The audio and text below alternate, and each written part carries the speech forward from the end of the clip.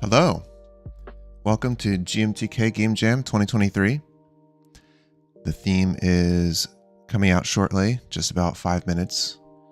But yeah, excited. Did the Game Jam last year and 2 years, 2 years before that. Almost every year, trying to keep up with the global or the GMTK Game Jam, but always an exciting jam. Welcome. Theme is always the most exciting time, the brainstorming, all that, super fun. So happy to have everyone in chat. Yes, monkey. Not Monkey Jam this time. Please don't make the theme monkey. I don't want to make more monkey games. But yeah, just 5 minutes now until the theme. For GMTK Game Jam, the way it works, there is a voting phase, and then there's a top 100 chosen from the rating phase. After that, the top 20 is chosen by the YouTuber who hosts the jam, Mark Brown. So my goal every year, just like last year and just like with Monkey Jam, is pretty much just try to make it to that top 100 and then cross my fingers to actually make it to the top 20. But, hey, top 100 is always a win in my book. And yeah, last year I did pretty well. Actually, I can try to pull that up real quick. But yeah, let me show my ratings from last year in just a second. Over here. So yeah, this is my game from last year, on a roll, and we can check it out. I did pretty well, number 16 in enjoyment, 47 overall. This was definitely the best jam I'd ever done. And yeah, hopefully, I'm not expecting to get to that. These numbers are kind of lucky. I'm very fortunate to have gotten that. But if I can get the top 100 again, that'd be awesome. That's what I'm shooting for.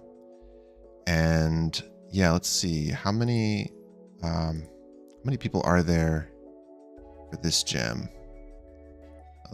Let me pull that up.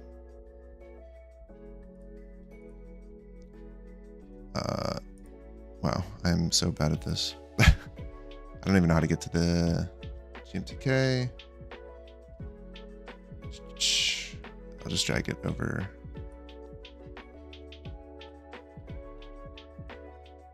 Here. There we go. Okay. Yeah, so we have 20,000 entrants in this jam as well, which is a lot. We'll see how many games actually get made, how many of these people are individuals or groups or whatever. Just 3 minutes now. The jam's pretty typical. You can use pre-made art assets. The one thing is you cannot use AI-generated art assets or code or AI-generated anything, but you can use pre-made art, pre-made sound, as long as you have legal access to it. It was too stressing. You haven't done it again. Oh, the connected one. That was the one that I skipped. I didn't do that one. So yeah, that was a good theme though. I remember I did that jam, but I used it as a learning experience for Unreal Engine. And so I didn't actually really make a game, but yeah, it was a cool theme. I didn't really like Roll of the Dice, which was last year's theme. I thought it was kind of samey, kind of forcing you into making a dice game. So hopefully this one is more general. I like themes that are more focused on the mechanics, that really you can integrate the theme with the gameplay, which Roll of the Dice, hey, it is mechanic focused, but it's also kind of limiting, I felt, in terms of just dice games. So I made this kind of adventure game, comedy kind of style game using dice rolls, but mostly focusing on the comedy aspect. But yeah, and 20,000 is quite a lot. Hello, welcome Tamir. Welcome everyone. Super excited to brainstorm ideas in the next 2 minutes. But yeah, also for this jam, I'm going to be working with a friend of mine. His name is Dan. We were friends back working on Hearthstone back on in our professional careers. So yeah, he's a designer. He's going to help me out with, we're going to work together. We're going to come up with some great ideas. And yeah. So I guess I'll hop on a call with him if he's ready. Check it out.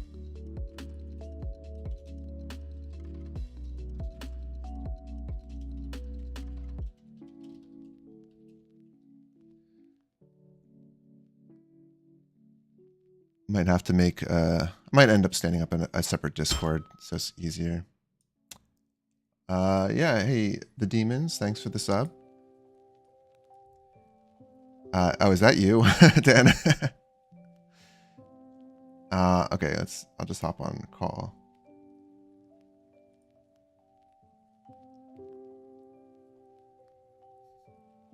Hello? Oh, wait. Mic is not working.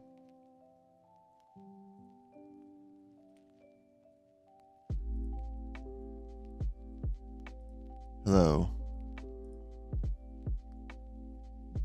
I cannot hear you if you were talking.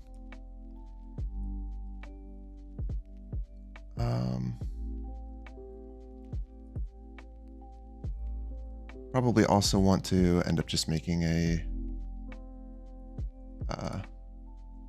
Discord channel just for keeping track of like images and things. Oh, hello?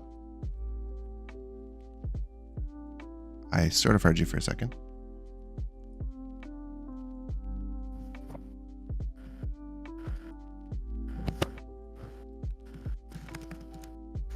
I hear typing.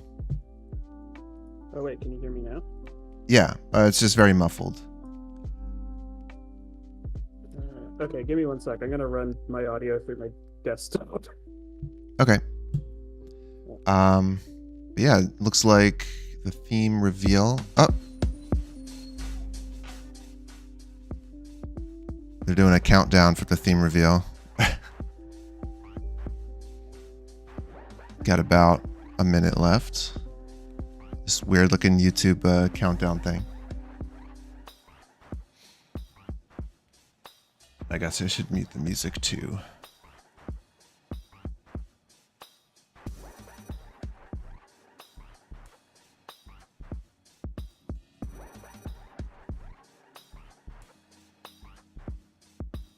I think this is just YouTube's countdown. This isn't like related to the jam at all.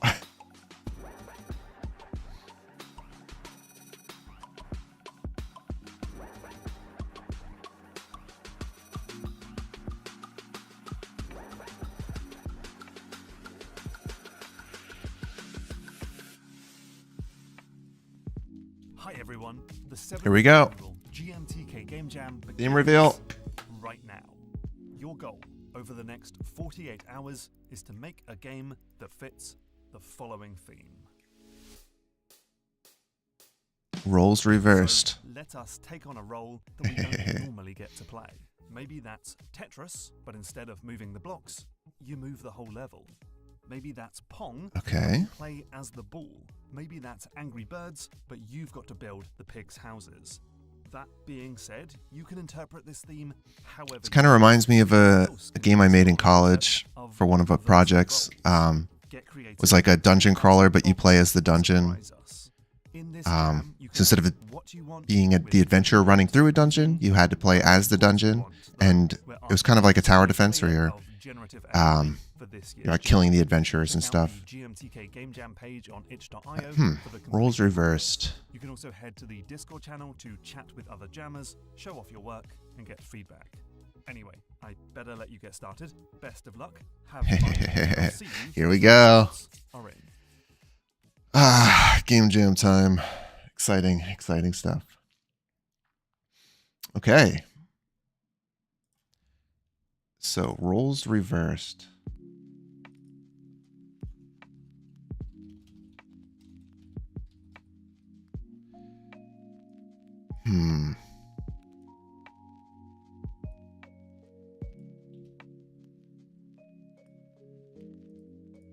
I guess the whole thing's pulled. Cool. Roles reversed. What can we do? Let me update my stream as well. Just update this text.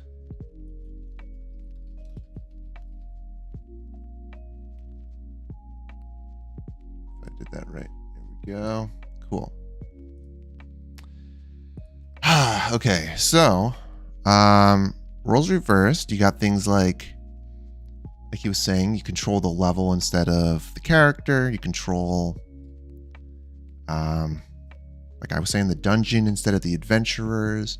Kind of good for doing like Tower defenses is like immediately jumps to mind.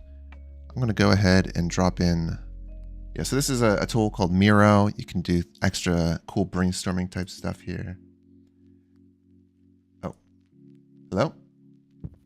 Hello, can you hear me? Hey, yep, sounds perfect. Excellent. All right. So for this jam, I'm going to code the whole thing. Roles reversed, here we go. Yes, I'm going to make only music. That's all I'm doing this time. Hell yeah, let's go. Code and music. Trying to pull you up on YouTube on a second machine with a keyboard on top of my laptop keyboard. Oh. Yeah. So this is an interesting one. I actually like the roles reversed theme because I feel like it goes really well with GMTK and what they've done in the past. They even did this one jam that was like, take a 3D game and make it 2D, or take a 2D game and make it 3D. Mm-hmm. And so this one's kind of similar. It's like, take a game where you're normally the main character and they're actually now a background character, or the background is now the foreground. It kind of goes with that. I really like that theme. I never did that jam, but it looked cool. Pull it up. All right, I am gonna jump over to Mirio. Yeah, I was gonna throw down a mind map. I don't remember how to do it from here. Can we copy and paste one? Oh, templates? Here we go. Here we go. Okay, so I should be able to just drop this in. Use blank template. Okay, there we go. Oh, it's small. All right, I haven't done a game jam. Oh god, it's so tiny. Oh no, zoom in. I made everything Enhance. else. Yeah, I made everything else way too big. But yeah. So the way I've done these game jam brainstorms before is you can just kind of start typing an idea on one of these little branches. And then if you have something to add to an existing idea, you can just keep going down the branch. Okay, you know, just take some time and like, just Yeah, just think whatever through you some want. stuff Just, or- yeah, throw on whatever you want. And if you want to talk about something, we can also toss that on there. And yeah, just like keep branching. If you don't have much to add, like you could just continue typing, or if you want to like vocalize it, feel free. yeah, same. Are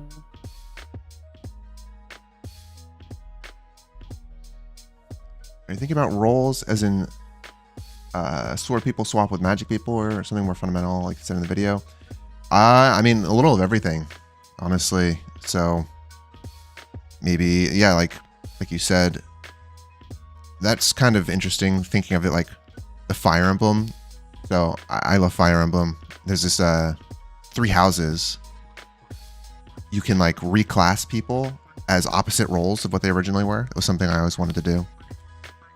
That's kind of an example of that. You take the sword people and you force them into like a healer role, or take the tank people, force them to do magic. Yeah, maybe a little of everything. I'll jot some of that down.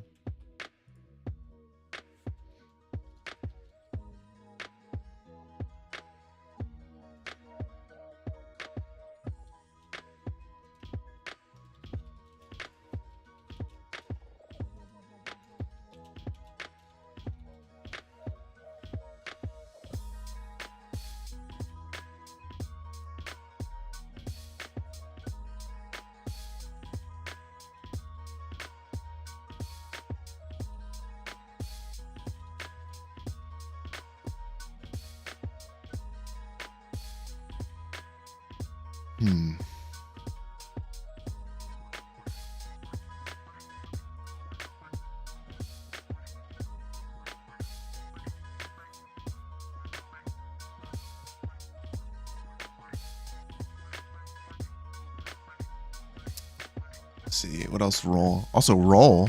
Roll of the dice.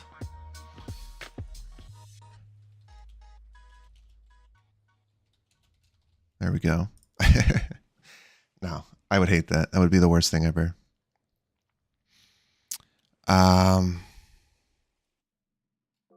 Hmm.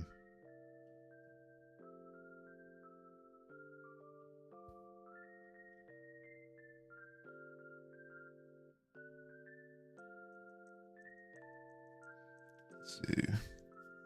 I do kind of like the pushing the idea of the structural, like integrated with the gameplay way that the what is it? Like you control the level or you control something opposite of the main character. So I'm trying to think of what are some games, just what are some good games? Like use Mario as an example. If you control the enemies in Mario or something. I mean, that's a very typical approach. So there's like a main character and then you play as the enemy that's trying to kill the main character, basically. Yeah, puzzle type Baba Is You. It's true. Like in Baba Is You, you basically already control the whole level. Or you can control basically anything.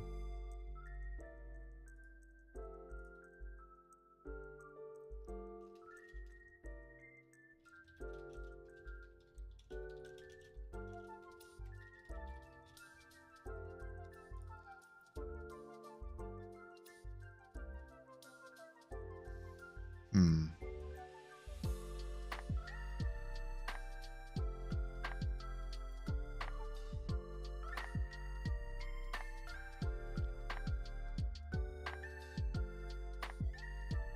Yeah, the golf. Oh, What the Golf? Right.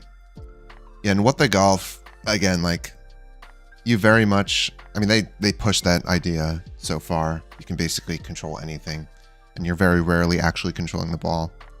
You're basically controlling everything but the ball most of the time.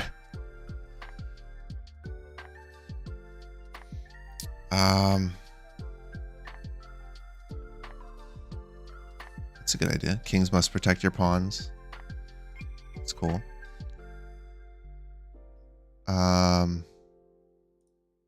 Let's see. Just trying to think of what other games exist.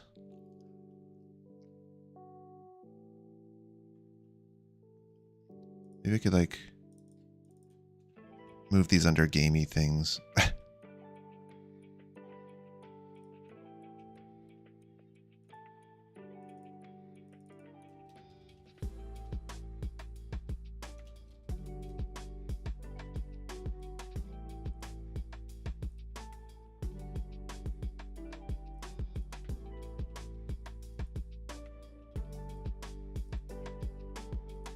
Just do some organizing.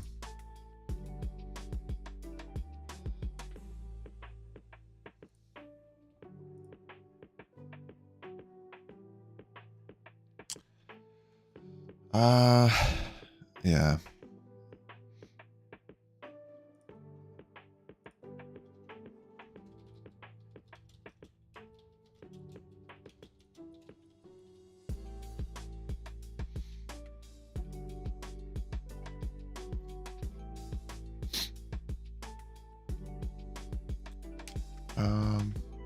Puzzle game, instead of fitting the pieces into place, you make space for the piece.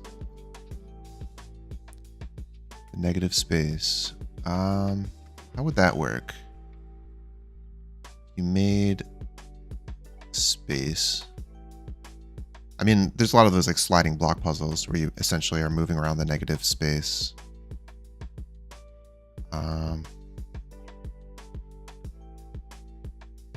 Like a puzzle game where you have to take things apart.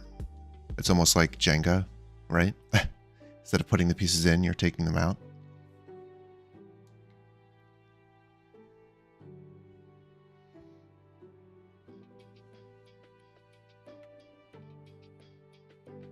That's cool. The stealth, reverse stealth game. Like a hide and seek.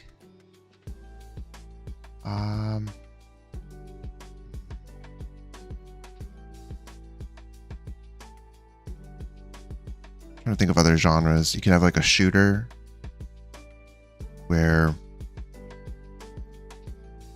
what if there's like a shooter where you're trying to miss?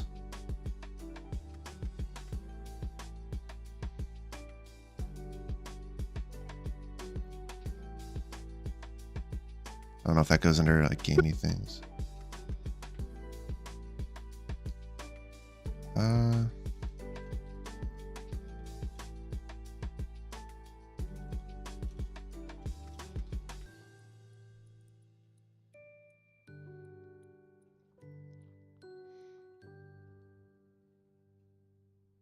Hmm.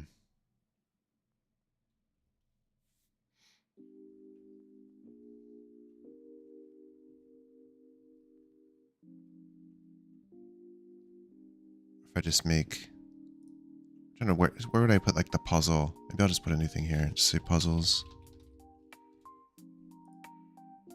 I always hit enter. It makes a new thing.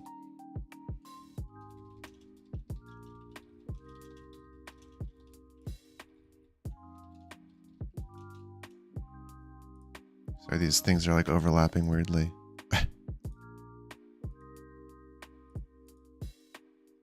Should be a way to like lay out nodes. There we go.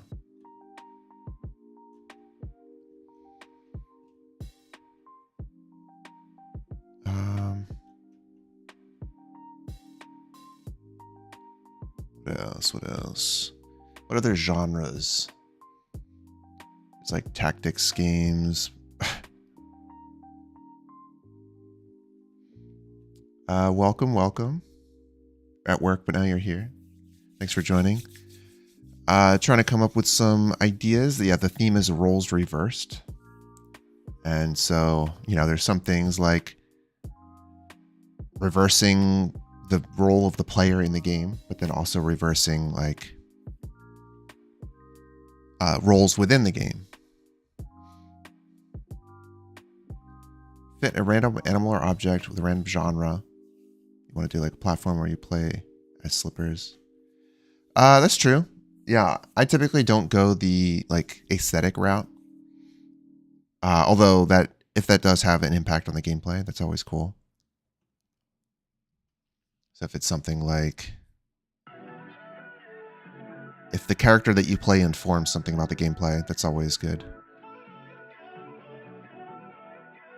Rotating bread 180 degrees because it's a roll. Is that what you're saying? I'm not doing any more roll of the dice puns. No more roll of the dice. No more bread. That was so last year.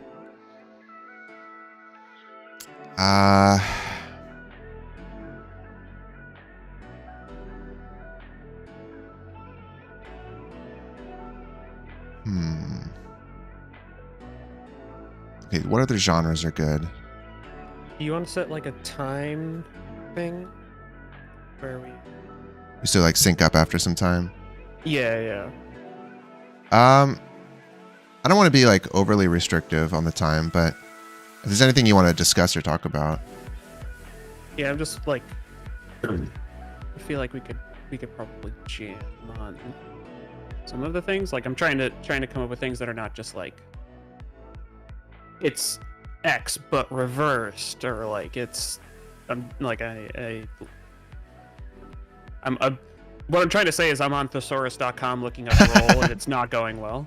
Okay, yeah, if you want to just start talking about stuff, let's go. Yeah. So like, I was kind of, the way I was thinking about it was just trying to run through some genres in my head and then think about the opposites. Like a platformer where you play as the enemies instead of the character, or like a shooter where you try to miss instead of trying to hit. Yeah, I like the things that are like mechanically relevant, like shooter where you try to miss is interesting. Like I kind of want to see if we can come up with something that's a little bit like not surface level of like it's this mechanic, but you do the opposite of the mechanic or something. Shooter where you try to miss is like, oh, that is could say interesting things in some way, or like the thing I like about the chess thing is I think it creates more interesting gameplay. But I'm also like not opposed to trying to just like hard force the mechanic of it. What do you mean hard force the mechanic? To me, it's like puzzles, removing pieces instead of adding them is interesting if we could make the mechanic neatly fit some kind of theme, or like have it a second layer to it. But if it's just like, yeah, it's a puzzle and you have to like try and remove pieces, it's less interesting to me, I think. Right. Yeah. Like it does have to ultimately lead to fun gameplay for sure. Yeah. Like a shooter where you try to miss, obviously it's easy to implement, but like, what's fun about that? Right. Yeah. You have to like, yeah, like what's the thematic tie? What's the narrative? Because like a good narrative will help. Like, oh, you're trying to I don't know, you're William Tell and you're trying to not hit your son, but you have to make the shot look interesting or something. Otherwise, it doesn't count. Right, like you just have to barely miss. Yeah. Like a stunt actor where you're like trying to make it look like you're fighting, but you're actually just barely missing. Yeah. Like Deltarune, right? The near miss mechanic. Oh yeah, that's true. It'd be funny, like, you know how stunt fighting, you're not supposed to actually punch the other actor or whatever, because obviously you're just acting. Then imagine like the game where you accidentally do punch them and then you lose points. Yep. It'd be funny. Yeah, I wonder if we can get something that's like an actual role. Like, the favorite ones that I've come up with so far are like the chess one, because it's like, oh yeah, the role is reversed and that leads to interesting gameplay, right? It's like, oh, what are you know, like we could do chess where it's like, oh, here's a bunch of different pieces, the baker and the farmhand or whatever. Or it could be like just something as reverse as like, okay, you play a chess, but your pawns, you have to like protect a pawn or something or whatever. The king is worthless in the game or something. Yeah, I don't know how that would work mechanically, but I like that idea of you know, chess is something everyone knows, so then it's easy to see how the roles could be reversed. Yeah.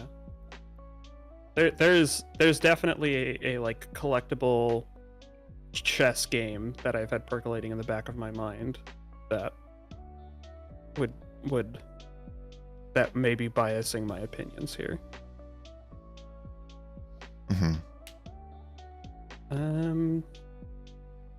What else? I feel like we should spend some time thinking on other directions. Like what's like a subcategory we could jam on for a little bit? Doesn't need to be one of these, but like I mean, I just like trying to find other genres and flipping them, because it kind of, with chess and with the shooter, that kind of started doing some interesting things. Yeah. So what haven't we touched here? Like a racing game. What would a racing game be like? You play as the pit crew. Interesting. You have to like fix the car as fast as possible. So it's like an auto racer. So you watch them race and then you like oh yeah, auto battle or racing game. Yeah, that'd be cool. How does that work? You like collecting, you're trying to like triple up on tires and like car parts. Yeah, wait, let me jot some of these down. I'm trying to. Yep. It's just a square. Oh, there we go. Powerful square. Try to make it just start jotting down some of the. Oh my god. All right, I made the text just huge. I made it, for some reason we're like super zoomed in or something. I don't even know. Anyway. I just want to like start listing out. Man. Try to set it to dark mode so it's easier to look at, and then everything becomes harder. You're killing me. Be real. Okay, that was, whoa, more challenging than I was hoping it would be. I was hoping that we could just like make a bunch of these and go under some of these different genres. Sticky notes are probably easy, right? If we're just doing one per. Yeah, I just wanted Or to no. like have some space so we can Oh, I brainstorm see, underneath. Yeah, that makes sense. We had shooter, we had like chess, racing. If there's any others here. I find it's hard to make text in Miro. You can't have everything, I guess. But you get I guess really not so cool bad. mind map technology. That's true. Uh, What do you need but mind map? exactly. Yeah, auto battler racing does sound pretty cool.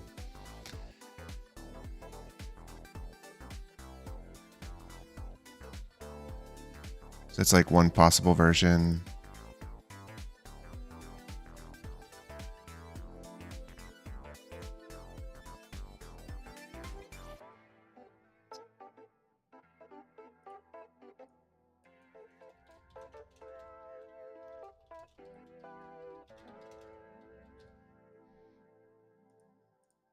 Make these smaller, yeah.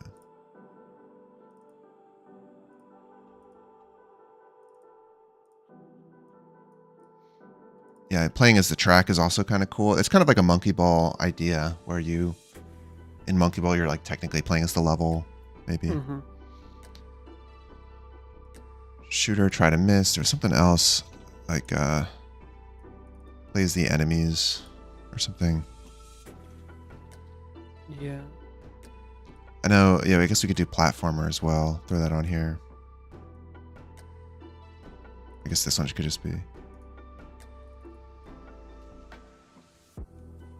Oh, go away. And you had a stealth up there as well. Yeah, I was trying to make another one of these. There we go. Look at that. Incredible. Incredible technology. Stealth. Play cards. Yeah, like the idea of like, oh, play as the other thing in the game feels like everybody's gonna do that. Like, Right. oh, it's genre plus you play as the enemies or you play as the other object in the game. That's true, but that's also not so bad. Like, because if you pick a good genre and you pick a good flip, then and you make a good game out of it, that's kind of the point of the theme to some degree. You know, Yeah, um, that's fair. if you can come up with something else that's like outside of that box, that like also makes sense, then by all means. Hmm. You know, if someone else made a racing game in reverse, like I think there's probably going to be a lot of platformers in reverse because Oh, again, like platformers are easy to make, and yeah, the really easy to think of ones will definitely be oversaturated.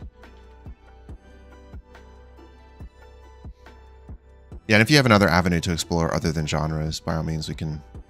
Yeah, I think this is a good thought exercise for now. I think just working through it is at least getting.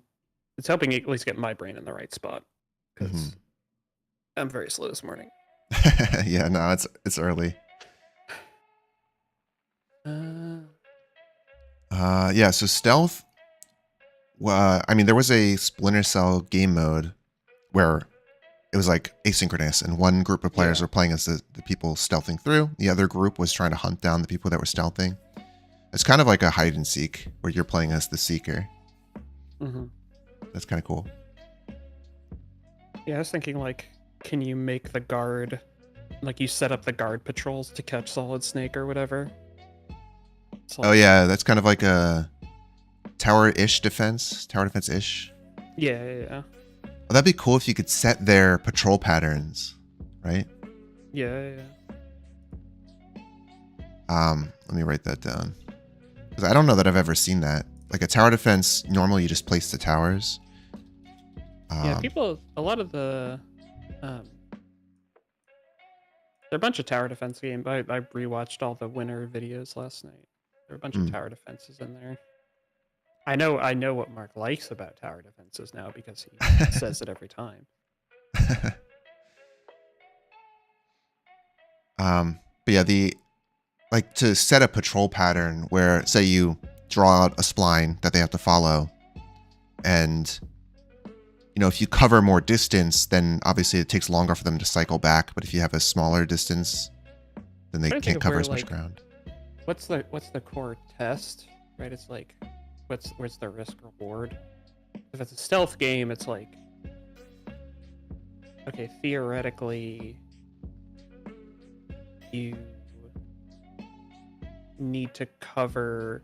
And I was gonna say there's like one sneaker, but that doesn't need to be true. It could just be a bunch of ninjas trying to get into your base or whatever. Yeah, it could evolve over time too. Could start with one and then grow slowly. Then it's like, okay, how is this different from a normal tower defense game? It's like, maybe tower defense isn't the right. Yeah, it's not necessarily has to be a tower defense, but could be kind of like mini metro. You're trying to optimize your stuff, so maybe there's different guards with different sight patterns and walk speeds and whatever, and you're trying to optimize. Maybe it costs money to hire the guards, so you want to use it as few as possible, but lay out their path so it covers as much ground.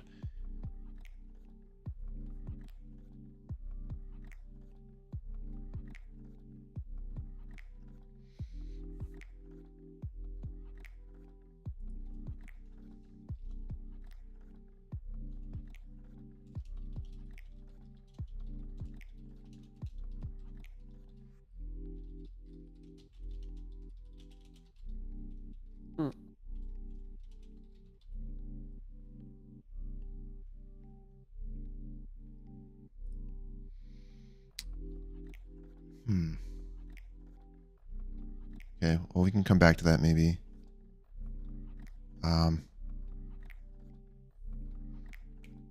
I do also kind of like the auto battler racing stuff. It's just a little challenging. Like, I know to make the auto part is tough. Like, normally, obviously, you'd have multiplayer, but in a game jam, that wouldn't be possible. So you'd have to have some sort of like AI players. I mean, it depends, right? The auto battling is whatever you want it to be, or it's just like, if it's a racing game, it's like, can we make a racing game where all the cars drive themselves? Like, yeah, absolutely we can. Question is, Right. like, how do you make that interesting?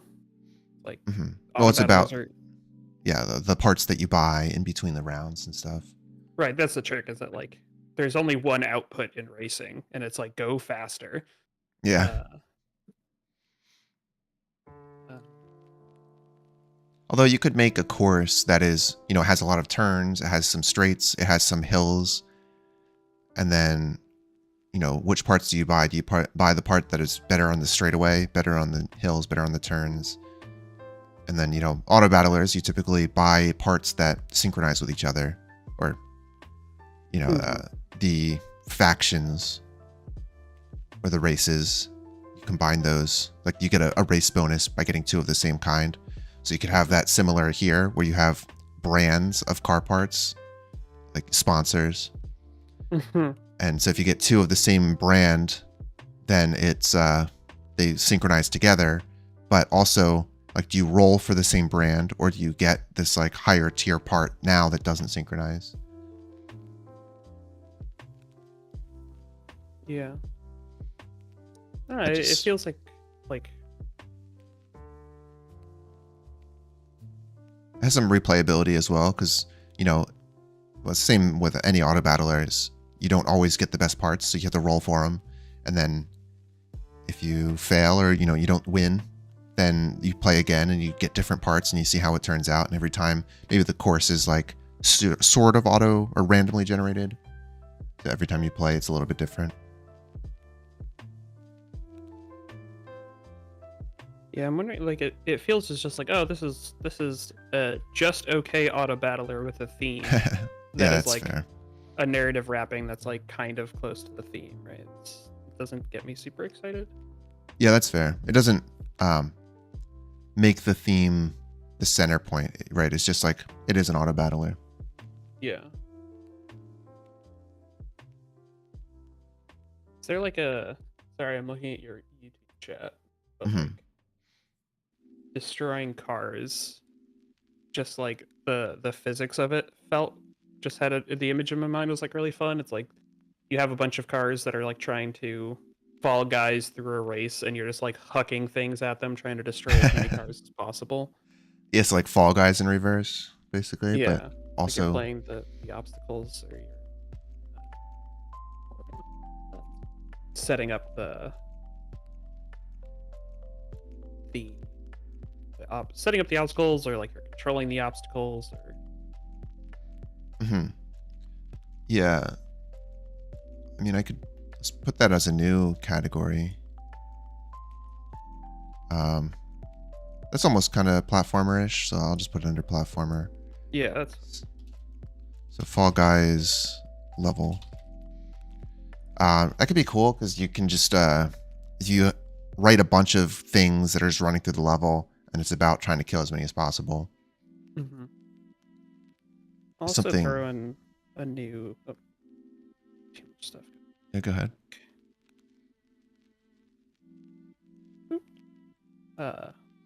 Simulator something, like blank simulator. I think that's kind of like an obvious one, that like, oh, you reverse the role of the surgeon and the surgeon's assistant, hilarity ensues, right? Or the You play as the guy getting operated on. yeah, you have to like operate on yourself. But like weird physics comedy is like, I think like you are trying to do an expert's job, but you're not an expert, and therefore physics comedy. That could be literally anything, I think. Surgeon, mechanic, cook. And if you've ever wanted to make an X simulator game, now's the time, I guess. Right. I do think if you start leaning into the active ragdoll physicsy stuff, that's maybe a little too challenging to make in a jam. Sure.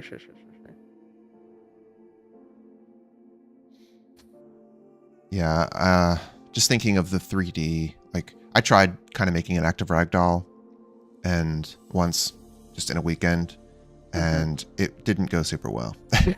Okay, noted.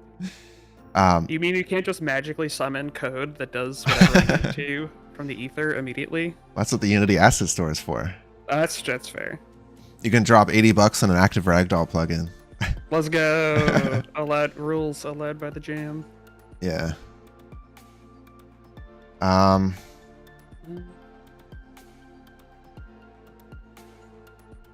mean, what other type of simulator games? Because you got like farming simulator type stuff, but you play as the farm. Doesn't immediately sound appealing to me. Yeah. I mean, Goat simulator. Honestly, the sim part of it is just the physics thing, I think. That makes the exciting thing to me. Like maybe there's another simulator. The lawyer simulator. Papers, Please. But you play as the guy getting rejected.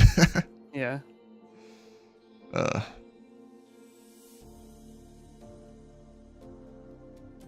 feel like there is a lot of potential for comedy games in this.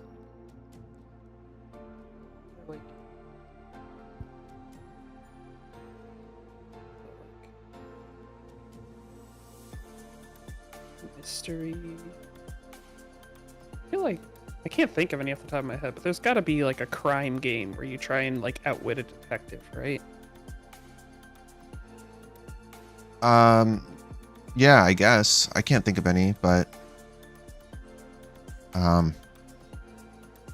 normally in a crime game, it's like you're trying to guess the tells of the other person, like Phoenix Wright. Yeah. But like a lying simulator, you have to come up with believable lies.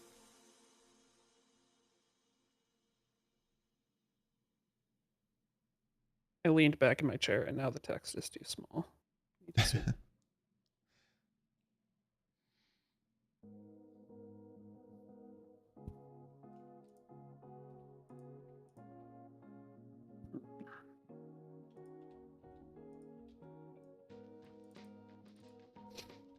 there some kind of like, I don't know, I love form change mechanics, like the Final Fantasy X-2 dress sphere grid? Or like some kind of... I don't know what that is, but... You never played 10-2? I've never played any Final Fantasy games. Pop Idol RPG of the ages? I'll take your word for it that it's good. Is actually pretty good. Story, whatever. But So what do you mean form change? kind of like in combat class changes. Trying to think of another game that did this. Like, effectively, it's like, think of all the Final Fantasy, like traditional Final Fantasy classes, like Black Mage, Red Mage, White Mage, Warrior, Thief, or whatever. The crux of the mechanic was you would equip somebody with like they call it a dress sphere grid, but it was essentially just like you slot in 4 different classes, and then you could change your class in the middle of combat. So it was like, oh, you have a warrior, but you need, like, your warrior has a white mage sphere, so if you needed them to be a healer, you could change them to be a healer, and then cast like a healing spell or whatever. Yeah, I was thinking that earlier as well. Like I was talking about, there's in Fire Emblem 3 houses or whatever, you can reclass any unit as any class basically. And so there's characters that are obviously supposed to be mages based on the narrative, but you can like reclass them as tanks and if you wanted. Yeah. So yeah, I mean, what kind of game would you have for the form change? I mean, like RPG combat still. RPG combat is like the 1-to-1 platformer. There's like an old SNES like Mickey Mouse game that did this. That was like actually pretty cool. You like changed to a wizard and you gained ranged attacks, and you changed into something else and you had higher jumps. I think we're kind of getting away from the theme at that point.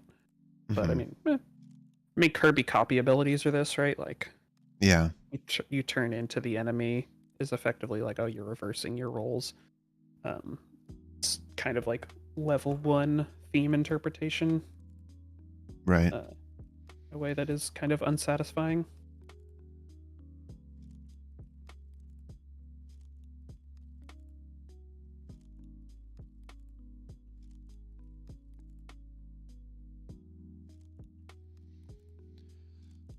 Trying to think what other genres.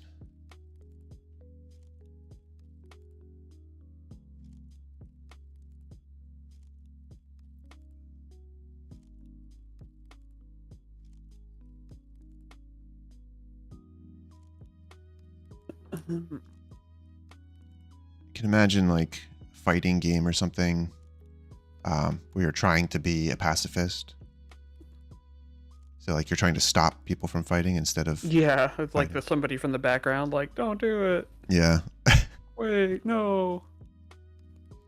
You had some, maybe there's different mechanics, like you could force them apart. You could set up obstacles and they try to get around them, but you just keep placing obstacles to prevent them from reaching each other. You can like temporarily stun one.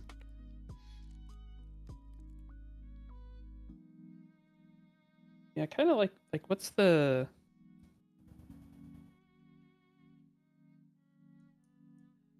version of this, like, yeah, it's a fighting game, but you're playing as somebody trying to break up the fight. It's like you have 2 people on either side of you and you're trying to like parry their attacks. Like, that's more fighting game-esque. Trying to just stop them from destroying your car. Hell yeah. That's funny.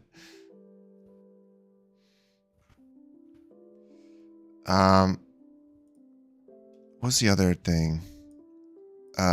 Maybe like, oh yeah, if they maybe you can't stop them from fighting, but the goal of the game is to, like, you're basically scored on how long you can keep them both alive. So you have to manage, try to keep their health bars roughly equal as they're both depleting slowly as they're hitting each other, and then the game ends when it reaches 0. So to kind of add a score-based aspect. I mean, that could be like, what if you played as like, you remember you played Viscera Cleanup Detail? Do you know that game? Yeah, that's you like arrive at a crime scene and clean up all the death. Yeah, it's like you're the guy who shows up after the FPS has happened, and so then you have to like clean up everything. Like, is there something in that idea of like trying to heal up the fighters after the fact? Like, you're just like playing the combat medic in Call of Duty or something, and you're just like trying to do surgery on a bunch of people and like trying to like, again, what was the you're trying to trauma center a bunch of people. There's this one level in trauma center that's like, hey, fix these 5 people back to back to back to back. That was like interesting and fun. I wonder if there's something in that of like, okay, we just the protagonist just walked through here, and we got to patch up all these guys for the next protagonist or whatever. Got to get them back out there. Yeah.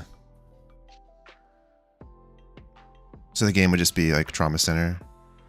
Yeah, Trauma Center. I mean, it could be robots, right? It doesn't need to be actual surgery. Yeah. It could be like, hey, rebuild these robots or whatever. That'd be funny if you so like the bottom half of the screen, or the bottom 2/3 of the screen, was the gameplay, and then on the top you just see the robots fighting, or like the characters fighting, and then they get hit or whatever, and then they come back. So you see them, like, you see at the top of the screen is the direct result of your like your healing of them. Yeah, you're like trying to, you're like, as you fix them, they come in from the right side, and then they like walk slowly towards the protagonist, and like the longer you take, the further along to the right side the hero gets. When the hero gets to the end, you lose the level or whatever. Mm-hmm.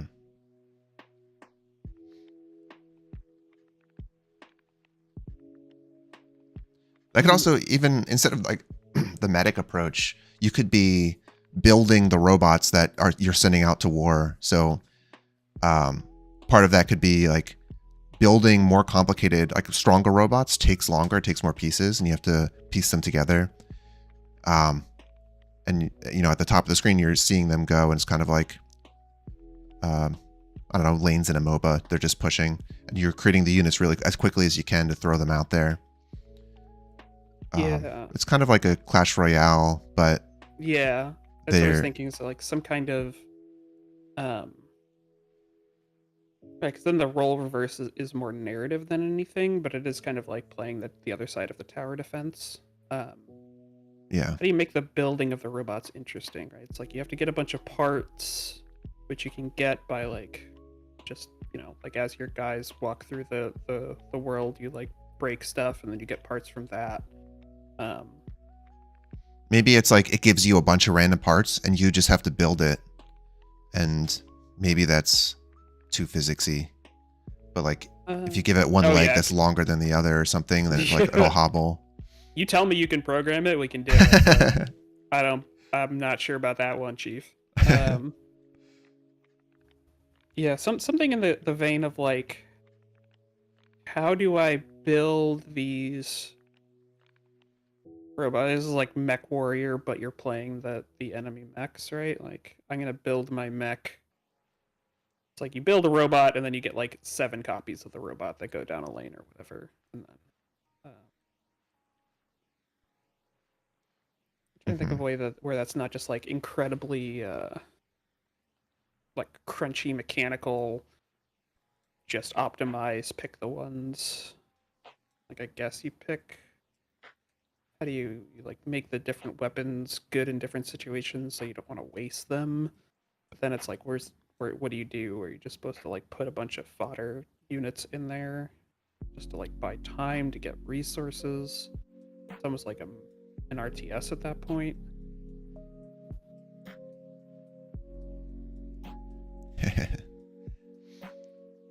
Yeah.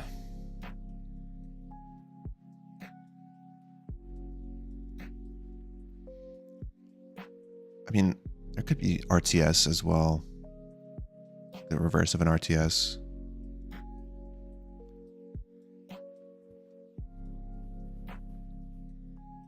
You would think like RTS, but you play as the individual guy is like way overplayed.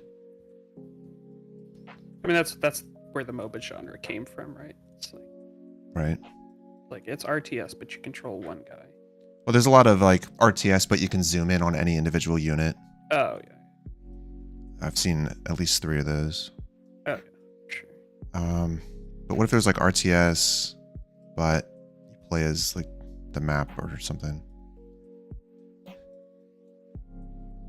It's basically just a tower defense. And every genre just already exists, huh? Yeah, that's true. Yep, it's all done. There's no need for game design anymore. Yeah. It's all been done before. Just roll 2 random genres. You got a new game. There we go.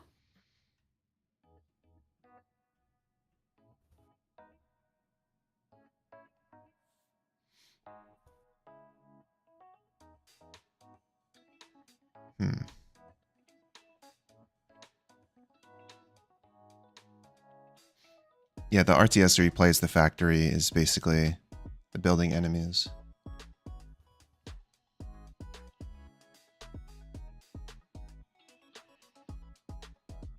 There was a physicsy kind of game. It was like this, where there's just one lane, 2D, and the enemies are just going at each other, and they kind of clash in the middle and fight. And it was physics based, so like big enemies would just like walk on top of the smaller enemies and whatever. Mm-hmm. Just, yeah, it might be challenging to build in a game jam. Yeah.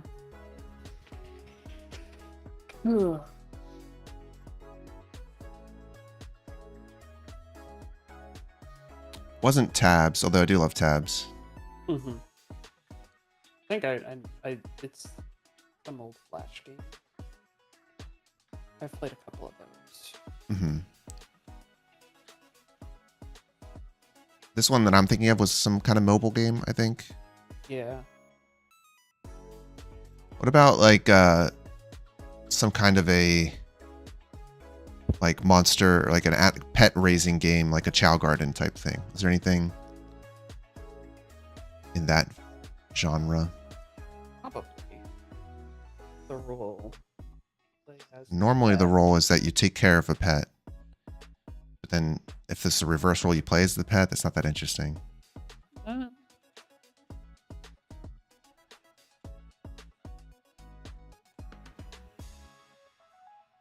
Yeah, also ideas of cooking games. Play as a salt.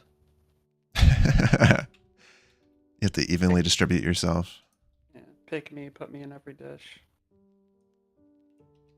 Look, I know you're trying to make lemonade, but listen. Salt is where it's at. I think people are gonna want that much sweet stuff.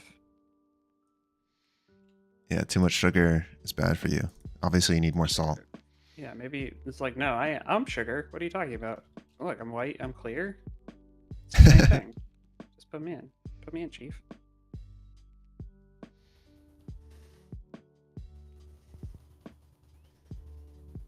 What if it's like pet raising, but you play as the judge? It's like a dog competition. You have to judge the dogs. Well, I guess that is in itself a game. Not so much a role reversal. I mean, I think it qualifies.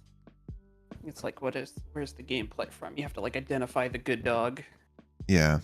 So that's more of an appeal to like dog fans, basically. Yeah, I feel like that's kind of good. Like if we had a good artist who could draw cute dogs, and the game was just about like looking at and judging and giving 10 out of 10s to all of the cute dogs. Yeah. Like that's a game. Or you procedurally generate just a bunch of weird looking dogs. Yeah, but they all get 10 out of 10 because they're dogs. It doesn't have to be dogs. Like it could just be creatures, and we proc gen a bunch of weird looking creatures, so different eyes and horns and things. And then based on, so it has like a genetic algorithm. So based on the ones that you rate well, then the next round, like next year, the event comes by again. And now everyone's trying to follow the pattern that you had voted for last year with that like genetic algorithm. They're biasing more towards the ones that you liked. Mm-hmm. I don't know what the game necessarily would be, other than just over time you get creatures that are more suited to your taste. Yeah, eventually you get the Uber creature. That's just your perfect match. Yeah. And then we do a personality test based on that, and then we end the game. Yeah, we let you tweet out your creature. Yeah, this is number one for me. really into horns or whatever. Is there a reverse of a rhythm game? Probably.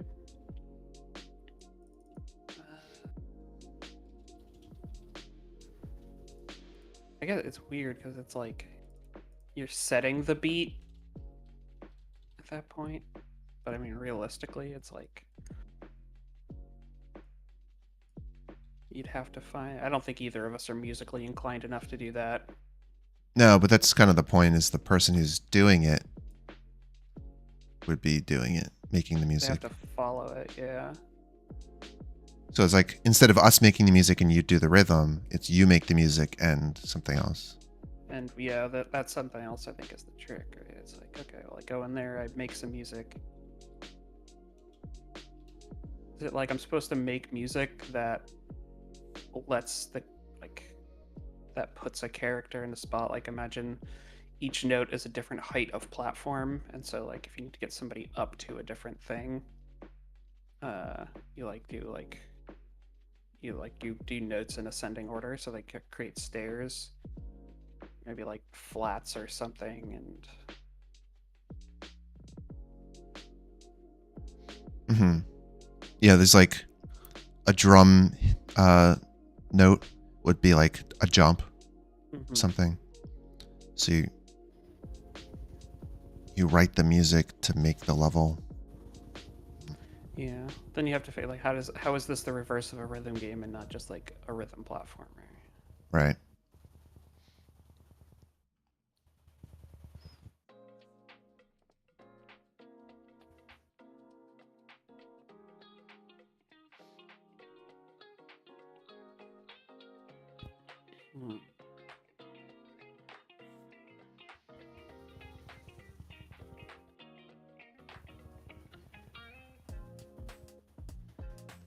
Well, the thing I'm sure a lot of people are going to do, if they are technically capable, is that you make the game, right? It's like the roles are reversed. Like, we're gonna play the game that you make. That's fair. Like, you make the platformer level, like Mario Maker.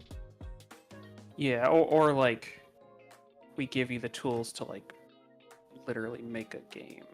Like, you can set the rules, you can design the enemies, or you can like any of the like, you can control the stats of it. What's the hack and slash one? Yeah.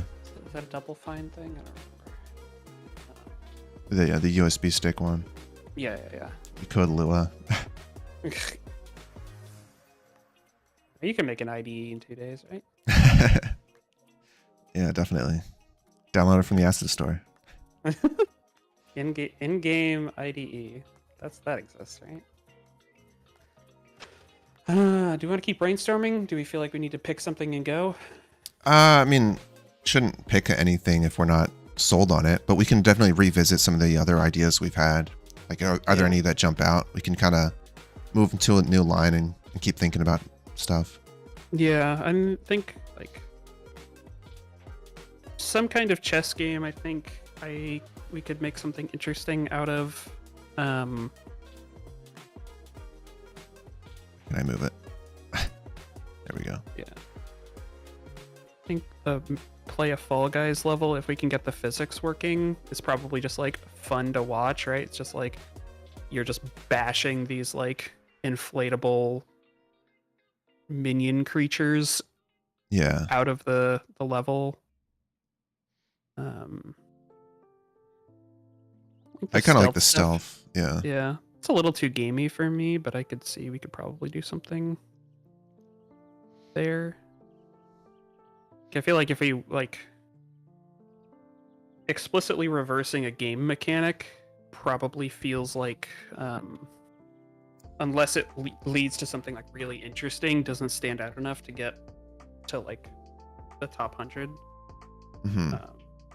At least on its own, unless we like just nail the design, which I mean I guess is my job, so but I like the mystery, but I don't know how. I don't think I have the narrative skills to pull it off.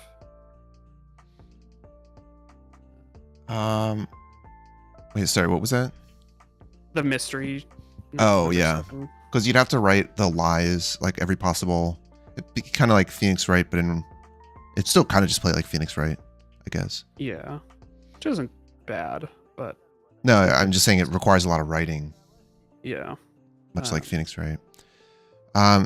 With the auto battler racing, that's like I'm biasing towards that just because I also had that idea before. Like I've always wanted to make an auto battler racing. Now, how interesting could we make it in a game jam? I don't know. Like my idea for the auto battler racing is like very physicsy based, 3D. You watch the cars drive around and it's all goofy, watching them like fail to steer because it's, again, that goofy simulator physicsy type stuff. But that's a little challenging to like program the whole auto battler plus the physicsy racing and the AI. yeah, Kind of a lot. So keep it on there, but probably out of scope. yeah. I think it like we would need the layer of the physics to make it work. Otherwise, it's just going to end up being like kind of weak auto battler. Although, like, yeah. I mean, it doesn't have to be the most like competitively sound auto battler. The point is, you know, you play it, maybe you don't get first place, so then you play it again and you get different parts and you see how different it is. It could just be a fast iteration type thing. Yeah, but then it's like, well, what's the output, right? If it's like auto battler, single player auto battler is probably not interesting. Well, you just have like a couple Grand Prix, and then once you win the first Grand Prix, then you go to the next one, and maybe there's like one little thing different about it. So your goal is to just like go through, just like essentially complete the game by going through it. Mm-hmm. And what's interesting is just seeing all the different part combinations. So like if you have tons of speed and good steering, but then like you hit a part of the map that has some physicsy element and you go flying off the level and you end up getting last place because you didn't account for like stability. Just, yeah, I don't know. Yeah. Starts feeling a little less like role reversal and more like, oh, it's gizmos and gadgets, the game, right? Mm-hmm.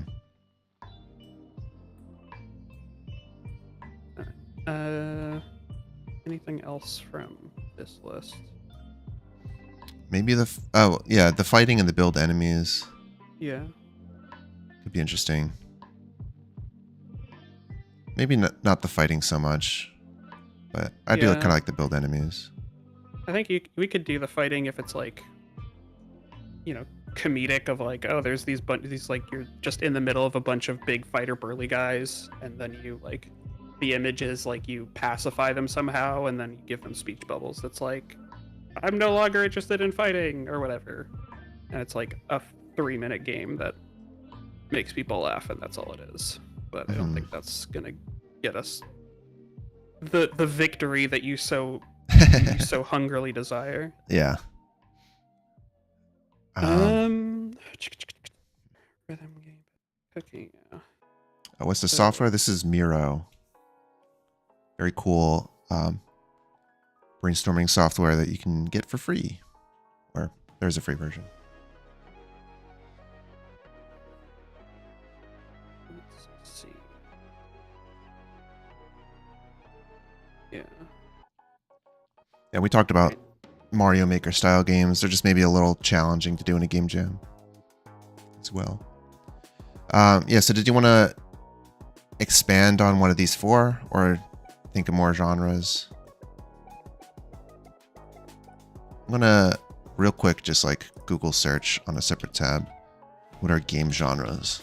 Just see if there's any that jump out that we missed. I've done that search before. I mean, sports.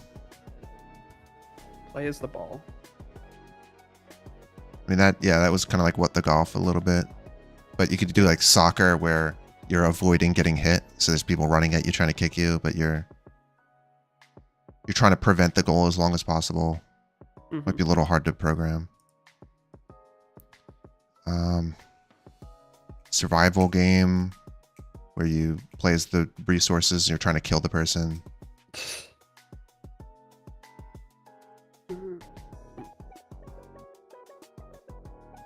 That'd be kind of funny. It's like there's a whole civilization is trying to survive and you play as God and you just try to like you pull the, like, when they get food, you like pull the meat out of their hand, or like they build a fire, you take water and you splash it out.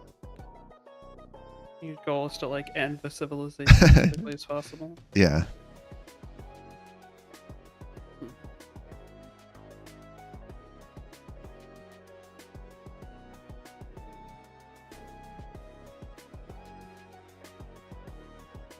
Maybe I'll jot that down at least. Yeah, some kind of like Sim City, but you play as the disasters. Mm-hmm.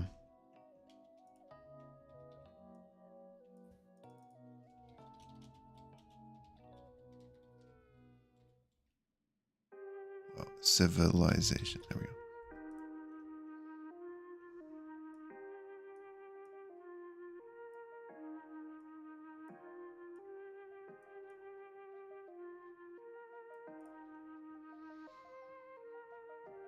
Cruelty of the game, yes, indeed.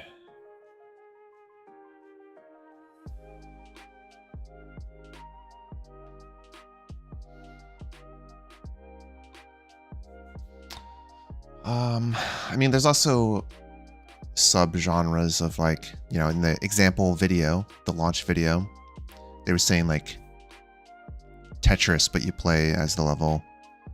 So you can think of very simple games like that, like Asteroids or Pac-Man.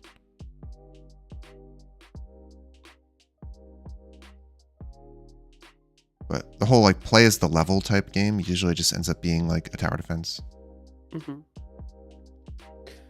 Yeah, or you could try and do like Asteroids, where you're trying to destroy a battery of guns by like firing the asteroids in certain patterns. Or Pac-Man. I'm sure Pac-Man, but play as the ghost is a game somewhere. 100%. Yeah.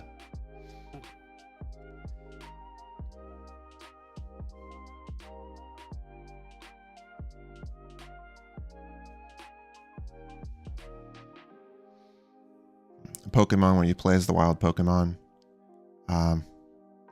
Seems like that would be a lot of art, personally, but neat idea.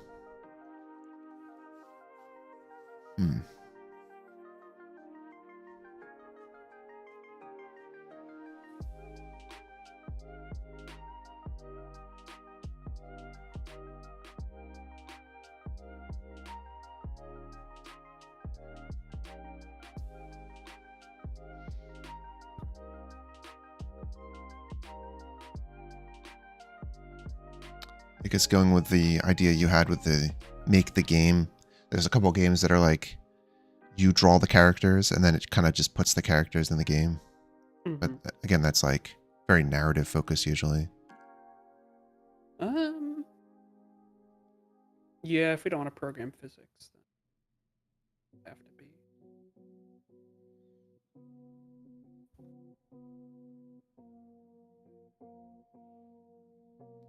Then you have things like Line Rider, where essentially you're drawing the level. Yeah. Canvas Curse.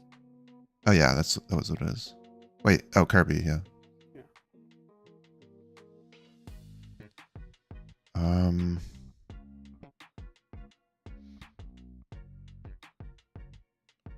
It's kind of cool, the idea of there's a character walking around.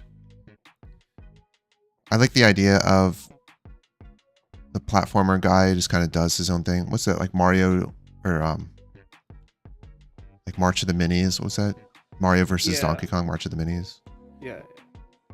So you have to guide a character through a level. Yeah, it's like that in and of itself is a reversal. So it's like, oh, we've come all the way back around to be lemmings, right? Mm-hmm.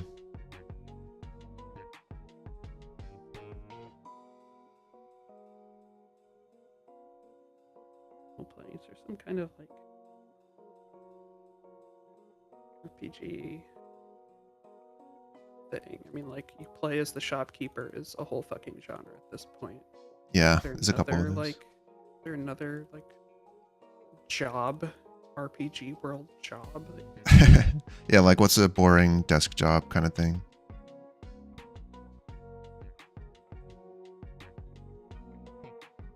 Yeah, we already did. You play as the medic. You play as the shopkeeper. You could do like blacksmith. Create the weapons. Yeah, but just a bunch of heroes come to you like, I want a blank blank. And then you have to like forge a thing that they want. Also probably ends up being narrative focused because I don't know how interesting we can make the like build to order the different things unless it's like a cooking simulator. Right.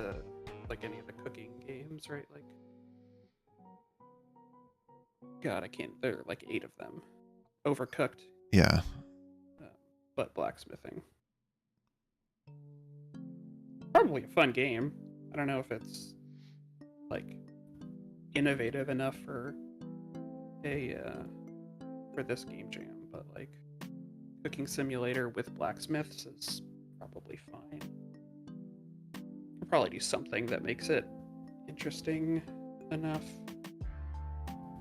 to be different, but then it's just like it doesn't like there isn't like a one-liner in the same way. It's like, oh, chess, but you have to protect your pawns or whatever. Like the one-liner of like it's overcooked, but you're a blacksmith is a lot less appealing. Yeah. I see what you mean. I want to draw this here. Oh, just put it there. Okay, so what if there was like oops, rate dogs. Great dogs. I love it. The idea of like there's some gameplay on the bottom. Why can't I select these? Oh my god, Miro, help me. Hi. Okay. Yeah, so essentially like your main gameplay is in the bottom portion of the screen. Mm-hmm. So you're doing something in this play space.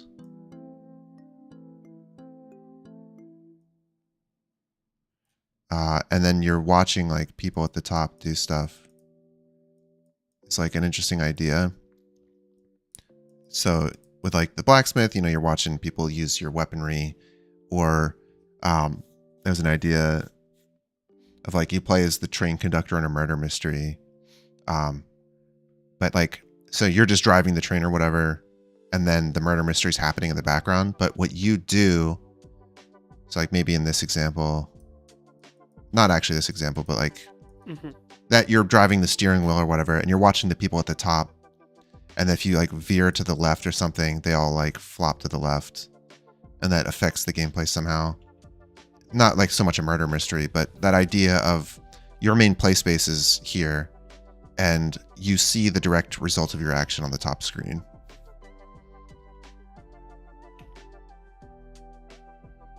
Maybe that is like a driving game. Could be Was that bear driving game? yeah. I forget what it's called.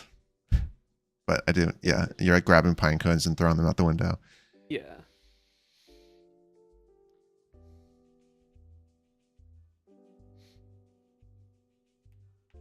Yeah, there's the idea of two opposite aspects of the gameplay with the same kit. It's not so much.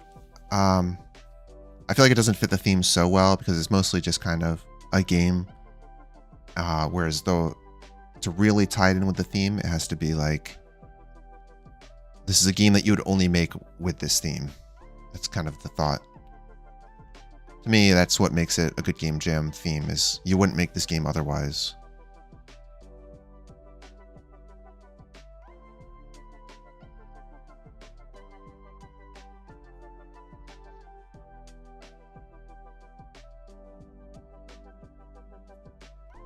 And I guess with this idea, like you're in a car or whatever, just hypothetically, maybe there's like the AC. So you, it's like hot and cold. And, you turn up the AC and it makes it like, if there's ice, in the top screen or whatever, it would melt.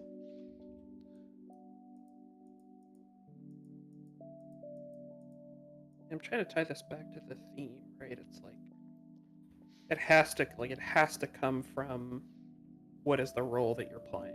Yeah, so like you're doing some role that is not the same as the thing that's on the top. Like the top is your normal game. So maybe that's an FPS. Like with our building robots idea, that would be something like a Clash Royale or an Auto Battler or a MOBA or something. But then you're the one at the bottom building the units. So this would be like on the bottom, you're driving the car, you're like in a lab, or you're cooking something, or you're doing something, and then the people on the top are having a direct impact.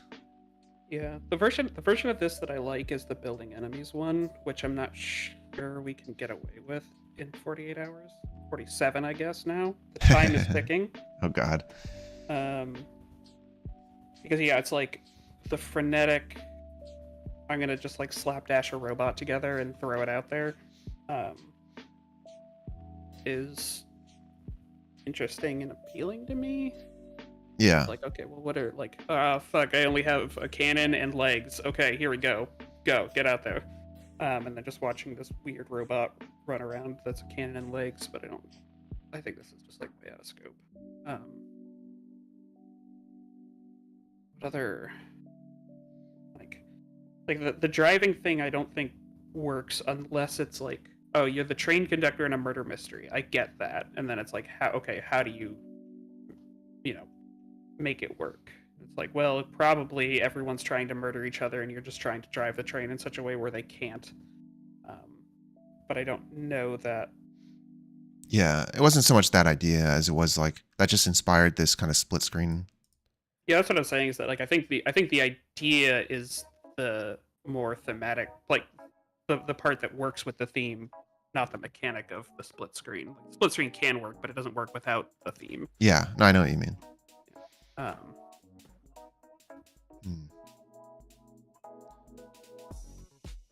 For the build enemies, I wonder, I'm trying to think of like, is there a way to make that work with physics in 2D?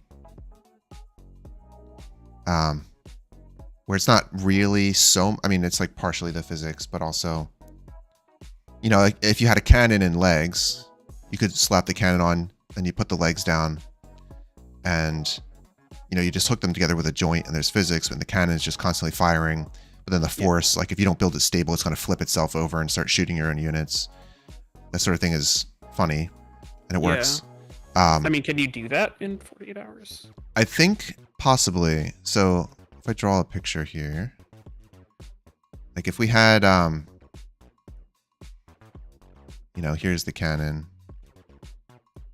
and it shoots the cannonballs, and you give it legs, like essentially you just have, you know, this preset. And how this works is like there's a joint here, and this just always tries to apply a force forward from the feet. Mm-hmm. So if it were to fall over,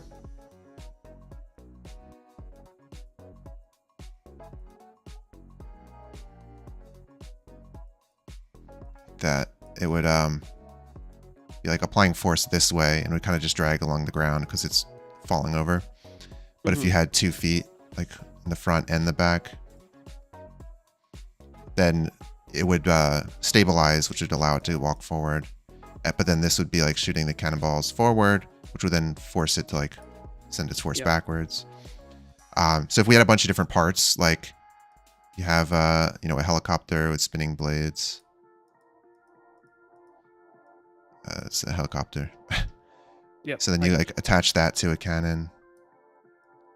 Then it would like apply this force, and it would send it backwards. Well, because the joint is here, it would kind of like rotate up a little bit.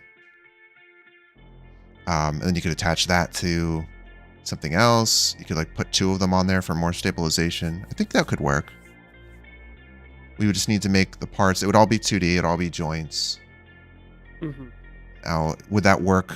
How would that necessarily work with enemies or the gameplay? And how many parts would we need to make it interesting?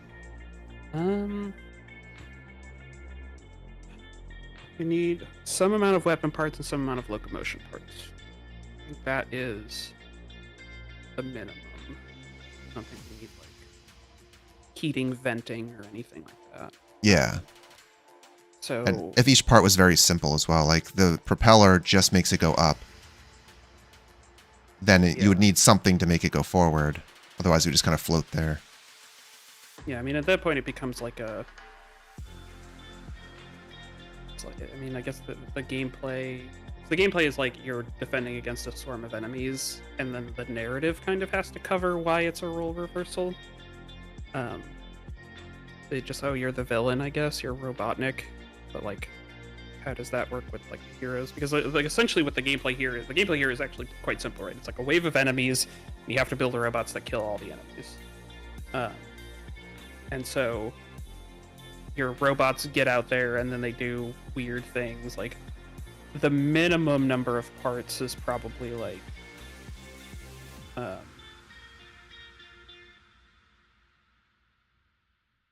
I mean, like the possibilities are endless. We probably need like 3 to 4 locomotion parts, and then like 2 to 3, or like 3 to 4 weapon parts for like the MVP version. Yeah, I could see. So you got like you just yeah, like we could easily come up with a billion of these things, right? It's like fast legs, and then like bombs. You just attach a bomb to it and it like explodes, and because like all of your robots have a health bar, and like if they do take damage or whatever, they die. And so you have to just like keep putting them out there and pushing them back, pushing the enemy back. Maybe it's just like one enemy, it's the hero that you're trying to stop. And so like, yeah, and it could be mixed, like round 1 there's just one hero, and then round 2 they come as a party. So then there's like the hero and the healer, and then round 3 there's like a hero, tank, and a healer. Yeah. I don't know if it's like linear. How are you imagining the level to be laid out? It's just 1D. If it was 1D, or no, 2D. Because you would want to do height, right? Yeah. Maybe the one like downside of that is your own robots start hitting each other way too much. But that does make it simpler. Yeah, I think we want you to.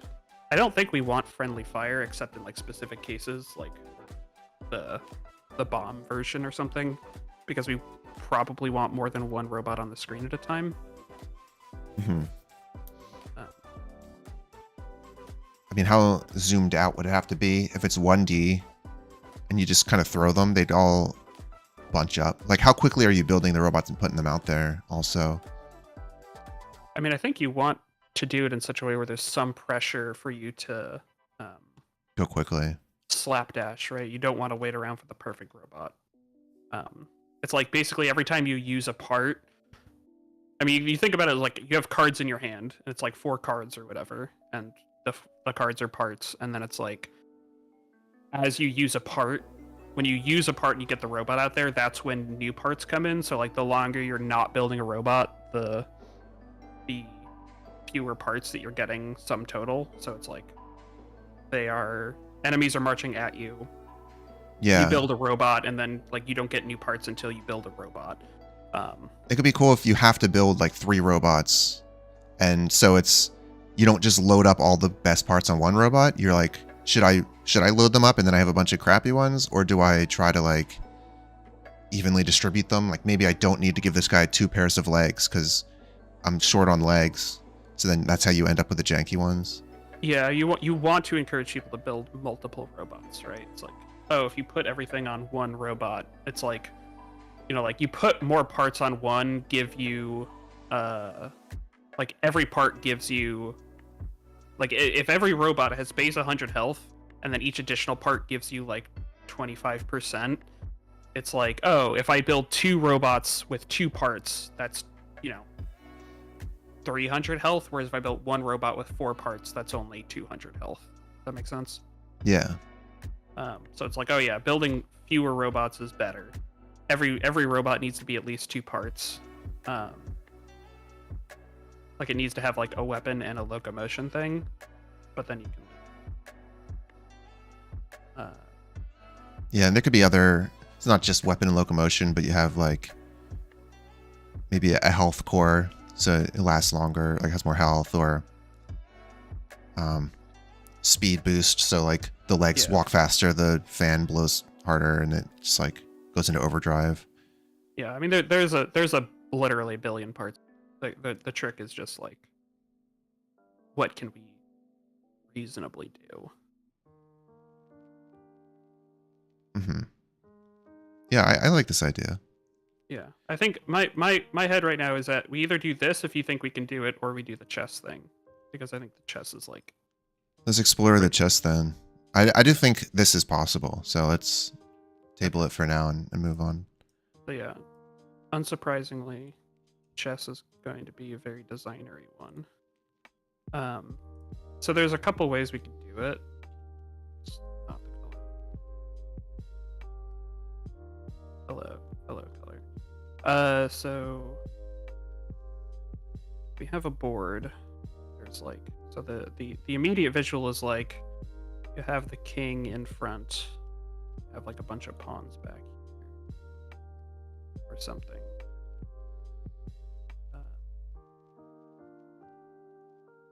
Like bishop,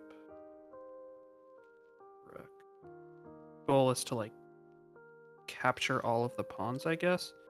So like the interesting gameplay honestly comes in and when you can like build your own chessboard, right? It's like you get 27 points of units, and you're like queens are 9, bishops and knights are 3, rooks are 5, whatever, and you can like build your own chessboard.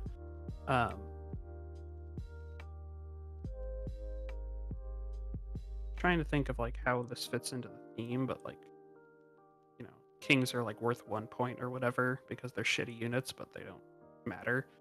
The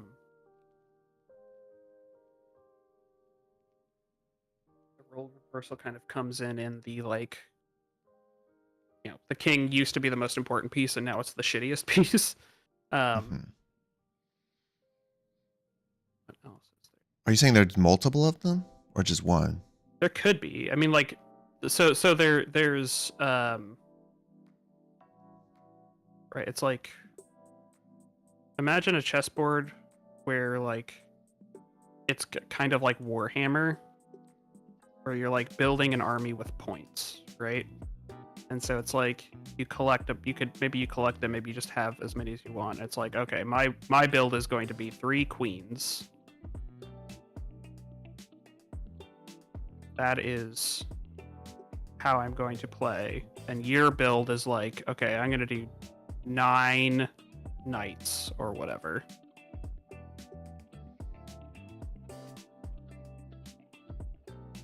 And we both have 27 points or whatever it is. Mm-hmm.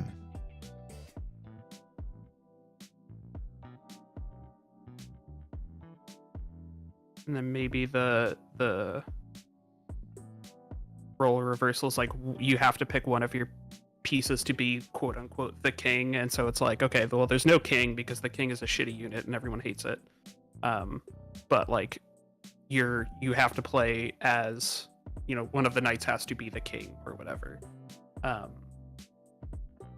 Theoretically you can also do something like, I mean, we could make new chess pieces, we could make, you know, like hazards and things and like make better chess. Like the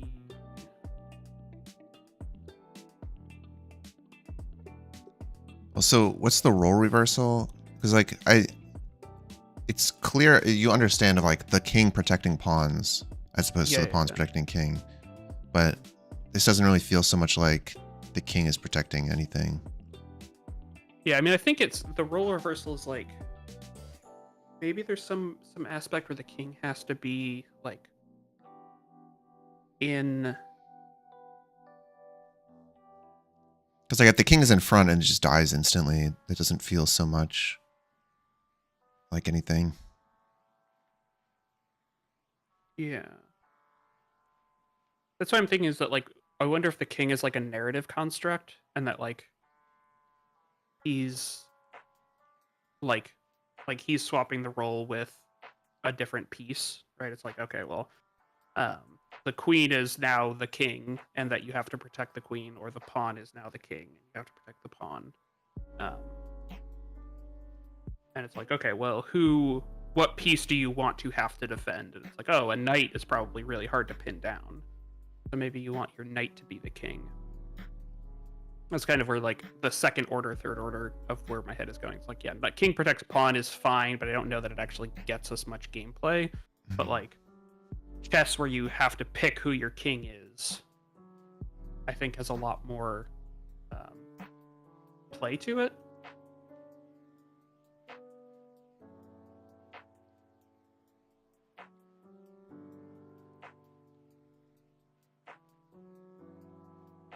Not sure. I think this is weak thematically, but it's like mechanically quite interesting. Probably a lot easier to make. We can make a lot deeper of a game out of it. I guess I'm having trouble visualizing what it is. Sure. So like, Is it's just chess, but you only have. So the Like, the idea is that like, okay, so here the game flow is something like this. It's like army building. So army build. And then you have like queen, knight, Yeah. bishop, rook, whatever. Maybe there's like a billion pieces. We could do like, you know, we can make our own or whatever. And then you spend 27 or however, like 15 points worth of pieces. You drag them onto the board. Queen, rook, bishop, whatever. And then you like select one of them to be your king. So it's like, which one is your king? It's like the queen. This is my king right there. Mm-hmm. And then you're matched up against an AI who has their own randomly generated board of pieces that are worth that many points. This is the knight level, and they have like 9 knights or whatever. Right. And then you just play chess. Yeah, and then you play chess, attempting to like.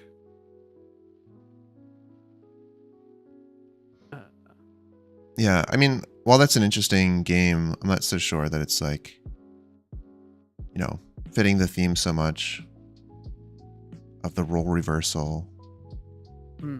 It's kind of just an interesting chess game, which, you know, is also interesting in its own way. I'll take that. I'll take it. I'm trying to think like, yeah, is there kind of like the way that a chess game would work really in a game jam is the games that are really take the chess and make it insane, like the shotgun chess or whatever, or the like speed, like non-turn based, like real-time chess, like those kind of weird out of the box ideas. Awesome. To like sit down with something like this and really balance out the mechanics, feels like there's also just be a lot of design time. Yeah, yeah, I know that's your job, but you could do all the art, and I can just make all the pieces. Okay, so I mean, there's 2 tacks here. I think that like my pitch on the chess game is probably like super design heavy, and if we land, I think it's actually just like, oh yeah, people will just want to play this game a bunch because we can get a lot of depth in 48 hours, I bet. Because we could honestly just grab chess from the asset store, and then just make our own pieces and add in like the UI layer and the art layer or whatever. I think that's like the super designy, clever approach that is like intellectually satisfying, but probably not like immediately selling people on the idea.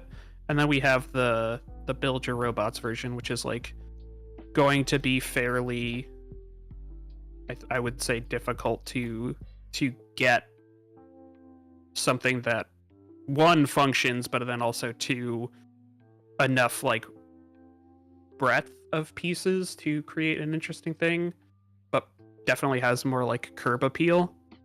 Yeah. Do you want to explore the other two, the platformer and the stealth? Kind of pulled those in here. Yeah, I mean, platformer, the Fall Guys level is the one that I like the most, just because I think, you know, doing the physics of like punting a bunch of minions around is pretty interesting, but that's basically just a tower defense. And theoretically, we could do a thing where it's like there's one of these minions that you have to make sure wins, so you're trying to like tower defense, but you leave one of them alive. Yeah.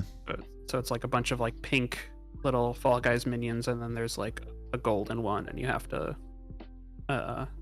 make sure that your traps are like getting rid of the pink ones, but not touching the gold one.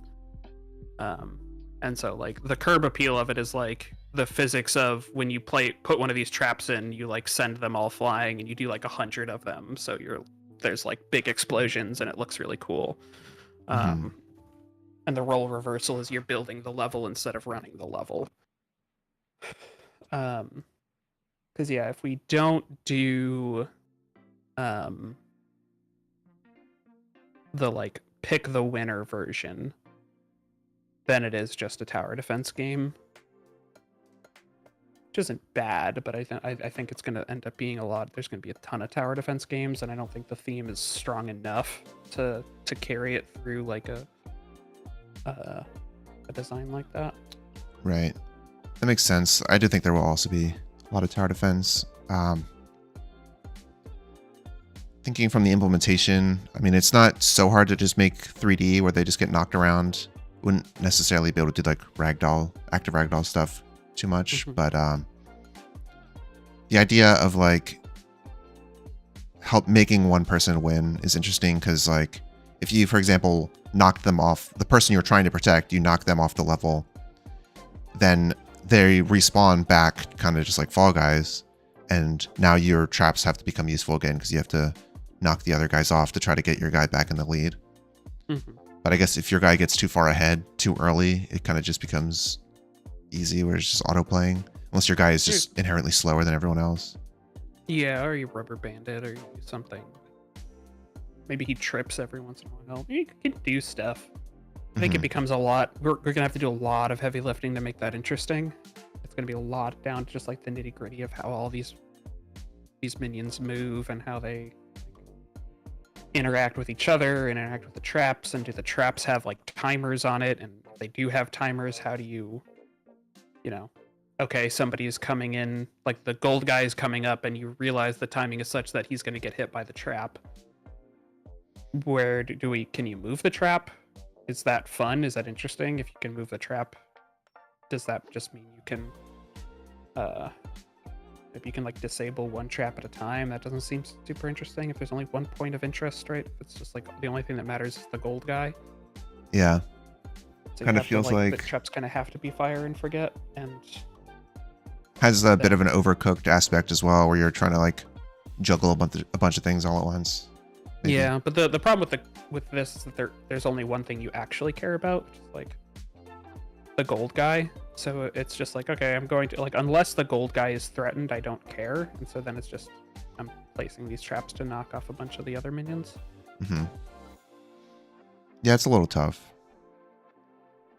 Yeah, I mean, it's possible. I think the visual aspect of it could be cool if we have just like, you know, however many we can render on screen guys getting bunched around, but I don't think it's like going to make the grade. So then what about stealth? So there's like the programming game of like, I'm going to create programmed paths that try to catch a sneaking guy. Yeah, you do like interesting things with like AI of him trying to sneak around to get to like people's backs, and like how do you build the like how do I build the stealth game paths to actually try and catch a guy who is very smart and tries to outplay you, right? Yeah, or like I want to place my patrols so that they're covering the backs of the other patrols. And you know, you could be working at a museum or an art exhibition or whatever. So you're hiring guards, but they're trying to sneak in to steal the art pieces. So maybe there's like multiple points that you have to protect because there's multiple art pieces, or you can kind of just give up on one and protect the most expensive one. Yeah, I was thinking you could do level based, right? It's like, okay, well, here is the layout. Here are the number of guards that you get, and then you just have to try and figure out a way to like block the enemy coming in, but you don't see the enemy unless your guards spot him. So it's like, okay, you know where he's going to enter and you know where he's trying to get to, and then you have to cover the pathways as best you can. Your goal is to catch the enemy, and the enemy has some kind of rote AI. It's like, okay, he'll always wait for a guy to go by, but you know, you can catch him if there's a second guy, but maybe he like learns that in the second level. It's like, so the solution to the first level is you have like two guys patrolling so that one of them catches the guy when he like tries to flank the other one. And then in the second level, he learned that, oh, there's, you know, somebody watching the other guy's back. I need to do something different. Mm-hmm. It's like a huge AI challenge. Yeah. Even if we like script it out, it's like, what do they learn each time? It means we have to have like one very specific solution to each puzzle. Not insane, but I think it's not the satisfying version of it. Yeah. I see what you mean. It has to, like the enemy, the thief or whatever, does kind of need to learn. I was thinking like, you know, if we hard coded its sneak pattern, you wouldn't really be able to just like, it wouldn't be that interesting. You just place the guards down randomly to cover a lot of space. I was thinking of it more from the management perspective of trying to hire as few guards as possible because like they cost money. Yeah, sim style of, I guess sort of tower defense-y in that sense of like,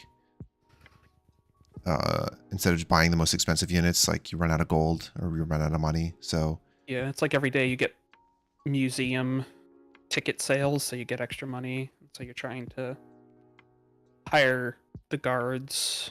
That's like a tower defense game that kind of works, right? I think you'd have to, like, if you want to win with a tower defense game, you have to have an active component. yeah. So you have to be doing something while the tower defense is happening. So I guess you could play as one of the other guards. So like you could try and cover some of the area. Yeah. So you're running around with a flashlight as well. Yeah. Maybe you have to actually catch the thief. So, or maybe you could hire some guards that can catch it, but like other things are just lights, and the lights kind of like flicker on and off. And so you can see where the enemy is, the thief, but the light is not catching them. There's just a light. So you actually have to run over and catch them, or like that could be part of your strategy. Yeah, you could do like footstep sounds that give you like a general indication of where they are. Every like so often, you could just tightly control the information like that. It's like, oh, there's a thief over there and a thief over here, and now you have to like, okay, I have to get to the thief before he catches the thing, or he takes the thing, the artifact away, and then I make less money. And then I can also use money to hire guards that like cover different areas of the museum for me, which like blocks off the paths that the thief can take. Yeah, maybe they open new halls in the museum later on, so then the map becomes bigger, so you have to spend more money to hire more guards, or like you won't be able to cover the whole ground yourself, so you're like forced to spend your money more. Yeah, exactly. You'd have to like find the way to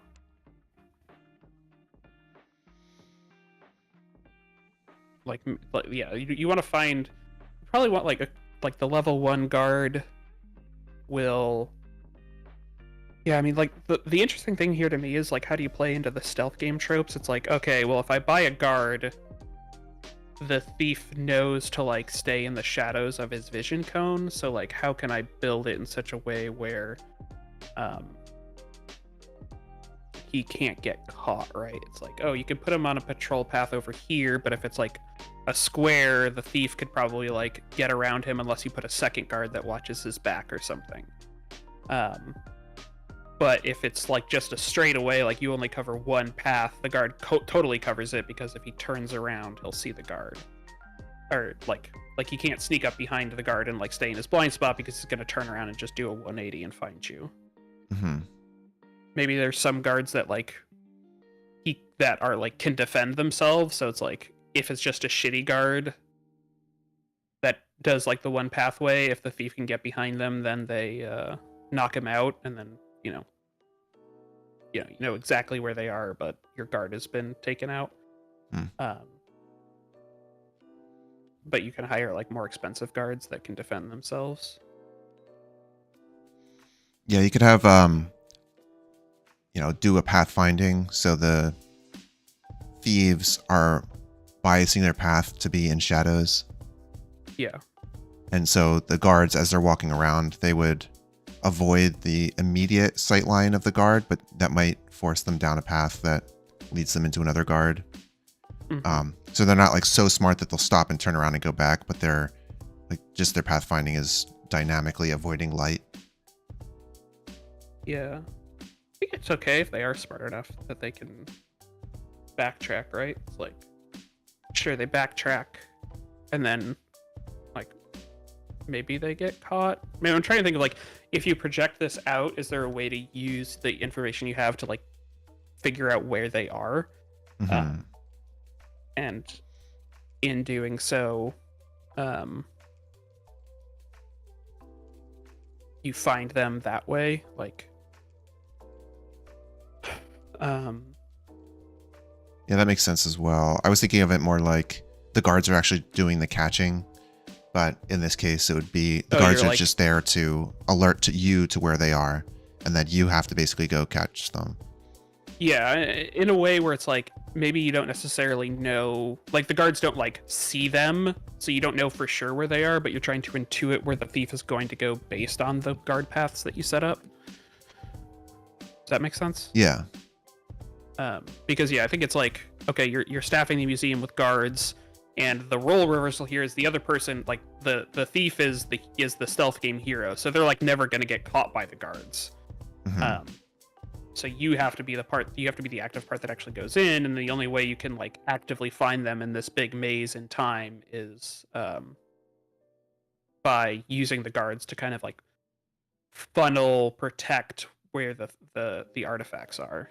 And then to your idea, right, you do like the museum gets bigger every level, and then now there's like 2 or 3 artifacts that you have to protect, and you can run around and like try and spot the thief as much as you can. We use like footstep sounds to very carefully parcel out information of like, oh, okay, like at this point in the level, if there's still 3 thieves active, we play the footstep sounds so that you can so that you get a sense of where they are, so that if you want to restart the level and reset up your guards, then you can take another crack at it. Mm-hmm. Yeah, I kind of like this idea, but yeah, thinking the how advanced does the AI for the character have to be, the thief? Trying to think of like the scope for the game, how much is required. Yeah. So I'm imagining like a top-down view, 2D. Yep. And you kind of have a cone of light, or things can have cones of light. Mm-hmm. So mostly things are dark. Yeah. So I think what is the bare minimum AI we would need? And this is for like the shitty version of the game, so I would advocate we do better than this if we can.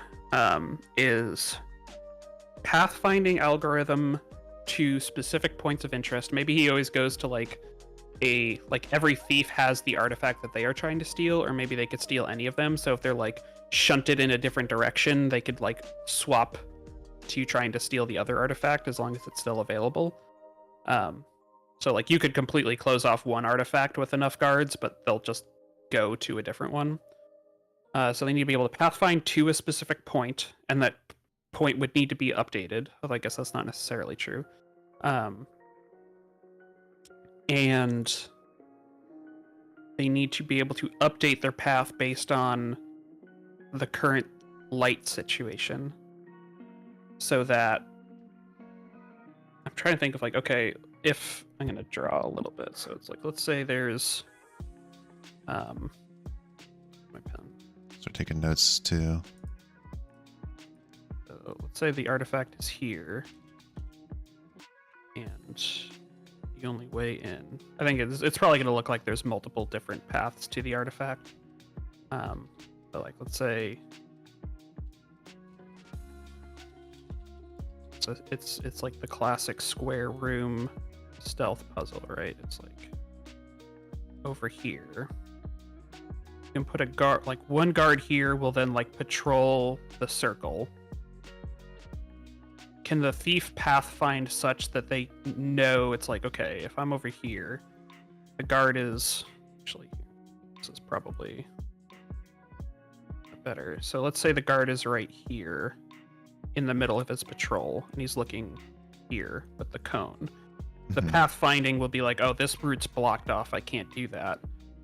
But it would potentially, like, if the guard moved over here and was like looking that way, it would have to update to know, okay, now it's free, I could go over there, but I need to stay away from the cone. Stay away from the cone is pretty rudimentary pathfinding.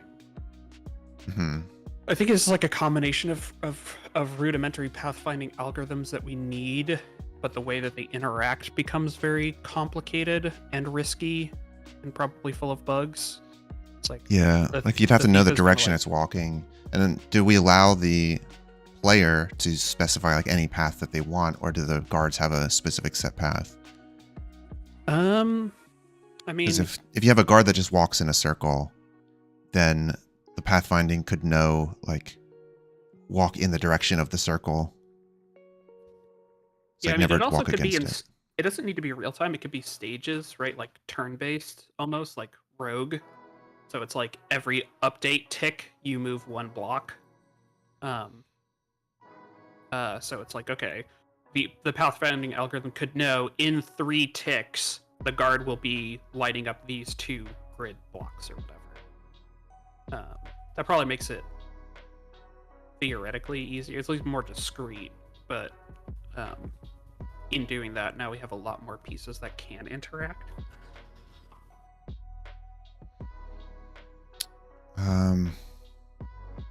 Yeah, I mean, I don't know that that's necessarily easier. Okay. And I kind of like the real-time aspect. Just kind of feels nicer. And I mean, the pathfinding doesn't necessarily have to be perfect either. No. Like, the thief could just, if they get spotted, they run away.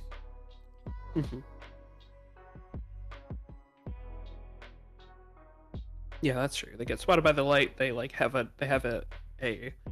panic state.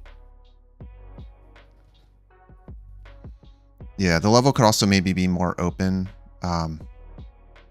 So imagining like the garden of like the museum, like the entrance to the museum or whatever.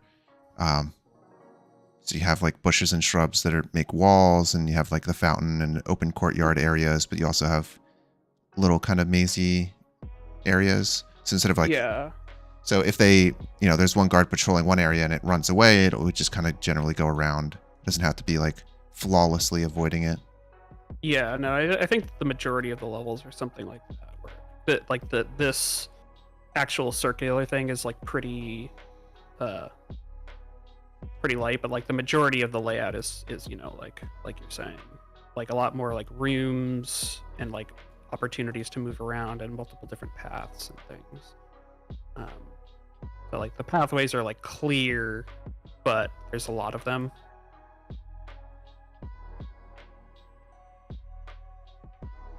Mm-hmm.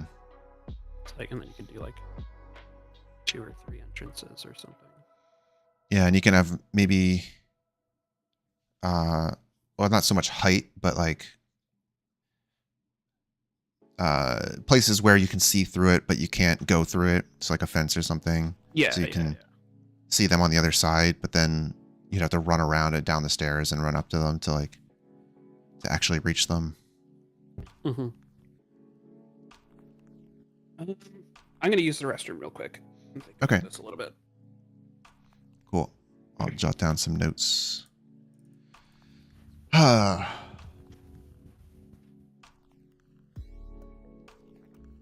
let's see. So we got the pathfinding to avoid, but we also need like a character mover for the AI or for the thief.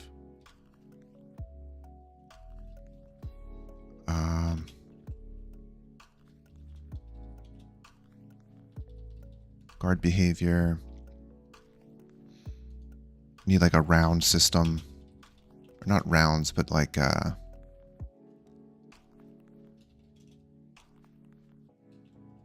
game states. Like you have the prep phase, you have the guard phase, and then you have the results phase. Maybe like some kind of game timer. Time of day is just counting down the night until the night ends, and then you get paid out for how much you protect. We really just need a lot of different guard behaviors. Not just guards, but also like lights, like sirens, like a tripwire. I guess just a siren. So like a motion detector, if you get near this, if a thief goes through this area, it alerts them once. So then you kind of know where they are, but it won't trigger again. You maybe just even place walls.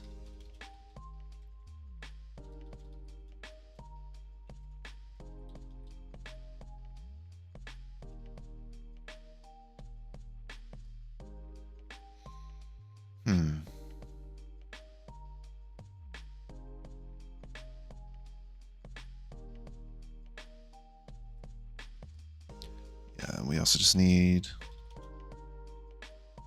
with decision making. So it's not just the mover, but also needs to make decisions.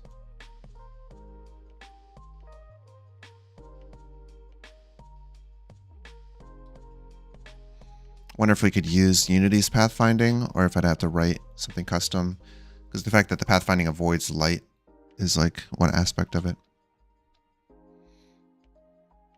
Wonder if Unity's pathfinding lets you bias areas without being complete blockers. I know you can just subtract areas from the nav mesh. But I do wonder if you can just bias instead.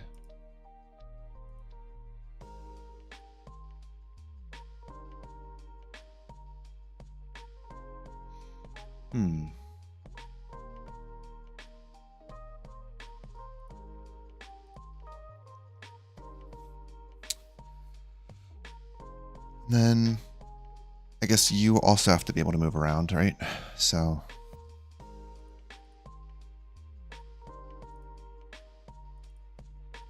let's see.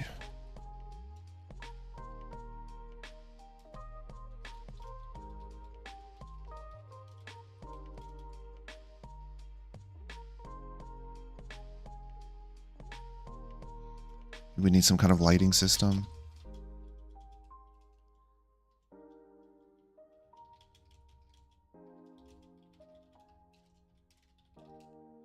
So I know Unity has really good,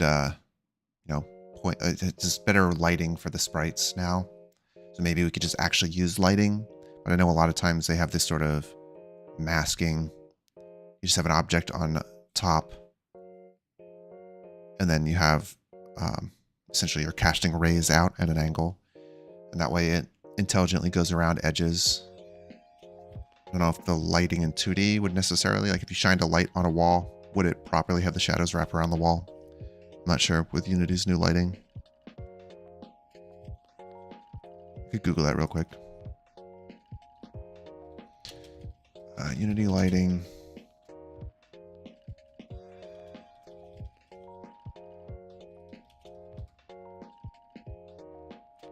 One thing that has been...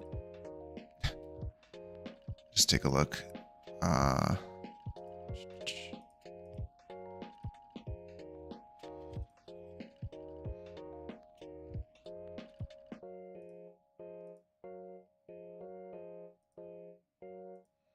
This video is not helping me too much.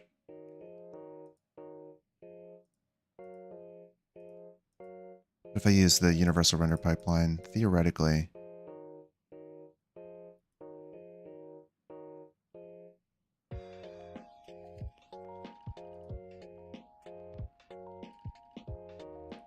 I'm just kind of flipping through some YouTube videos here.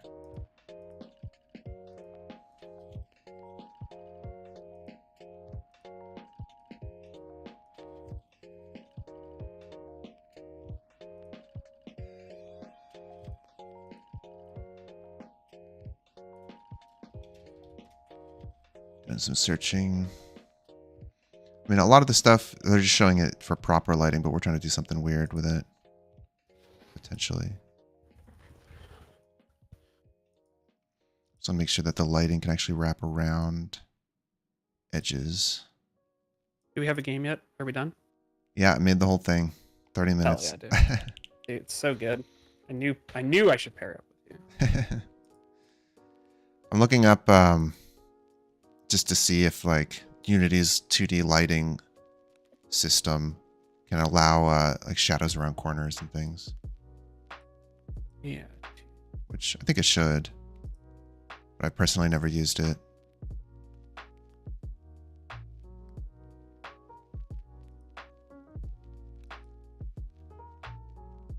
And then to be able to detect that like the thief is actually in your range, because like in the darkness, that's one thing.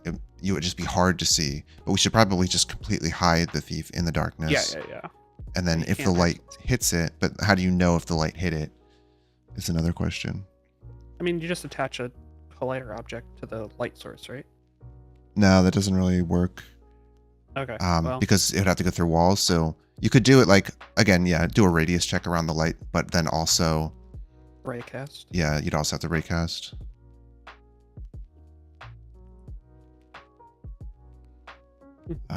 Yeah. So that's possible. Okay. So you got 3 options. I will concede that we don't have to make the chess game if you promise to make it for me later. And then we've got stealth, top-down game, and physics robot game. Yeah. The So goal is to... Yeah, go ahead. no, what were you gonna say? I was going to say, like, the only goal we have, really, is to win the whole thing and be the best game of all time. Yeah. Which of these helps us do that better? I think the physics game. I think that is more likely to get into the top 100 because it's like... It's goofy. It's a goofy, a lot more curb appeal, less thinking, more cool things. It's going to be way harder. You probably don't have the art to make it like look as good as it's going to need to have that curb appeal. I don't know, because in my mind, you can make it very simple looking. I made a game on my itch.io page called like My Scribbles, which is here, and it's I kind of drew like sketchy kind of outline shapes, like Yoshi's Island kind of, not super well, it doesn't have to be clean lines, very sketchy, and then you just give them a bunch of goofy faces. I mean, for the robots you wouldn't have to give faces, but you do it very like sketchy kind of drawing. And then it feels more toy-like because it's, not drawn well on purpose. Mm-hmm. So that could work. It doesn't have to Yeah. be like super brilliant. And like, if you have feet that walk, you just have like 2-frame animation of it just flipping back and forth. And if you have the propeller spinning, again, it's like a 2 or 3 frame animation of just like Mm-hmm.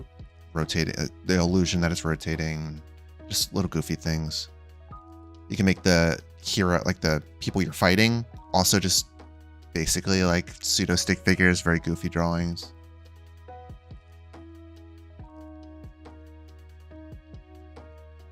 Visual polish and social promotion. I mean, we don't have either of those here, so I guess we're screwed either way. Yep. No, I mean, the stealth game, you bring up a good point with art. There would be a lot of art, I think, because if you tried to make it, like with the goofy, sketchy kind of visuals, just go with that. It doesn't necessarily fit the theme so much. Mm-hmm. And with the realistic lighting of Unity 2D, that would kind of clash a little bit. So maybe you could go like, vector art, like I did for my last jam. That also is very time consuming, and it's a very clean look. It's a very sterile kind of look, so it doesn't have so much appeal unless that's like specifically what you're trying to do. And then the programming, there's just a lot more to it, I think, which makes it like you wouldn't be able to invest as much time in the there'd be so much time programming, it wouldn't be as much time to invest in the art aspect. Yeah, that's. Yeah, I mean, depending on how easy or hard it is to do the joints and the physics of the robo game, again, the quicker that we get that out, we could make 1 billion parts for this. I'm like very confident that we Right. can layer as much depth on it as we can with whatever time we have. Mm-hmm. Yeah, I think it's relatively easy to get the joints and everything working. Because again, it's just force-based. You start applying forces to the things and then they move around weirdly. And the jankiness is part of the appeal. Right. I'm leaning towards toy game, build your robo game. Yeah, I'm leaning towards it as well.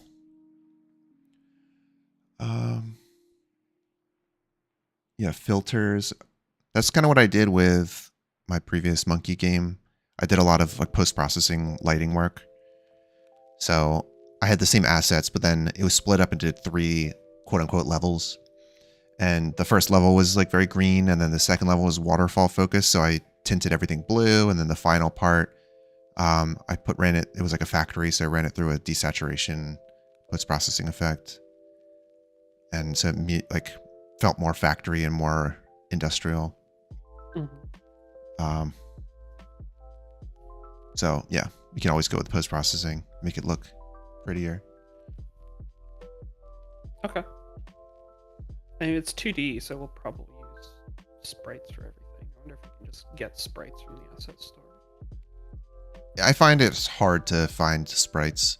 And typically I like to use a lot of pre-made art assets for backgrounds, but then the primary focus of the game, like the main appeal, should kind of be custom made. Yeah, I mean, we could do the sketchy thing, right? The classic, like, we just draw it in pencil effectively, and then just put it on like a lined paper background. That kind of fits the theme a little bit. Yeah. I like the thick outline Yoshi's Island kind of look as well. And then you just give it a drop shadow. It kind of makes it feel... I see that a lot in games, and it always looks impressive, even though it's very simple. And it works well with particles as well, because the particles, you could just essentially use a flat pixelated brush, and you can kind of do like smoke trails and stuff with that, because it's not actually realistic smoke or anything. They're just flat pixelated objects, very aliased. Yeah. I mean, the more involved the art gets, the less I'm probably able to help with it. Yeah, that's why this should be very simple. Okay. How should we begin? I think, what is like, I guess I can, making the first couple of pieces that we want to try is trivial. It's just like, we want the legs, we want a cannon. That's probably just where we start.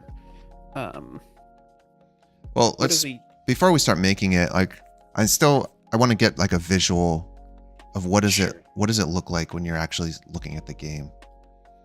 So I think it's probably close to, I think it probably looks something like this, like you have.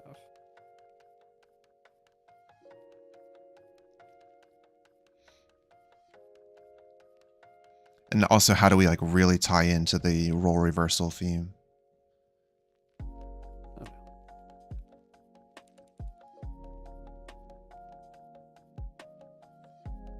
So I think it's like, so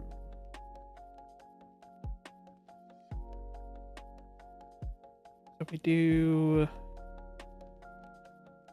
so you have to have like a parts drawer effectively. It's just like, probably on the left, right? Because it's in terms of like screen real estate. I think it could just be down, right? Like cannon, some legs.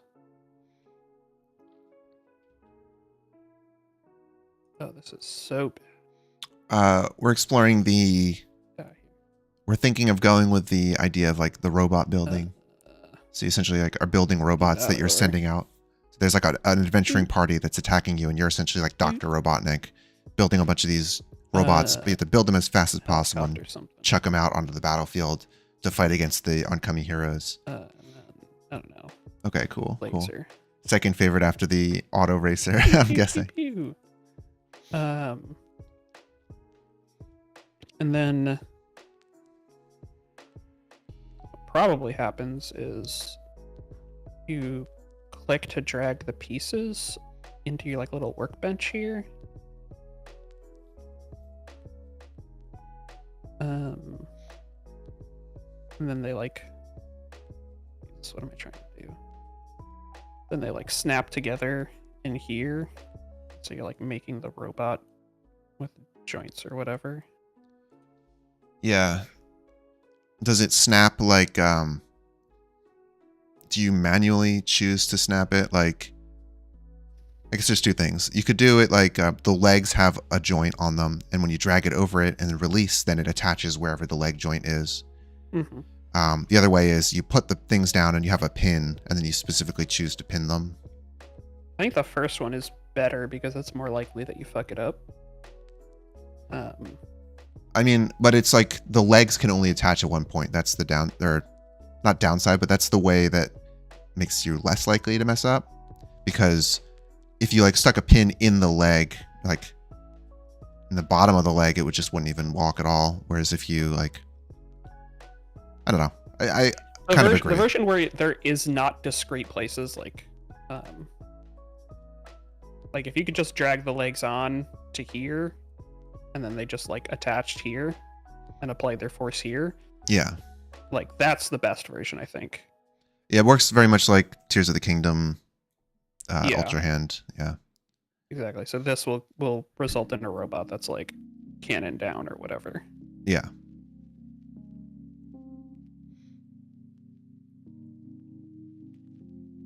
And what happens if you make a robot that's basically dysfunctional? Does it take damage over time? Or is it just kind of sitting there? Are we going to have so many robots at the top that they're like a bunch of dysfunctional robots at the beginning that are just cluttering it up? I think if that's why I kind of like the friendly fire, because if it's shooting into the ground, it's going to kill itself at some point. Yeah, I mean, like I think the best version of this is probably like, it fires the cannon blast and then it like yeets itself out of the level Yeah, Like that's fair. I think the best version is the one where it's like, oh, you put a helicopter on a cannon, but you didn't give it a way to go forward, and therefore it just like levitates off of the screen, and then you just like see an explosion thing come from off screen. It's like, oh, okay, well that one's gone. Yeah. So like, I think if you make a robot, like I think you probably don't let the player place the robot unless it has both a motion thing and a weapon. And then if your robot gets stuck somehow, like, oh, whatever, like the cannon, but it can't eat itself out, it just like, I mean, I think that honestly what probably happens is the enemies that are coming, like the hero or whatever, is firing blasts at your robots. So like, they're walking through the level fair. and they're firing. There could also be different adventurers, I guess. So there's some that have like arrows and then a shield and a guy with a sword. I don't know. So that way, you make multiple levels out of it. Now that's just increasing scope, so we can start simpler. But yeah, I mean, I think just like, an adventure party. It's one adventure, and then it's a bigger adventure, and then it's two adventures or whatever. Yeah, it's like totally so fine. How big are the things on the top? Because like the way you draw them now, they're like massive, but I imagine they'd probably be a lot smaller. Because you need some sort of play space. They're probably the same size as the enemies, right? Like the adventure party. You can build your robots theoretically to be tall, right? Like if you strapped a bunch of cannons on the top. Yeah. So we need to allow some space vertically for the tall robots. And if two robots started clamoring over each other, like, I mean, do robots even collide with each other? Yeah. I think that like the screens are probably supposed to be more 50-50 than they are. Okay, yeah. 80-20. Like, you don't actually need that much room to build your robot. Sorry, my friend sent me a YouTube video for a ice cream game. Wait. How do I copy this link? I'll just click it. Papa's Freezaria. So it's a game where you're making ice cream. I love ice cream. You choose different ingredients. There's like a mini game aspect to it, but I like the Ultra Hand style of attaching. Although this does have like some physicsy elements to it as well.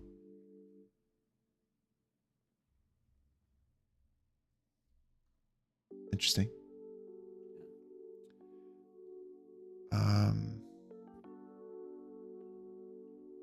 Okay. Hopping back over to this. Yeah, we want to have health bars on the things. Yeah, that makes sense. So I'm going to erase some of this on the bottom here. Toast it. So it also kind of, just like in terms of UX, go from left to right. So you can imagine the screen is divided in 3 here, or kind of like this. That's the worst arrow I've ever drawn.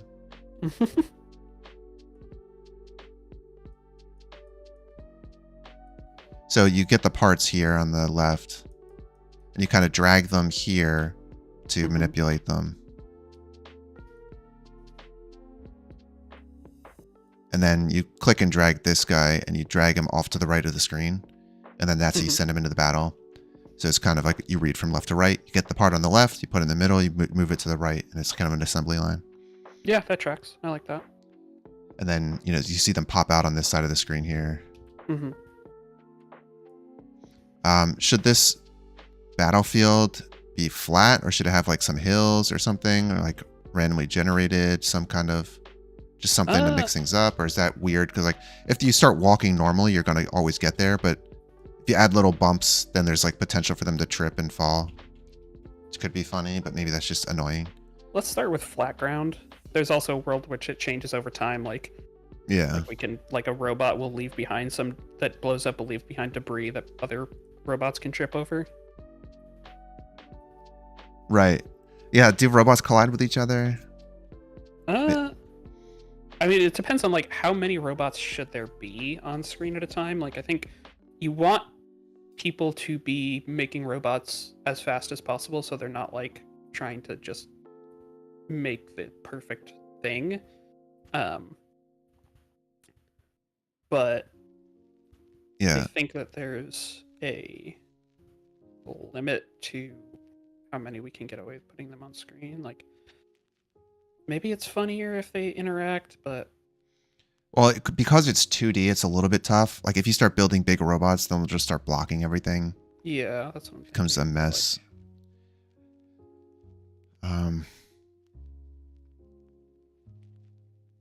So yeah, if they just overlap, that's fine. There's a question of how much damage they take and how many adventurers are there. Is it like, are you killing adventurers left and right?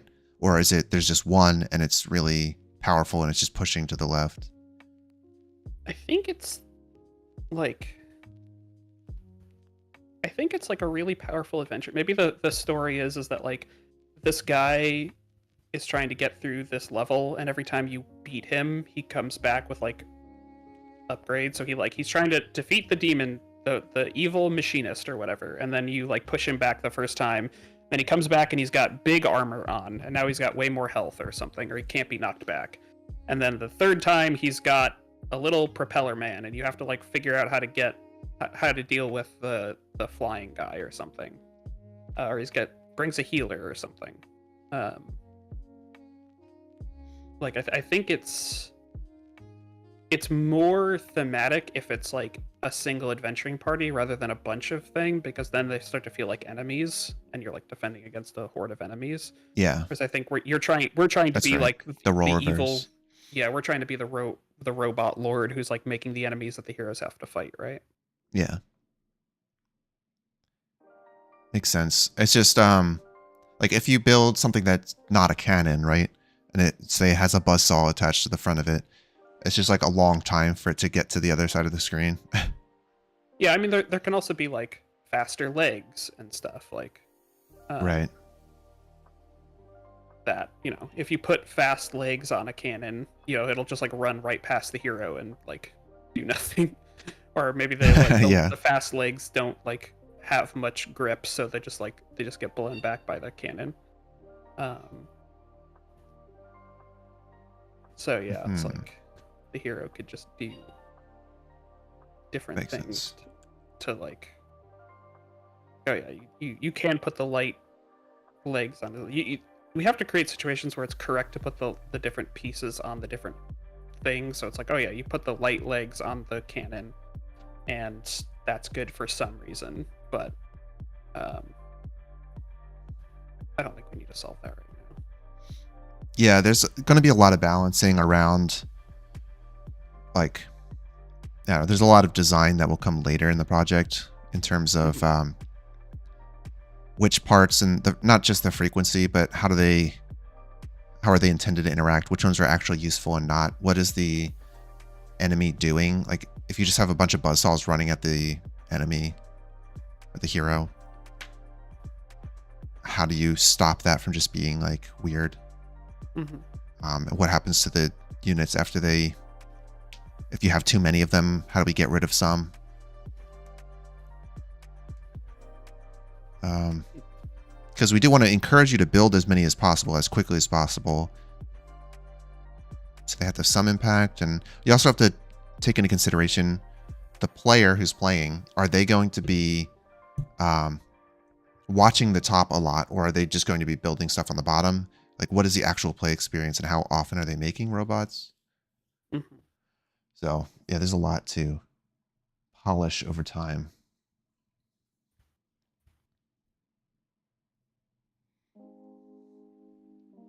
Yeah, we got 46 hours. What's the worst? Oh god, 46. Yeah, the last 2 times I streamed my game jam, I was live for 35 hours of the 48. You So- are a madman. That's like roughly the amount of time we have. Okay, great, cool. Although ideally I'd like to sleep some more, so.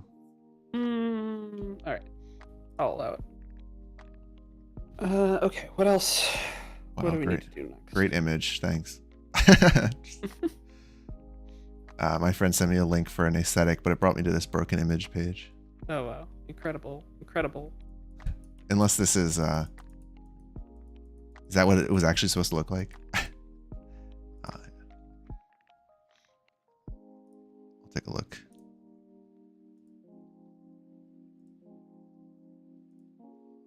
Oh, the Mega Man. It's like a Mega Man scrapyard. He's saying like the parts that get destroyed from your robots fall down into your scrapyard. Yeah. I don't think we would necessarily want to reuse the exact same parts, but in terms of aesthetic, that could work. Like maybe the thing on the left is your toolbox is like the things fall into it. There's could even be some sort of a physicsy aspect where things are like covering up, or you're not exactly sure. So instead of it being evenly laid out, there's like in the frantic rush for grabbing things, you start grabbing parts you weren't expecting and accidentally attaching them maybe. Yeah, I think that's going to be super hard to like get into place. Like, how do you make them frantic enough with very few enemies, right? It's like, I think there needs to be some benefit to like making your robots faster, but I think it's going to be pretty hard to get it to be so valuable that it's like it would have to be like you lose the game if you don't make a robot every 10 seconds or something. Which, I mean, maybe that's a rule we need to put in, but It doesn't have to be a rule, but just like the player we do some subtly like some subtle buffing to the hero that if you're not building robots fast enough, it suddenly starts to pick up. Something like that. Yeah. We'll play around with it. Yeah.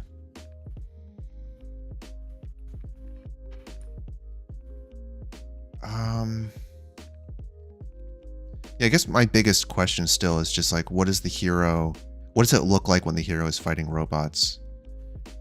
Because like with the cannon example, it's easy. They're shooting a cannon. Maybe the adventurer is shooting arrows back or something. Mm-hmm. But what happens when they like collide? Does the hero get pushed back too? Are they moving with physics? I think it's like the hero gets pushed back in most cases because that's kind of like how you have to keep them from from advancing. Yeah. But I mean, we could do things that are like, oh, this does more damage, but it doesn't push back. And does it so I'm guessing you lose when the hero gets all the way to the left, but then you win if the hero dies, so the hero has a health bar as well. Yeah. And if we have some safeties where if the hero somehow gets launched off the map, they teleport back to their last position or something. Yeah, or we just make them super heavy, so it's like really hard to. We just like hard code the physics so that like a knockback is a discrete thing that can happen, and it's always like 5 units or whatever.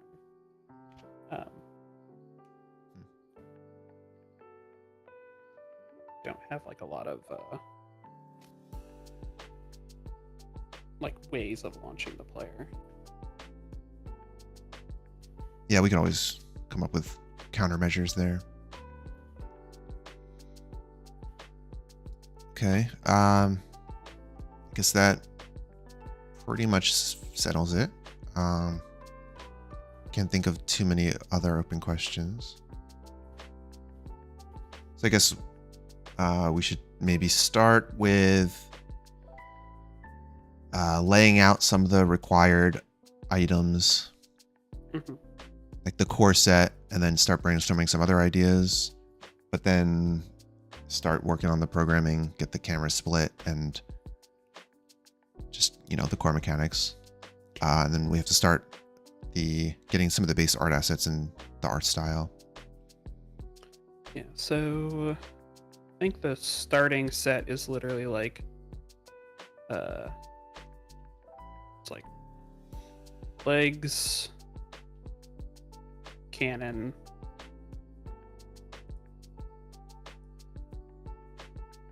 like helicopter,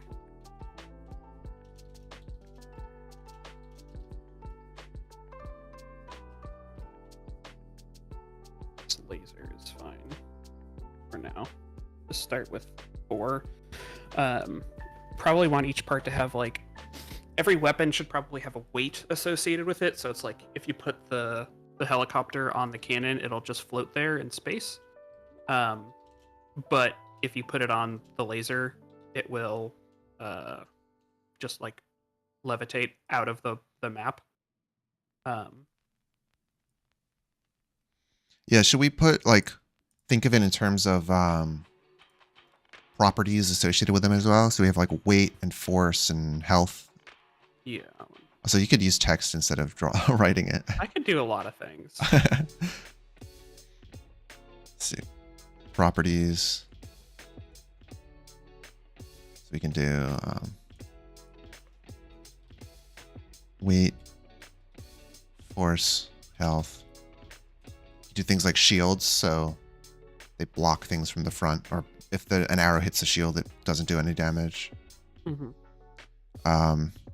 You could do things that deal damage. I guess apply force, deal damage.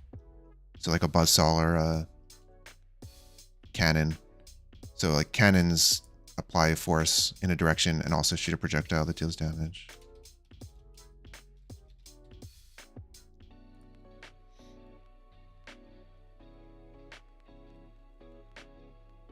So, if we have legs, they have some weight to them, and they also apply a force, and presumably have health.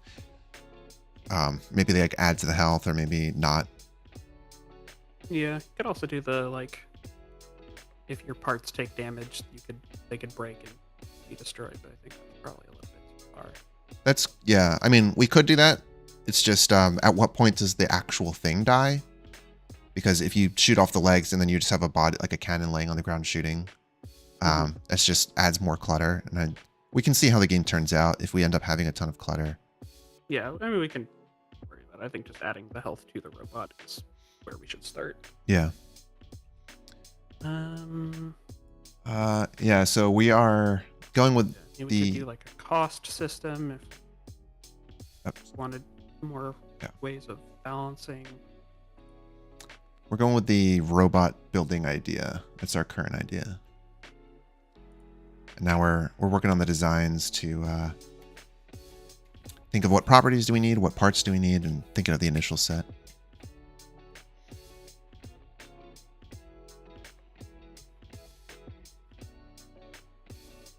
We could do like we could make the robots like disposable in that they have like a certain amount of time that they last, like an energy.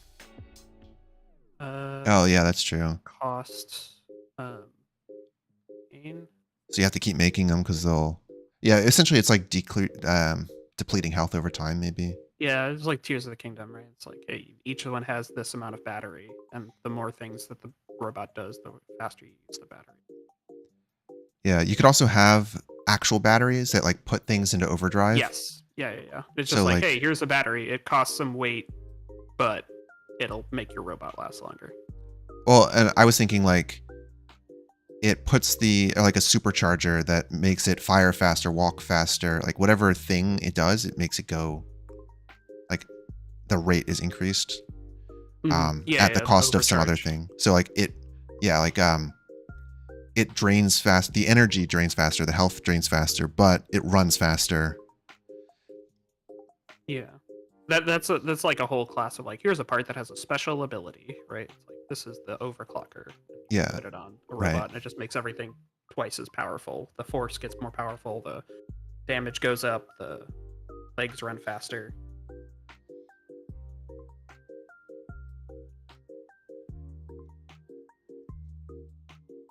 Yeah, I have a friend who's an engineer in chat, and he's being too technical.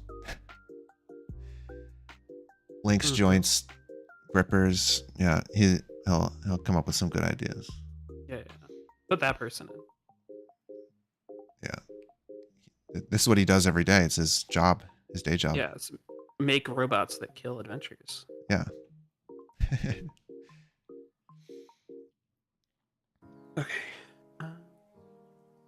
So I guess I'll start just jotting down a list of while you're working on that, I'll jot down a list of like task order for engineering type stuff, implementation. Okay. Do you want me to just come up with like some pseudo properties for? Yeah, like whatever properties you can think of, and then thinking of the initial start set of items that use those properties. Yeah. Like when we think of the properties, those are almost like the tunable values that you could put in the scriptable object to be able to customize. So like applying force is like an amount of force, a point, and a direction. Things like that. Yeah, everything here is relative, which is weird. And probably.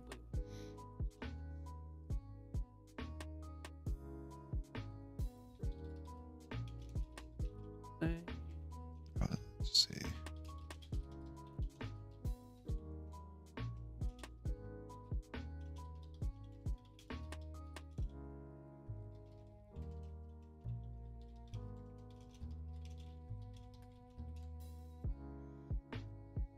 Actually, I'll make these sticky notes. That might be better.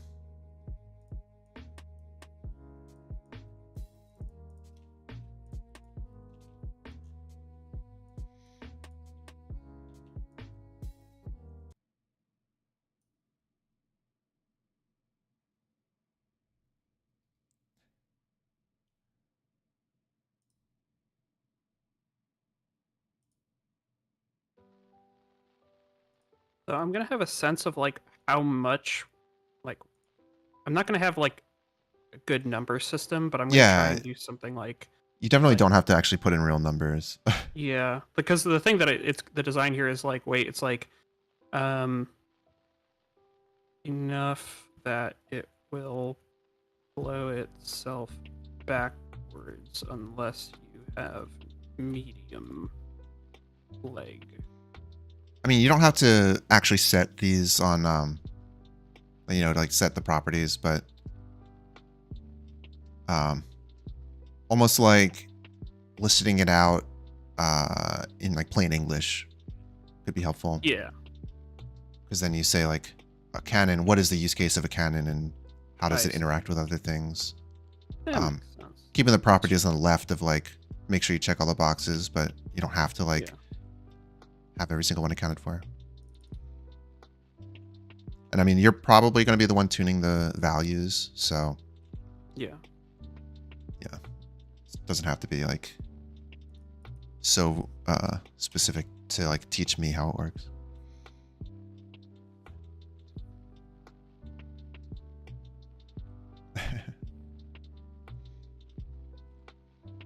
Yeah, the light novel, anime light novel titles. I built a robot that killed the protagonist, and now I must become the protagonist in order to defeat the demon. Wait, Dr. Robotnik defeats the demon? Yeah. Help, I was reincarnated as a roboticist for Dr. Robotnik, and I killed the hero, but now what do? I must defeat the demon lord. Somehow I feel like that doesn't have good search engine optimization. I don't know. Probably real popular in Japan. Yeah, I do want to have like in the title, very clearly it's indicating the role reversal. So it's not just like a game where you build robots. It's more like an adventure game, but I play as the villain sort of thing. Yeah. We'll get there. Game jams don't need SEO. Yeah, I've realized recently doing game jams that thumbnails are way more important than you realize. It's like basically just like YouTube thumbnails. So wait, do we need to have like one of us doing a pogging face? That's like straight up the previous GMTK.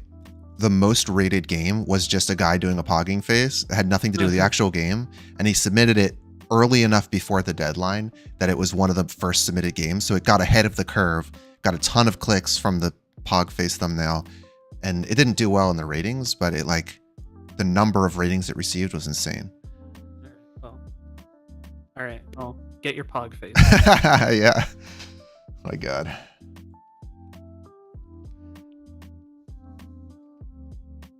Okay, so game screen layout.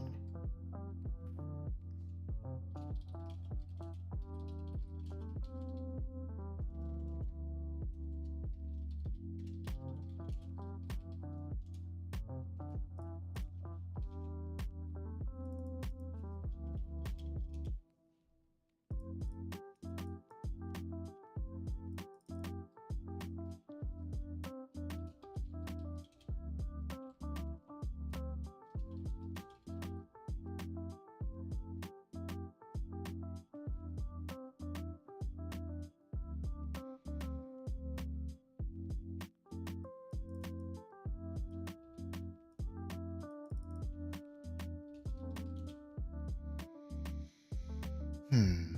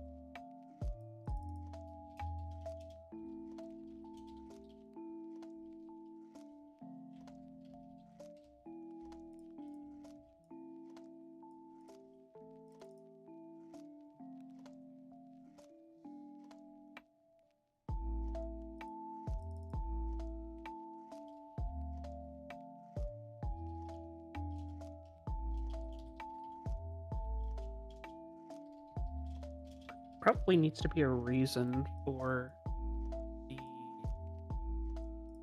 units to move at the enemy, right? Like, generally, you wouldn't want your unit to run at the hero and run past them.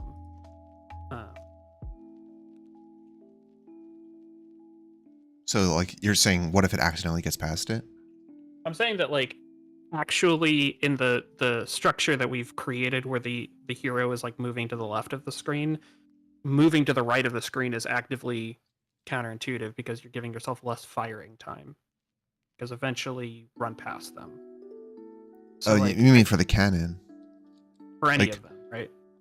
Like anything that moves to the right while something is moving to the left, unless we do something where it's like there's a collision and, you know, you Yeah. do damage that way, then it's actively bad for you. Like, we could do a thing, like, maybe the correct thing is we're supposed to be assaulting a village, and so it's like a defensive fortification.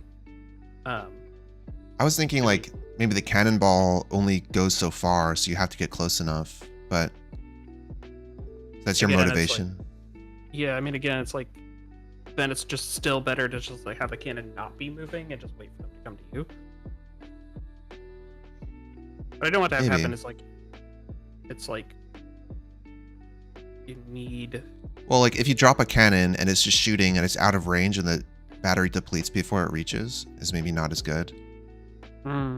Whereas if you give it legs that'll walk in range and fire, and maybe some of the cannonballs will hit, but, like, eventually, you know, it's better than it just sitting there and doing nothing. Yeah, I'm wondering if it's like... Yeah, I just wonder if we, like, even need the enemy to walk at us, if they should just be stationary, and, like, we're trying to take over the town. It could be. So what's the win and lose condition? Maybe you just have, like, a deck of parts, and once you exhaust your parts, you lose. That doesn't really encourage you to build fast. That's fair. Maybe you have to Maybe it's conquer just it before the night ends, so it's like Yeah, nighttime. yeah. There's reinforcements coming and something like Yeah, that. you have, like, one night to do it, or whatever.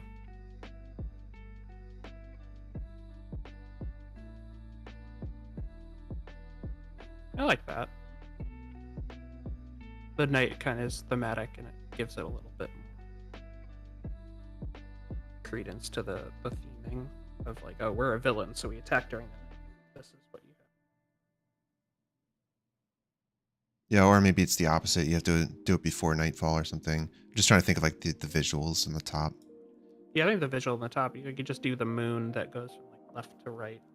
I just wonder, like, which is more appealing, a night view or a day view? Maybe that's not as important. Probably, I think the night views actually it'll stand out a little bit more, and it's the more thematic. Well, you have to hold off the hero until mom says it's time for bed. Mm-hmm. Kind of goes with the toy aesthetic a little bit. Um,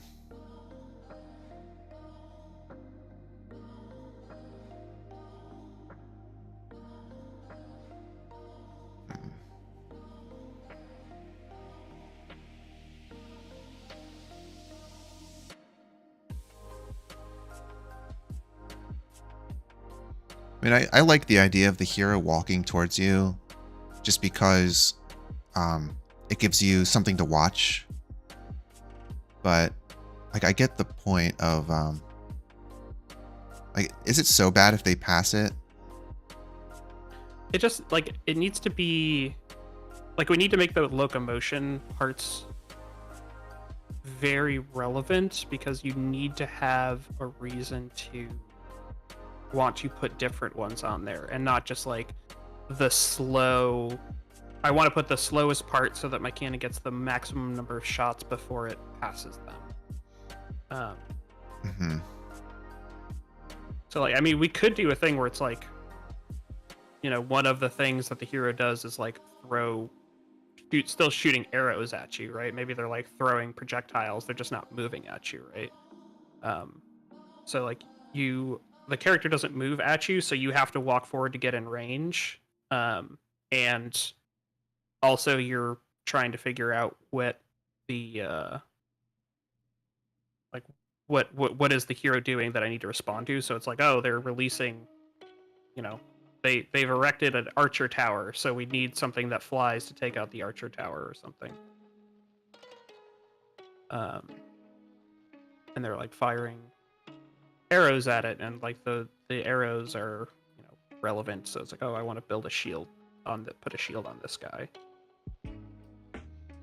Yeah.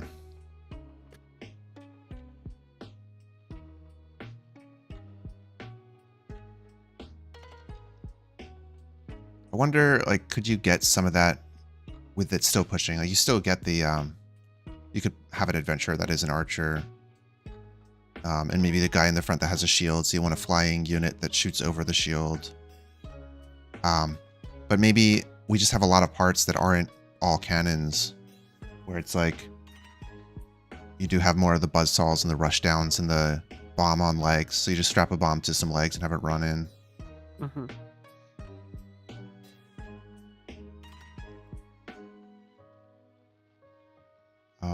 Yeah, I don't know. I'll think on it more.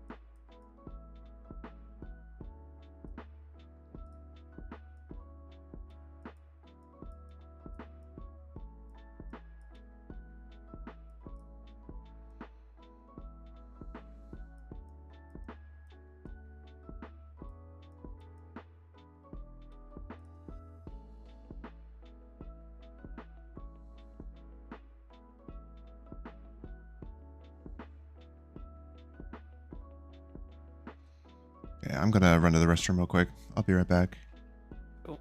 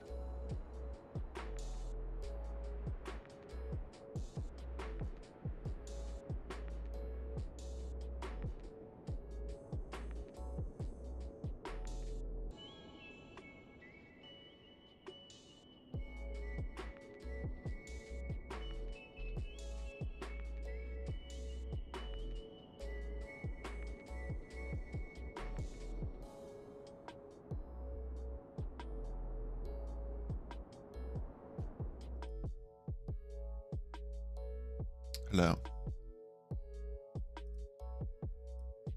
Hello. I am back. I also grabbed a sandwich. I know it's like lunchtime-ish. Oh yeah, I should eat.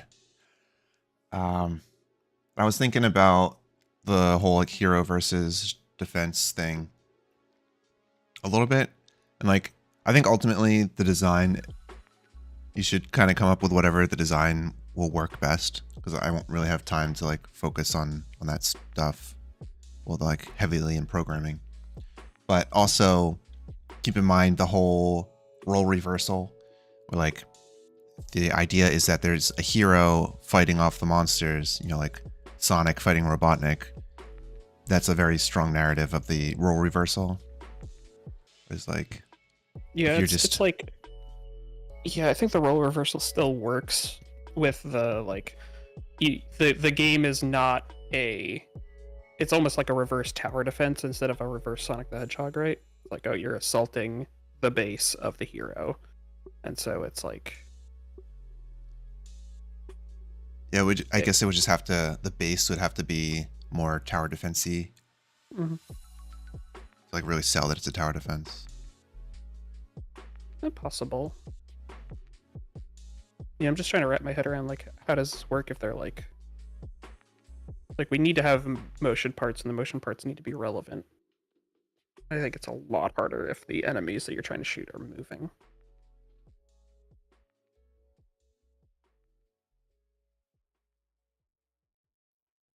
Just thinking about the thematic ties.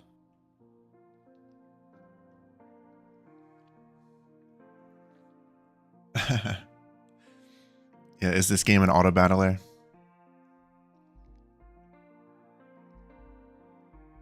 It's not really. I don't think it's so much an auto battler. It's a physics auto battler. It has auto battling in it. There's kind of like a shop phase, maybe. Yeah. Hey. Could be.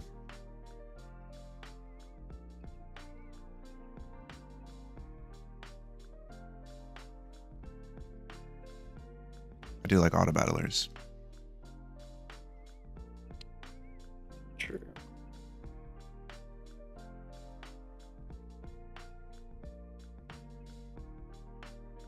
I mean, it could just be turn-based like that, where it's like, you know, you're building the robot and you just let it go. You have to overcome each individual stage in an auto battler type thing. Or it's overcomplicating it.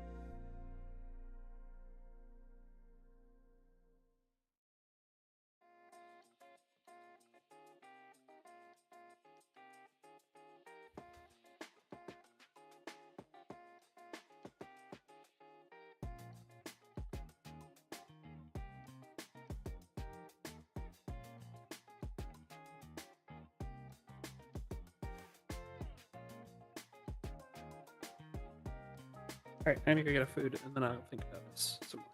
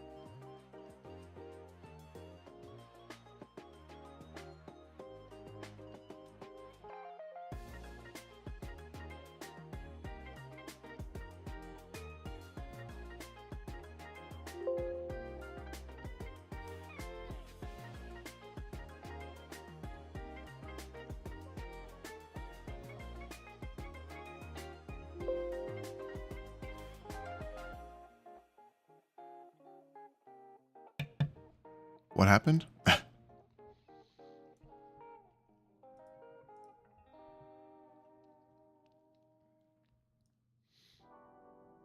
So for some reason, YouTube wouldn't let me type in chat. That's weird.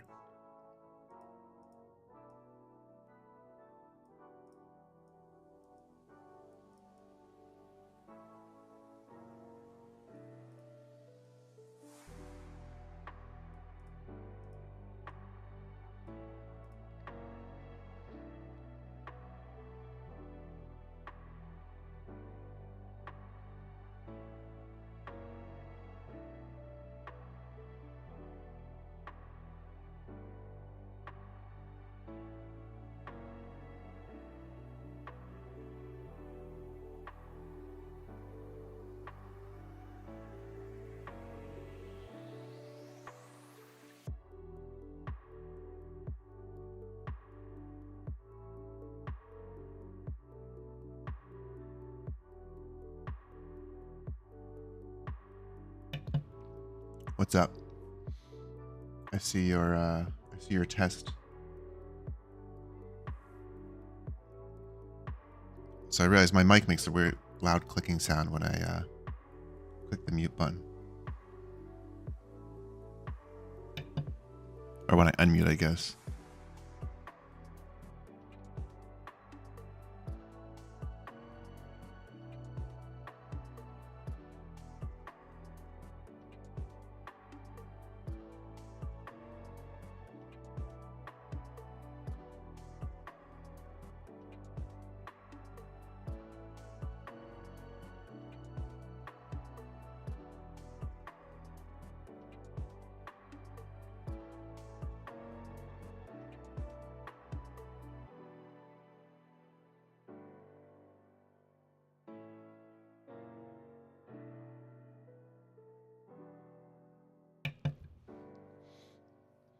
I'd still be happy to make a racing game auto battler someday. I think there's a lot of really cool ideas for auto battlers. Like, I wanted to make a mecha kaiju auto battler, where you're like, you build a mecha or you build a kaiju or a combination of parts of both, and then you just watch them fight 1v1. So you go through multiple phases of building out a giant kaiju in an auto battler. The auto battler racing, again, would be super physics based. So you'd have these really goofy physicsy cars. They'd kind of bounce around, and then weight and tension and, speed and turning and control and all that.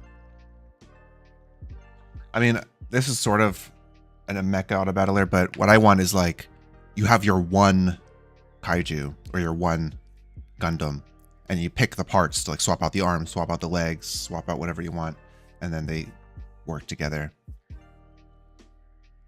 So you have a kaiju versus mecha, kaiju versus Gundam thing. Yeah, I think there's a lot of potential for those auto battlers, but we'll see. Maybe someday, maybe after my current project someday.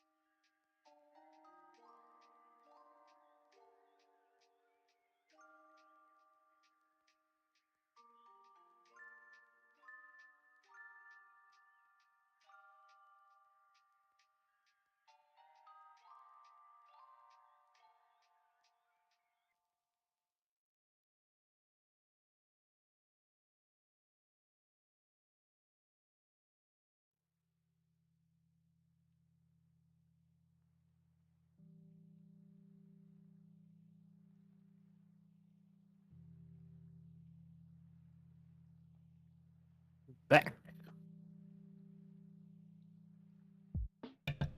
Welcome back.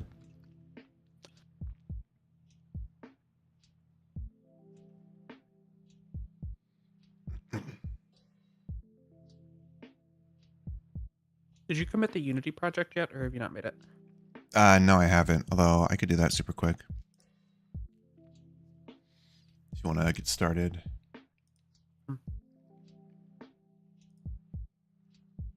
It's kind of black screen for a second, but it's fine.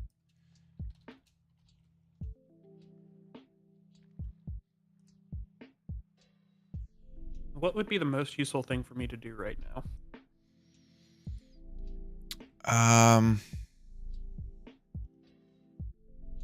Not sure. Give me one sec.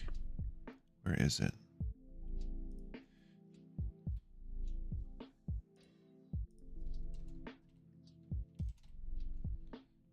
Okay, creating the project.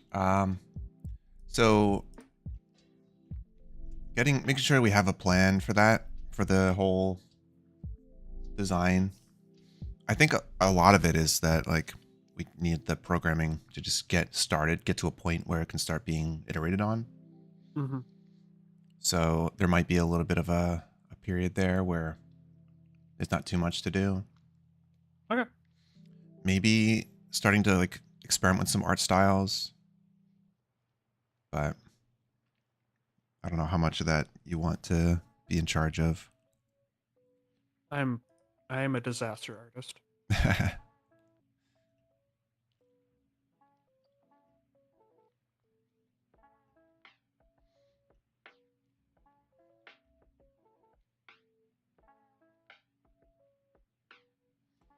I mean, as much of the like UX flow of dragging and rotating pieces, you can figure out the even like gathering sound effects maybe. But really, it's just like as much you can visualize and kind of paper prototype in your head how things would go. Even like thinking about the drop rates of items, Mm-hmm. how you might want that to be set up. Figuring that out, like doing a lot of that production and planning, like paper design work up front would be helpful. Okay. Otherwise, yeah, like there's not going to be too much until the game is kind of like at least in a functional state. Okay.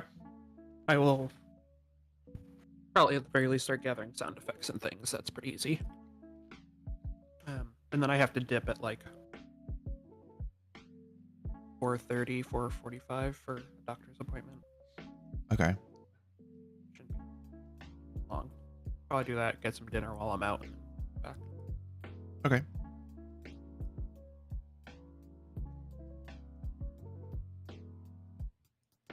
Trying to organize some tasks into buckets based on order of priority.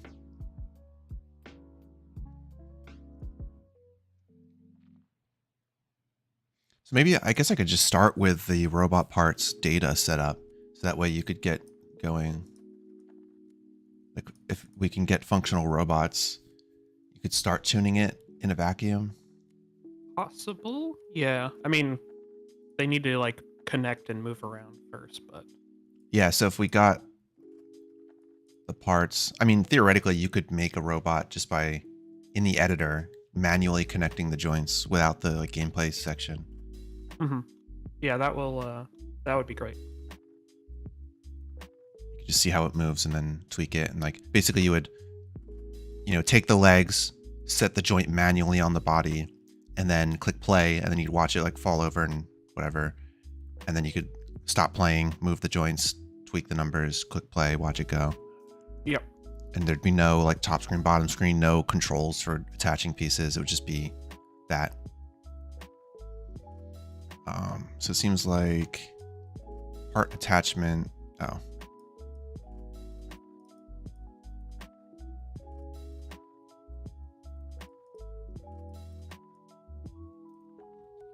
Another new one. Oh god, I copied the wrong thing. Yeah, so the idea is you are playing as an evil genius like Dr. Robotnik, and you are basically fighting against the hero or the village. We're not sure yet, but essentially role reversal, you're playing as the villain, creating all of the enemies that the heroes have to fight. And the idea is that you're getting a bunch of loose parts like scrap and you're slapping them together using joints, and then there's very physicsy, they run at the enemy and try to fight. But we're just in the initial planning phase now, essentially pre-production.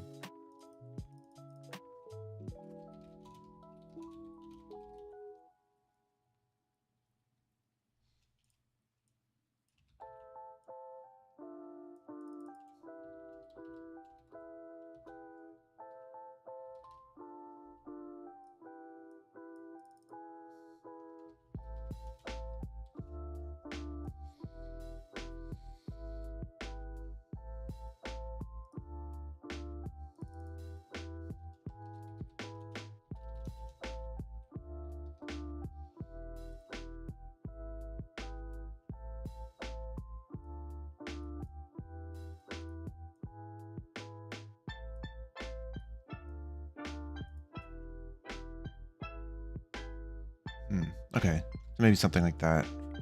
Priority. So we got the robot part set up first, then making sure there's an API for joints, and then having the robots be able to move in play mode. So there's the first three to be able to let you iterate. I don't think there's anything else that you would need.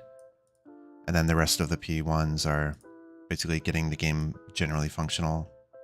And then down here is like the game flow and all the loop. And then P3s are the things that we might not get to. Sounds good.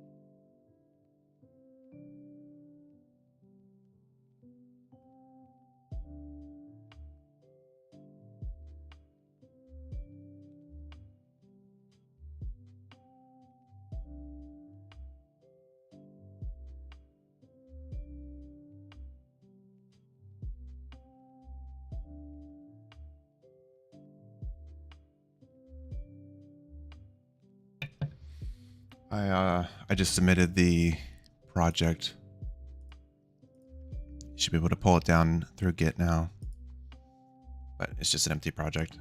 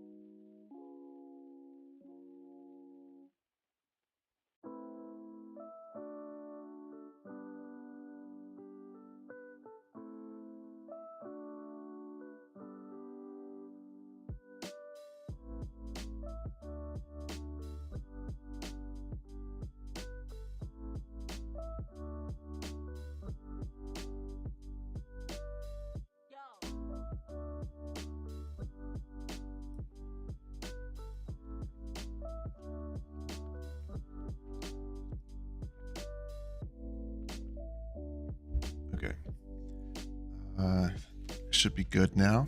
Gonna go ahead and start setting up some code files.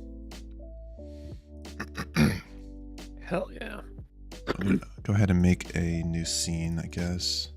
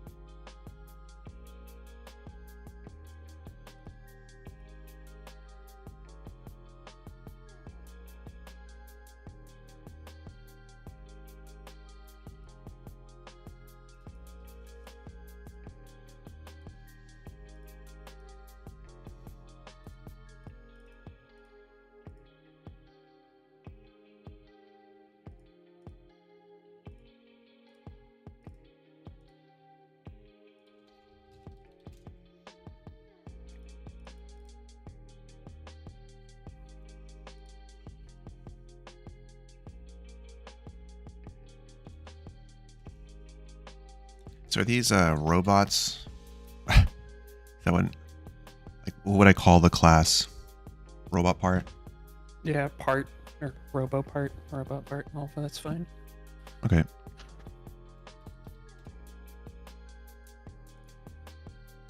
Unity Hub is not thrilled about having to open the GitHub folder. GitHub folder. Of the folder where the GitHub branch is put. I mean, I put mine just in my my documents Unity. Yeah, mine yes, it's fucking OneDrive. This thing. Hmm.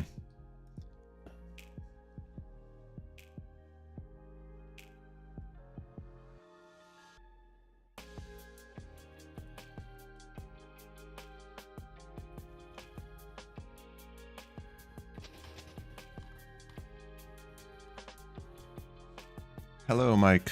Welcome, welcome. Doing another game jam. Another 35 hours on stream. Let's go.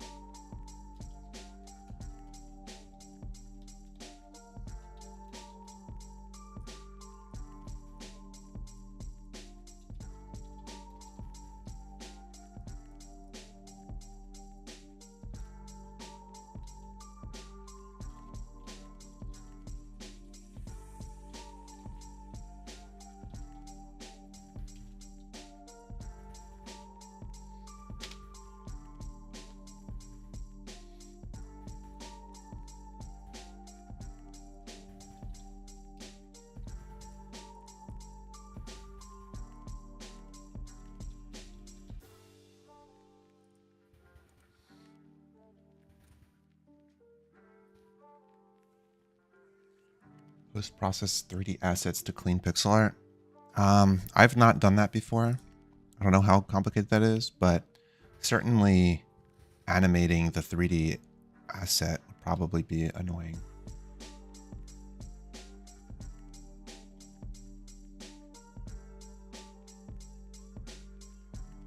Yeah, I don't know. I've never done that. I couldn't say.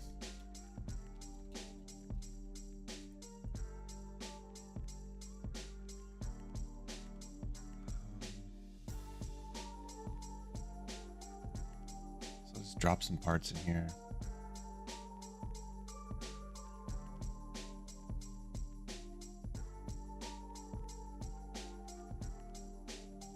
So, Dan, how do you feel about me just rambling to myself while I work? Should I mute myself on Discord? No, it's fine. I'll probably like. I'll listen and it's fine. Okay. Actually, I'll probably just like pop out of the Discord call honestly and put some music on. But Okay. I'm trying to think of like what a good touch point would be because. Yeah, that's why I was thinking like maybe make a Discord channel, and that way I could just sit in the voice call and then you could hop in whenever you want. Okay, that makes sense. How quick is it to make a Discord channel? So there's just like a button to take this group and then convert it into a Discord channel. But I could just make one. Add a server, make my own. GMTK 2023. You just delete it after.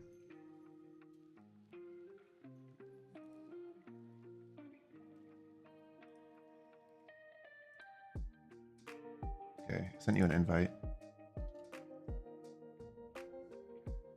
Boom. I'm in. Cool. So do you want to hop on that voice channel? Yeah. Okay, let's see if this works.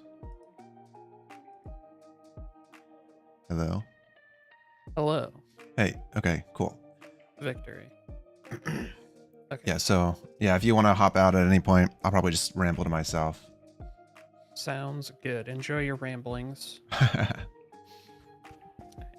will. See you later. Yep, see ya. Okay, that's set up.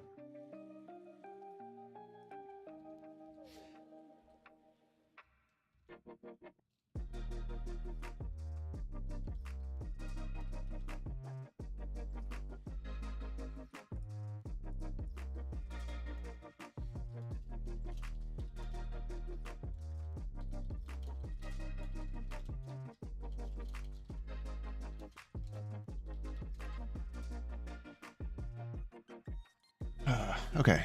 I'm about to finish up work. Really tempted to throw together a mock-up of how I envision the layout for this game. Yeah, feel free to throw in a mock-up. Don't throw up. Yeah, I'd love to take a look at it. I feel like my previous jams, I've typically, the last two game jams, I did them entirely myself. And so I would always reach a point where like I'd come up with a cool idea to start and just didn't have the time to iterate on it. And then by the time I started implementing all the code and assets and things, it was like the end of the jam. I was exhausted. I didn't have time to like really polish it because like I didn't want to have to redo things that I already did and whatever. So working with another person, Dan's going to handle a lot of this design. And so I'll be able to focus on the engineering, make sure everything actually works, get all the features we need, build the actual robot parts we need. Dan's going to help balance it all out and make it a polished, enjoyable play experience. I think that's one of the problems that I always have is my ideas are cool and I get like most of the way there with the code and then it stumbles at the finish line a lot of the time. So yeah. Okay, so I'm just gonna go back to this and now I'm setting up some robot parts. So this will be like the ground and we'll add a collider to it. Oh, box collider 2D. And we'll just click play, make sure that everything's good. Cool. And let's go ahead and make a robot part here. So just a 2D objects physics, dynamic sprite. Theoretically, that ball should just fall and hit the ground. Yep. And let's take a look at this. What are the properties for weight? We have a rigid body. It has a mass of 1.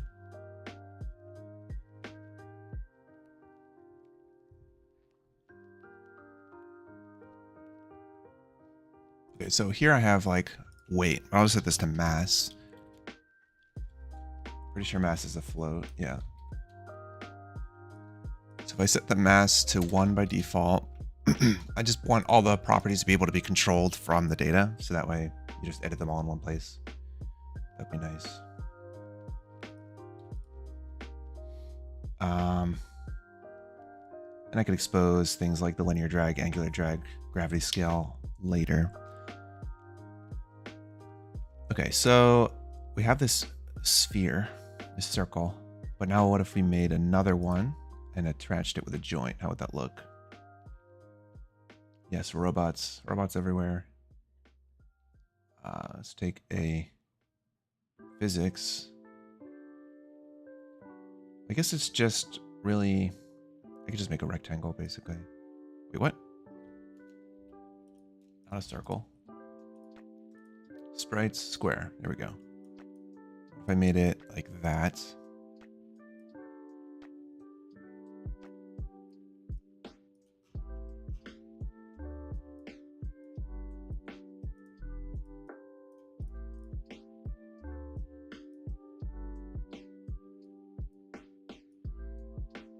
Okay. So we'll add a box collider, we'll add a rigid body, and we'll go ahead and add a joint. So we'll get a fixed joint, 2D.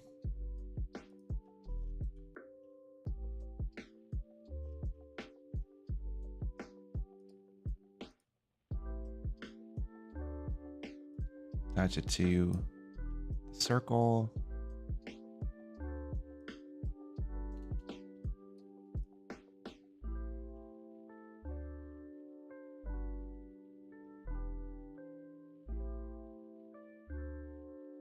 So enable collision says, should rigid body collected? No, okay, they don't want that.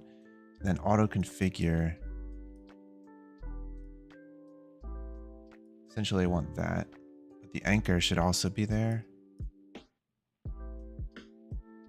I don't know, let's just see what happens if I do this.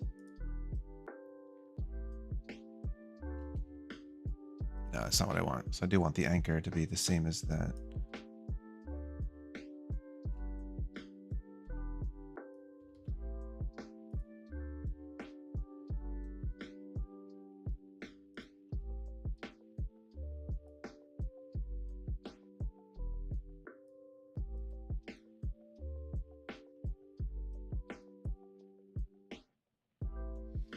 Pretty much what I want. Okay, so now I just need what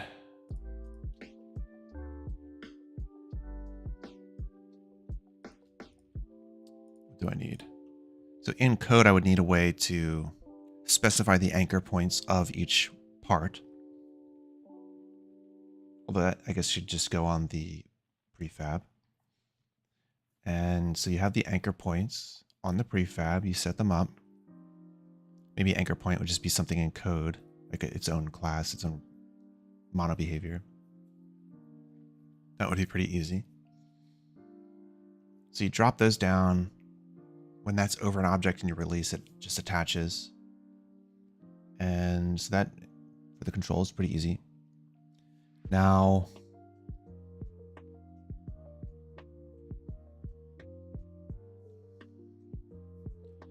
to start, yeah, I need some, well, okay, that can come later.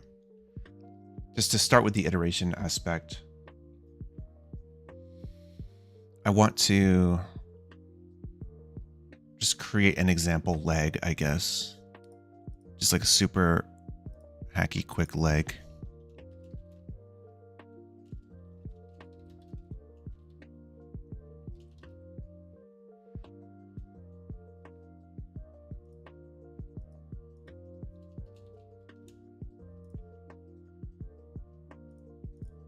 Make a new folder for the prefabs here. And I'll go ahead and make a new thing.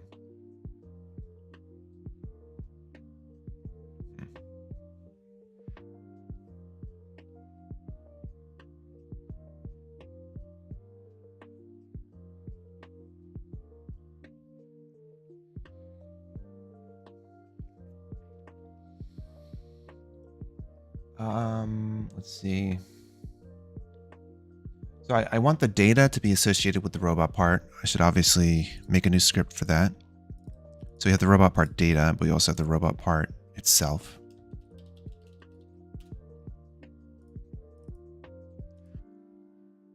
Rebuilding, there we go. So this just has a public reference to a robot part data.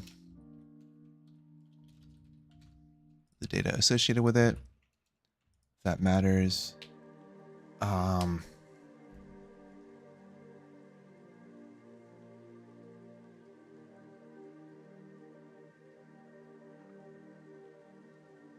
I wonder how modular I could make this. So like if something's applying a force, it could just have a force applier, you know, so like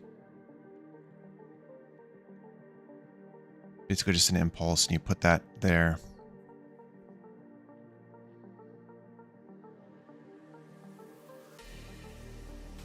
Let me take a look at the this stuff again.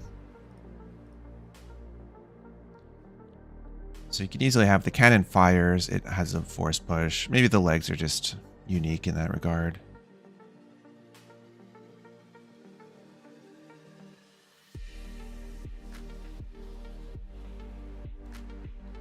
Yeah, because the applying a force is maybe, if it's supposed to be from a point, maybe that doesn't go in this property set.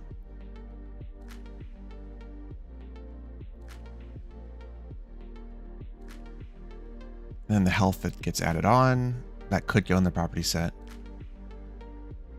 Let's see.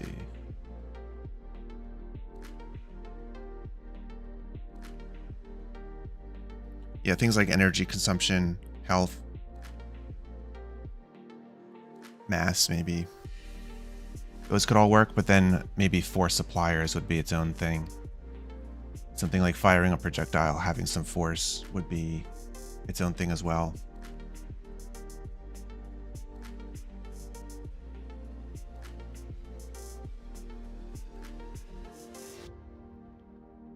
I was making it a scriptable object so it'd be easier to tune at runtime, but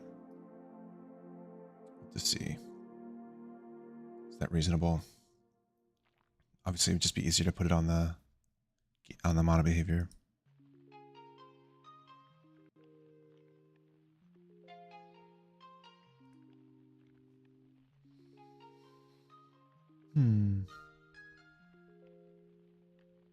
Yeah, I mean, I could keep them separate. So we'll have some sort of like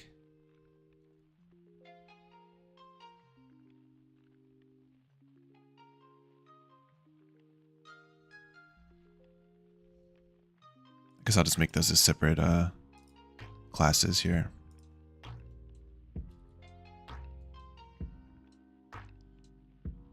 Something that applies force.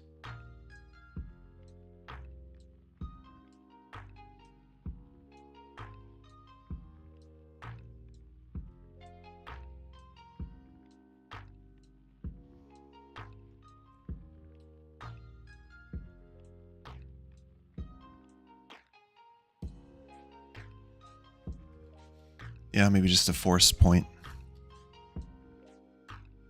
Or a, I don't know. What would be a good word for that? Something that applies force in a direction to itself. Almost just like a mover. It's like a robot part mover.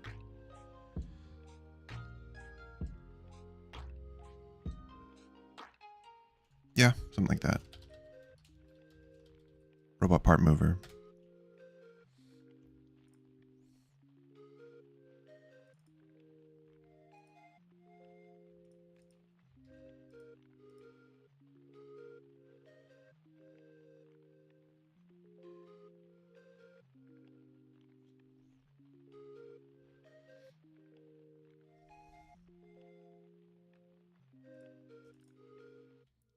then I'll add a new thing for the robot part mover data. This will be a scriptable object.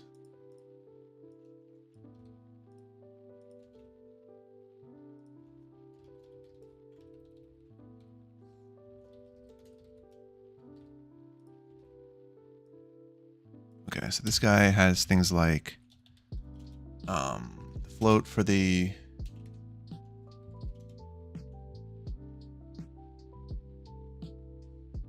speed.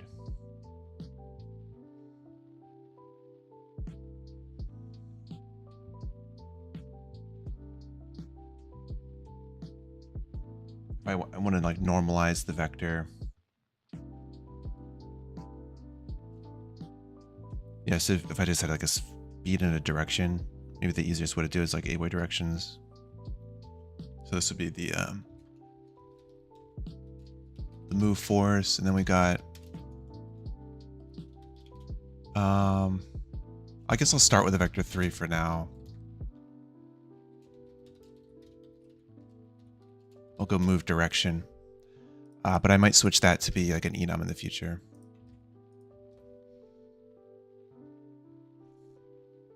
Okay, and then we got the robot part mover, just has a public data field for the robot part mover.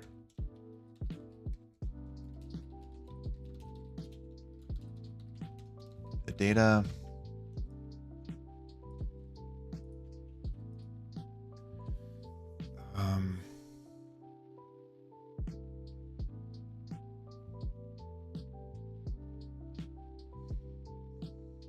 So what it's going to do is it's going to get the rigid body from the parent.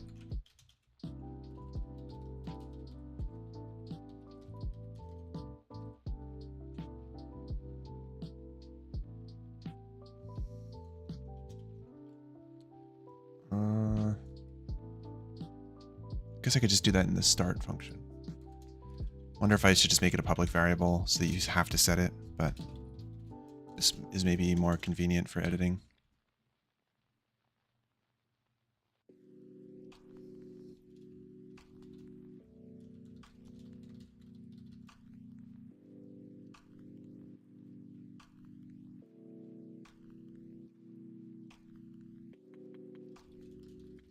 I'll do a get component in parent.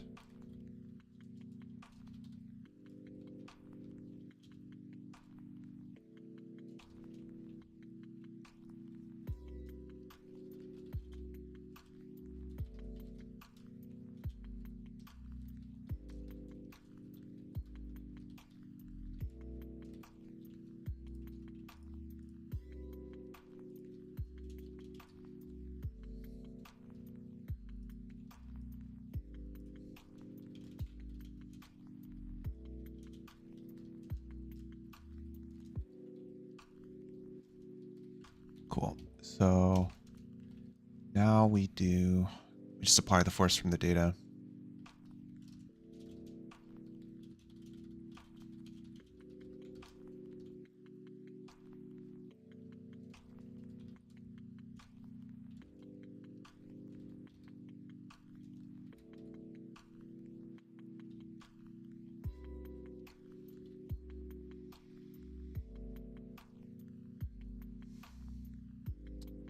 I wonder if the position is local position. I have to look it up.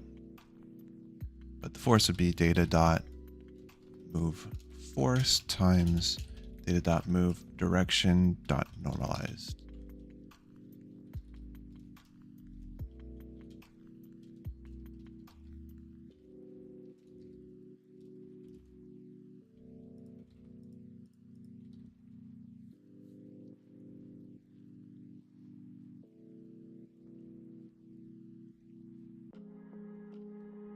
Yeah, and I want to do things like intervals and things, but that can come later. We can make that more advanced. For now, it's just a single force. Oh, but I also want to do it relative to the parent, right?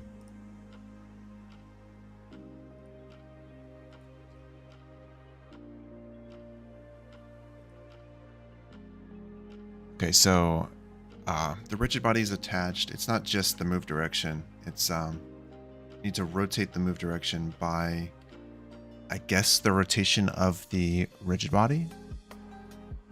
This would be the M rigid body transform rotation. I always forget which one's first.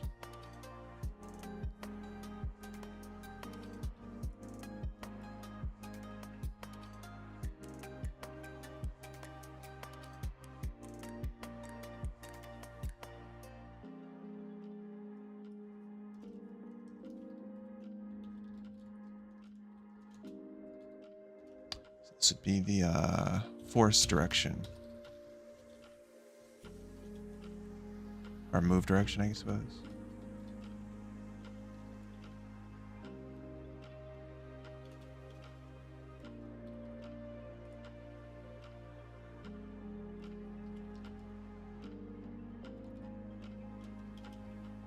There we go.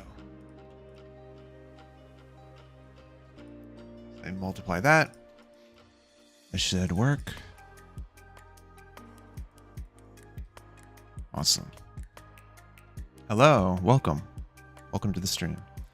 Making a robot building game. You play as a supervillain. You're building your army of robots and sending them out to fight the hero. That's the role reversal. You're essentially building the enemies that the adventurers would fight in a traditional game. It's the GMTK Game Jam.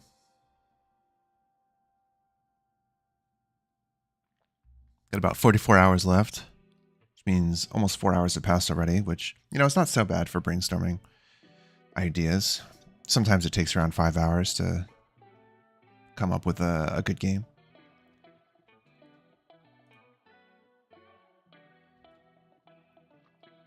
Thank you, thank you.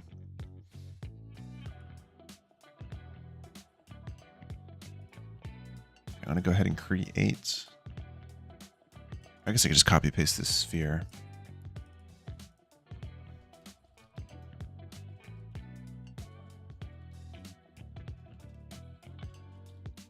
I'll just call it legs. No, maybe robot part legs.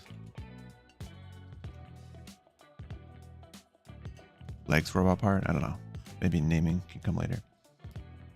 We'll set the Z rotation to be 0.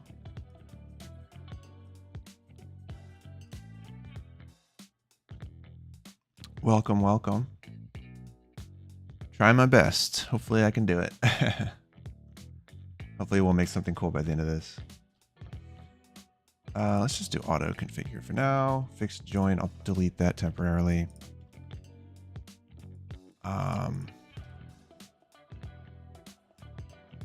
Could I could kind of tell just by the way you type. But yes, hello, Christian. Smoke Tree Studios. What's that about?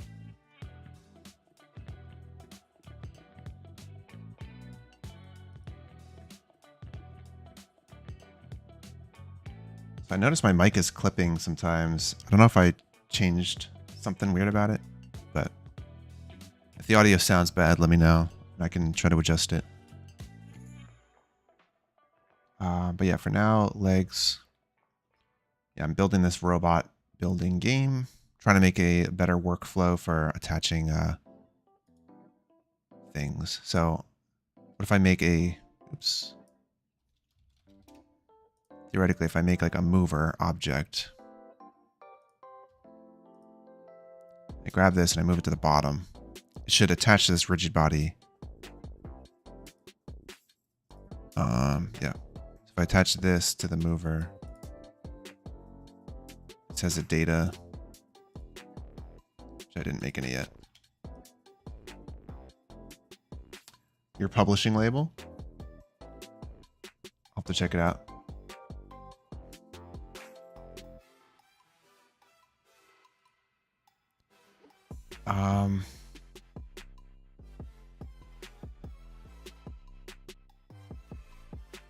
Let's see. We got the robot parts. Maybe I'll just make a new folder for movers, or maybe I'll just put it in here. I'll make a new folder for movers.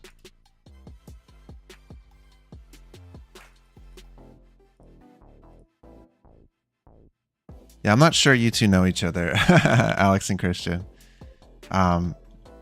Assuming, yeah, you're. Yeah, no. So Alex is a friend of mine from college, WPI, and Christian is a friend of mine from Hearthstone.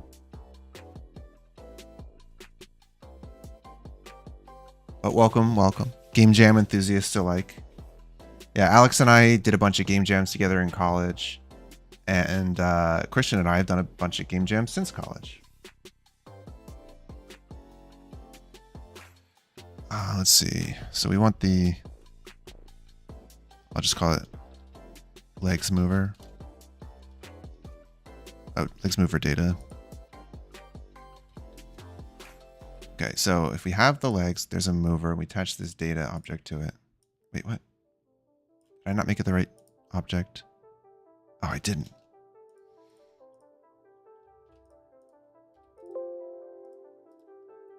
Okay, so this is supposed to be... Oh, what?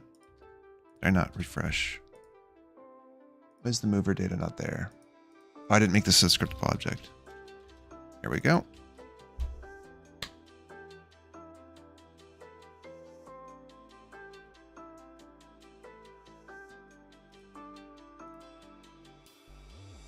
There we go, mover data.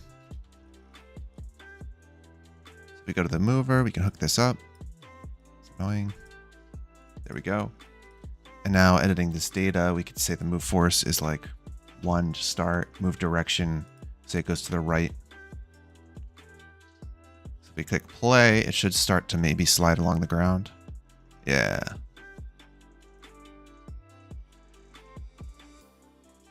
And now if I set this to say 2, what happens?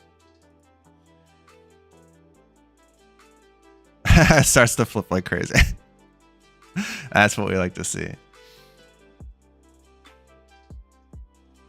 It's already amazing.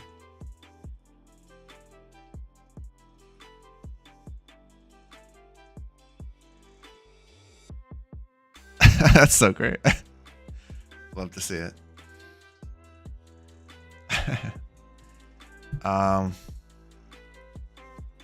Okay.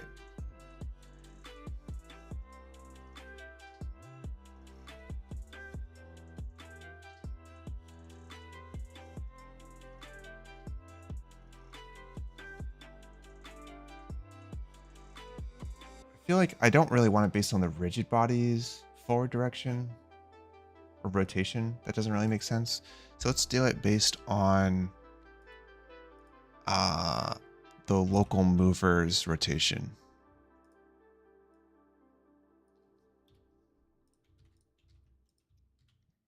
I think it should still generally, like in this case, have the same impact. Maybe. But yeah, so it still kind of flips.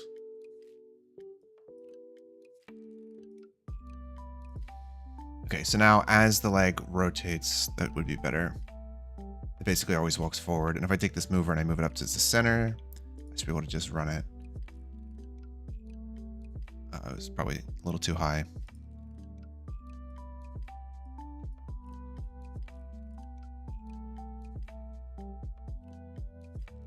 Yeah, not enough force because I lowered it. But if I slide this up, I guess the friction causes it to fall over. Which is pretty much what I wanted to some degree.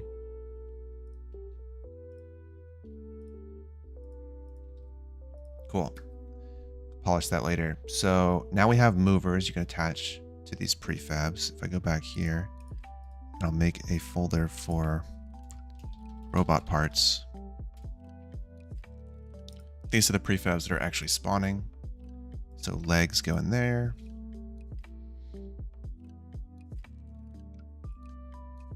Should be able to edit that.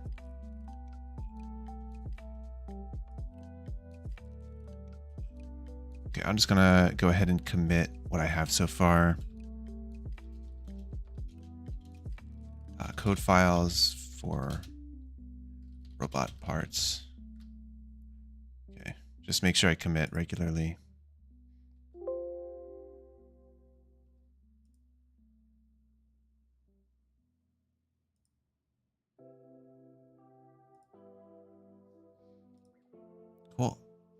Looks like Dan put in some sound effects.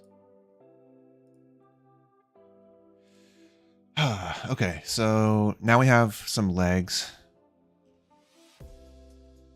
Theoretically, you could put, well, more so than the legs, we have the mover, which is the more important part.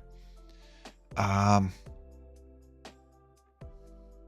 let me make a little helicopter first, just to make sure that the mover actually functions as I expect. So I will copy this square.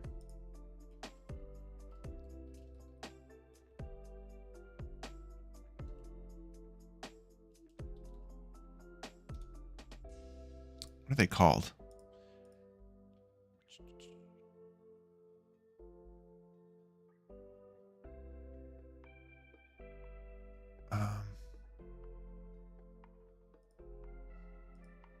Just propeller. Really, you could just put a propeller on anything. Okay, so if I created, oh, first let me rotate this back to 0. I can auto configure the joint and disable it temporarily. And get smaller, something like this. And as a child, we'll create a mover. Add the mover. Cool if I could right click in here and make a new one, but unfortunately I cannot. So go here, make a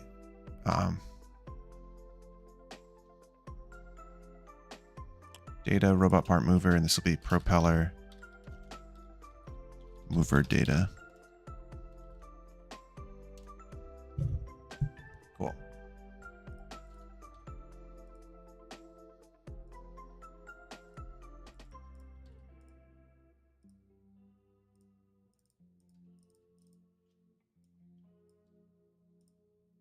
So the propeller mover data, move force we'll say is 1, and the move direction is up. Actually, the move direction in the data, it's vector 3. I can make that a vector 2, just for convenience.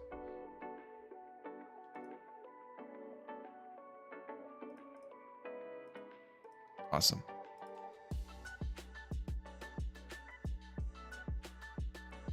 Okay, let's see what happens with the propeller. Nothing. So 1 must be too weak.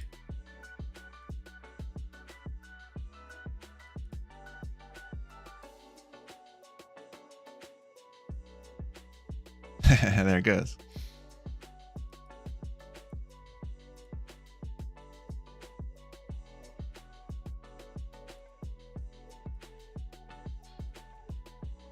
That's something. Okay, so now other check. Let's take this, put it here, grab the fixed joint.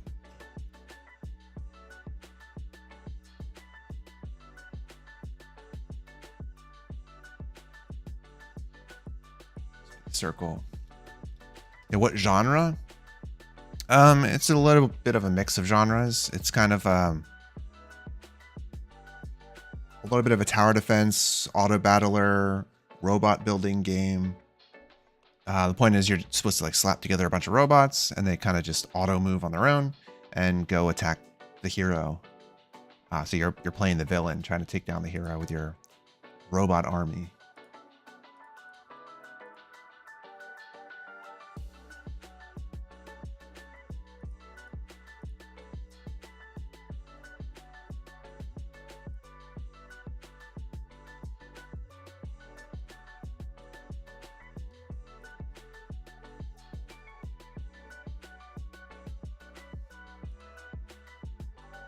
Oh.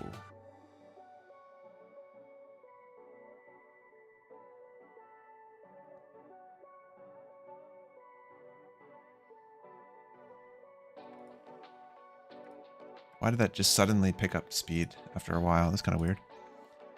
Oh, because I guess it's force, so it's like compounding the force over time, which is interesting. It's not like setting the velocity, which I guess is how it's supposed to be, but They're just kind of flying. If you unbalance these robots, if I unhook this one real quick, watch this sphere kind of fly. It's going to start flipping probably, dragging it there.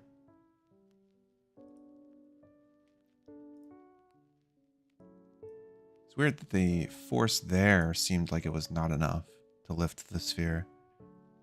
Yeah, there it goes up, starts flying away. Point is, you kind of have to build your robots to be relatively stable.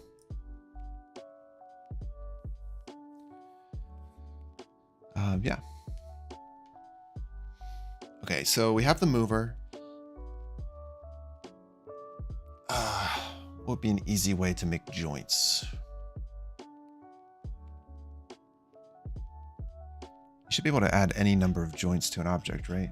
You should be able to add more fixed joints here. Yeah. I can create as many as I want. Oops.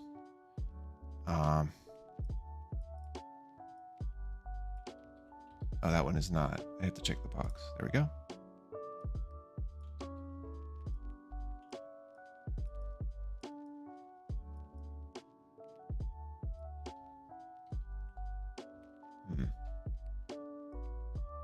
Okay, well, I can set it programmatically. That's all that matters. Cool.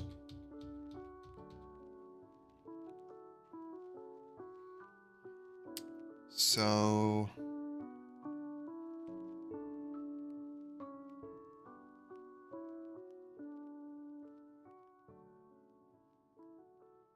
yeah, I'll just go ahead and start looking at this. So with the legs, for example, even before that, I'll make a script for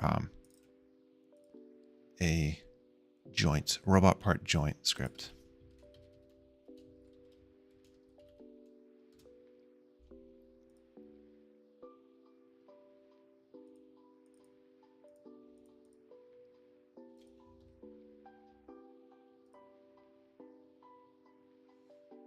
Yeah. And the idea here is that you could just drop them in the prefabs. And here you'll create an empty, you'll call it a attach point. I'll add a component, robot part joint, and I'll move it up here, and I'll even set a little icon like that. So the idea is, wait, I kind of want that to be like smaller or something. A little big, whatever. Point is, that is where the leg can attach to things. So if you drag and drop this leg onto something else, that point will attach, much like Tears of the Kingdom Ultra Hand. And then from there, we'll just sticky on with the joint and go from there.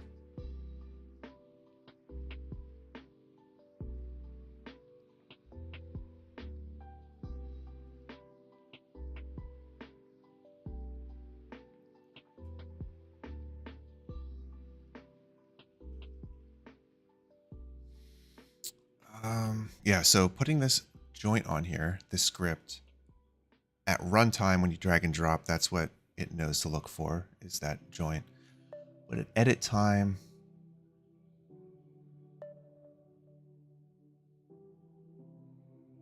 I just want to make this fast iteration.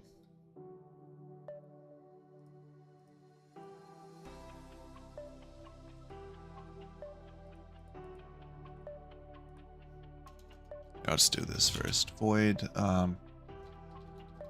attach to robot part.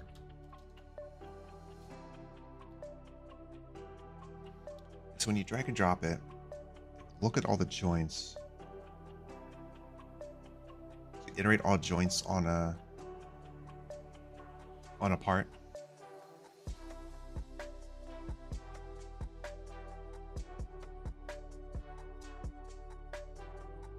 For each one that's not attached, then you attach it to the thing that's below it.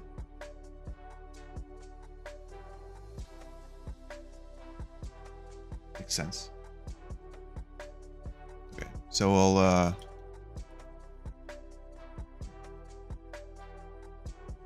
guess in start, so we'll need access to the rigid body that it's attached to. Yeah. So similarly, we get component and parent for the rigid body.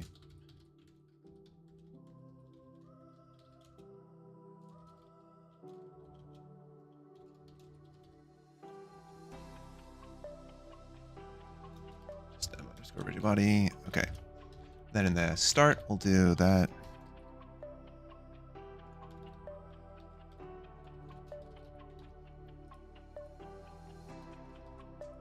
Go ahead and get the component of the parent.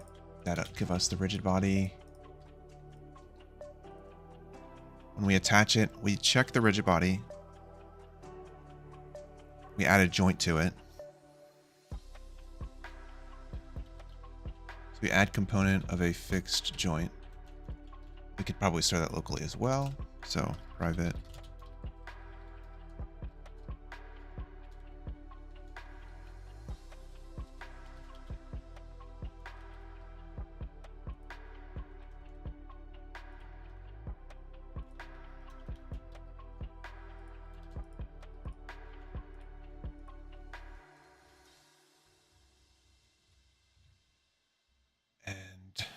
What are the parameters of this? We should have a anchor.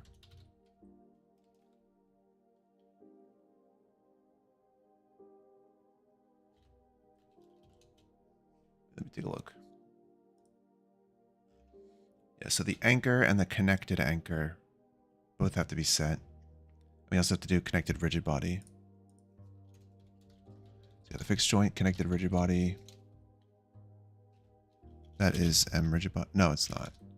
Not M rigid body. What this is attached to. So we need to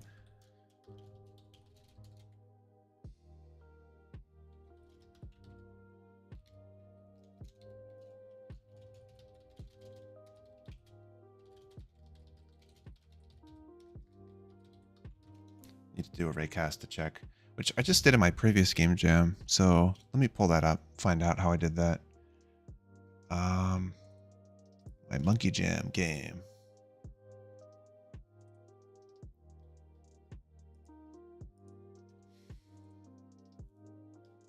I can't believe it's already 2 p.m. Day flew by so fast.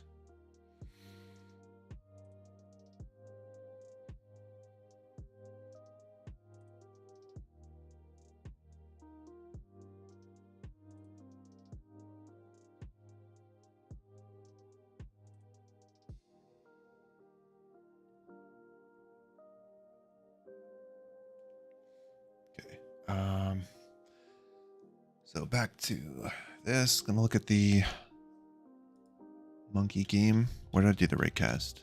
Oops.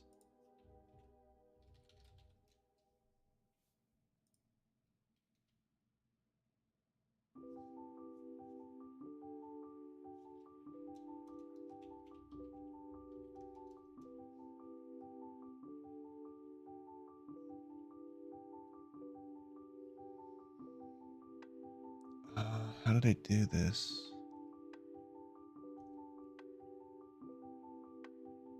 Oh, overlap point. That's the function. Physics2D dot overlap point. I'll just go ahead and copy that.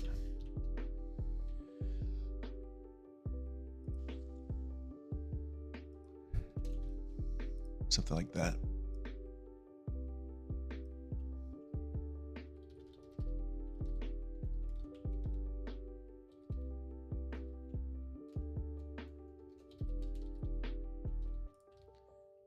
Okay, I will go here and make another layer. Robot part. I'll assign that to this.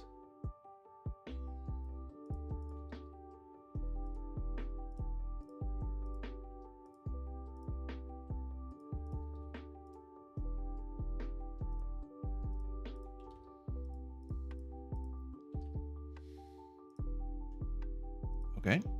I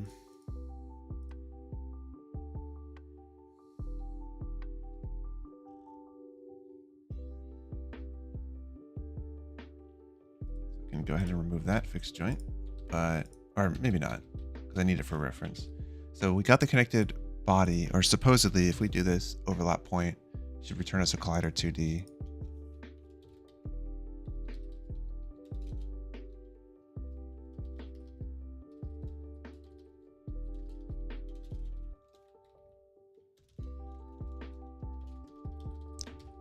Okay, so that should, if we try to attach, it'll give us an overlapped point. Wonder, does this return, like what does it return if it's doesn't find anything?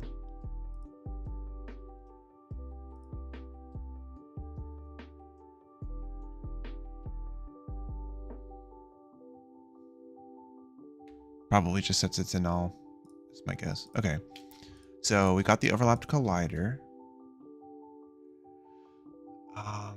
The connected body is equal to that dot rigid body. Wait, attached rigid body. Okay. I guess I don't have to do a get.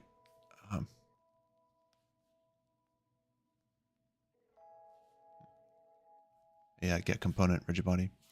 Cool. And then the anchor is a vector 2, so that will be our position. And then we also have fixed joint, connected anchor. Doesn't have the joint. I wonder if that's local space or world space. Is this the latest Unity? It is the LTS. So it's not the latest. It's 2021.3, but cache rigid bodies. I mean, I guess they just assume that colliders usually have a rigid body or would very commonly have a rigid body, so they cache it. But yeah, I'm just going to assume for now. Wait, but how did I do it in the Monkey Jam? What did I do with the connected anchor? Okay, I see. Connected anchor, I did. So anchor was the local position, and then connected anchor, I did the other object inverse transform point.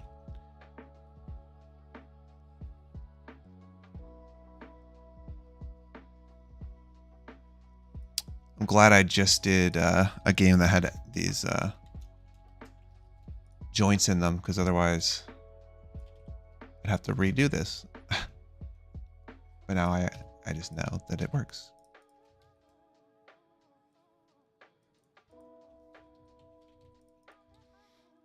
Awesome. Okay, so we're adding the new joints just when we attach. And for update, this is a bit of a hack, so I'll just leave a comment hack. But if fixed joint is null, then we'll just attach. So it'll just try to attach. And then of course here, if the overlapped collider is null, we just early out. So that way, yeah, there's nothing to attach. Cool. So theoretically now testing this in game, it should just attach to things.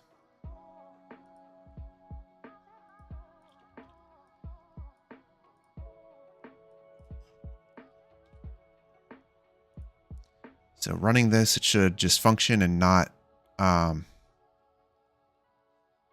break anything. Cool. And now if I take this and I move it here,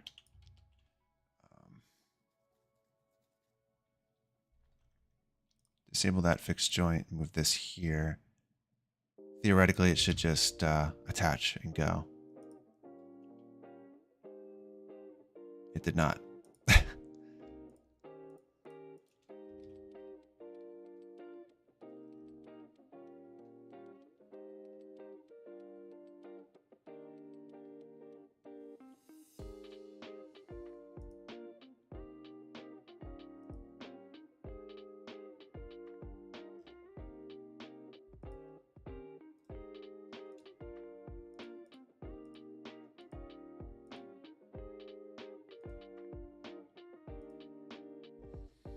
Yeah, it just left.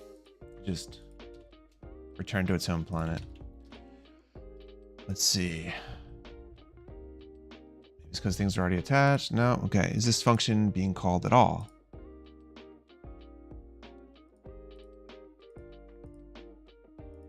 Let's give it a try.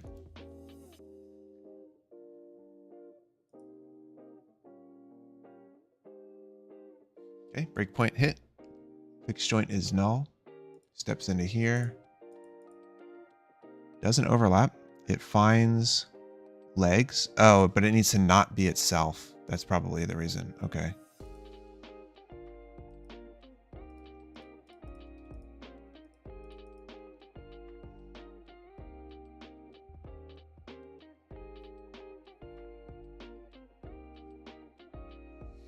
So I want to do an overlap point, but I want to exclude certain things. Let me, I want to look online real quick. Is there a physics, let's see, Unity overlap point, physics 2D. What are the overloads for this function? We got point, layer mask, min depth, max depth. Oh, contact filter. Layer mask, Z depth. Okay. Note that normal angle is not used for overlapping. Results. The array to receive results. So I can just receive an array instead.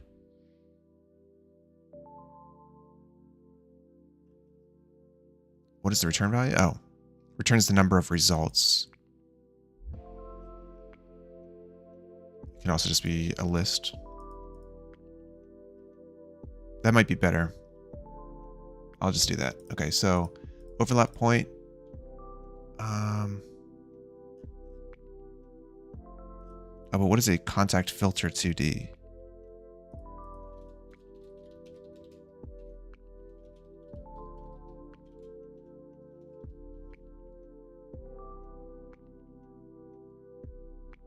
A set of parameters.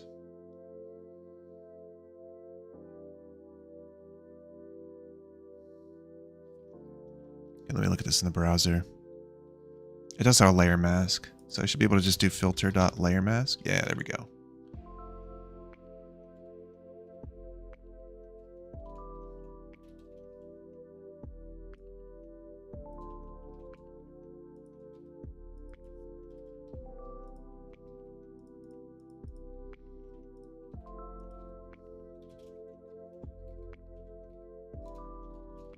So we got a list of collider 2D.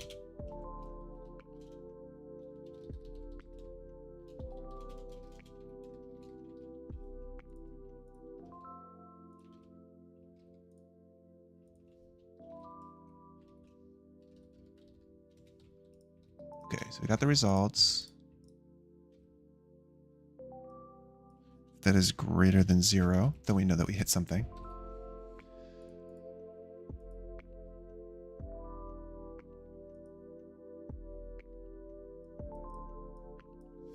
If it is equal to 0, we return.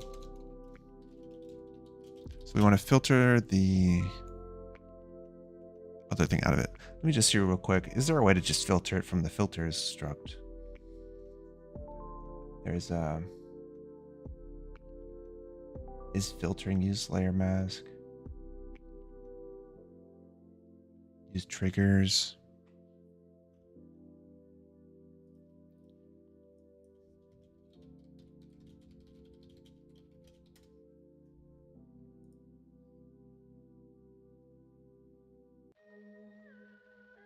And there's a physics 2D ignore collision, but I don't think that'll work here. Okay, whatever, I'll just filter it out. So we filter out the specific.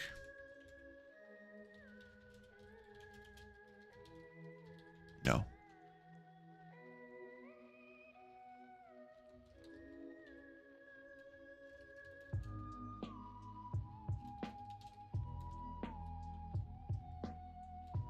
Essentially that.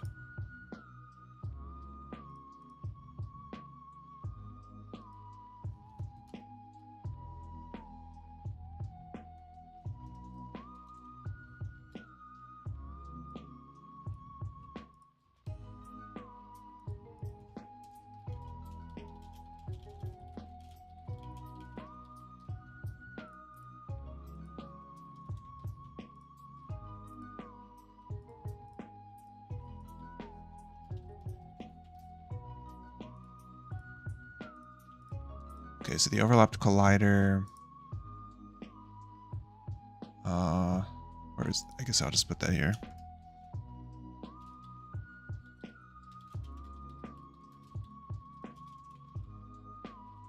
We'll just grab the first one for now.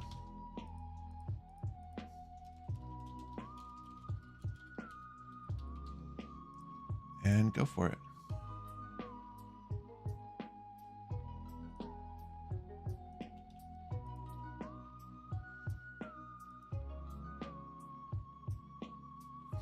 Okay, so now it should theoretically work, but just to double check, I'll put a breakpoint.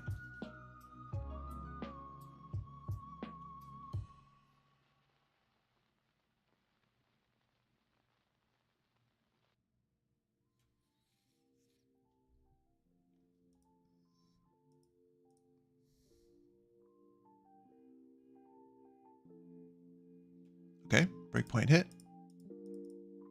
We got our results. There's 1 in it. We remove that. Overlapped. Still 1. Legs. That's odd. Wait, what?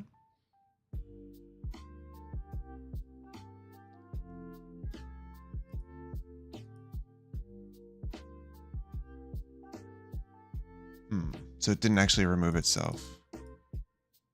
It also only found 1 object.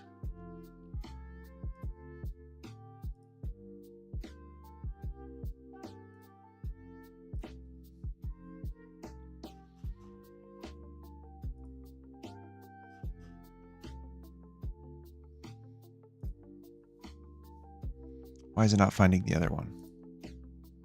Both tagged appropriately. This has box collider, so does this one.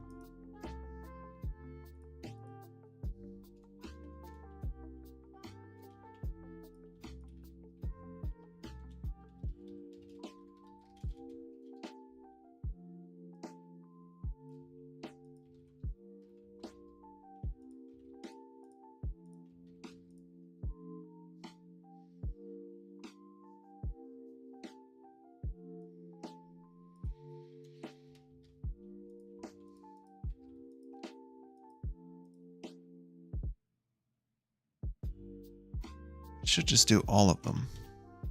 I guess I could also see what the position is. I could go ahead and make the propeller bigger just to check. Or move it down a bit.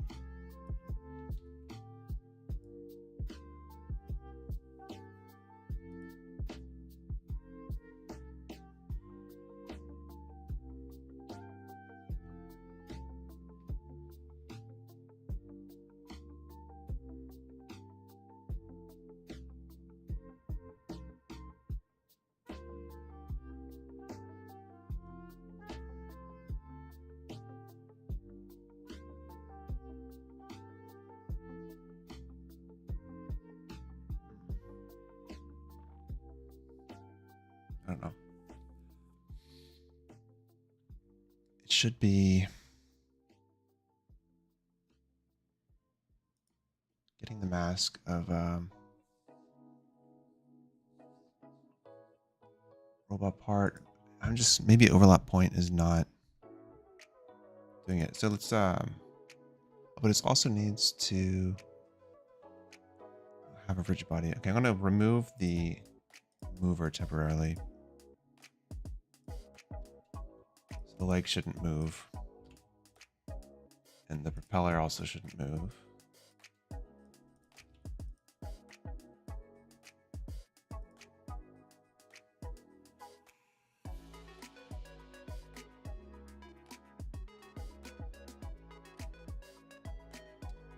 Maybe it's that they're being pushed out of each other too quickly.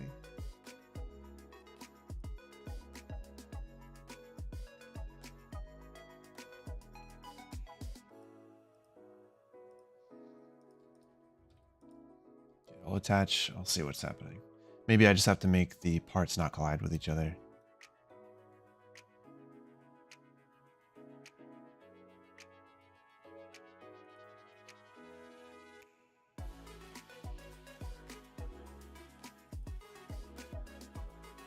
Yeah, it's only finding the one and it's the legs. We get the self collider.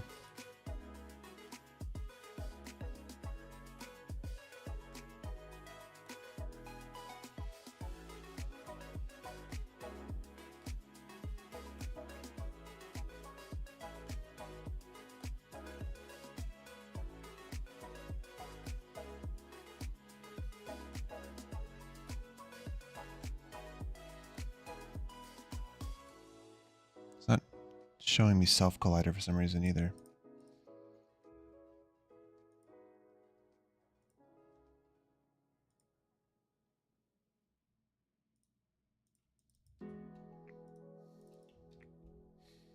Yeah, I got some concept art. Check.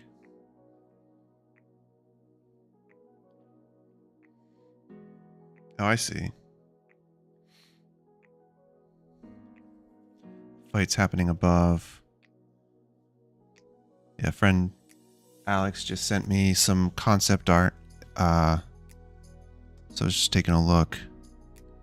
It's fighting above. Click the workbench to go into workbench mode. Parts spawn in the junk piles or fall from the battlefield. That's an interesting concept. They like the bottom is just constantly junk. Give me 1 sec. Hello. Yes, welcome. I am not working solo. I'm working with a designer friend of mine. And yeah, he's just hopped off the call for a second. I'm sitting in a Discord call.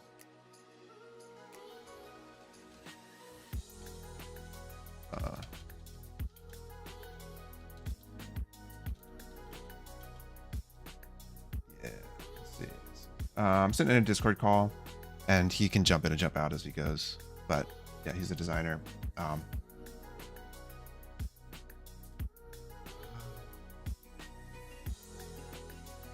You're doing it solo. You're still brainstorming.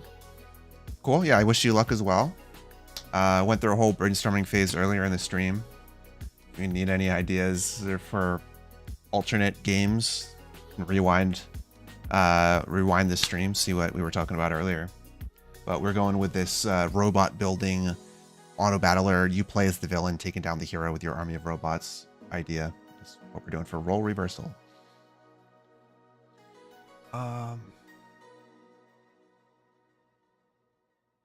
Oh, happy to see how well you were able to go from brain to pictures in 20 minutes. Yeah, it was a cool concept. I'm going to pull it up and post it in the Discord I have with Dan. Let me try to open up Messenger somehow without opening it on stream.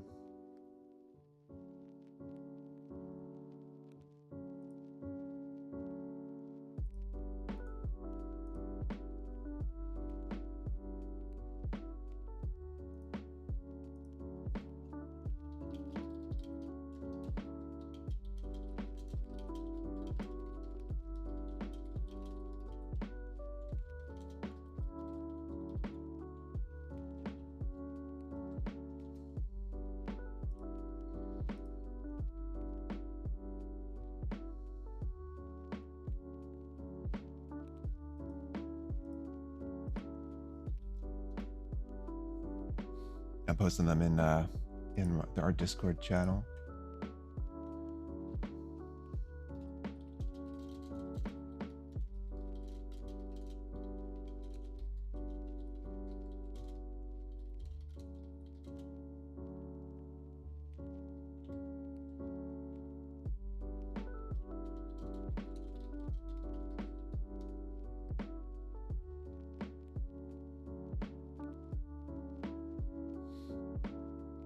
Yeah, I do like a little bit of the kind of, it's an assembly line. You go from left to right. So like the things are on the left, you drag them onto the thing, and then you drag the whole thing and flick it off the screen to the right. It feels very physicsy and like diegetic, context insensitive, all that stuff, all the good stuff. But I also like the junk pile where you pick the parts out of the junk pile. I wonder if there's a way to combine those two. And maybe the durability, weight, and stuff is more. I don't know how to like pull this up on stream. I don't really want to risk things being on stream, but yeah, like displaying things like durability, weight, the stats, and the numbers could just be on tooltips, so it doesn't need as much UX real estate. But yeah, I do like the junk pile concept.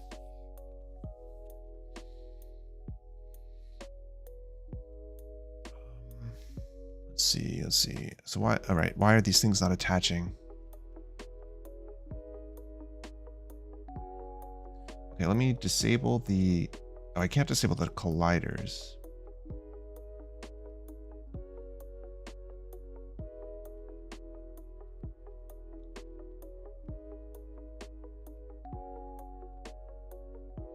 Okay, first I'll just say in the physics settings, make the robot parts not collide with each other as a first step. So that would be here under preferences. There should be physics. Wait, maybe not preferences. Is it project settings? Yeah. Right, project settings, physics 2D, robot part does not collide with robot part. So try that. I'll dock this down here for now, or over here. Well, it's still cut off on screen, but with that, if I click play, they should just not pop out of each other.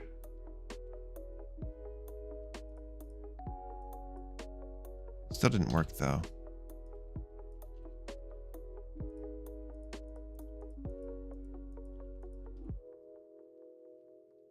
I guess this would be, oh, that's why that's not working. This should be rigidbody.get component.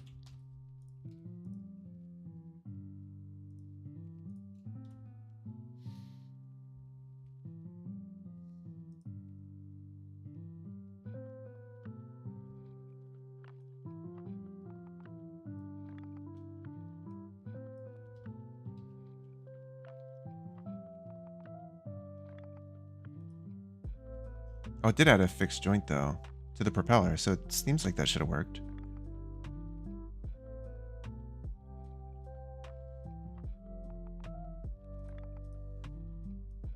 But when I move this, it's not moving the propeller with it.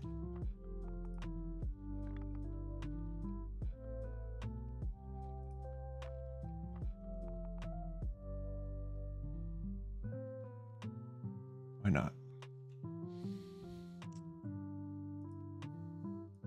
There we go. So I have to uncheck auto configure connection. It's weird that in code programmatically that would be set by default.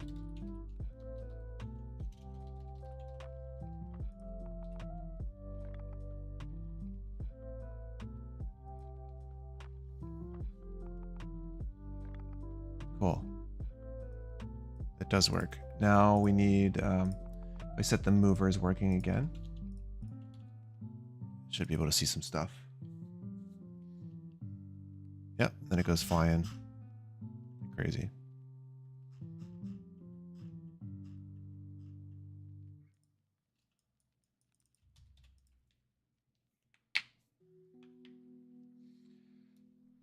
Oh, okay.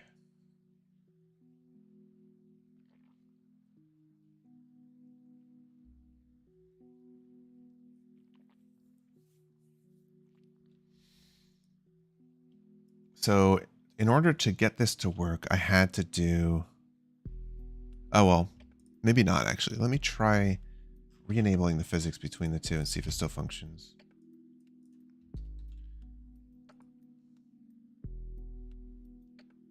Okay, so that is the problem. It pushes it out before it works. So obviously I can allow them to overlap.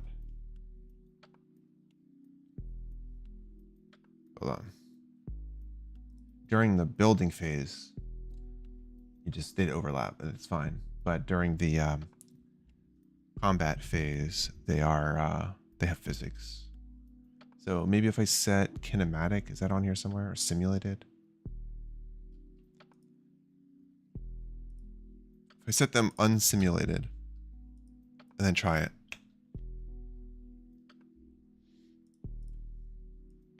It doesn't work because they're not in this simulation. But I want them to be essentially kinematic.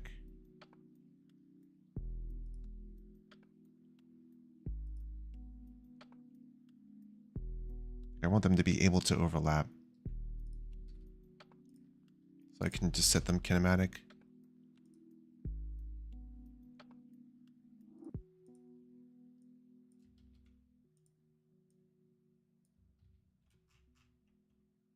So that sets up the joint properly. That's what I want.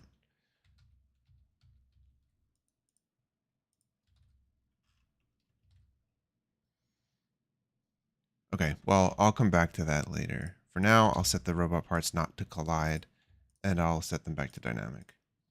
During the shop phase, I think I'll want them to be kinematic so that they can overlap. And then when you actually create the thing, it converts them all to dynamic. That's my thought. Okay.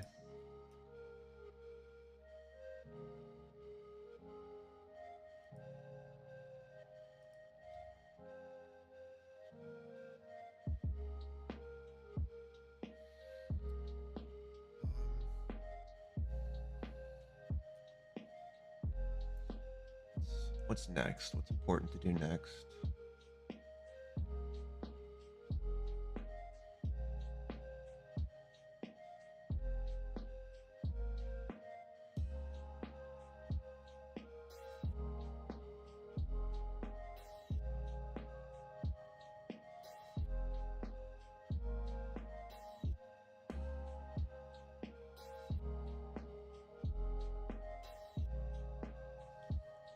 Guess I'll try submitting what I have.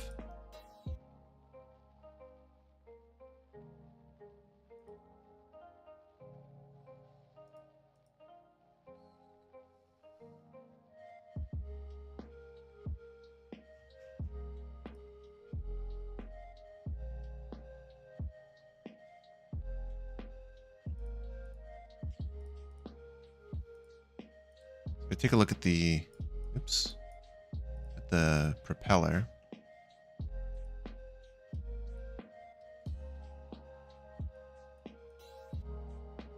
This is the propeller, right?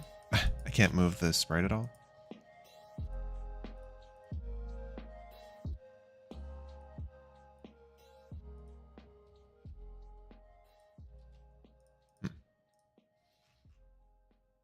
Doesn't let me change the size, but anyway. If I had a mover here, what if I just made multiple movers? Here, and here.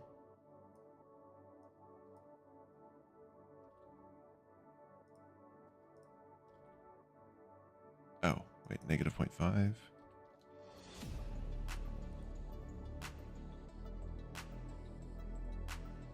So that's supposed to be more stable.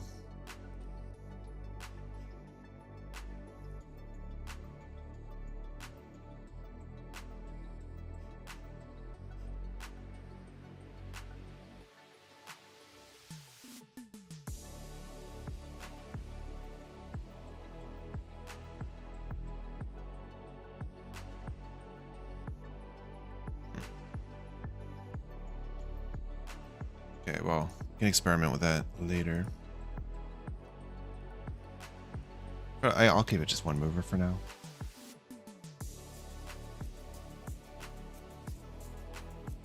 Okay.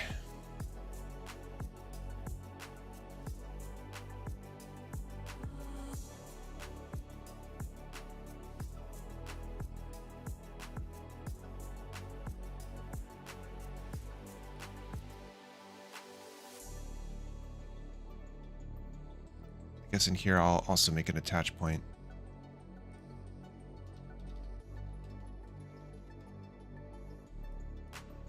So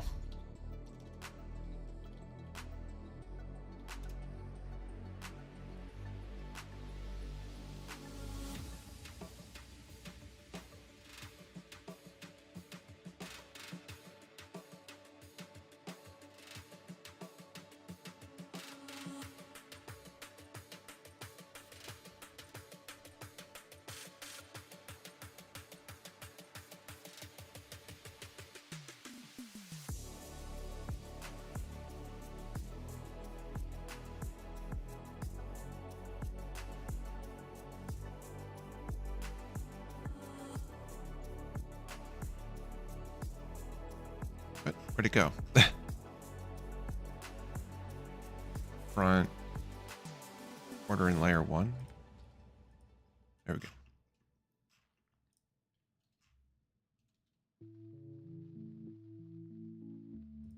Then this guy, I'll also add a sprite. Square. And I'll do it like that. Just to let us know which way is the front. So we can walk in a direction.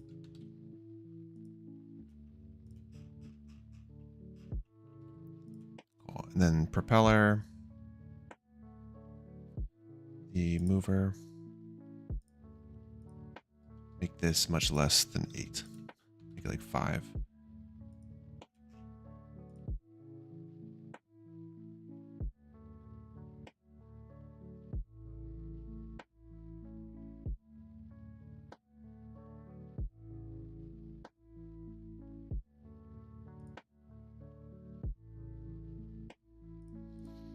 Well, I guess the propeller,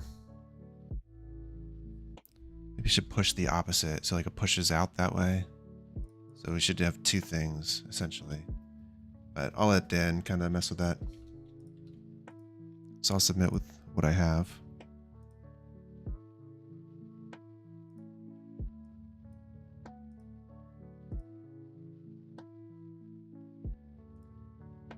First I'll fetch, see if there's anything.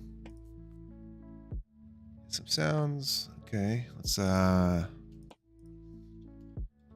this created some robot parts and movers.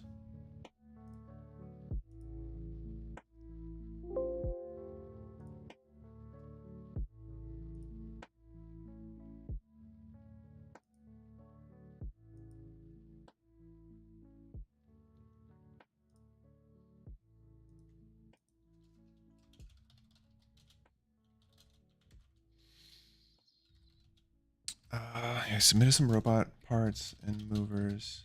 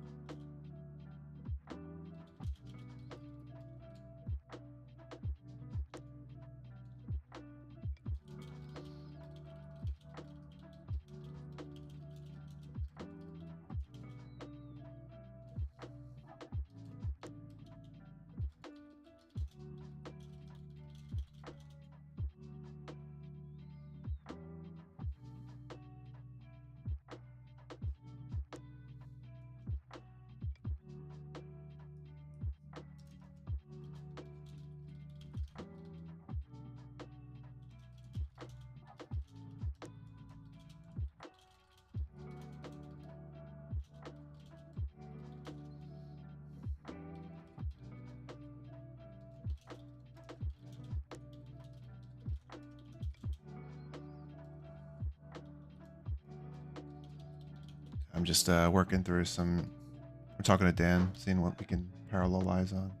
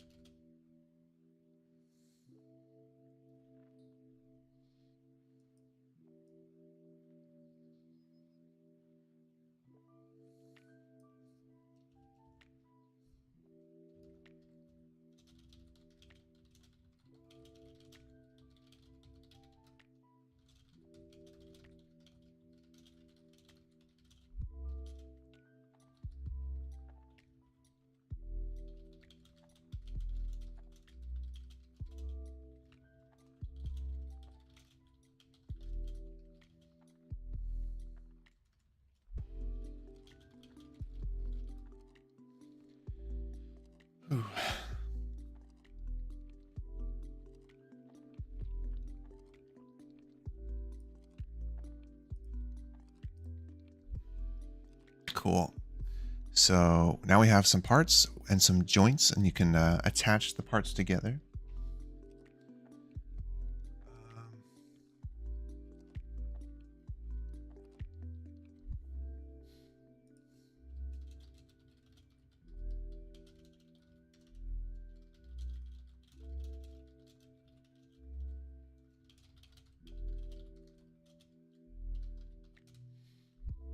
Okay, yeah, so I made some parts and you can attach them together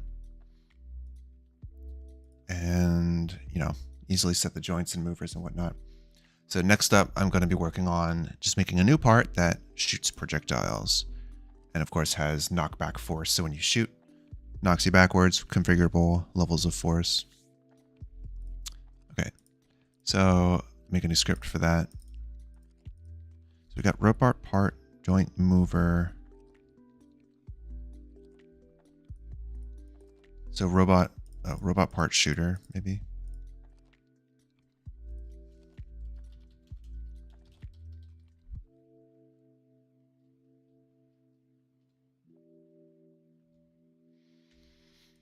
Yeah, I don't know how much of this is configurable with data, but for now, I'll just kind of go with it. So we got the shooter.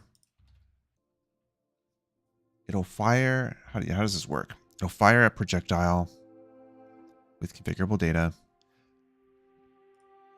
Let me jot some notes down here.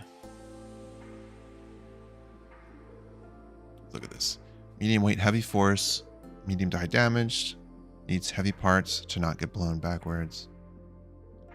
Normal health, whatever. So just jot some notes here.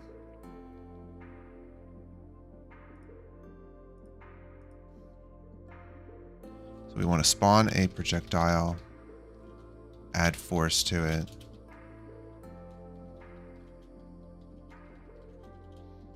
Projectile deals damage on hit.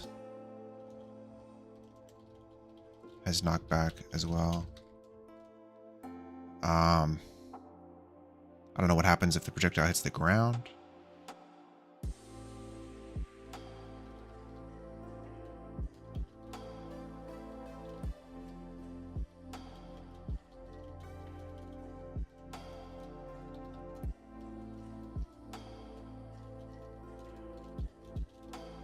Yeah.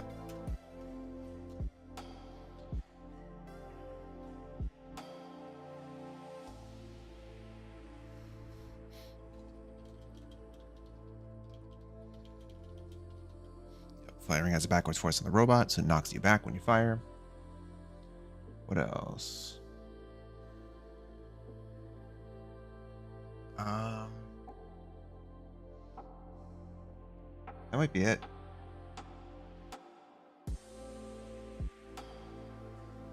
I guess projectiles just go through other robots so I can tag them appropriately.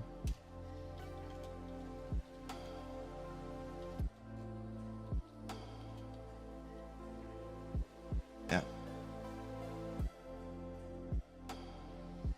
Seems simple enough.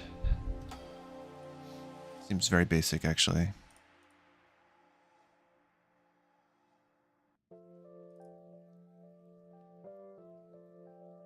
I'll even make a new script for robot projectile. Maybe just projectile.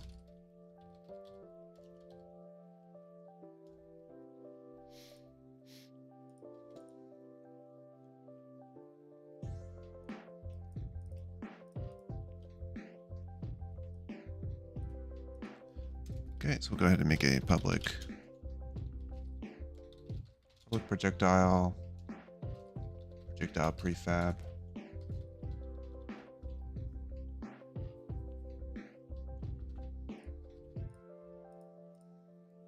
Oh, wait, this is the wrong file. So far, the projectile doesn't really need anything. Maybe an on collision enter with the ground.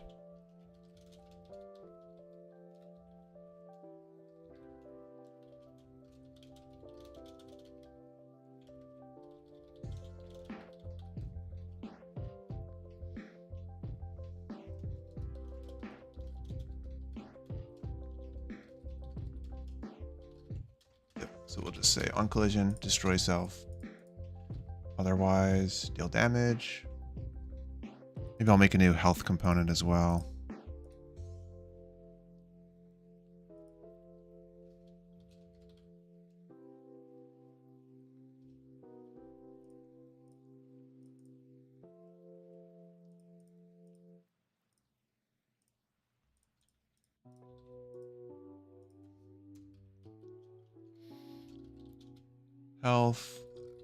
Health equals,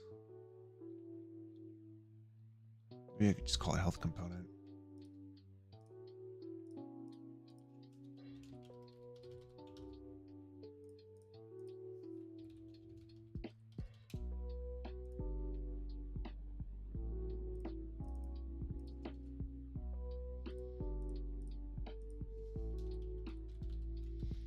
Component health component is collision. Get component. Exactly. If health component is null or not null. Hello, welcome.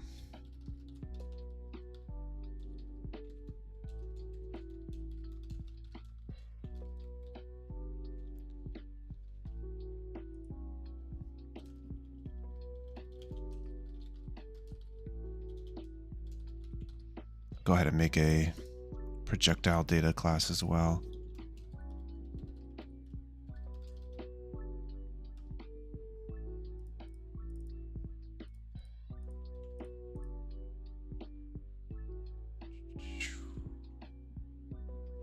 Welcome. Yeah, I'm building a, the game is a robot building game. You play as a supervillain, build your army of robots to take down the hero, roll reversal, and that you're playing the enemy or playing the guy who makes all the enemies in the video game. And I am currently building out some data files. Not super exciting, but necessary to make it faster to iterate.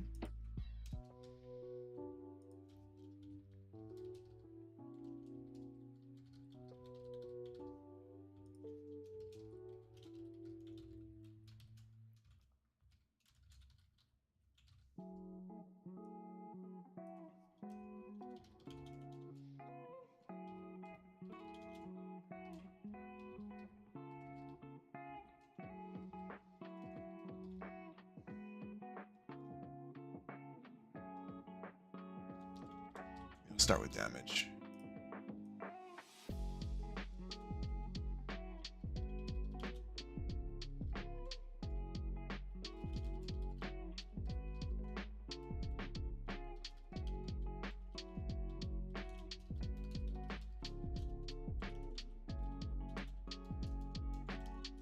Oh my god, I cannot type today.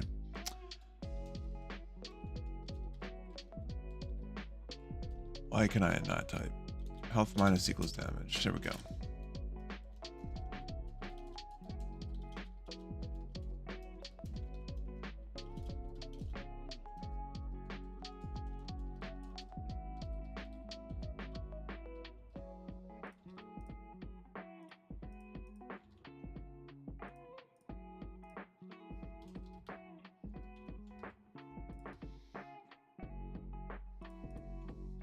Okay. And then we got the shooter. This takes the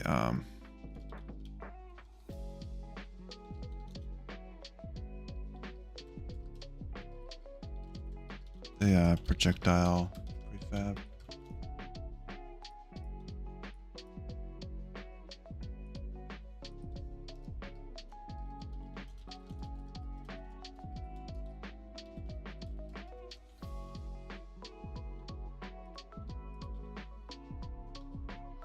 So we'll do projectile equals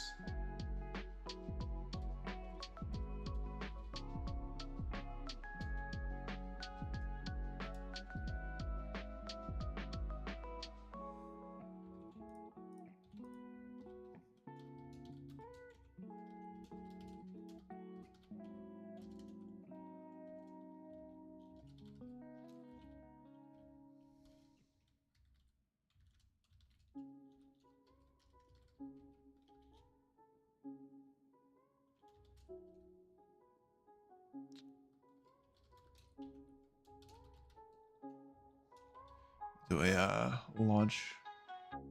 Well, I don't know. Does the shooter have the velocity, or is it the projectile that has the initial velocity?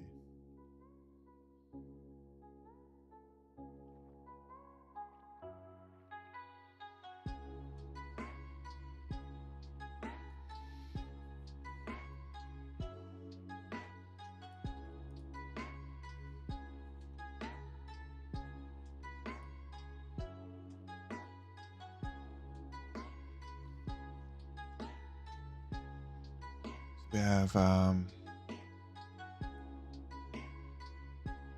guess I'll put it on the projectile for now, but I might move it later. Just so I keep moving forward.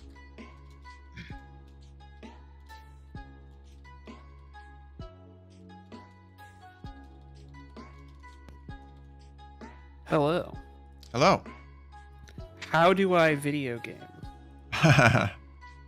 So I'm playing around with the two shapes. Yeah. Can I use the connector, the yellow spheres, on a non-object, like a non-part object? No, it only works with parts.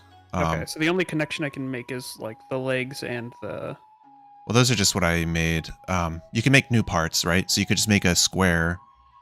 If you assign it the layer of part, or like a robot part, I see. and then you could just make it a prefab or whatever. So it's the prefabs will be the things that like will spawn and you can move around and whatever. So if you want there to be like just a hull, like a base hull, or I'm working on the cannon and whatever, you want to make the propeller right now goes up, but if you wanted one that like pushes away instead of sucking in, you could like make a duplicate of this and just reverse the direction. Lots of things like that. So once you get those, the attach point is a child of the part. And ideally it'll be like when you click and drag a part and you drop it on top of another one and you release your mouse, that will attach it. But for now we don't have the clicking and dragging, so it's just when the game starts it attaches. And so if you just get these part prefabs and you just kind of overlap them in the editor, then they'll just attach when the game starts. Perfect. Okay, sick.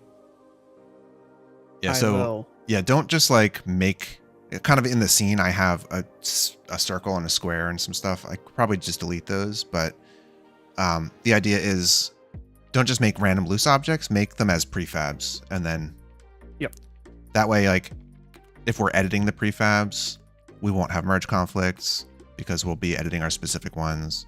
And if you, like if you made like a bunch of changes to loose objects and then you just left them, and then later we realize, oh, that's not even a prefab, then it becomes more work to go and make it a prefab. Got it. Okay, that's pretty simple. Is there a way that these parts don't have weight yet, right? They do, but it's not through the data object, it's just through the rigid body. I see. Okay. Mass. Yeah, it's the mass. I set there's like a part data. I actually never even attached the part scripts, so like that's not even really hooked up yet. But if you look at the mover and the attach, well, maybe not even the attach point, just the mover, I guess. There's a data field for. Yeah, that's just got move data. Direction and move force right now. Yeah, so those you can edit at runtime. So like even if the game is running, you can tweak those values. You can share those values across multiple things. That's why it's a separate asset, so you can do those things. Got it. Okay, cool. Yeah. I'll play around with these for a while, and then that should take me until I have to go to the doctor. So Okay. make a couple of these guys. Cool. Sweet. Thank you. Yeah, the problem that I noticed is like if you attach the propeller to something, it's just gonna go flying off the map no matter what. Yeah, these things happen. Maybe it's just the fact that you have to put it on a hull that is heavier than it, and you put two propellers and try to distribute the weight and things like that.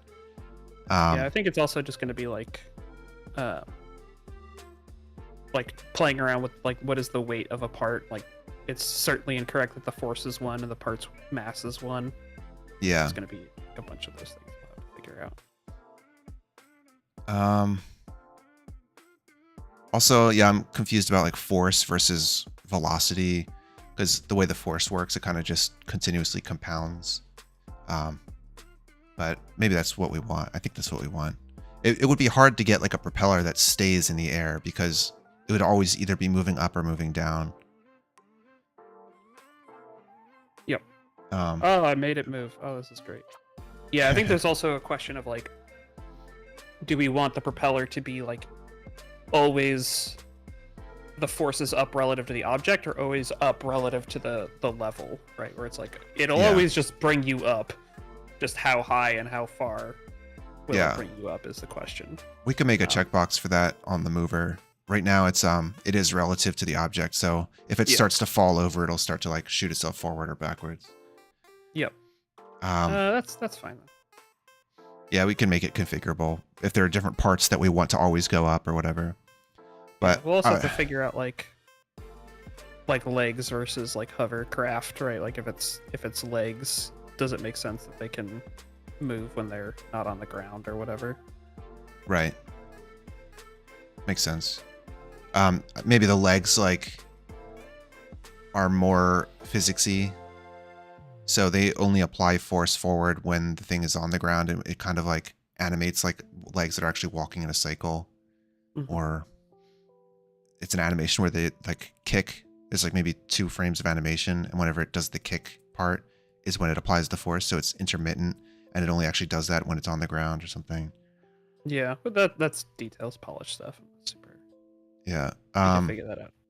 But yeah, I guess another thing with polish that could help stabilize it is like the propeller would have some angle range, maybe like a 20-degree angle or something, and it can pivot, so it always tries to remain upright around its pivot, but only within 20 degrees. So if it falls over too much, then it'll go crazy, but it'll kind of like stabilize itself and hover a little bit better.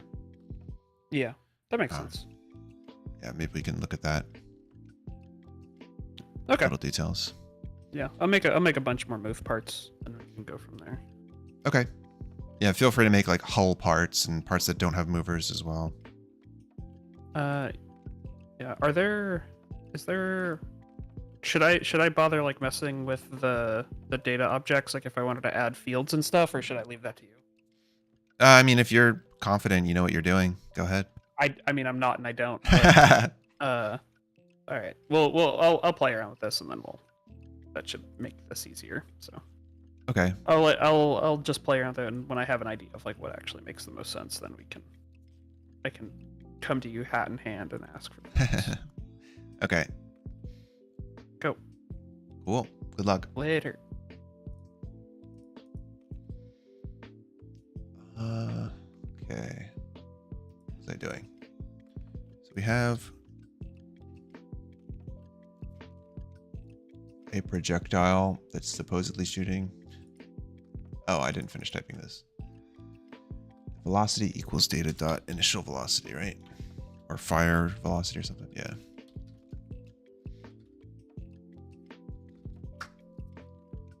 So we have fire velocity.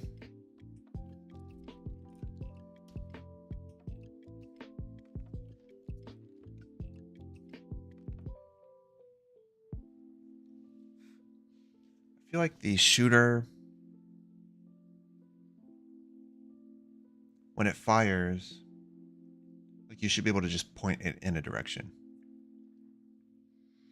So the velocity shouldn't be a vector. This should be a float. Whatever, fire velocity. I'll just call it fire velocity. And then when we actually shoot, it should go with the shooter's direction, rotated by the shooter's rotation.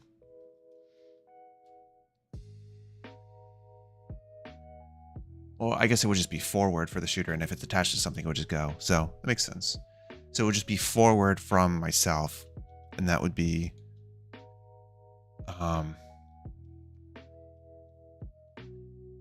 just transform dot right, I guess. So it'd be the fire velocity times transform dot right. Yeah, I don't have to do any fancy rotation.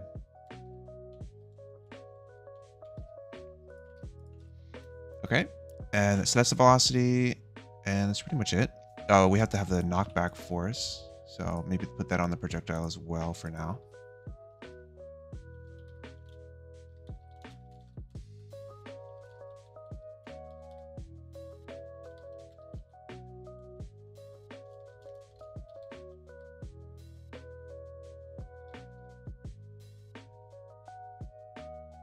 Something like that.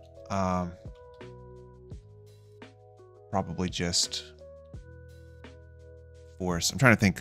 It'd be nicer if it was velocity, because then it'd be comparable. But we can't just do velocity because, you know, we have to be additive here. So spawn and fire. Spawn and fire the new projectile. And then we apply the recoil.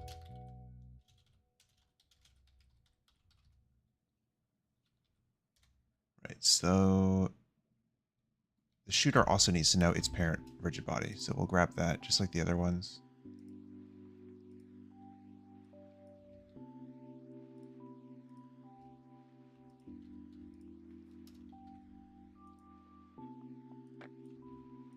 Just getting it from the parent. Caching it away. So we apply the recoil by just doing an add force. Probably at position.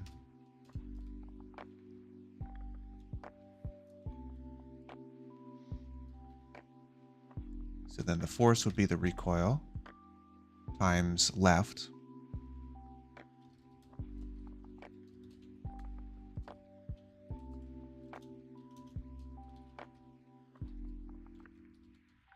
Negative right, I guess.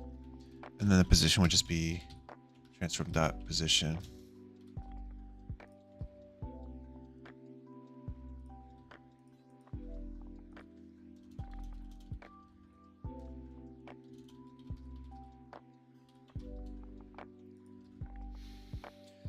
I guess we could have other kinds of joints as well in the future for these parts, but that'll be later in the jam, much later.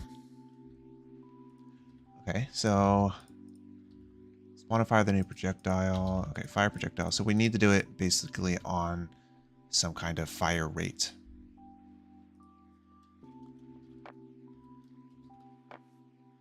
So I guess I'll make that public. Eventually, maybe the shooter could have its own data. I don't know. I'll just make it public for now.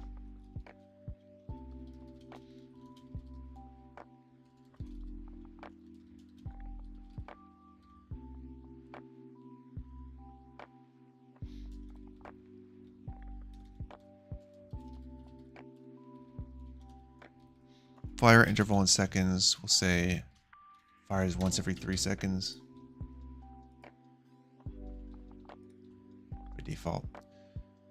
We'll make a timer.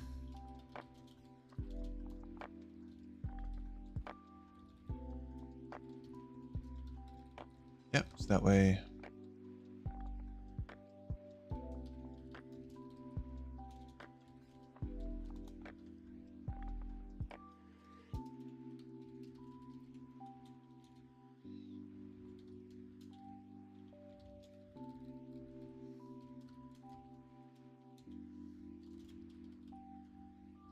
Decrease it if it's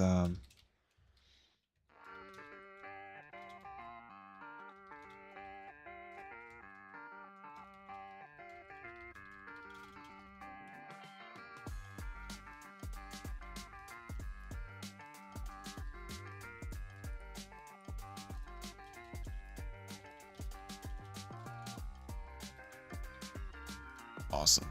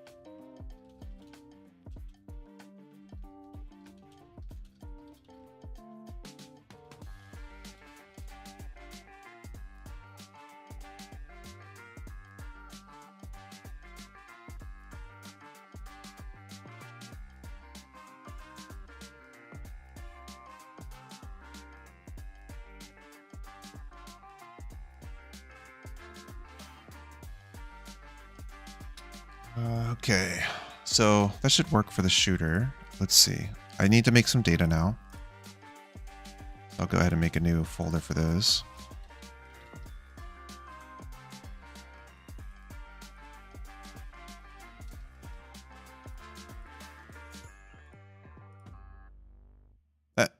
Oh, right, projectile.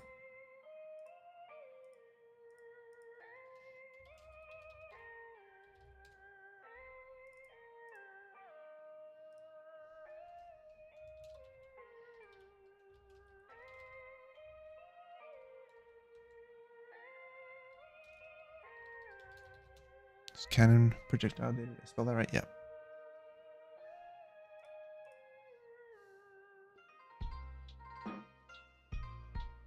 Okay, we'll say 1 damage. Fire velocity is 1. Recoil force 1. I don't know. We'll see. I'll have to tune those values. So I'll make a new object.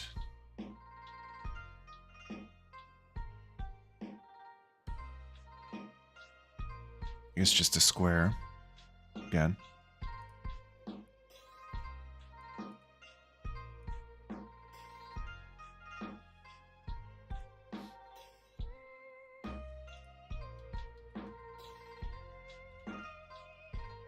Just to make sure we don't get any merge conflicts that are annoying, I'm going to go ahead and make my own scene.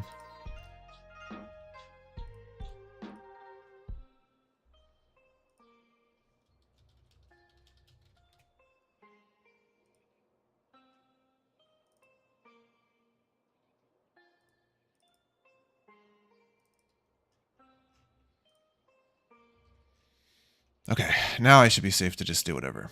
I'll go ahead and make my square. And this will be a cannon. And make it like that or something. We can... No movers, but create an empty child. And this will be the shooter. No attach points either. It's just a cannon. Maybe there could be an attach point.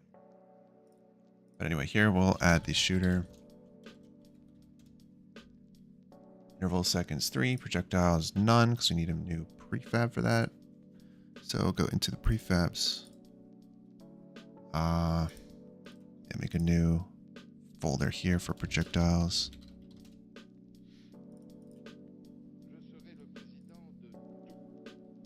Make a physics dynamic sprite. This guy. Make it much smaller.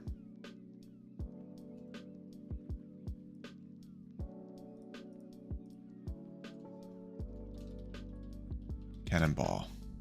Am I spelling cannon right? I feel like I'm not spelling cannon right.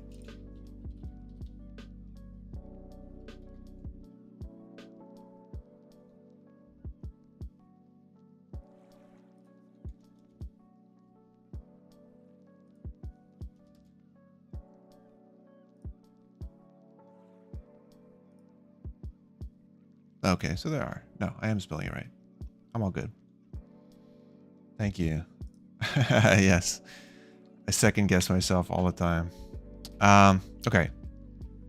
So in this, what are these colors? I want to copy this color. Make that darker. Add a child. Sprite. Square, just to indicate what the front is. Cannonball goes here, shooter goes right up there.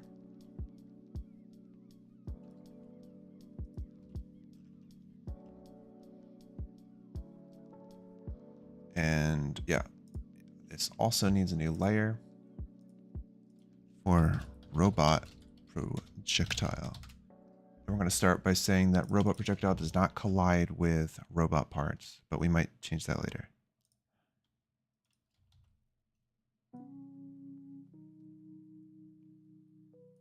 Oh, they also don't collide with other projectiles, yeah. Okay. And then this guy gets the robot projectile. So that's the cannonball. If I go ahead and add a projectile, this needs the projectile data, which gets the cannonball. That can go in the prefabs folder for projectiles. Drop that in there. Delete that. Cannon gets shooter, gets this. And it should also have a collider and a rigid body. So we got collider, we got rigid body, and it's a robot part. No children.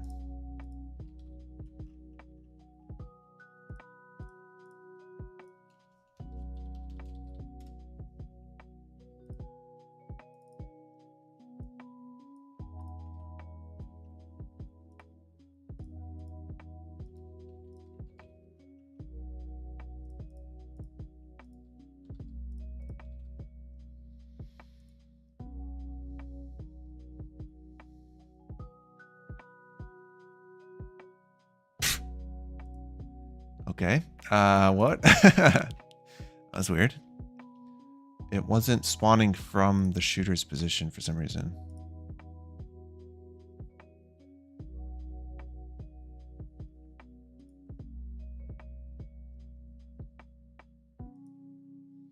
How are we doing? Mostly just experimenting with...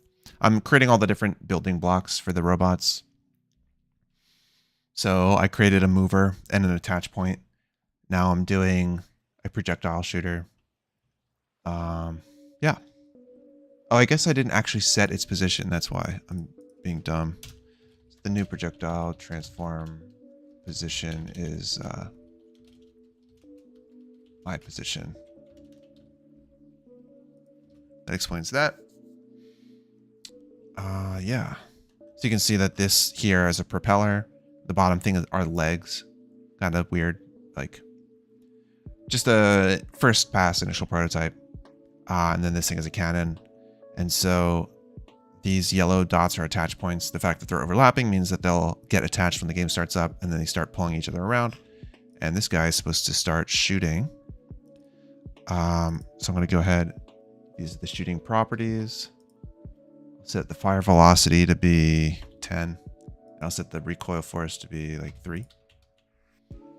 And we'll see what happens.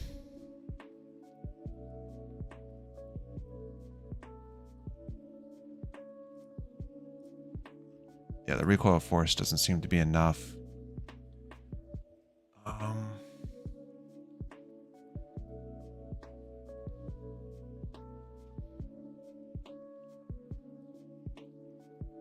Yeah, it's adding a force of position.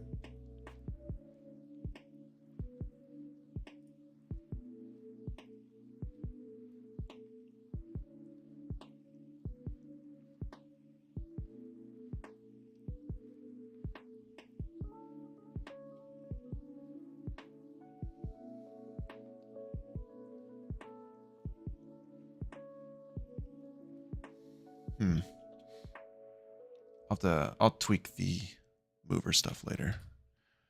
The mover should probably do the same as this, where it just does like transform.right instead of manually entering a direction. Yeah, we'll see. I don't want to mess with Dan if he's already working on that. Okay, so why is it the recoil?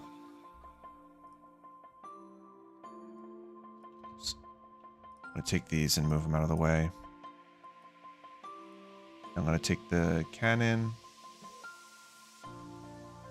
shooter, and I'm going to make this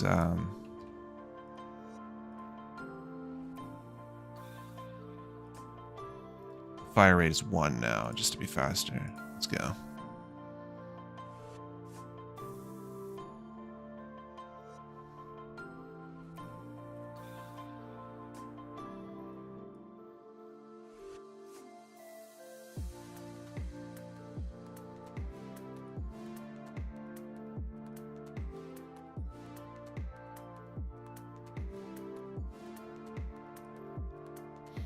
Oh, I guess I didn't need to kill it because I can just do the recoil force live. Anyone not going to participate have a good idea? If you're curious, I mean, I did a whole bunch of brainstorming earlier in the stream. If you want some ideas, want to rewind and take a look, but yeah, are all the rejected ideas, unfortunately. Welcome to the stream. I'm gonna crank up the recoil on this, just like really high, see what happens. Oh, it is, okay. It's just way heavy. There we go.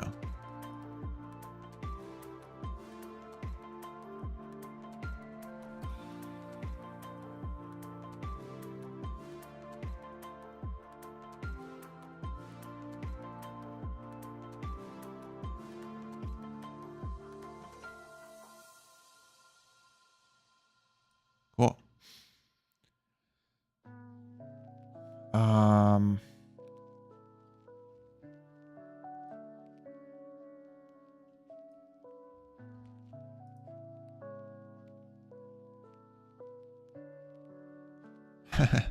That's kind of cool.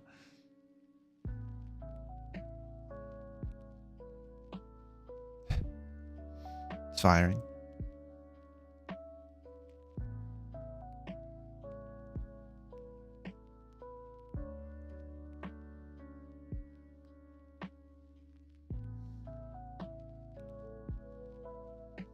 It's fun to watch. Okay.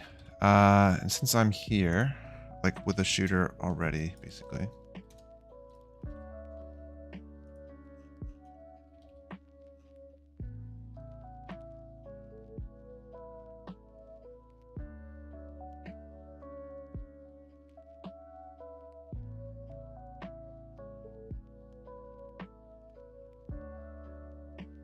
Trying to think. Should I just make one attach point or no attach points? I'll leave it for now with no attach points. Yeah,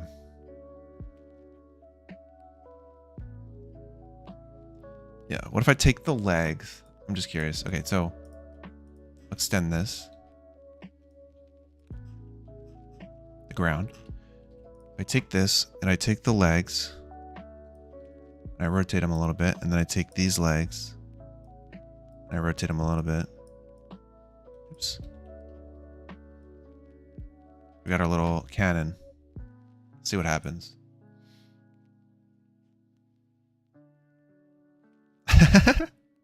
Oh, it's so adorable.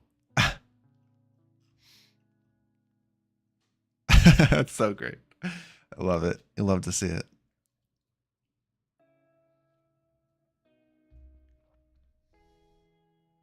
Okay, so now what if I take a propeller, right? Oh, it flew away. Okay, take another propeller. And I rotate it. Oh god, now it's attached. Oh no!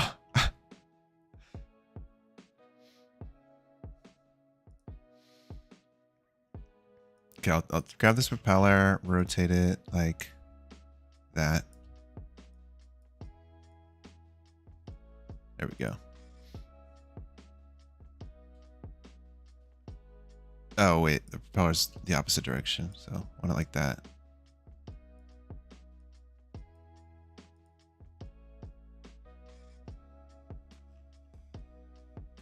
There it goes. He's off to the races.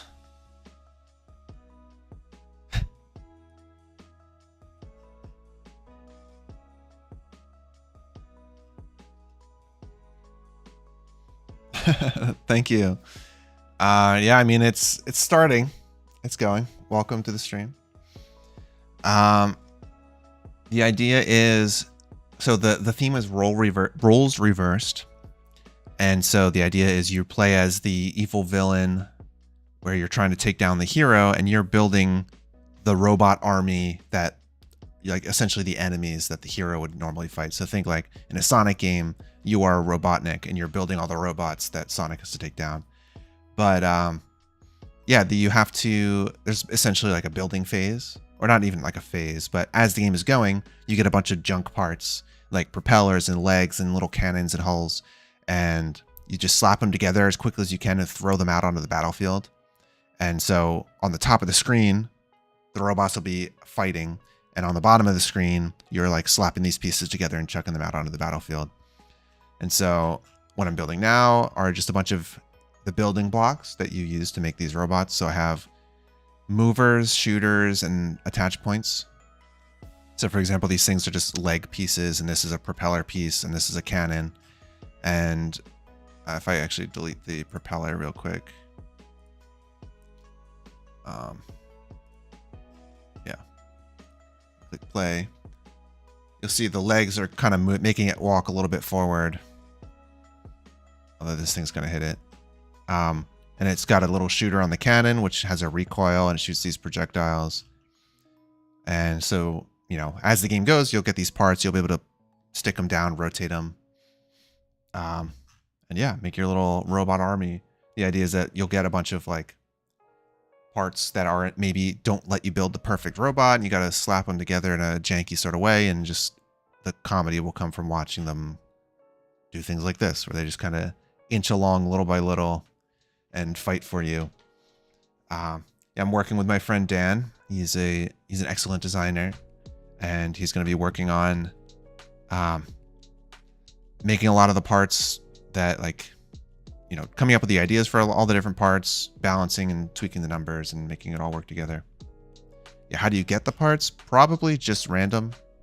So they'll appear in your little slide out drawer or something. Haven't exactly figured that out yet, but essentially you'll just get new parts regularly. And we want to encourage you. We both believe that it's more fun if you try to build the robots as fast as possible, instead of like very precisely building the perfect robot and putting it out there. So we want to have subtle ways to encourage that. Not exactly sure what that is yet, but yeah. Just build a bunch of robots. Maybe you only get so many parts and you have to build something with it, like with what you have. And then when you send the robot out, it clears out your parts and gives you new ones. So you're encouraged to like just build something quickly with what you have and send it. Yeah. Yes, jank robots. There we go.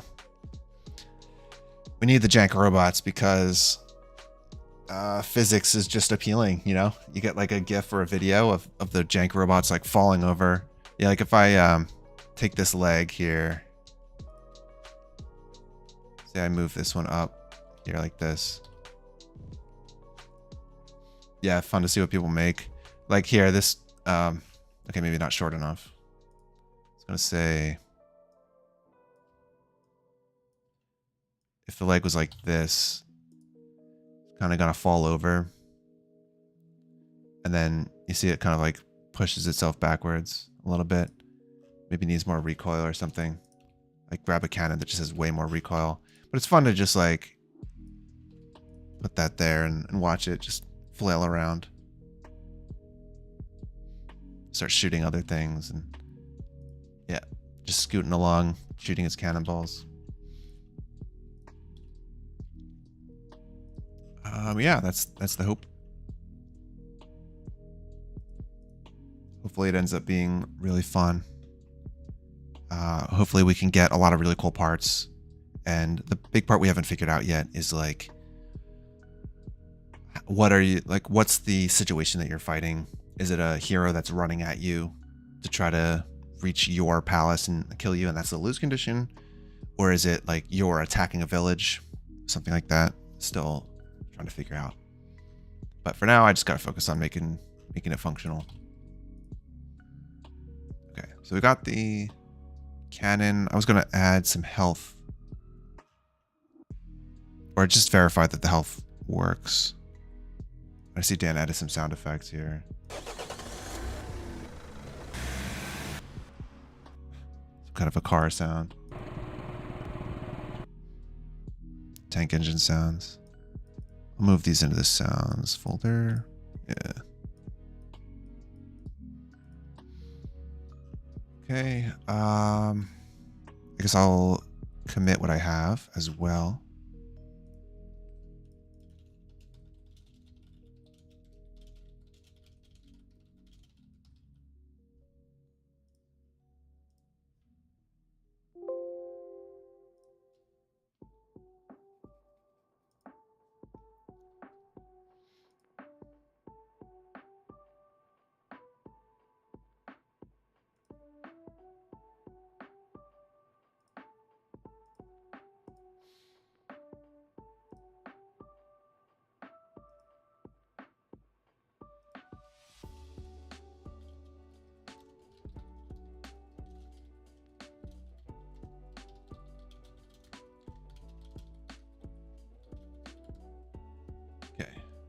Just letting Dan know I submitted the canon.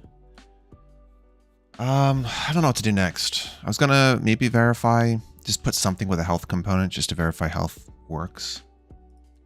So maybe I'll just go ahead and make just a square here.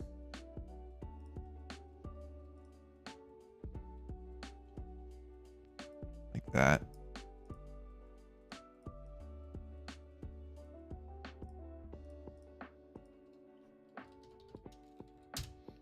So initial health is like 5.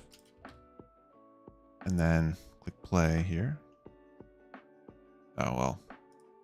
Okay, move this so it's not going to just fall immediately.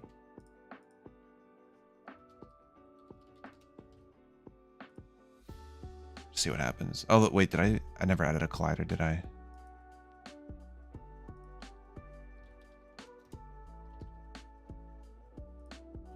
Now it should be good.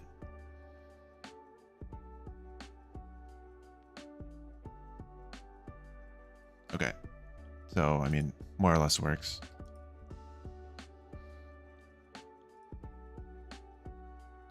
Neat.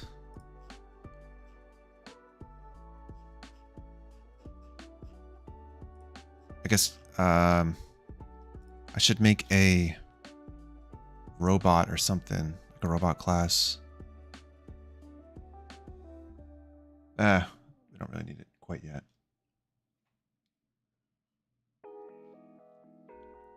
When we create them in the controls and then put them down, like be able to attach them and then send it out into the battlefield, I'll probably wrap the whole created object in a robot class. And then the robot class would have health, and then anything that takes damage, like any of the colliders, should probably do get component in parent with the health. So when a projectile hits an object, instead of just getting the health component, it should do it get component in parent. What's that function if it has no parent? Let's see. I forget. It does, yeah. Okay, that should work. Because then any of the body parts that get hit will subtract health from the parent robot. That'll be pretty cool. Ask Dan.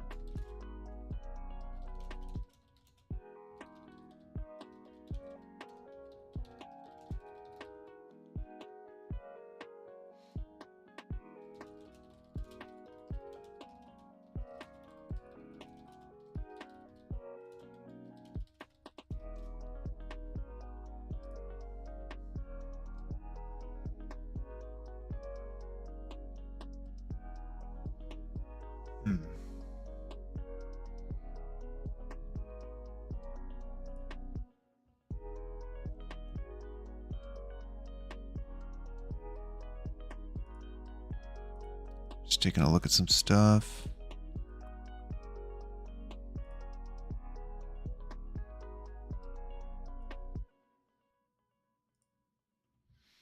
Okay. I think I'll probably go into controls unless Dan wants something else from the parts. So what I mean by that is essentially setting up the game scene so that there's like a top and a bottom.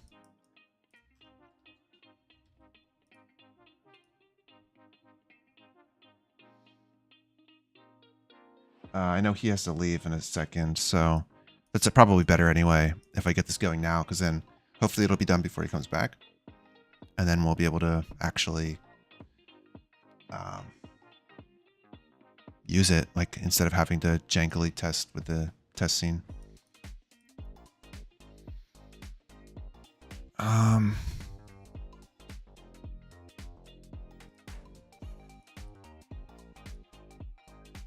Yeah. I'm afraid to edit this game scene. I should have made like a separate test scene. Okay, I'll just keep working on my test scene for now. So what I need are essentially 2 cameras. I don't know why my mouse glitched to there. Okay, so we got this. It says main camera. So we'll just call this like top camera. We'll dupe it, call bottom camera.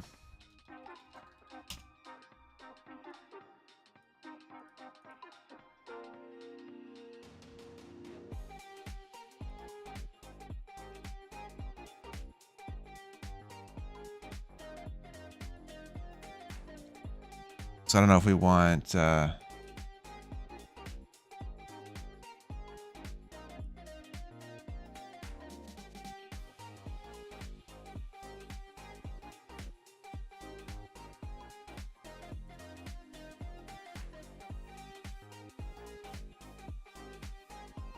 wait, I forgot to do this, to be honest.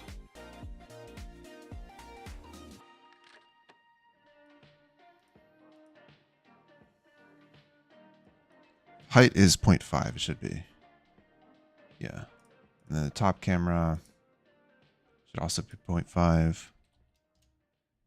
And then the viewport rectangle is 0.5 and 0.5. But this should be, oh, 0, because 0 is on the bottom. Okay.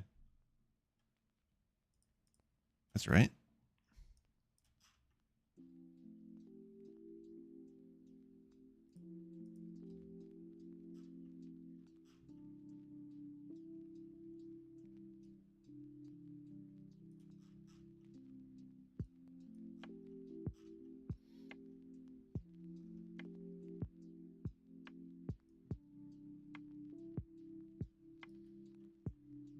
Maybe instead of 50-50, it's like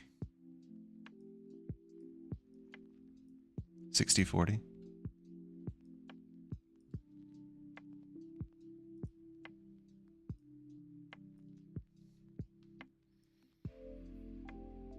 Something like that, maybe. Bottom camera.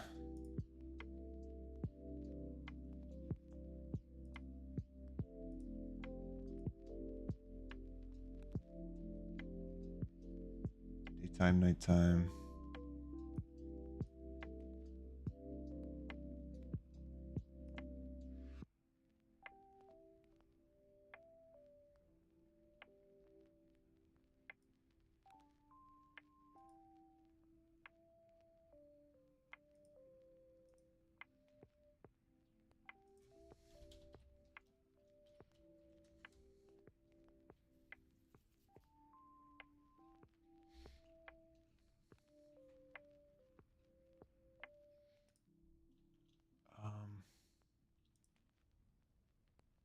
Yeah, so bottom camera, want something more appealing, more contrasty.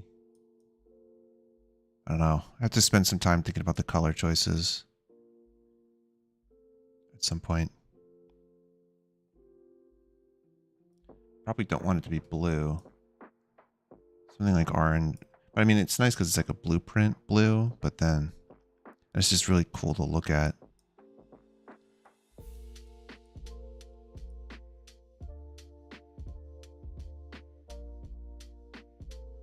But if it, you know, if we're doing a day-night cycle sort of thing on the top, it wouldn't exactly work.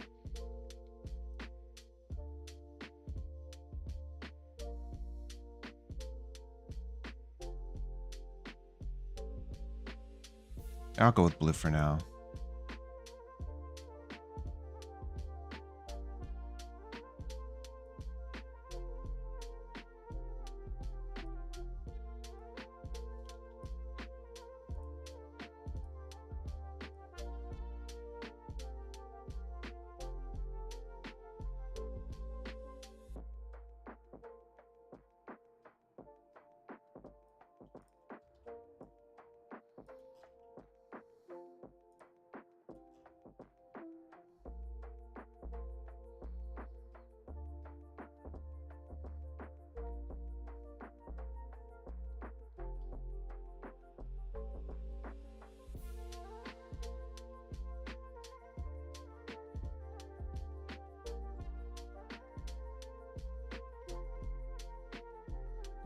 I don't know what the best controls are for rotating a piece either.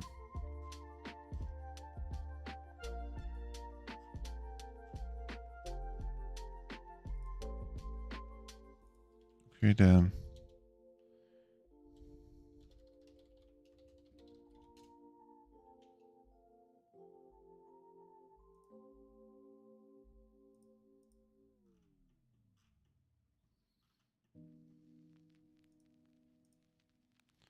This is the build area, and then I'll dupe this and call it the like combat area.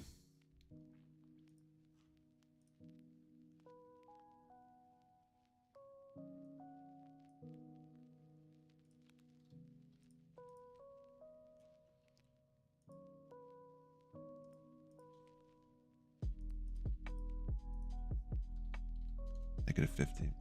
Q&E. That's a good idea. You could even do like WASD or whatever possible. I typically like to make games that are, you know, keyboard only or mouse only. If you have to use 2 hands to play the game, just like if the only thing we need in the whole game are 2 buttons and you have to add a whole extra hand to the control scheme, it's not amazing. But since you have to select your part by clicking and dragging it, it's a little challenging to rotate it unless we add some sort of gizmo or something. And I know scroll wheel is like an obvious example, but I have a friend who doesn't have a scroll wheel on his mouse, and I used to have on my indie game, I had a mechanic that was only accessible with a scroll wheel, and he just couldn't play the game because he didn't have a scroll wheel. So that's not great either. Maybe both. Maybe scroll wheel and Q&E also works. So if you happen to have a scroll wheel, it works. Maybe you can right click on it and then drag and it'll rotate. So like click and drag to move it, right click and, but then you can't really do that because you drop it. So maybe keyboard is the best way. Maybe it's the only way.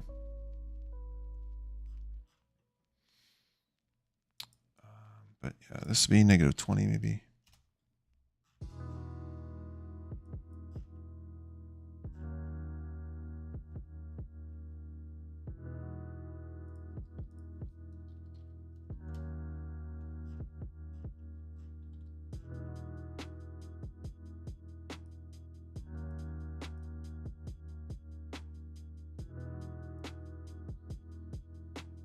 Okay, I'll delete these old circle and the old square. Grab these temporary parts, drag them into the combat area.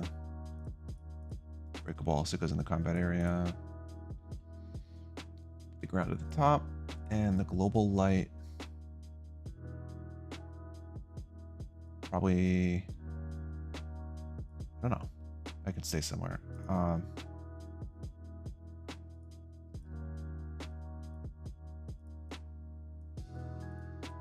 Okay. Now under here, I'll create some new stuff.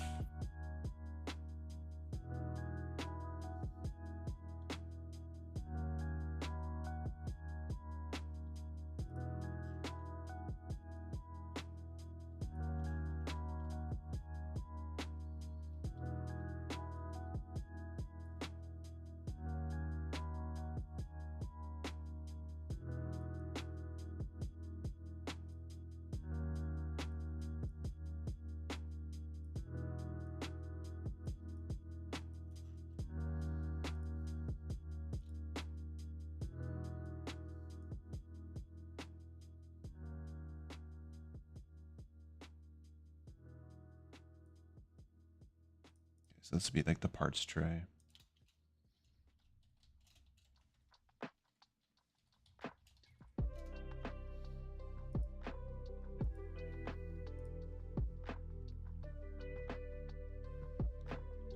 And then we'll dupe this. This will be the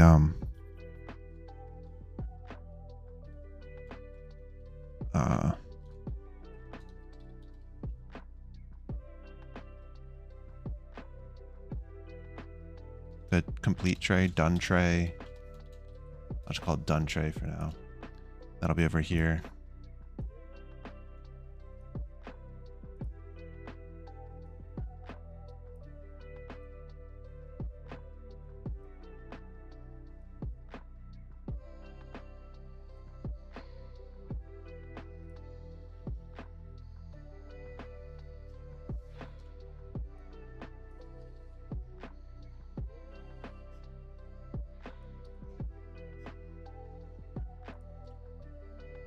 Okay, so to start, I guess I'll just make it spawn some parts. So I'll just make a parts spawner class, I guess. Let me think, how would I want this to be structured? I can do, like there's gonna be a game phase, like the whole game state, it'll be a gameplay state. Parts will spawn. Something needs to tell the parts to spawn. You click and drag, something needs to tell them to stop. I guess having a part spawner doesn't hurt. When you click and drag the parts, like the tray doesn't really need to know anything. So Doesn't really matter. I could just go with part spawner.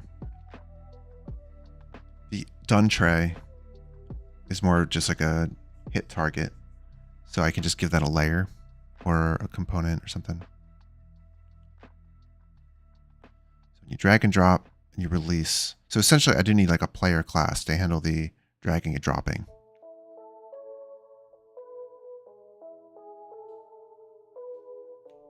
Okay, so I'll make a part spawner and a player class. Those are the two things I need. And then the done tray probably doesn't need like a whole scripting logic.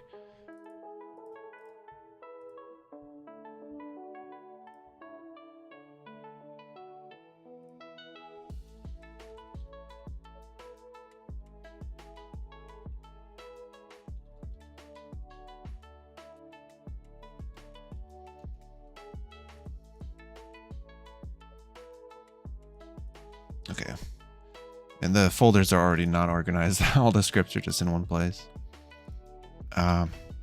So robot part spawner.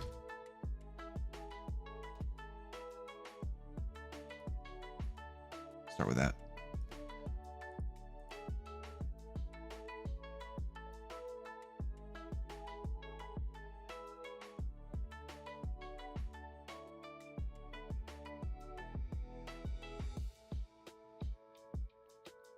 Okay.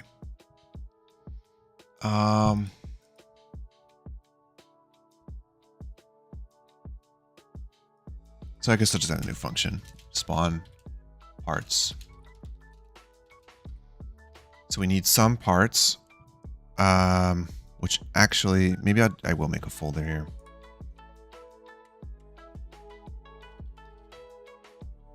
The building, just like a building. Okay, maybe not. I don't know how to organize this. Okay, so I do need a new class. This will be a scriptable object that controls the rates of spawning different objects. Although, maybe doing it as a scriptable object, because I'll probably want to adjust the spawn rate based on the length of the game. So there's additional properties in addition to, it's not just like weights, like a weighted map or something, which is fine.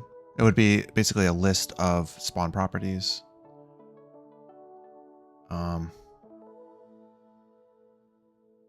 So I could probably get started with that.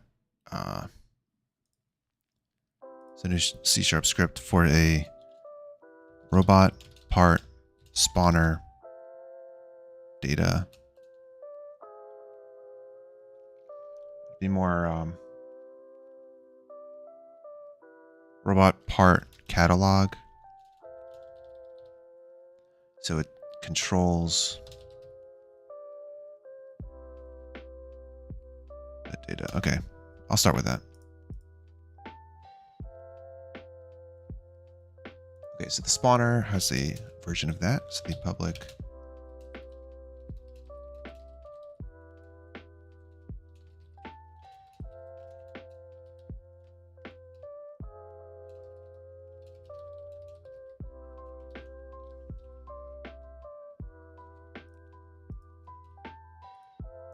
take a look at that. So we want that to be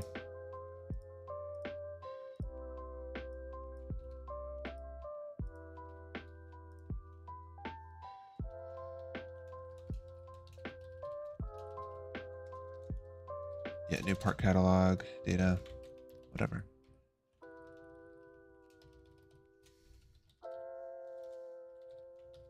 Cool. It's not the right class though. Where'd it go? Here it is. So for the catalog, what we want is a new struct.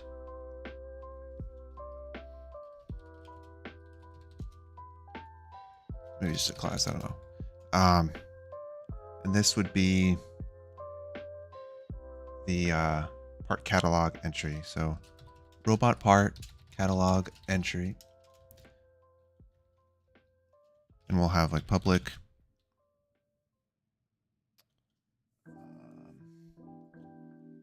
I guess a prefab, so game object.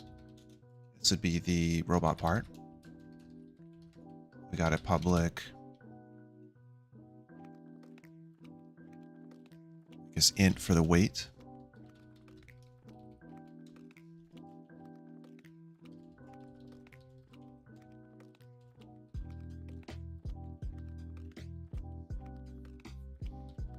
So then here we have a public list of entries. And then we have a function. I don't know why I typed function.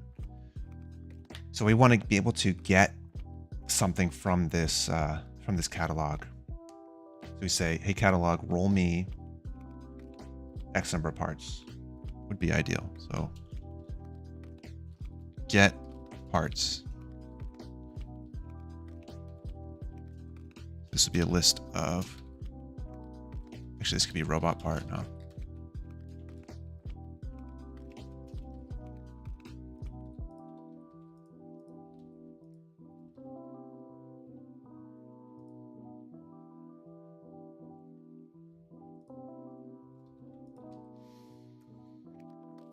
Yeah, so now I know that I had some scripts that I got before that I want to import into this to allow weighted rolling of lists. Maybe this is a little, I'm getting too into the weeds, just start.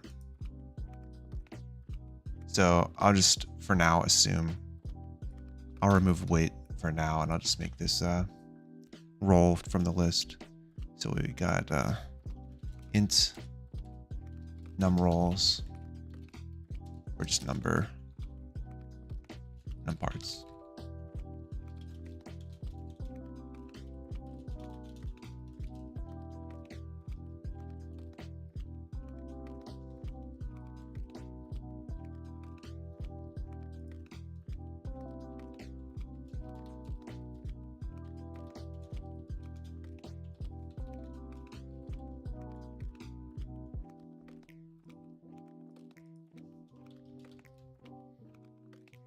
Do entries. Whoops.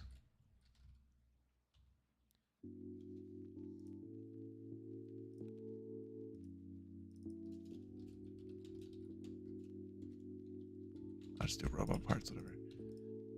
Okay, so got robot parts. Let's do this.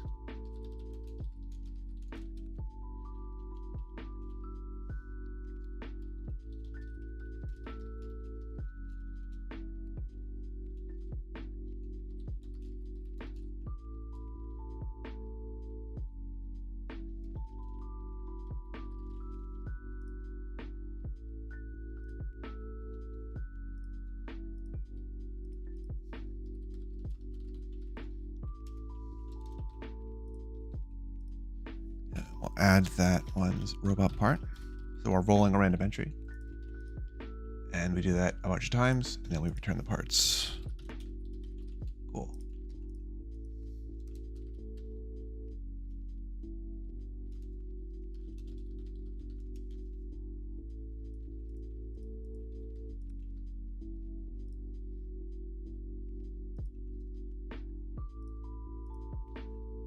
So in the spawner, we have our catalog. So we get spawns. Here we'll roll new parts.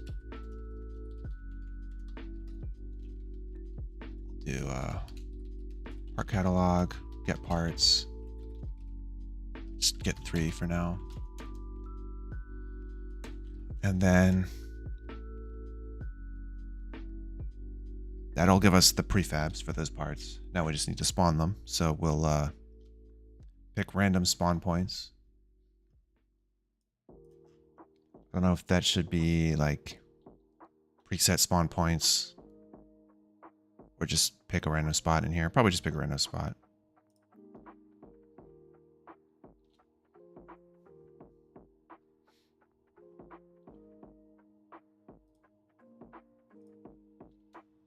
So in here, I'll go ahead and make a part spawner.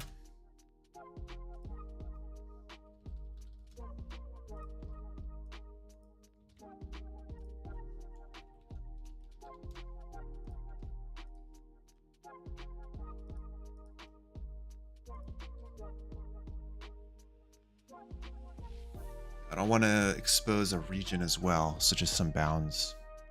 I don't know what the best way to do that is.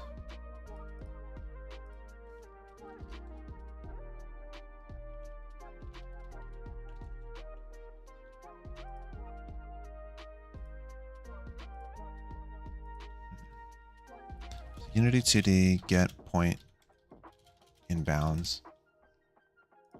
Probably just do a box collider, set it to is trigger. And do bounds, so you can get bounds on it.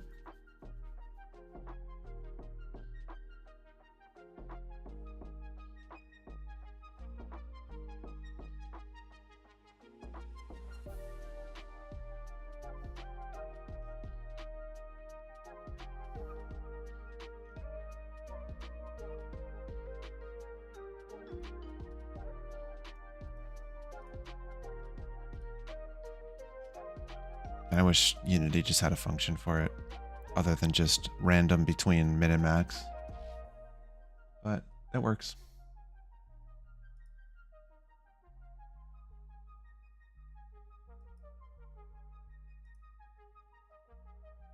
Okay, back to it.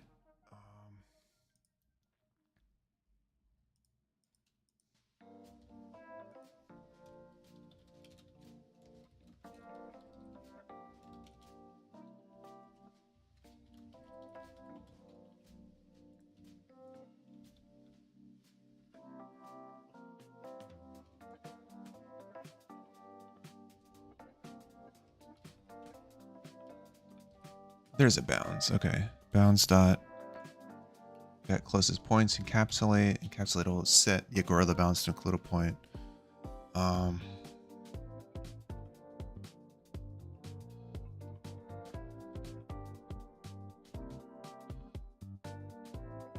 Okay, fine. I'll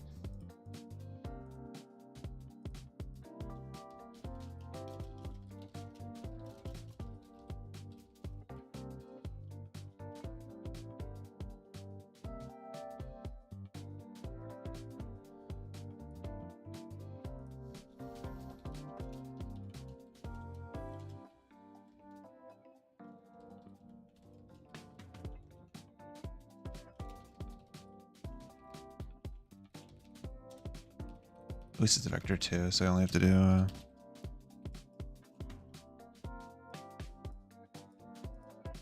min.x min.y. So instead of that, it's random.range between min and max.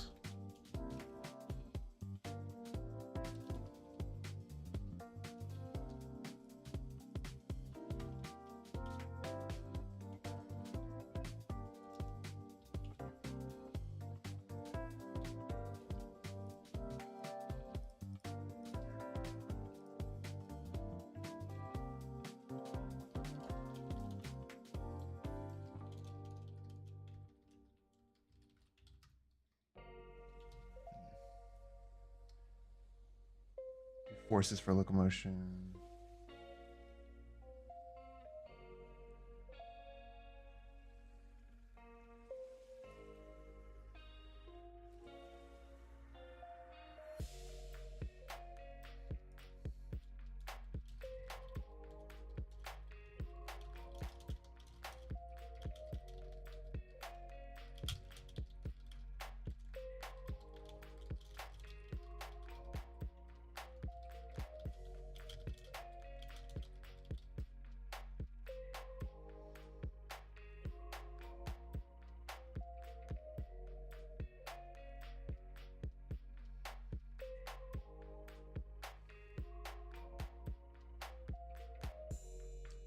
Hello. Oh, you're doing GMTK as well? Welcome, Patrick. What are you making? You have a video where I'm not gonna make you like type out your whole spiel, but very interested. Yeah, I'm working on a it was like the role reversal of you're an adventurer. attacking, say like Sonic fighting Dr. Robotnik, but the role reversal is you play as Dr. Robotnik, building your army of killer robots that you send out onto the battlefield to fight off the attacking heroes. And yeah. So that's the role reversal. The idea is that you get a bunch of random parts. You kind of glue them together like Zelda, Tears of the Kingdom, Ultra Hand. You sticky them together and you build these janky robots that move using force and velocity and whatnot. And then you send them off into battle. And yeah, part of what I'm working on here, the bottom screen, this on the left would be where your parts appear. You drag them over here to the center where you build your robot. And you drag the robot off to the right. And it sends it up to the top screen where your robots will just move from left to right and attack things. Yeah, so maybe on the right, there will be like a hero or an adventuring party or a village you're attacking. And you just send off your robots to go fight.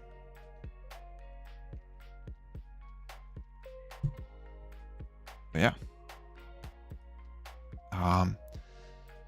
Currently working on getting the part spawner functioning. So we roll our parts. I also have to store a list. These are just game objects.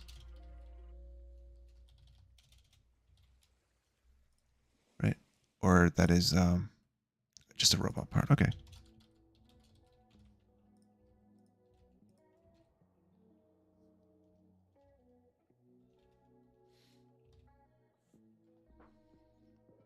Let's see. This would be robot part.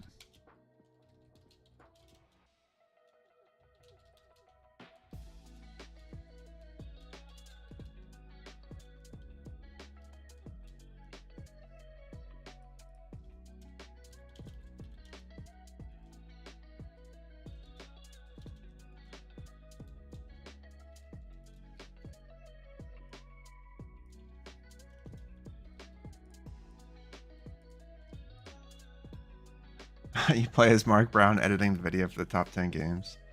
Edit the clips together correctly. Very meta. Very funny. The top 10 games.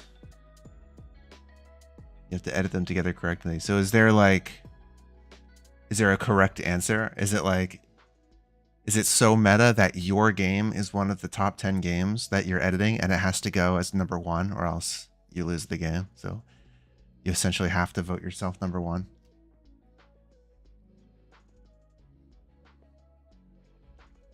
That's good.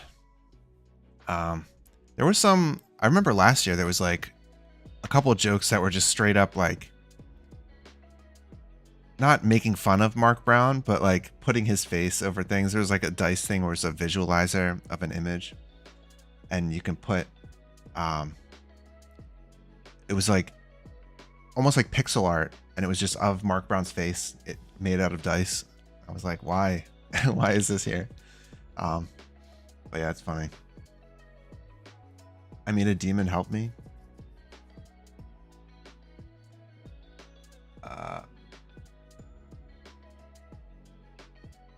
But yeah, that's a neat idea for a game. Editing clips. So are you, I guess I can't really visualize like what you're doing when you edit the clips.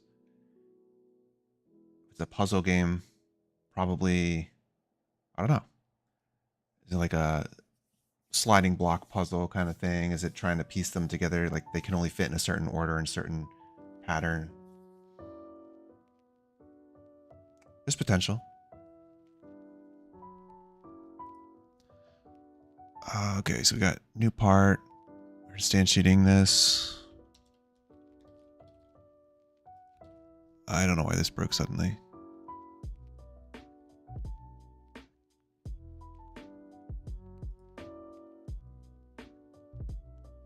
Did it import something weird? Because I imported system. Okay, so we got the new part, instantiate that one, and then we set its position, yeah. Basically. And we'll do a random rotation as well.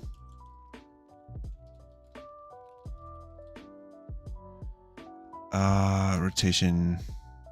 I don't really want to do. So I'll just do rotate. I think rotate around is deprecated.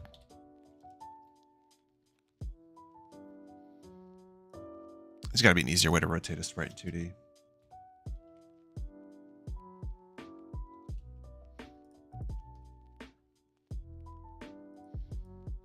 Let's see.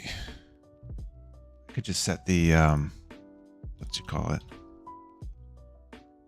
The Euler angles. It's probably just the easiest way. Whatever. Okay. So new part, transform, rotation, Euler, set Euler rotation.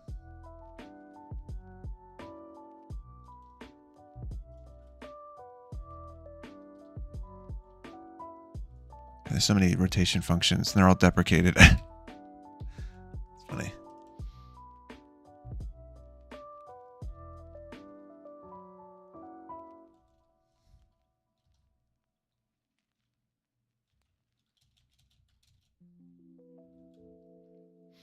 Okay, well, I want to rotate around Z, so it'd just be 0, 0, and then random dot range from 0 to 360, something like that. Hopefully that works. And it's going to tell me it doesn't work.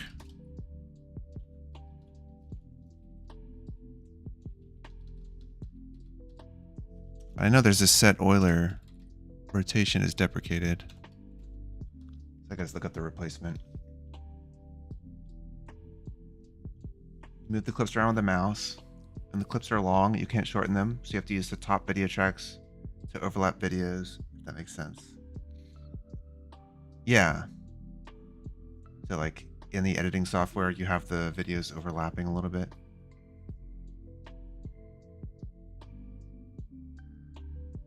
Cool. So is your goal to like fit as many as you can, have as much unique screen time as possible without like minimize the overlapping?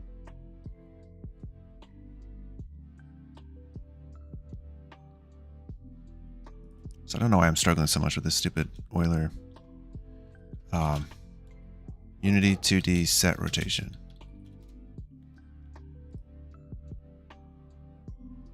Why do they not like it?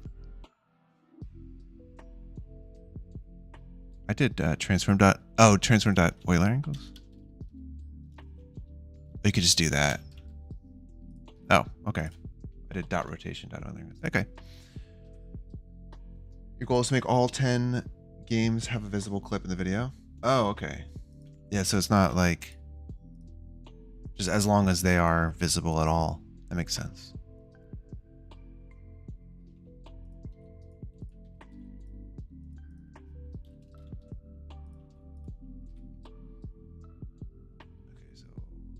The part spawner, lastly, it needs here we'll add a collider.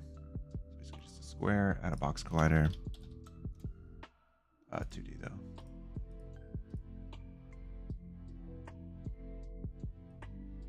Then over here to the tray, I'll remove the sprite renderer.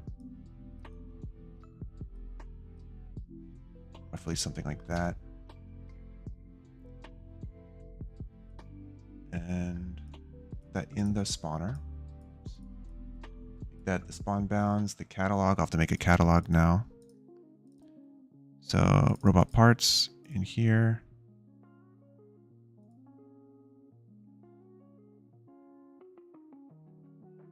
Yeah, I guess I don't have data so much for that. But did I not make the catalog? I probably forgot to make it a scriptable object here.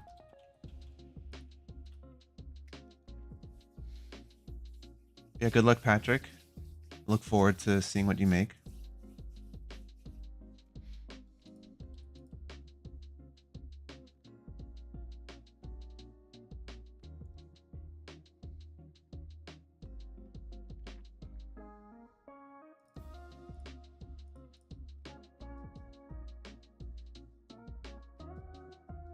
Okay, well, we got the catalog. So, robot part, catalog.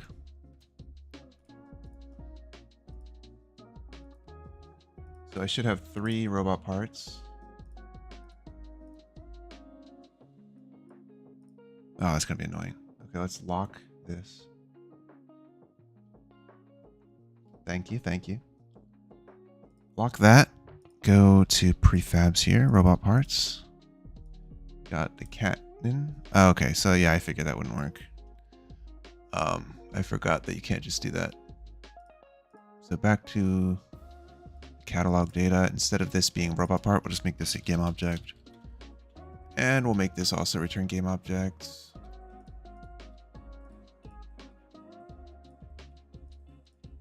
And the caller also takes that.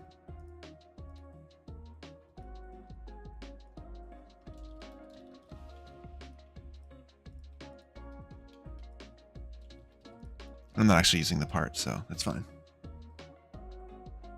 I can always get component, get it later. Drag those in. So we got these.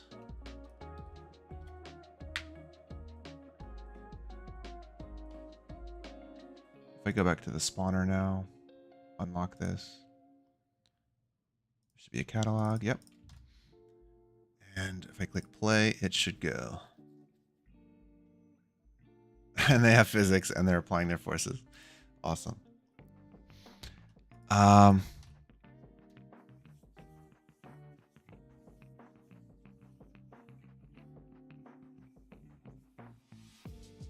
Okay, yeah, I guess I should just when I spawn it, initialize it. And that means disabling the rigid body. So we got there's a new part, game object, get component.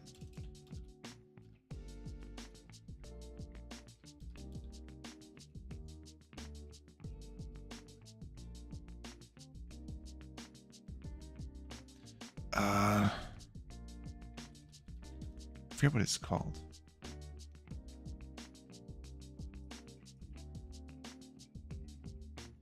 Body type. So I want body type to be kinematic.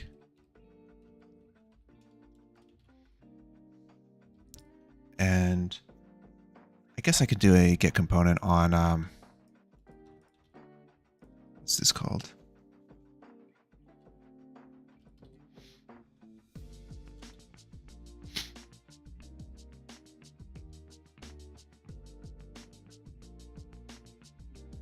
I guess this is a robot part. I figure I could set like an active or something on it. That way the shooters, they can look it up and then only fire if the part's active, etc. Okay, so we got robot part.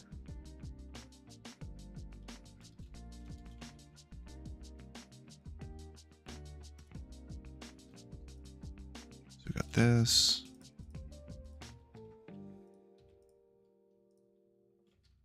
In the robot part, we can set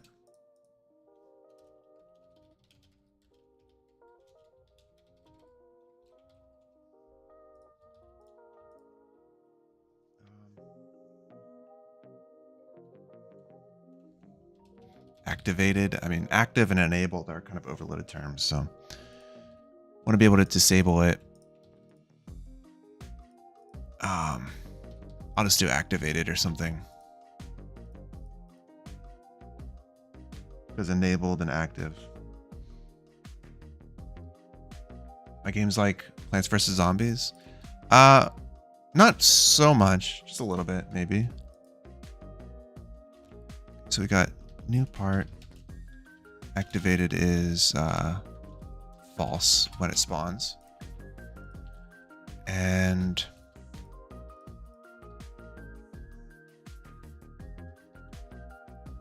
we need the shooter. Start button, yes. The shooter can check. It only actually does anything if the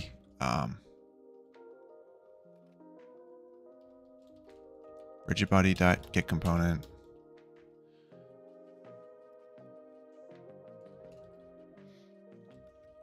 What is this? Robot part.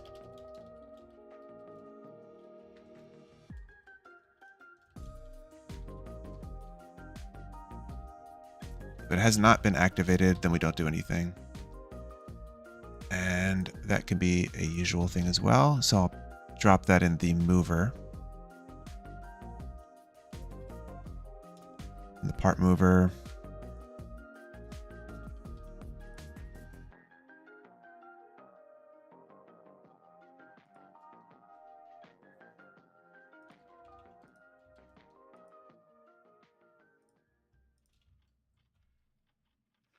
Awesome.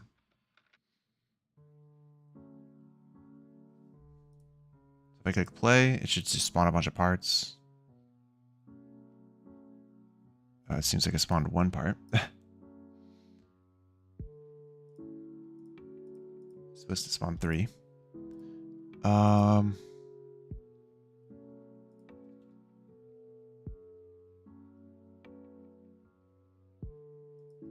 also want to make them a child. Nah, maybe not. They don't need to be a child of it. So why did it only spawn 1?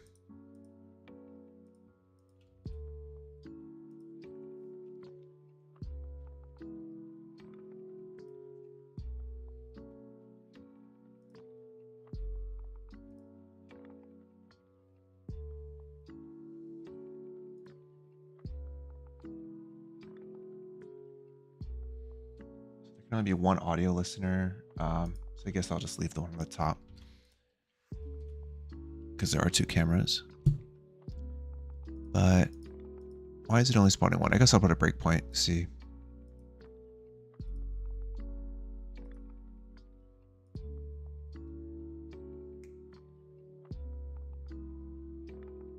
There are 3 in there.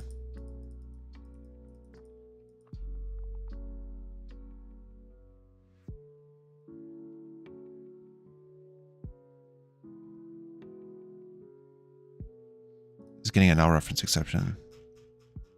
That's why.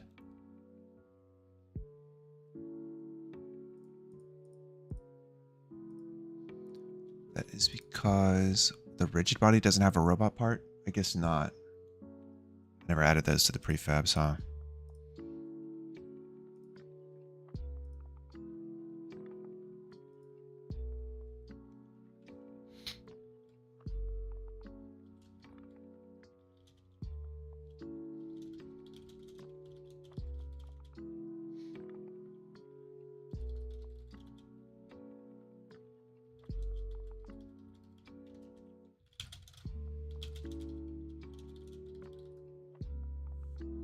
Okay, I'm gonna fetch and merge so I'm not breaking anything. Pull merge. Oh, I do have to commit first, so initial work on spawners.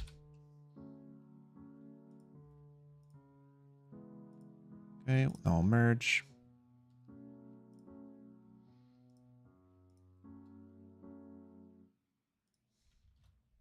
So I should have all the parts.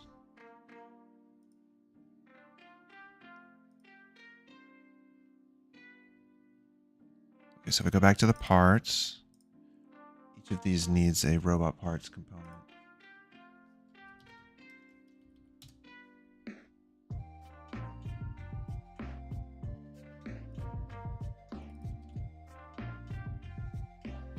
Okay, now if I run it, it should work.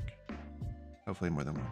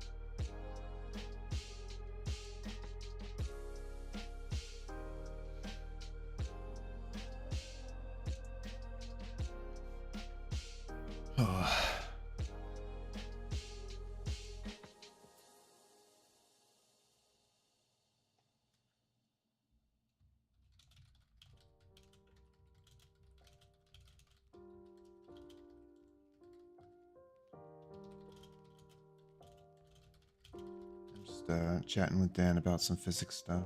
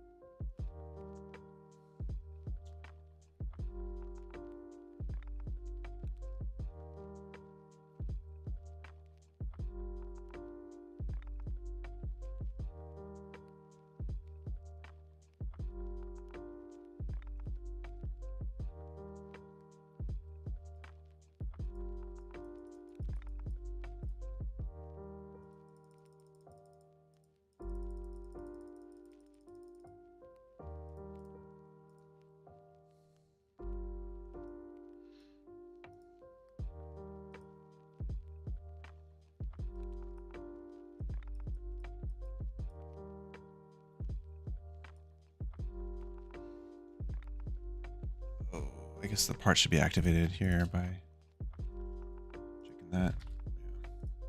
Oops. Robot part activated here should also just default to true.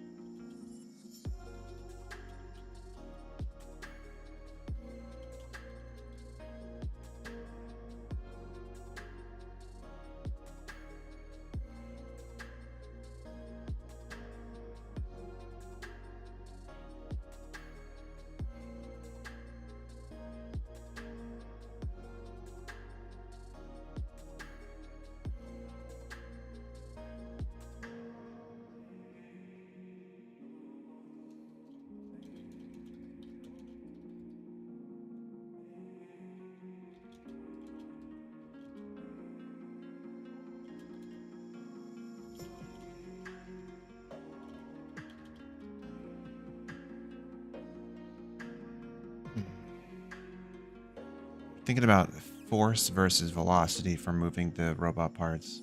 The question of if you had force applied to each of the parts, it causes it to spin, which is kind of good. But if you move things using force, there's no cap, so it just continuously grows forever. Unless I guess we add some kind of linear drag or something, but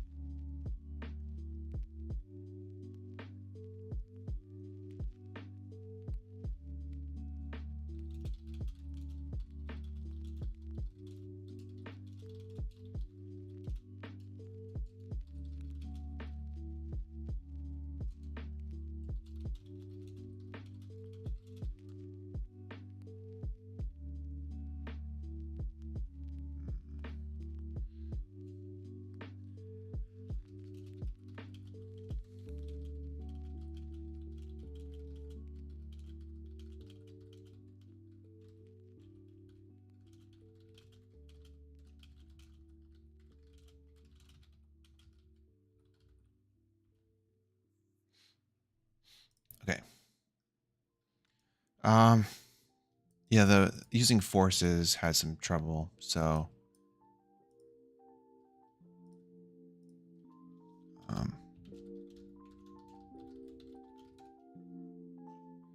thinking about maybe using velocities, but you can't really sum the velocities. It like messes with the forces. So maybe we'll do some custom, like we'll generally use force for things like the shooters and whatnot. And then maybe for things like the legs, it'll try to actually do some goofy walking using friction. And if we tried to do a propeller, program it separately so that it like, applies the force to lift it up, but once it reaches a certain height, it hovers. So it kind of just applies force enough to stay at a certain height intentionally.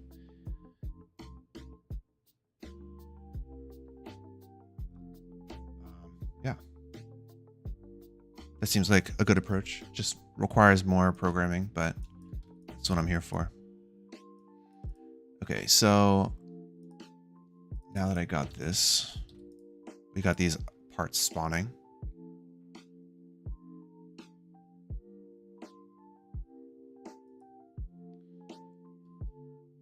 Next up, I want to be able to click and drag to pick them up.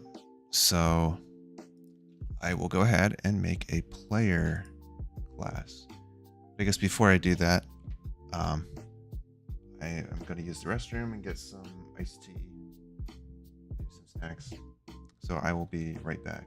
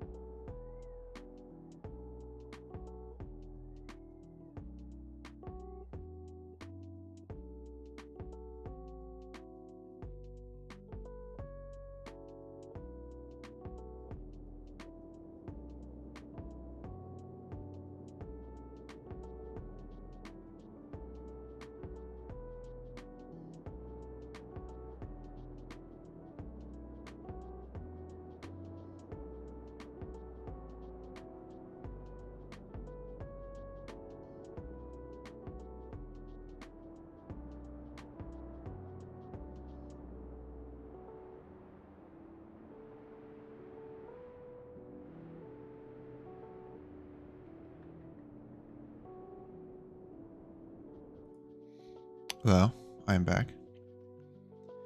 I'm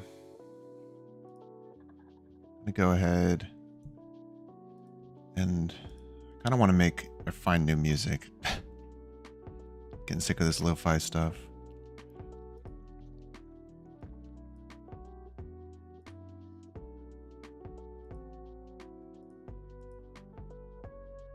Oh, my music player just is frozen. You love to see it. Hey, get out of here. Let's do some.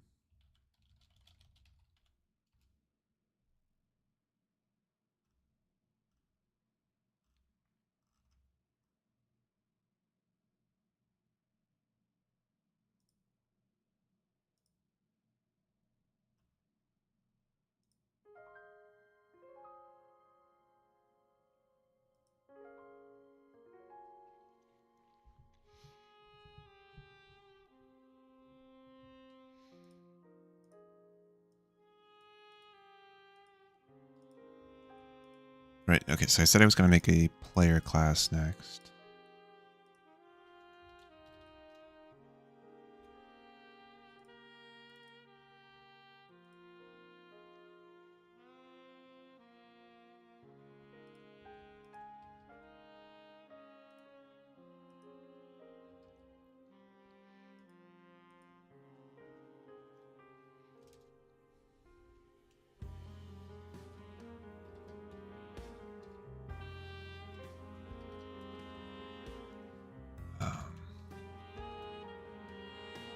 And I'll handle parts, handle controls, move parts.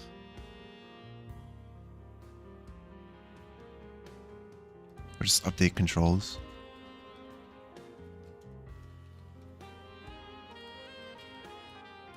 So I'll go with yeah,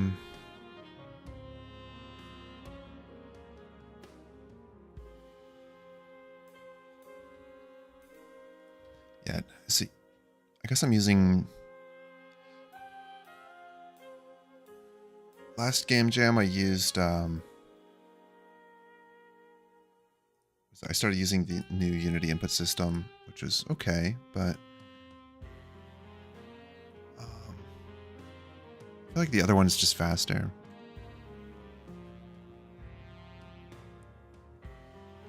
Just stick with the old one.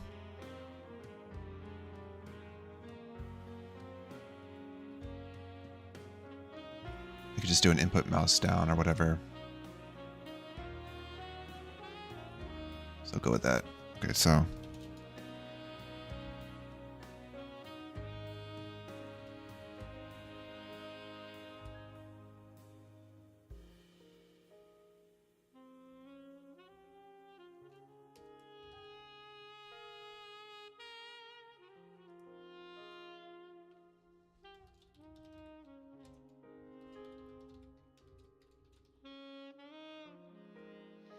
Yeah, and I only want them. Okay, so you can pick up parts that are in the tray or wherever, but if they're attached, I guess then the joints will be there, so the whole thing will move. I suppose that makes sense. And then just when it's placed, like once it's activated, then you don't get to touch it. So, what is this? Overlap point. Overlap point.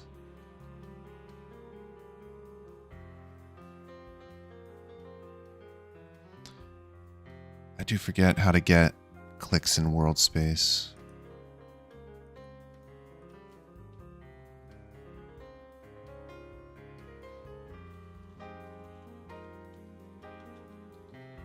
Get the mouse position. So you have to map it from the camera to world space, right?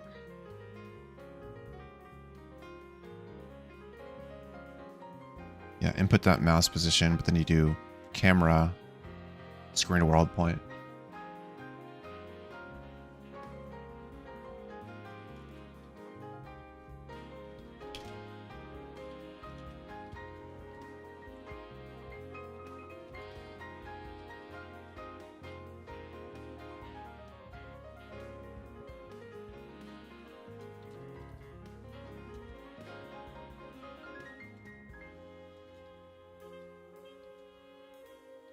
put mouse position, so that's in screen space, and then you do that dot, wait, camera dot,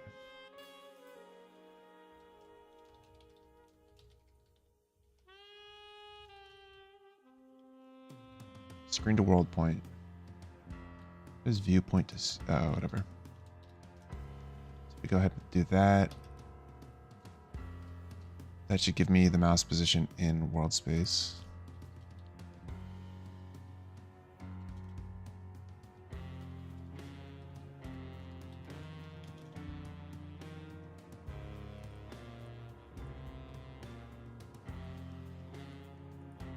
Then we can check that in overlap point, which then gives us a collider.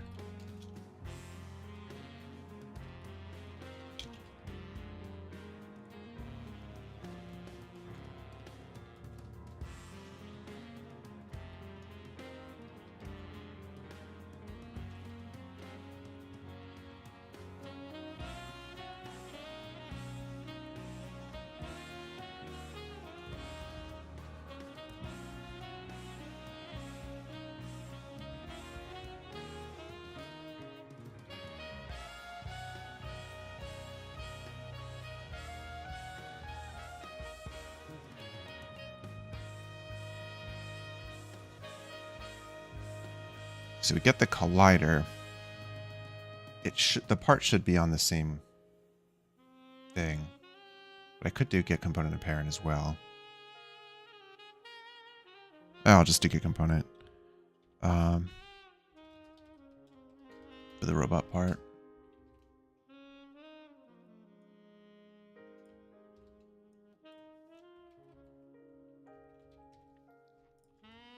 So I'll add a new function here. Pick up robot part. Add another one for drop robot part.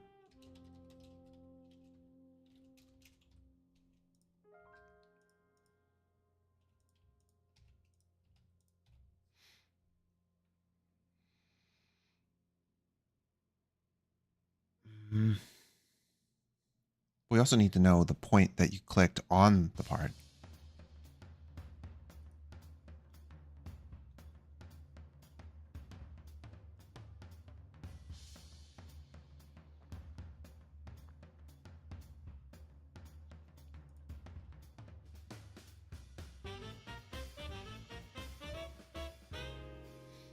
But I want it local position as well.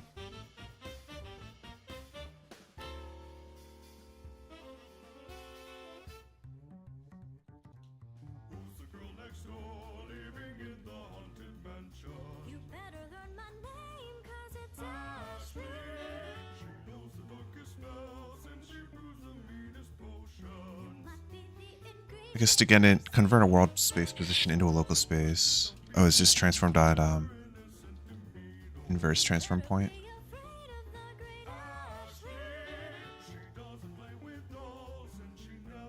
Oh, what am I doing? Should be hit collider. Oh my god. Yeah. Inverse transform point. But this should give me it local space. I want to get it local space. Yeah.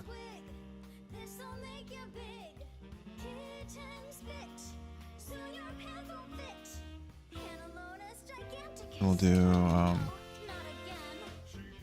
local grab point. So essentially the local grab point's like an offset from the origin. Yeah.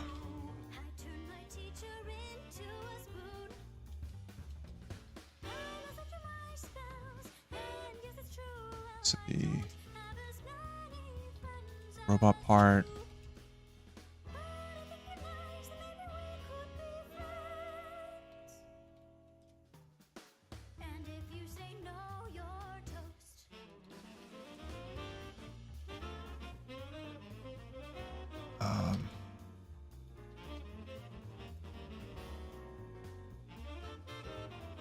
Grab point local, yeah, something like that.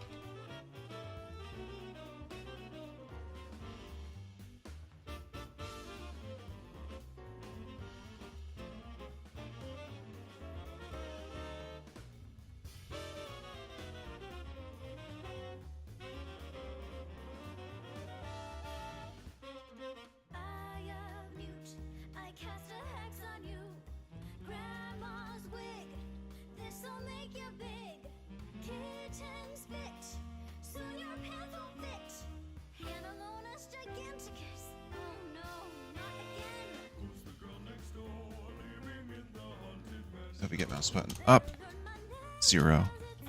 We drop it.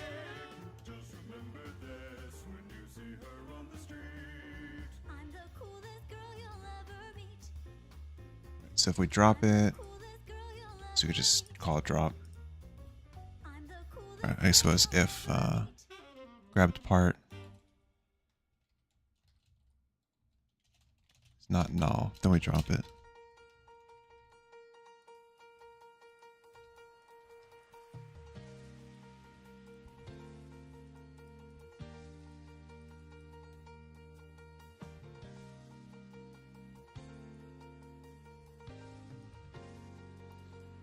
Okay, and then we just need to move the parts with it.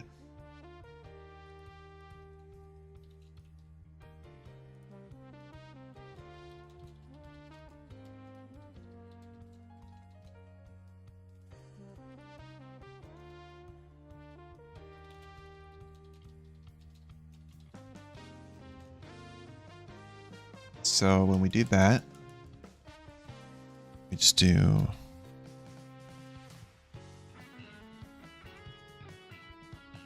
the position equals, oh, we got mouse position world space again.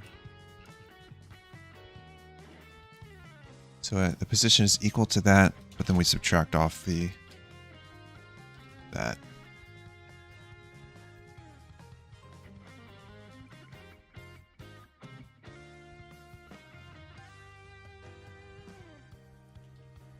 I think. I don't know, I'm too tired to think this through. I just hope it works.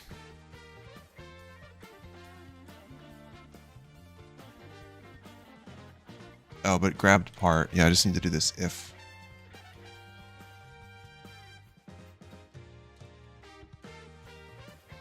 If that's null, then we just early out.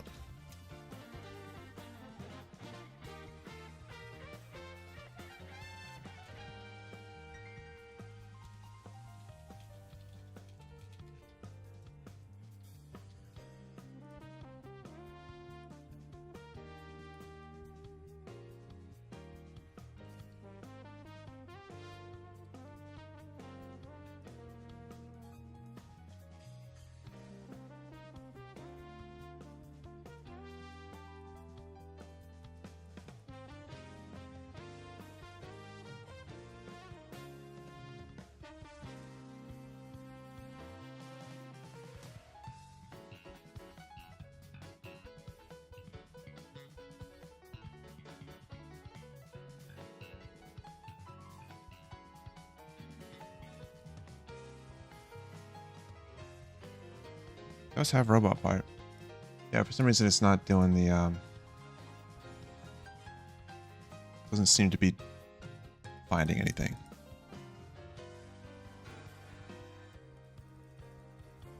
Oh, in fact, it's not even calling this. Oh, because I didn't. Oh my god, I'm stupid. Didn't even create a player object.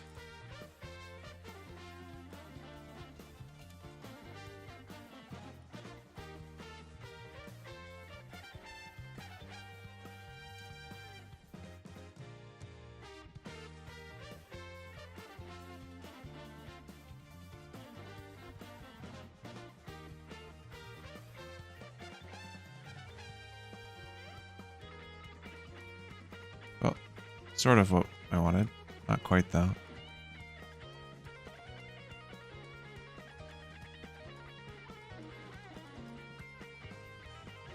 What's the game about? It's a, you know, the theme is role reversal. So the game is you play as the supervillain, building all the enemies that take down the heroes. So all the enemies that the heroes would normally fight. And you have a bunch of parts that you stick together to build a robot and then send it out to the battlefield and watch it fight. That is the plan.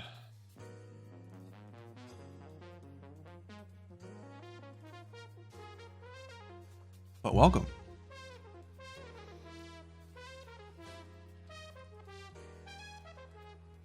Okay, so the offset wasn't working for some reason.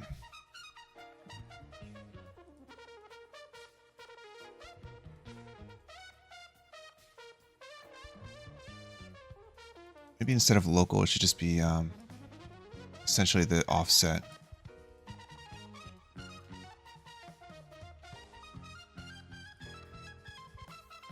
So the grab point offset is the mouse position subtracted from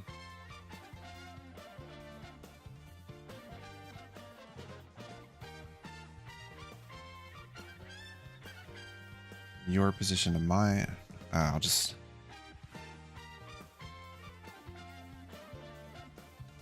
hit collider transform position, something like that, and then here you subtract the offset.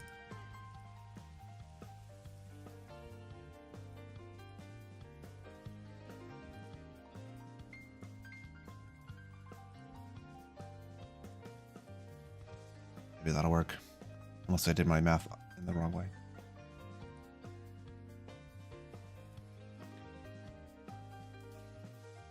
Very wrong.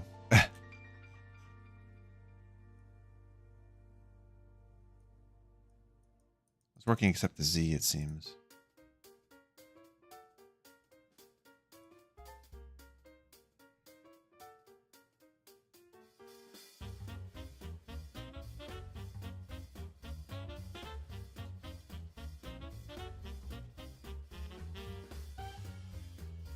Or, yeah.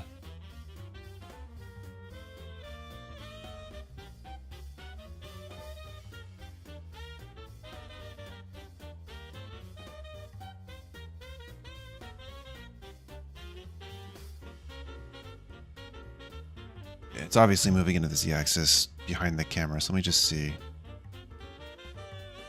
It's currently at Z is 0. When I click it,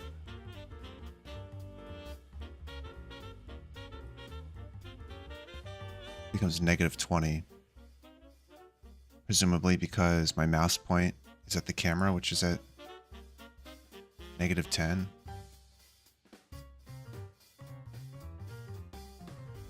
That's just annoying. I want it to be vector 2's.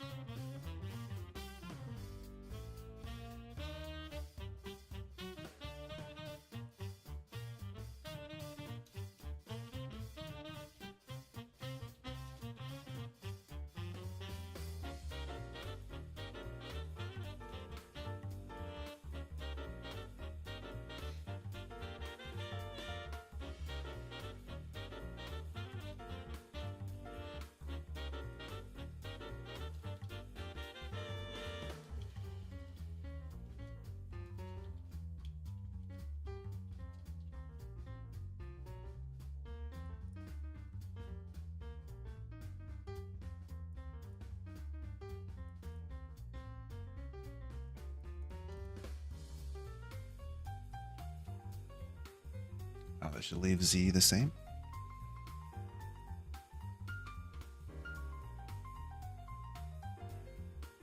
But it's still wrong.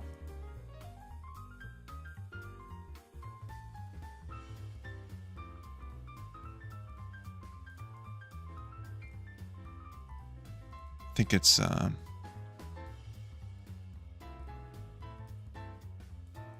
maybe this just has to be flipped.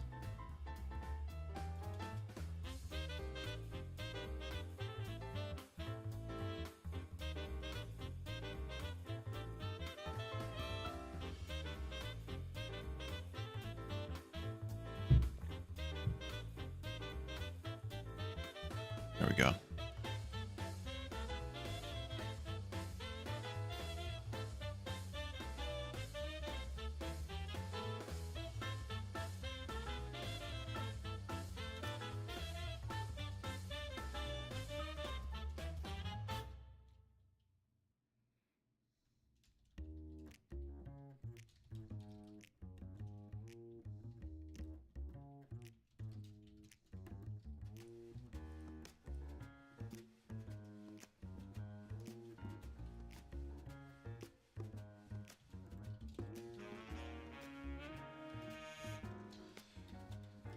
Okay, toss in some rotating.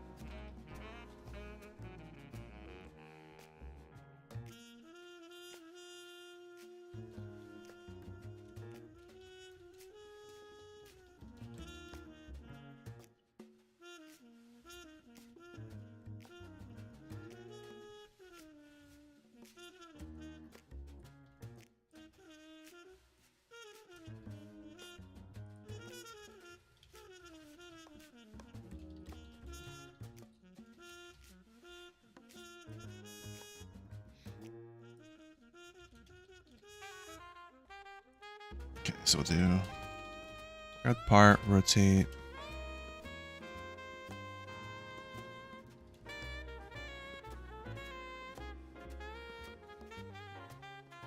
And the point would be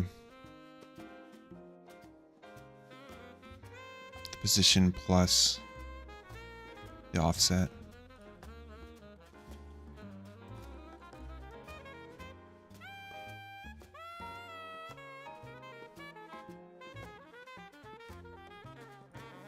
So we got point axis. The axis would be the z-axis.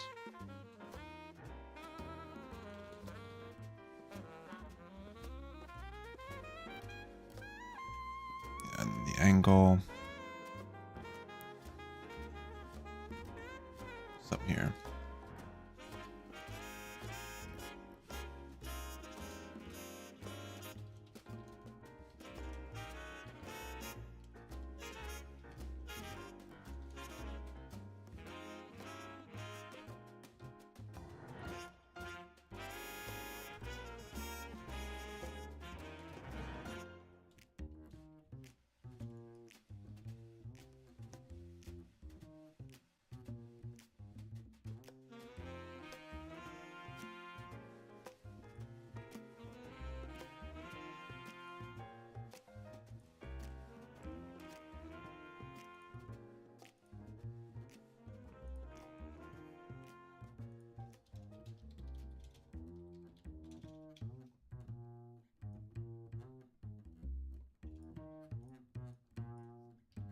So just do this, plus do 3 of offset.x,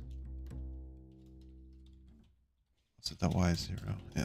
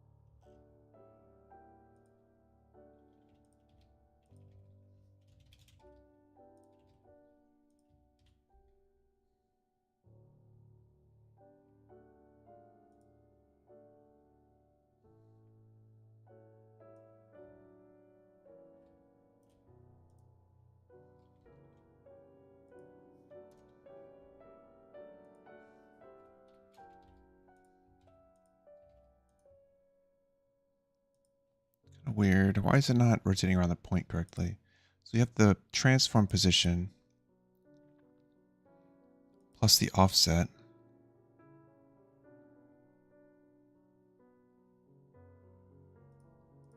Look.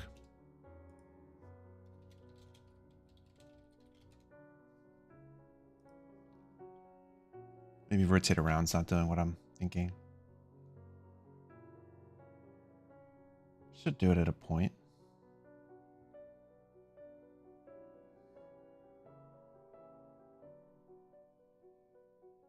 Oh, rotates the transform about axis passing through point.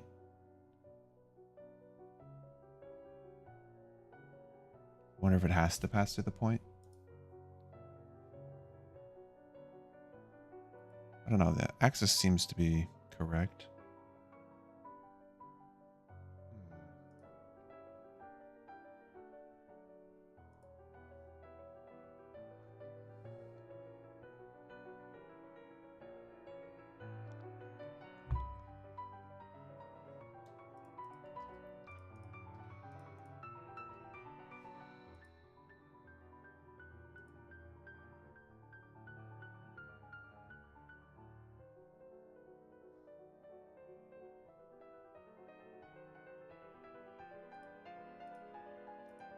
Yeah, I'll put a breakpoint. I'll see.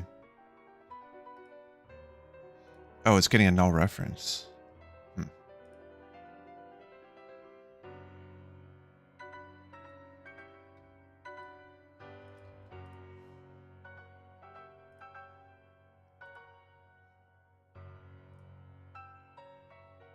Seems to be 0.4.4. Position is -5, -19.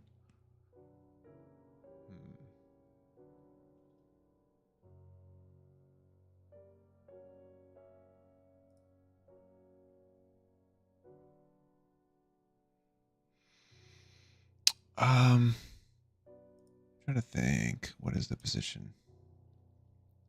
-5, -19.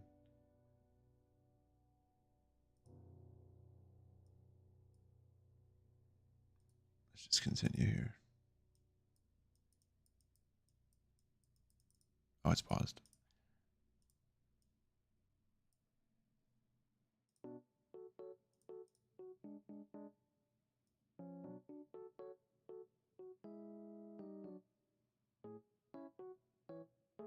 So we got like -20, 0 if we go here.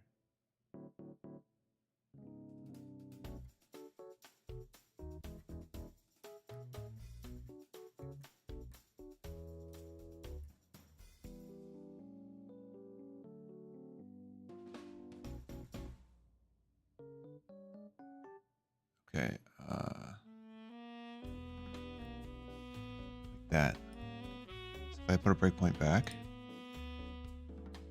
grab this, hopefully -20, 0, and I rotate it. What's it saying? The position is essentially -20, 0, and the offset is like 1.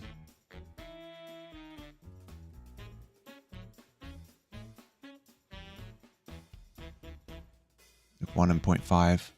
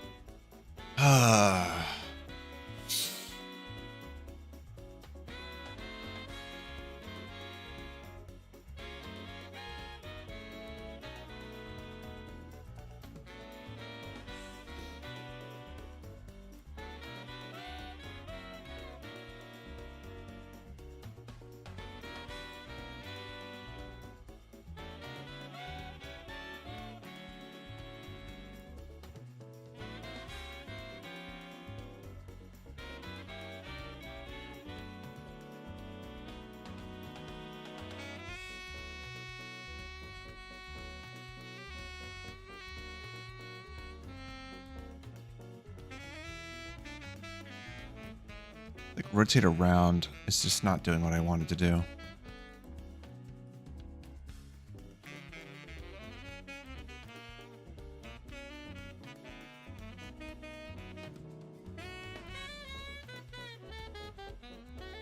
It's just basically always rotating around its own origin, even though I have the point offset, so that's weird.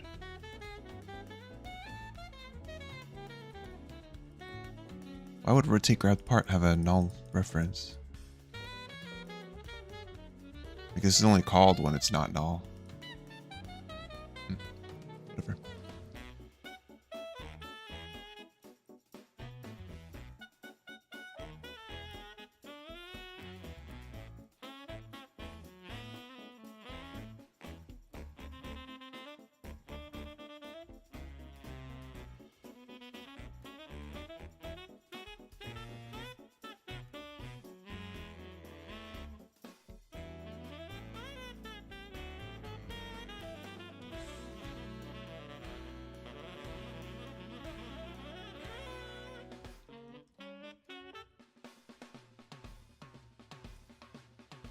I'm curious, what if I just do this?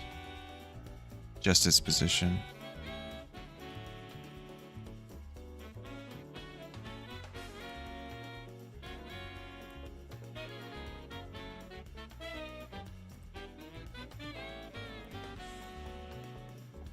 Yeah, no change.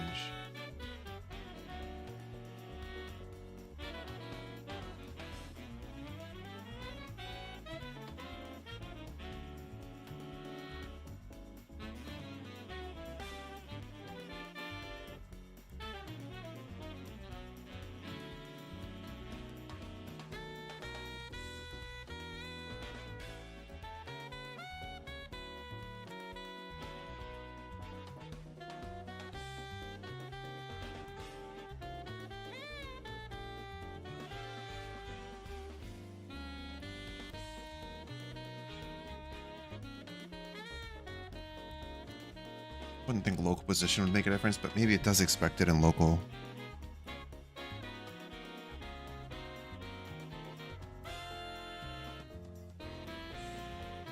Doesn't seem to.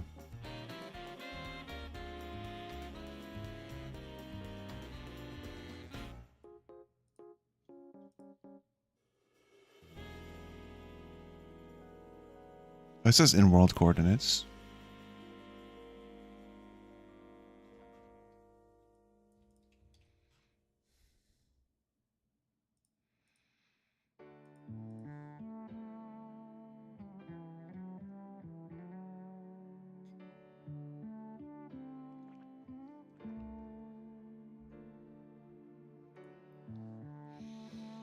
Okay, in world coordinates, I can do its transform position.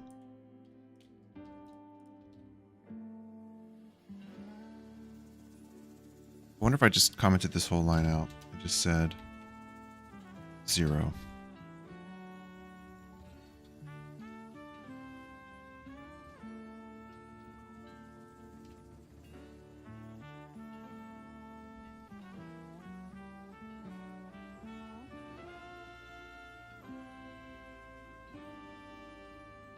Just doesn't seem to be doing anything.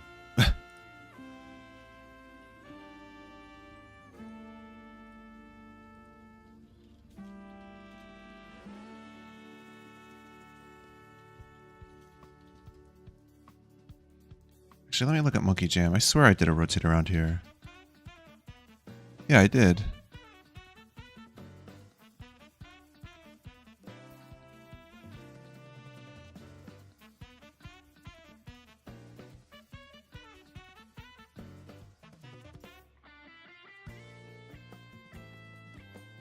I did vector 3.forward as well.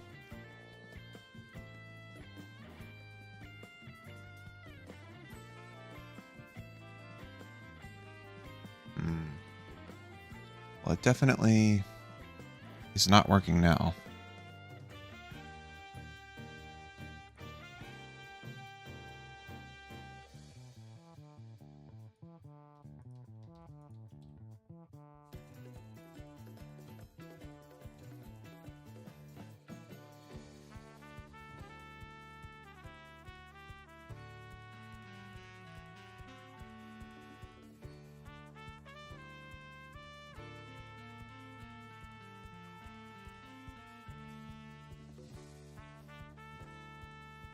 Oh, is it because the position is changing? That might be it.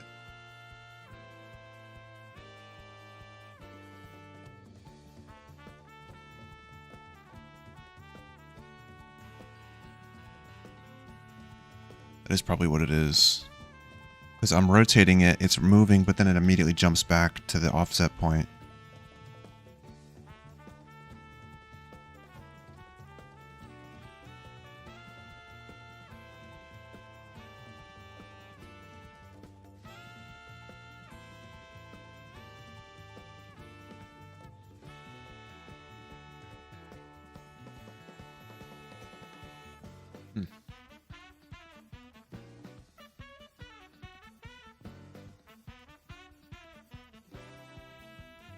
Okay, so I can rotate that as well, I suppose.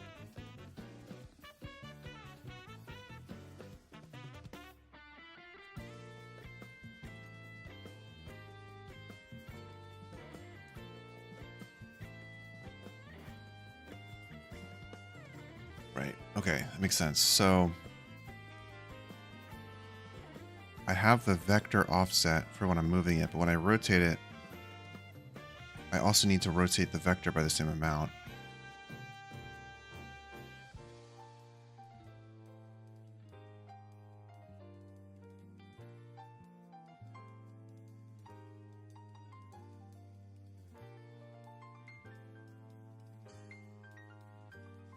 So that means, can I get the difference in rotation? I wonder. Let me see.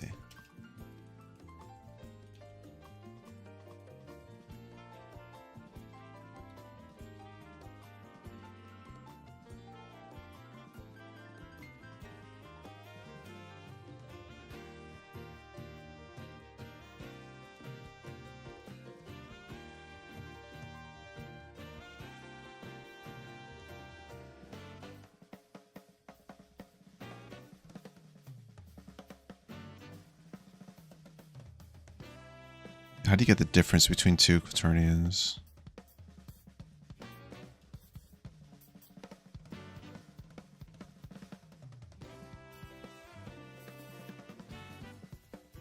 A change in rotation.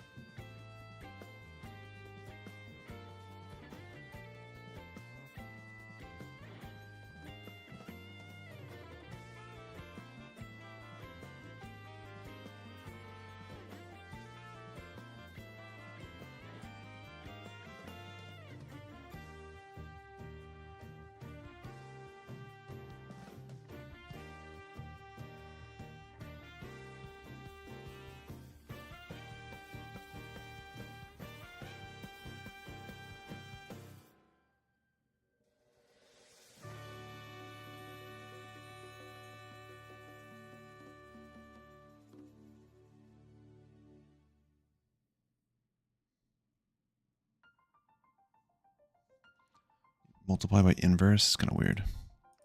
So anyway, this is apparently the original.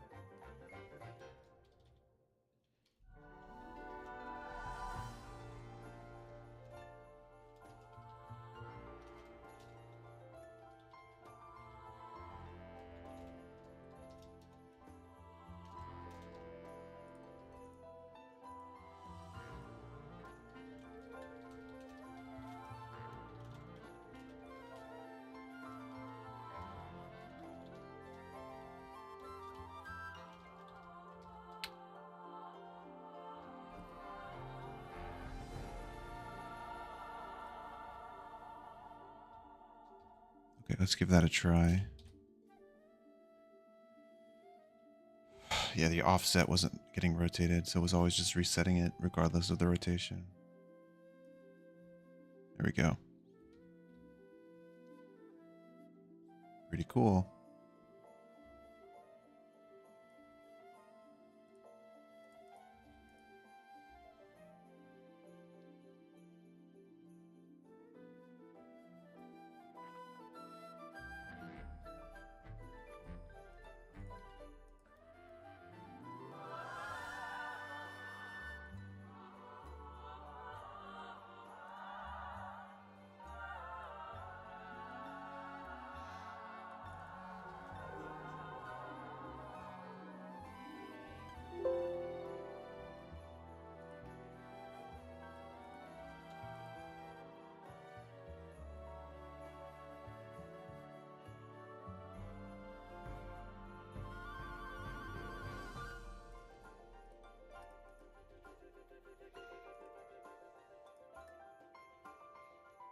Okay, so now you can pick up and move objects, do fun things like that.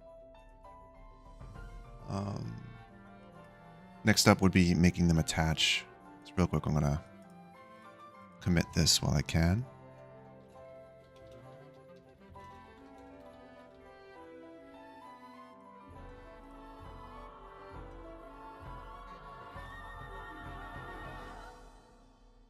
Probably gonna ask me to, oh, okay.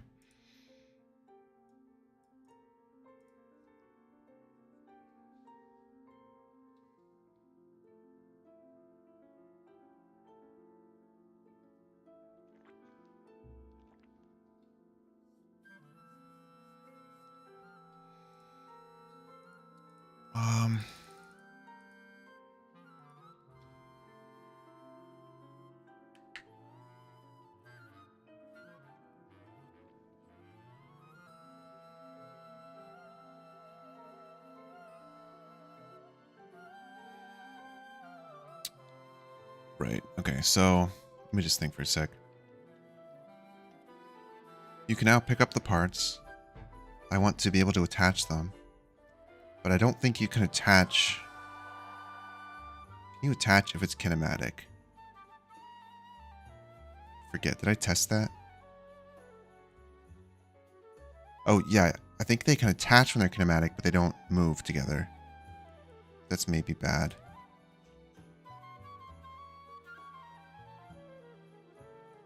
Let me try this again.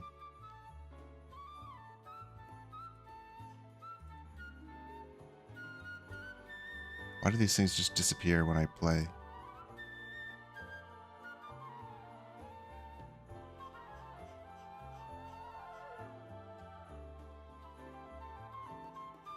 Weird. Just disappear. I don't know what's going on with that.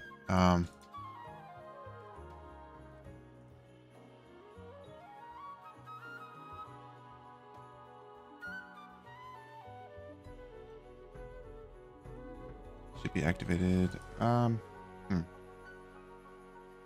just move it off, what happens? Nope, they also disappear. Maybe the force that's being applied is just insane for some reason. The mover? I didn't change that value.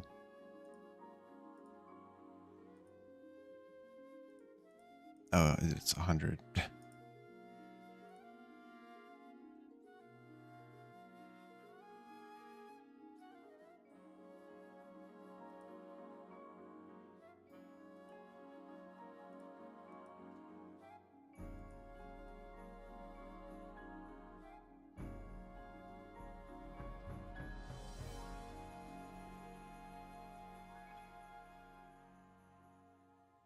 Okay, well, for now, I'll turn the mover off.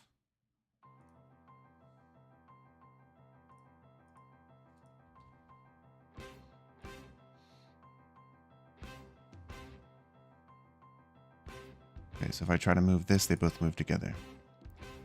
Now, if I go here and I set it to kinematic, what happens?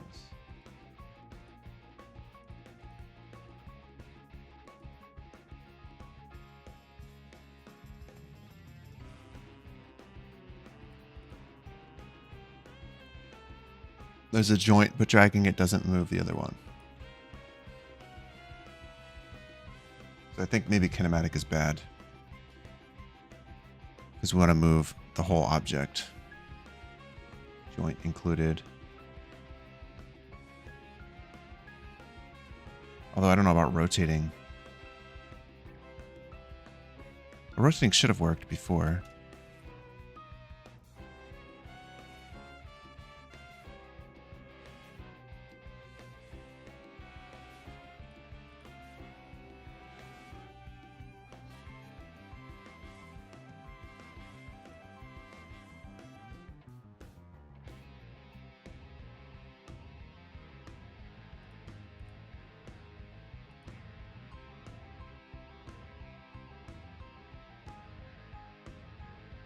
We set gravity scale 0.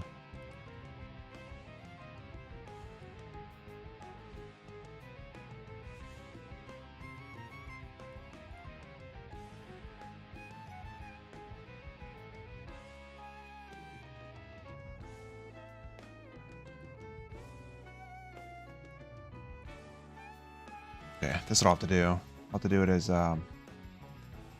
gravity scale 0 instead.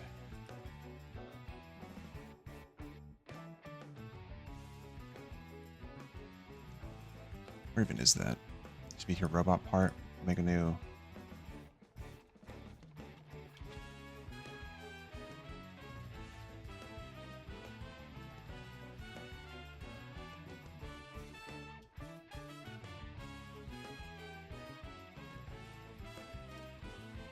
I will add a start function.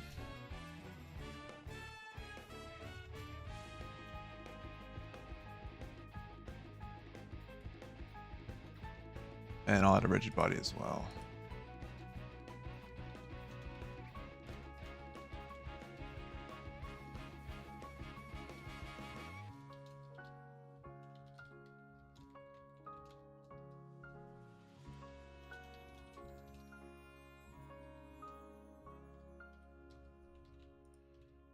Set activated, we'll do, what's it, gravity scale.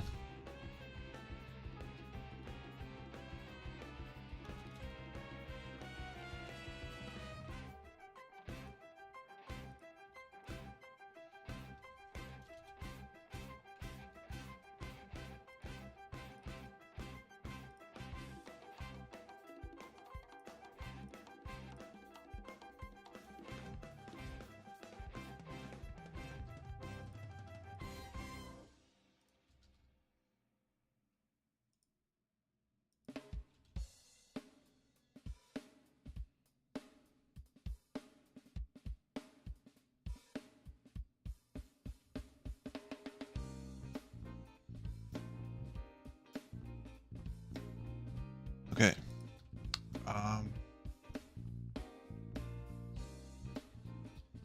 Let's try it.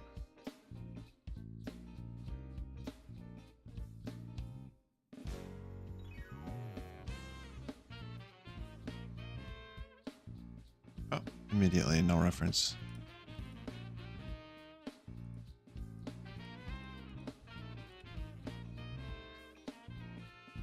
The parts don't have rigid bodies. Should. Rigid body 2D.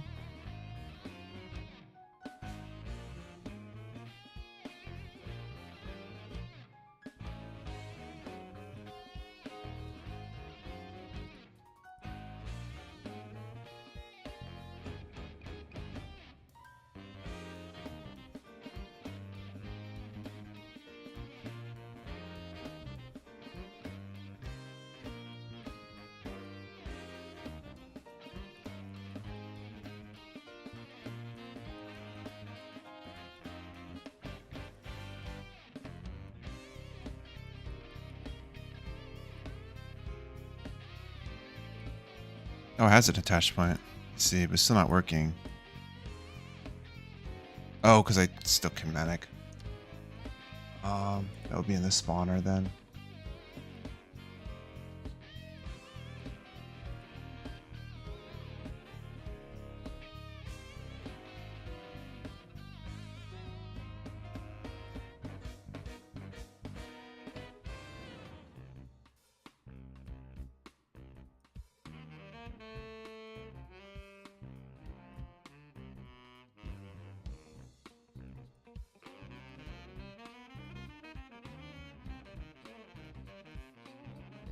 Kind of strange.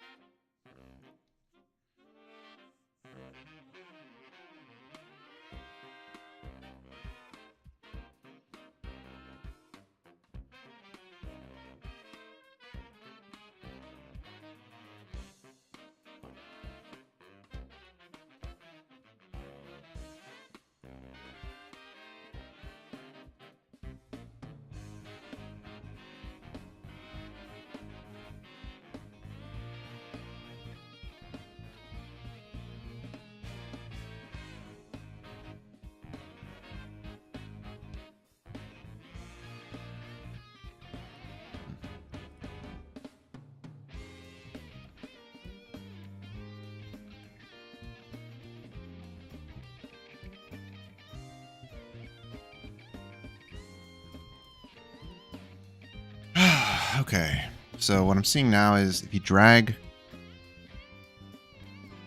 when you joint them together, drag one, it moves moves them both. But if you drag the other, so if you drag the thing with the joint, it does not move. Like the other one doesn't move. If you drag the other one, then the first one will move. I wonder, should I make 2 joints? Is that like crazy? Let's see. Unity, 2D, 2 joints, interconnected.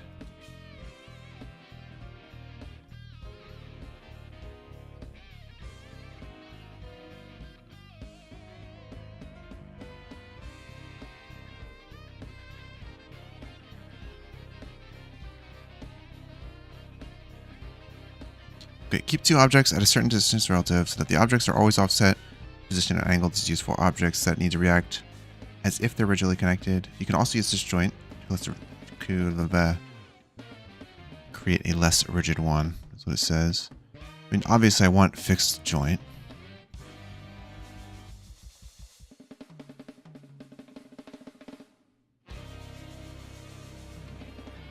I just wonder if I can have 2 fixed joints or not.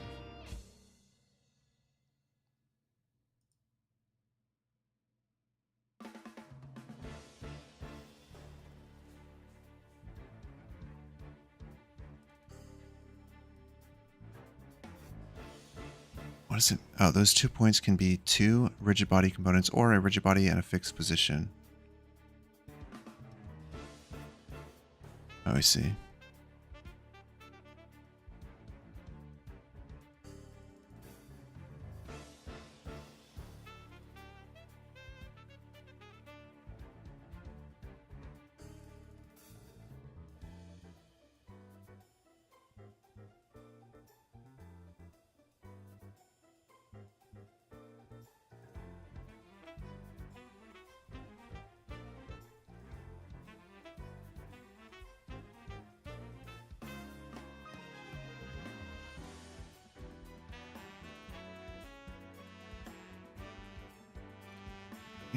Maintaining linear offsets, maintaining angular offsets. You can use this joint to construct physical game objects that need to react as if they're rigidly connected.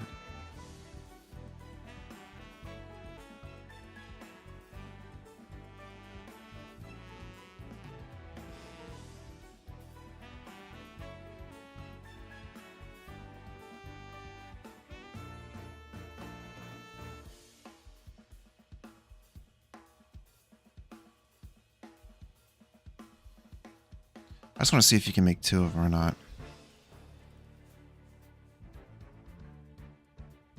Maybe I just try it and we'll see what happens. It's the worst that could happen, you know? Oof.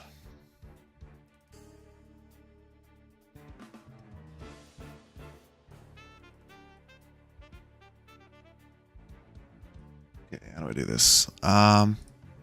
So when I make the joint now, that's under the joint. This guy. So it does that fixed joint, and we'll do test, add a second joint.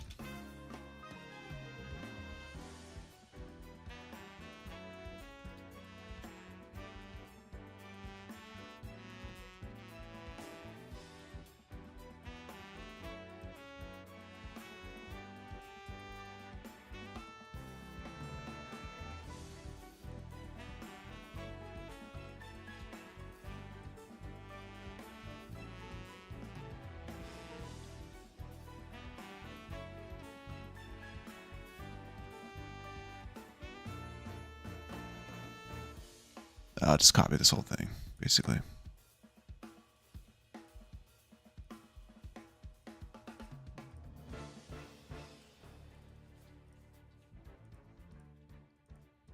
So the connected body is M rigid body. And then the anchor is the same, although this is probably local position, so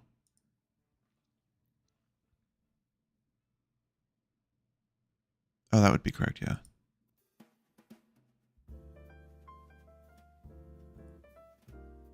Or maybe it'll be we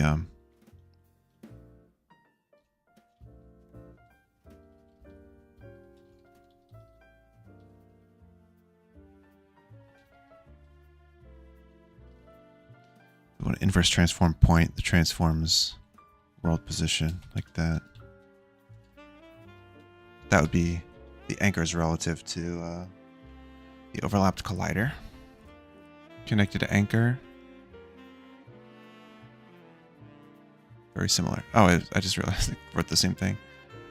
This would be the transforms local position here.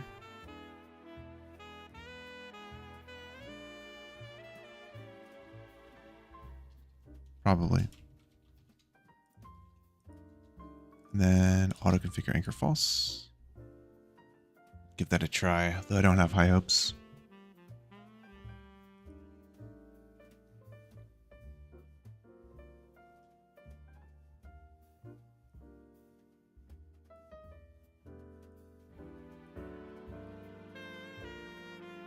Yeah, it doesn't seem to work.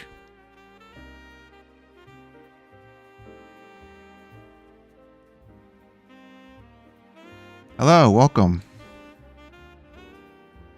I'm working on my robot building game for the GMTK Jam.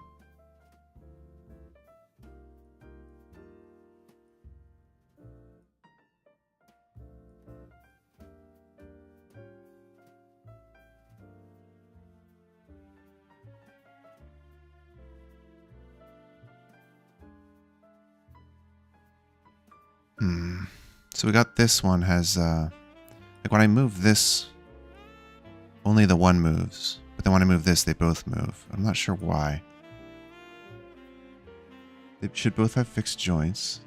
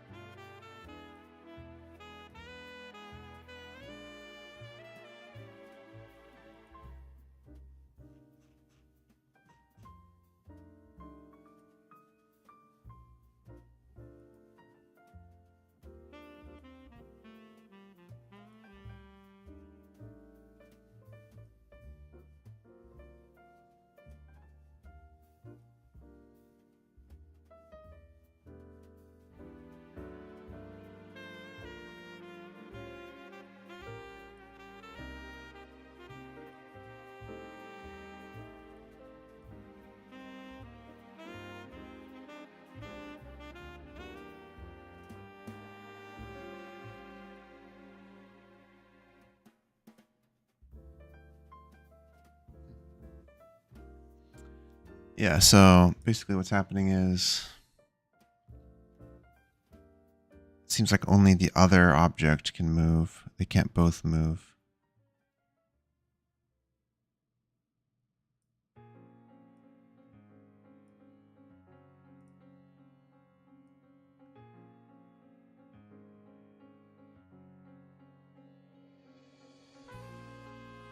When I move this, it ever so slightly rotates that one. I can see.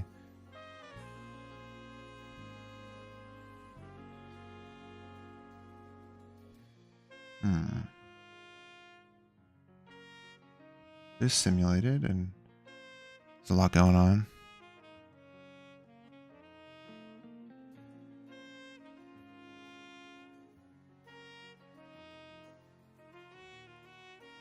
Oh no, there's two of them.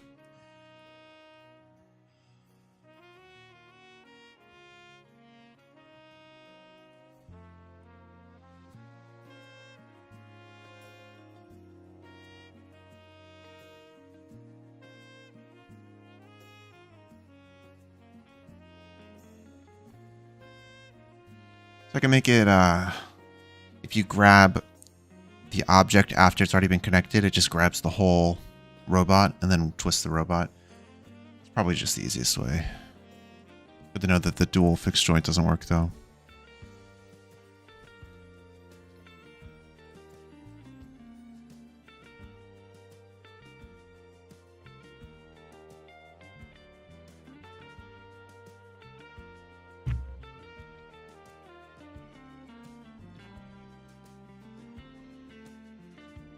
Oh boy.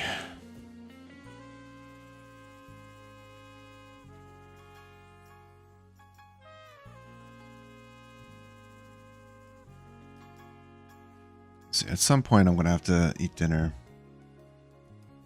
Maybe I'll go for a bit longer. I'm getting very tired. It's only 6 o'clock. But it's been about 8 hours.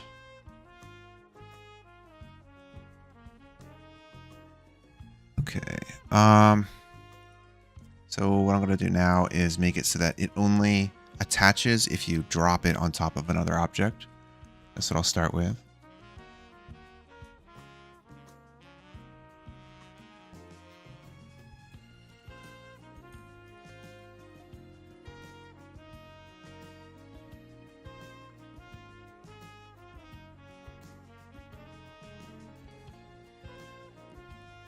The way this works, attached robot part is just called in the update loop, but we don't really want that. Thank you, thank you. It's a slow start, but we're getting there. Got some pieces, got some robot attaching, but I need it's gonna be a lot of polish towards the end for sure. Okay, so when we attach the robot part, right now it's just doing it every update loop. Or it's checking. But instead I want it to only call this when I drop. So I'll just make a public function like on drop.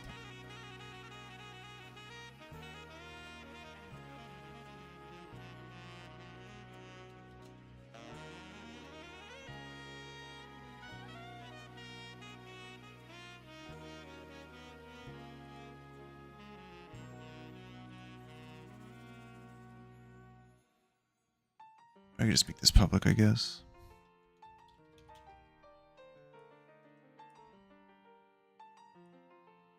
Delete the hack.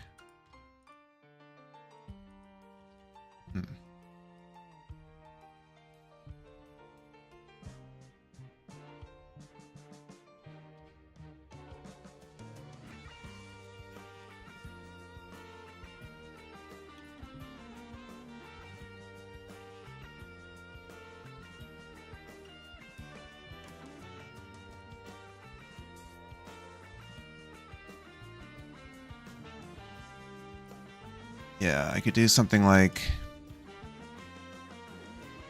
get component, robot part,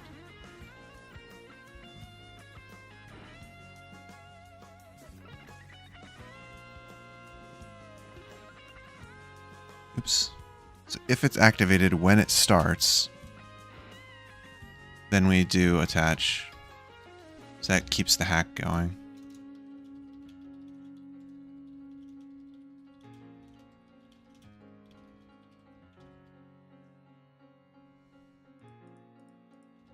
Okay. So then we attach robot part.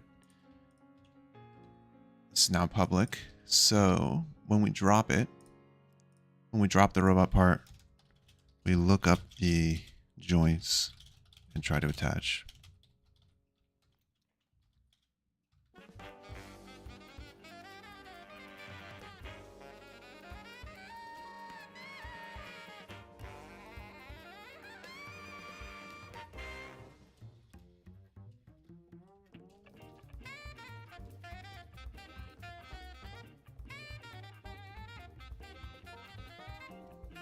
Okay.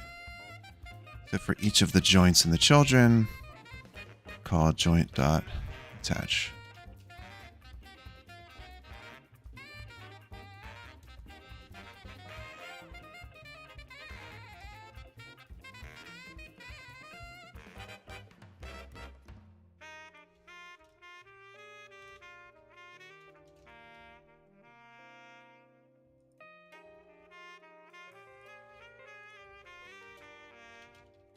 So if it's already attached, we return early.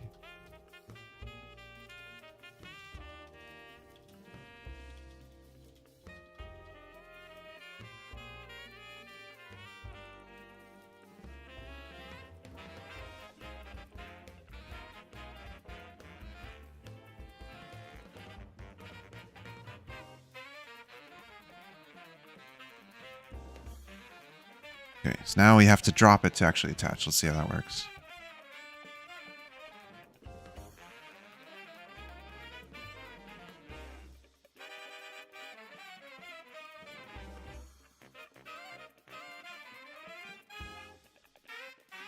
Okay, so we got these two. They're already overlapping. They should not be attached. That's correct.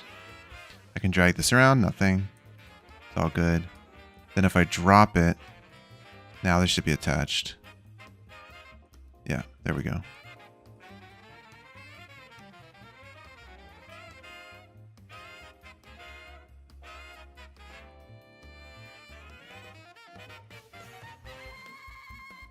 It's really annoying that you can't drag that.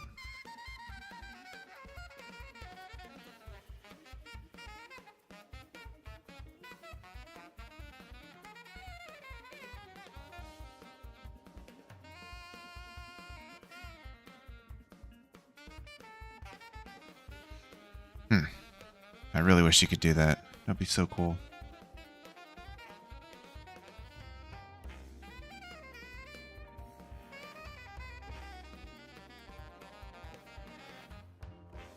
Maybe you could, trying to think. You could combine two robots. So you started building one robot, and then you wanted to attach more parts to it.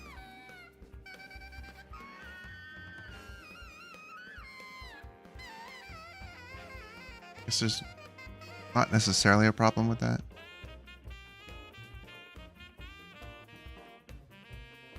But maybe it should only attach in the workshop area to prevent this situation.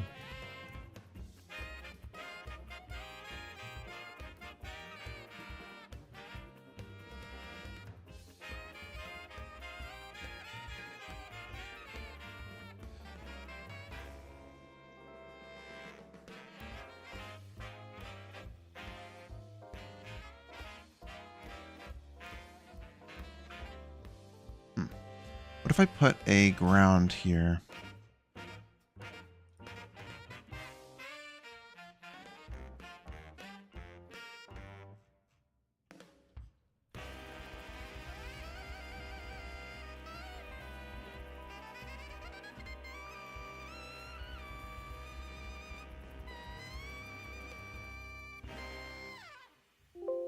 Oops.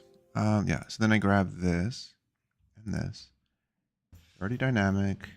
It's the gravity scale to 1. Oops. What just happened?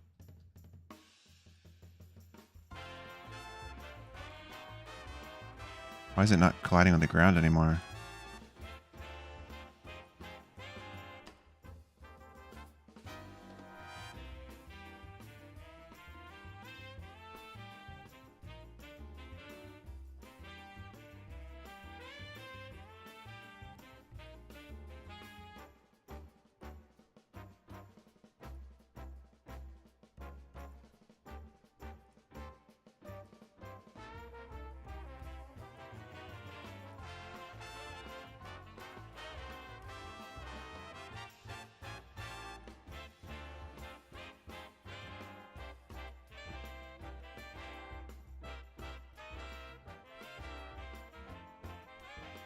Oh, is that the problem? The mass was 0?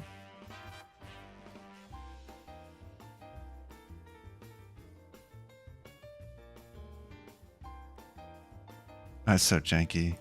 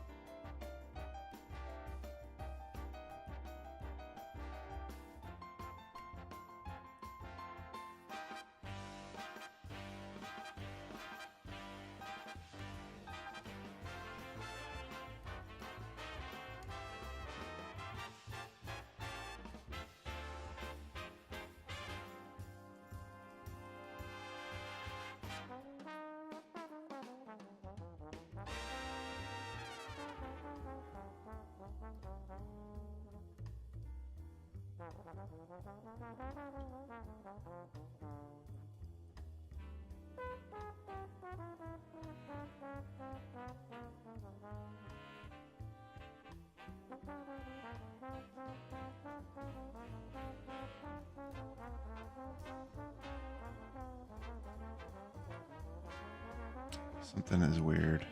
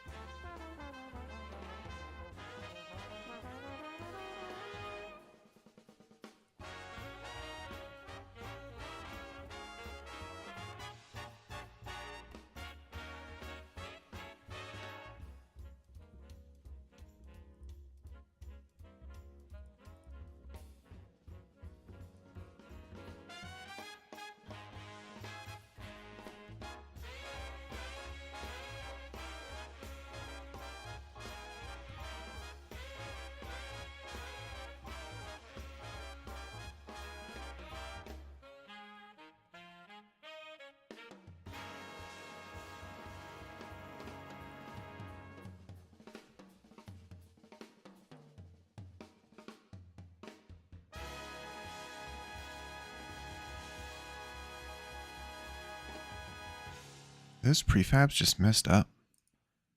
Now I'm so confused. No? Why is their mass getting set to 0?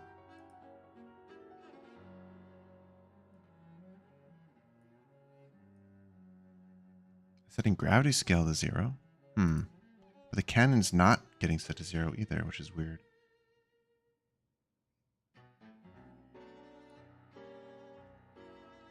Yeah, the mass is 0. Oh, is that part of the weird data thing? No, because I didn't set the robot data part.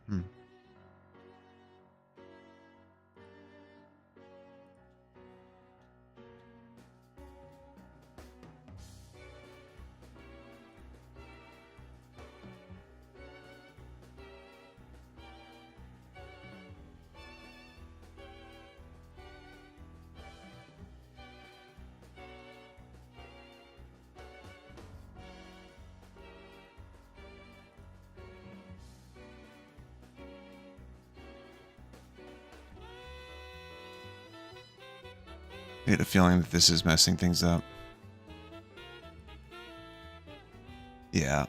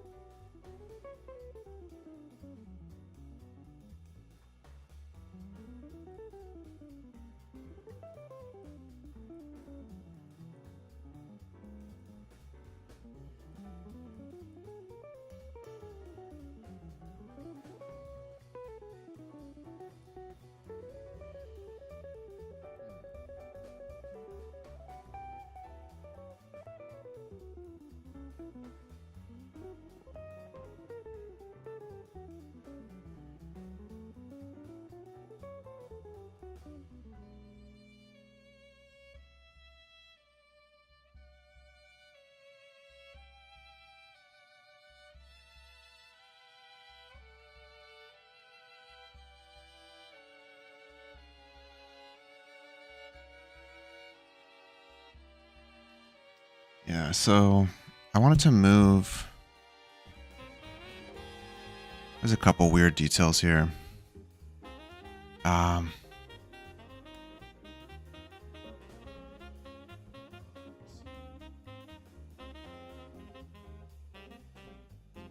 a couple of details. For one, so if you have a robot that you're already building and then you connect two pieces but they're not on the robot, I feel like maybe you should only be able to connect things to the robot. So like if you drag it in the play area, you have to connect it. Because otherwise, like, what do I do if I have two separate pieces and like wanted to connect this here?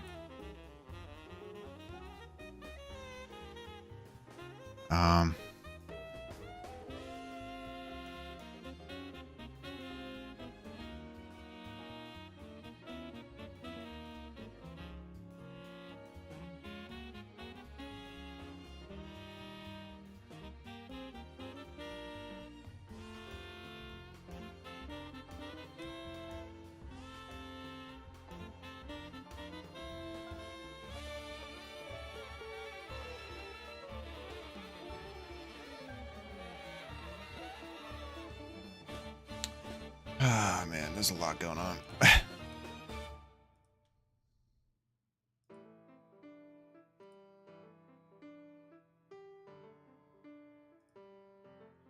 do I do this with a monkey?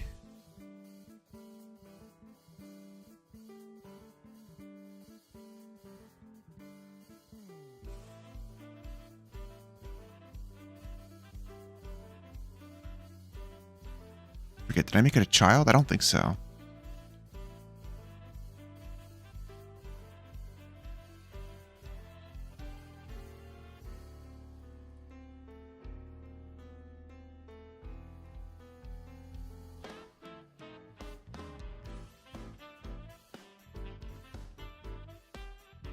Oh, it just moved using velocity.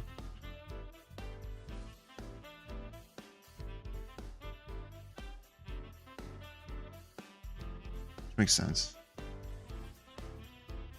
Everything has to move using the velocities, so.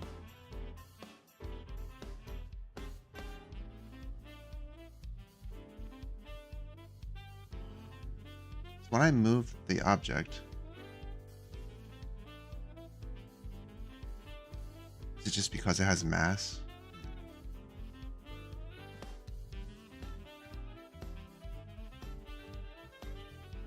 I feel like maybe I shouldn't be using joints in this editor, like building workflow here.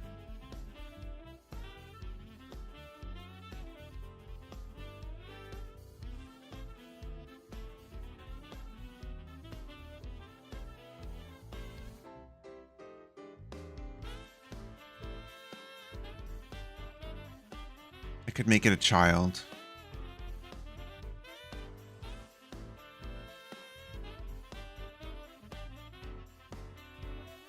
So when you click and drag one, it instead grabs the parent if it's a child. If this is attached to something else, then grab the parent and use that offset instead. Then you can drag the whole parent around. Basically always allows you to drag the parent.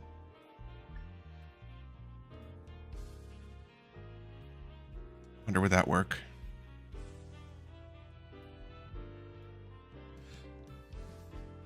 Yeah, I don't like the whole mass approach here. But it turns weirdly.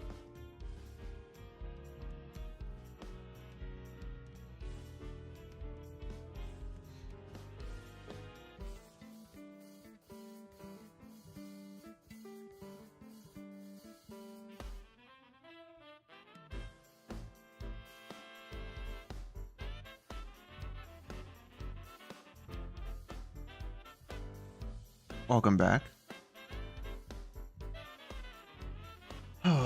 Trying to figure out how to do the dragging of objects when they're using forces. They're using joints to hold on. Let's see. What if I just set this as a child? What would happen? Bad things, apparently.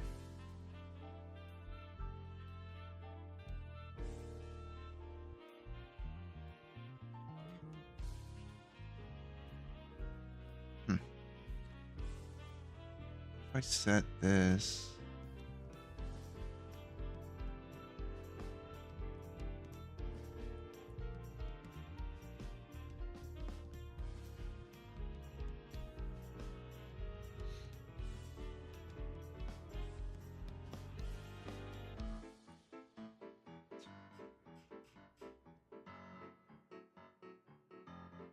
There it goes.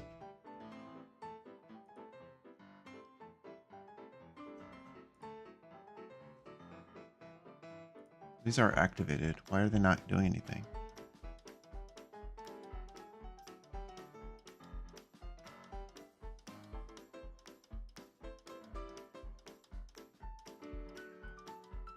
Oops.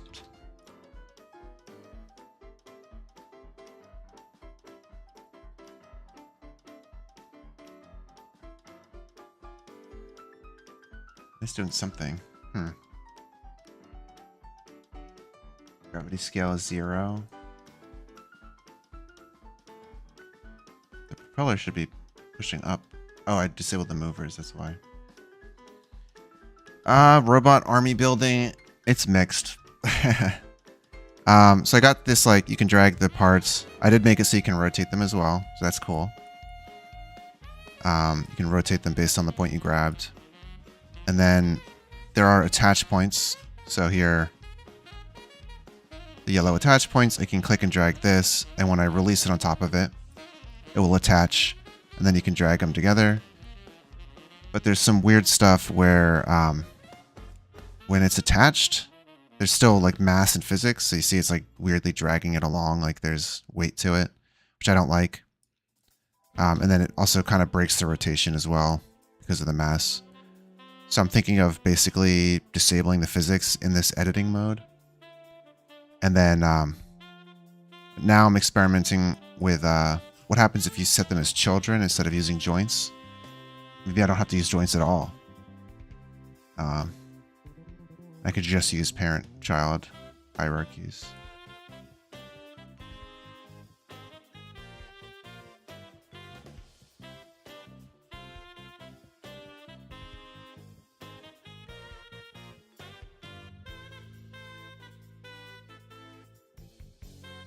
I don't know why it's doing this either. It's kind of weird.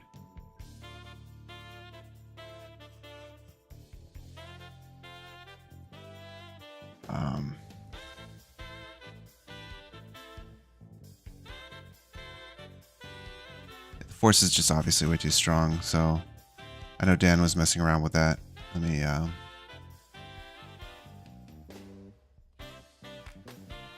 in the mover for the propeller, adjust this force back to like 5. And enable that. Okay, so that works. That flies. If I enable this, set the propeller as a child of that. Does it still work? If I set this like maybe 4.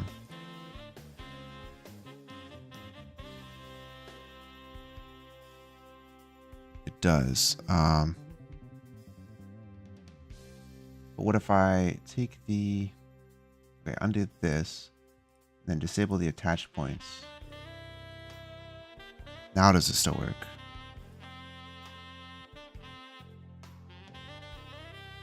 No. Because the propeller is obviously the thing that's adding the force, but it's a child, so it's moving itself. It would have to apply that force to the parent.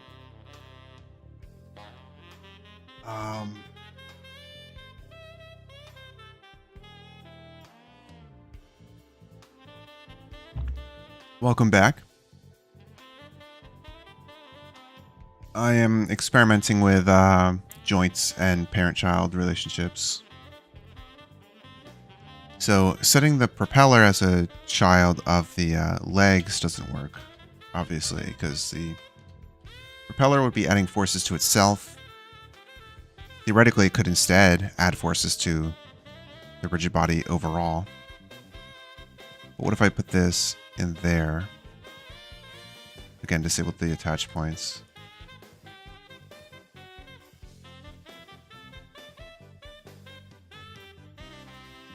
The propeller is flying away, but why is the legs aren't going with it? But they're a child. They have their own rigid body. So I'm guessing that the parent-child relationship with rigid bodies doesn't work that way.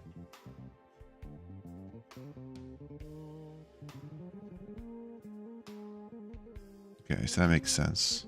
So you do still need the joints for that aspect. But in the editing, parent-child relationship probably works better.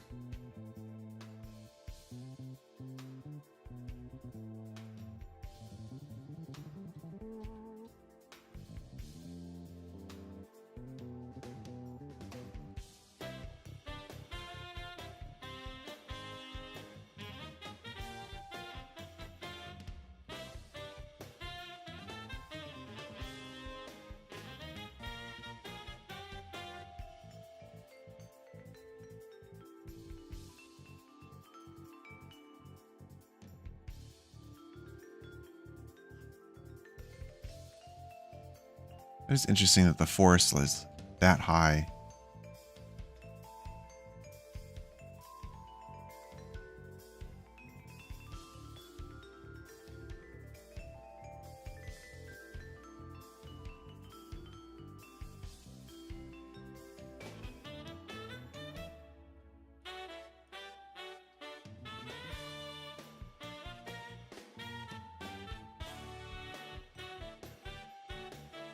Is there no gravity? I guess that's why they... Okay, that explains it.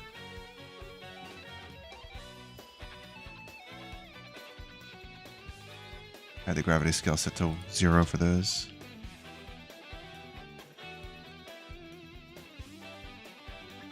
Okay, so now it's not moving. 0. If I set this to 1, it's only a tiny bit.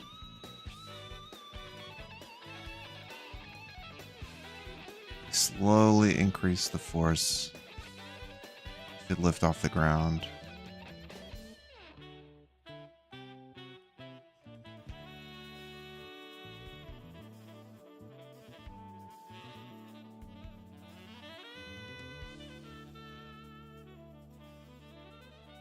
Okay, well, good enough. Okay, so for moving the pieces by hand, I feel like I should just set them as a parent and not use the joints in any way.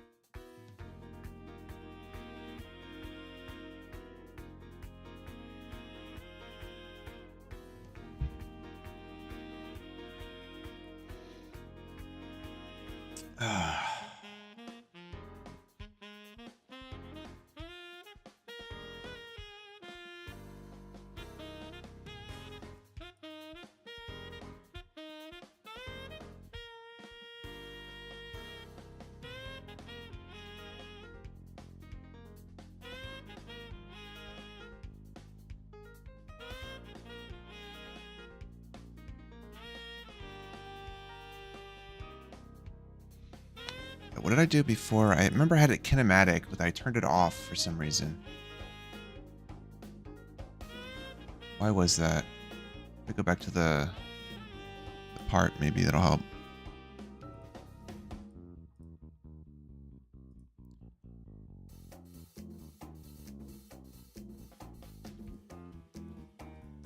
Gravity scale, whatever, but what about body type?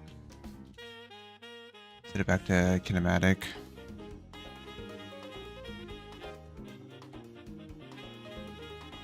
What's the problem with this?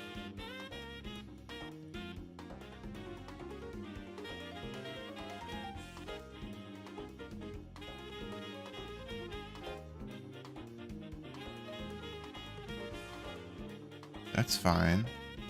I take this and attach it.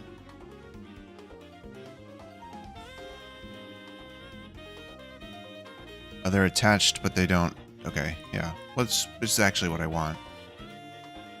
And just to double check, if I set them static instead of kinematic, does that also do what I want?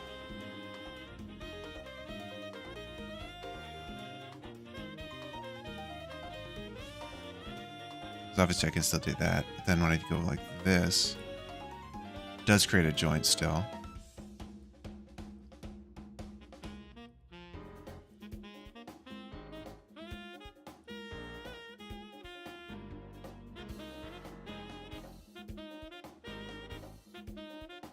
Okay.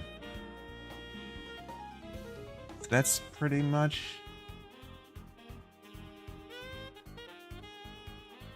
what I want. Okay, so just when I attach them by dropping, it should also set them as a child, is my guess. I can try that first. Chance it might not work, but we'll see.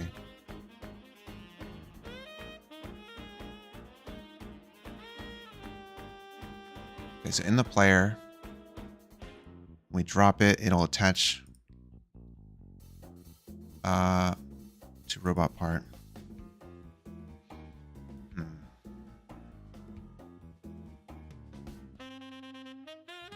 I guess maybe that function should return what it attached to.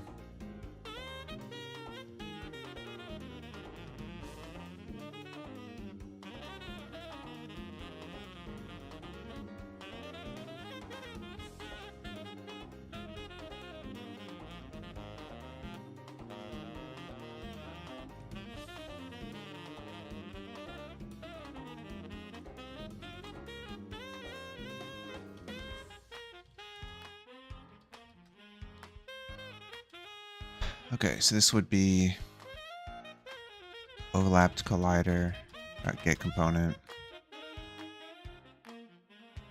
The collider would be on the part, although maybe I'd have to change this later, but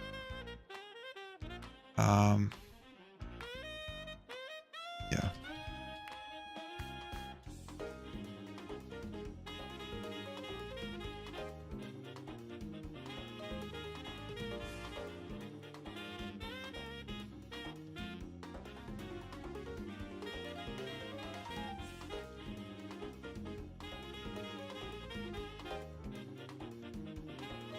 Yeah, no attached part. Okay, so when we attach it, then we also set it to the parent. So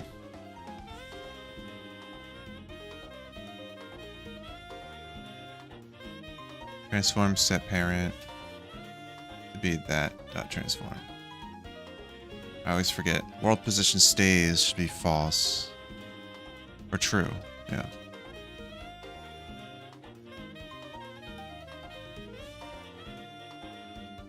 Hopefully that works. I wonder if the parenting will break things.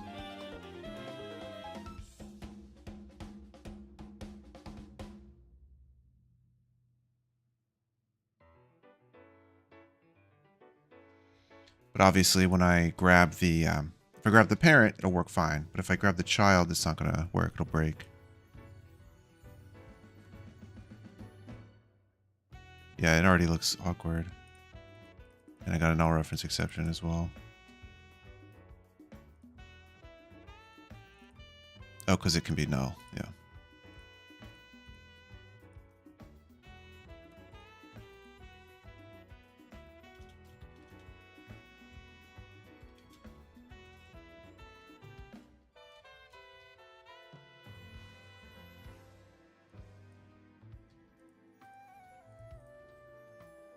It's weird, when I set the parent, it seems like the scaling is all messed up.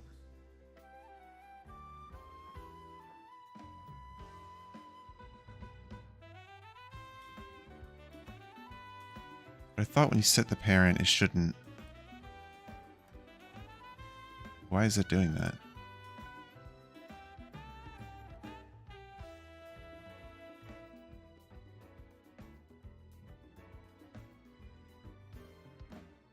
That much is working. Obviously, if I grab this, it's not going to work. It's really weird.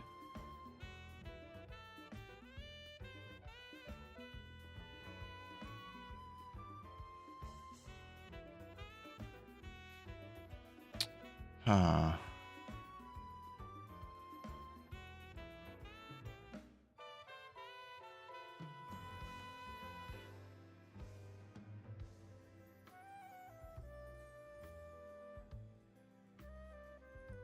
I mean, I've seen that happen before, but only when it's like only attaching to static objects for some reason.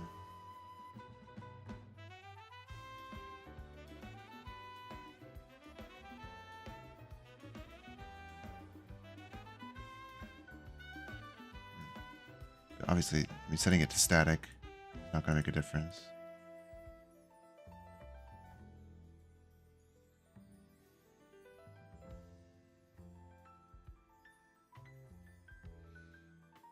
So when you set the parent, why is it that the scale is screwed up? So if you unparent it,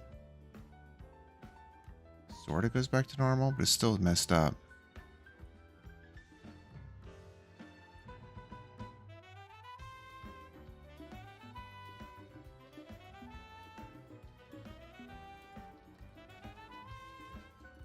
Let's try it again.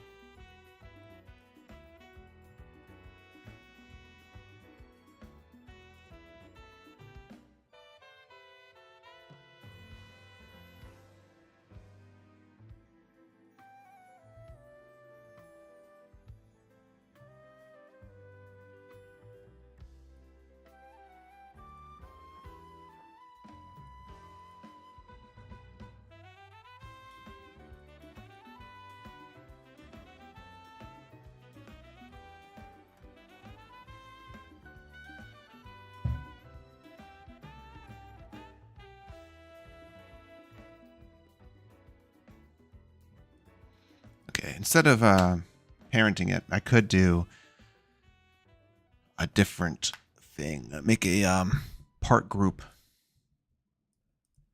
like the robot, quote unquote.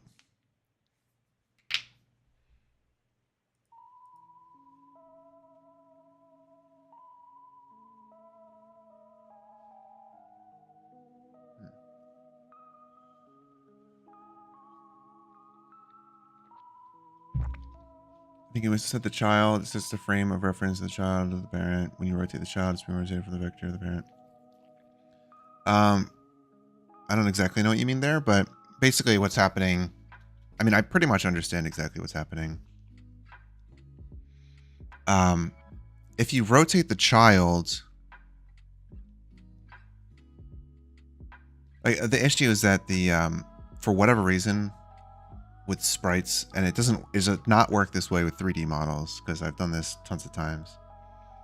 But if you set the sprite, if the sprite parent is scaled, and then you set another sprite as the child, it's inheriting the scale from the parent, which is weird. So the fact that the the sprites for these things are scaled as rectangles, so it's like wider on the X and shorter on the Y.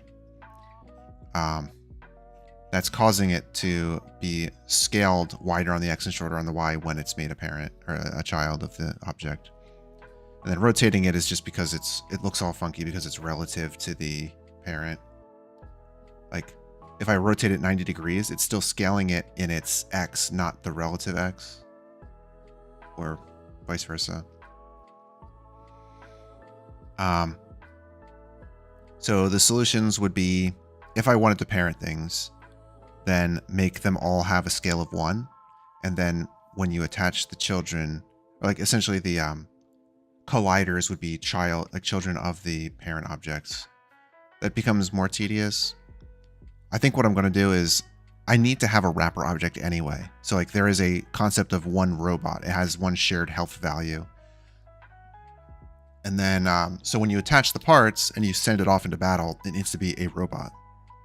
So each part could essentially attach itself to a robot anyway. And then when you attach a joint to another joint, it just takes the robot of the other one. So maybe each part itself is wrapped in a robot.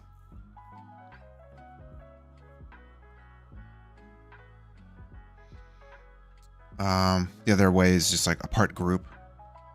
So you have a part group and another part group, and when you combine them, or there's just, when you start dragging parts to the middle, they only attach when they're in the middle, and you can only attach to a robot that already exists. So like, if you drag a piece out and place it down, it's the first piece, so it forms a new robot. You drag out the second piece and you try to attach it to the first piece. It's like if you don't attach it to the first piece, it just goes back to the tray because it has to attach because there's already a robot that exists. And then if you do drag and drop it on top of the other piece, then it combines. It becomes part of that same robot, and they're both parented to the same thing. If you click and drag to pick up one of the pieces, it instead drags the whole robot. So either of those two things works. Either you can get a part group and then you like manipulate the part group and combine them, or you just have to attach pieces to the one robot and just keep going.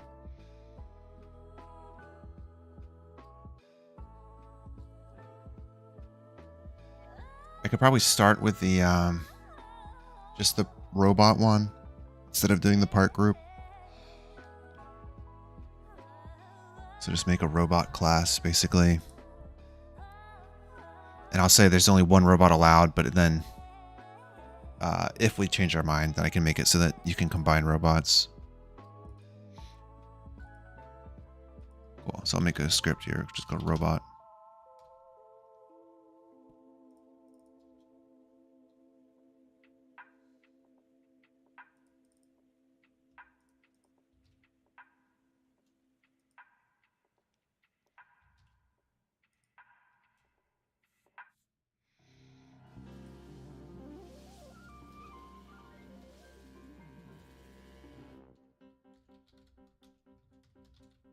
If I do add component, health component.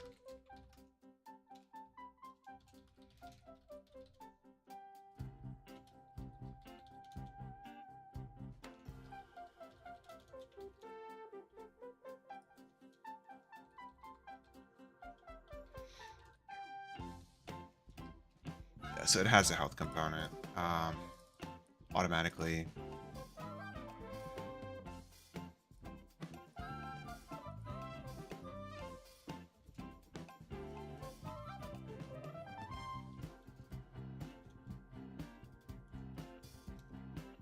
Yeah, whatever. So it adds health automatically.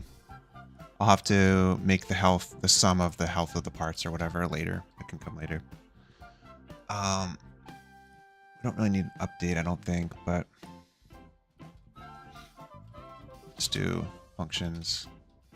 Add part to robot.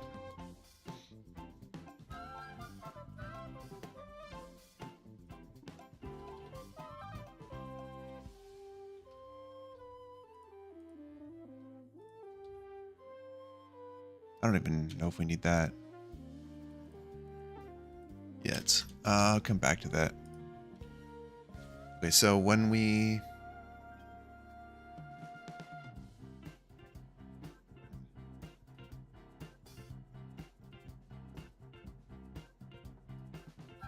enjoy your art.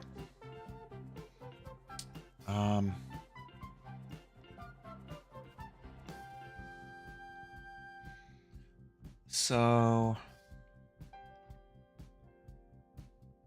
if I have the robot, when you place one on the building area, it can make a robot. Otherwise, yeah, so like the player could have an active robot basically.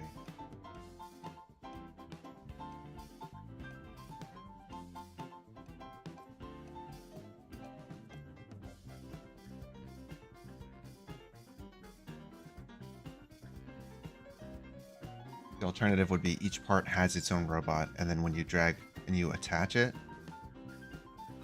it would create, it would remove it from that robot, destroy it, essentially.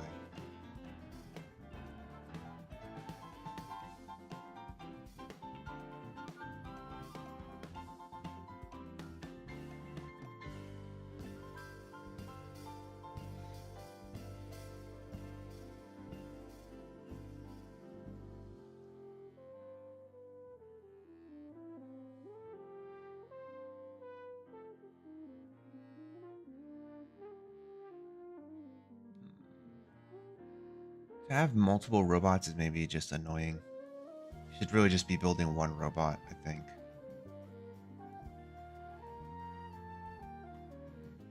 Maybe we can change it, but yeah, I'll start with that. So essentially, I'll make an area here.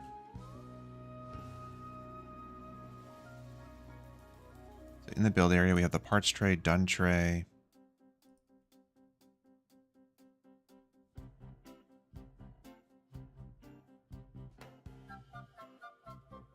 Spawner. So I'll add a new collider here.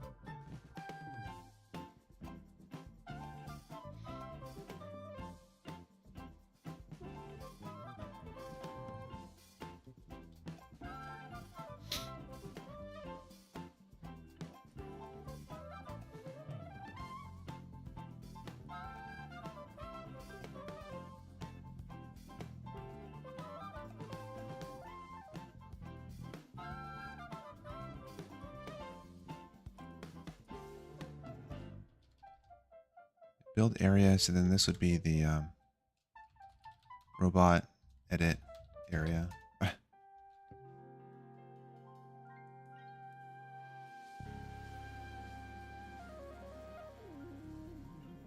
don't even know if you need that, really.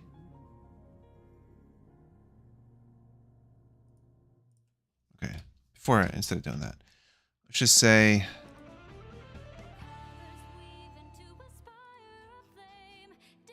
up here we have our grabbed part and the grab offset. We can also do like private active robot or something.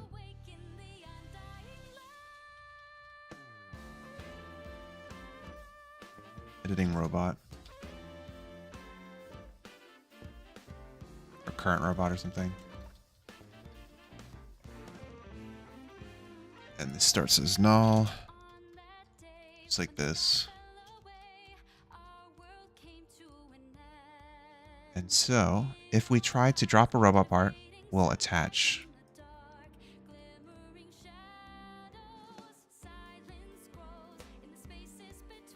So when we attach something to something else,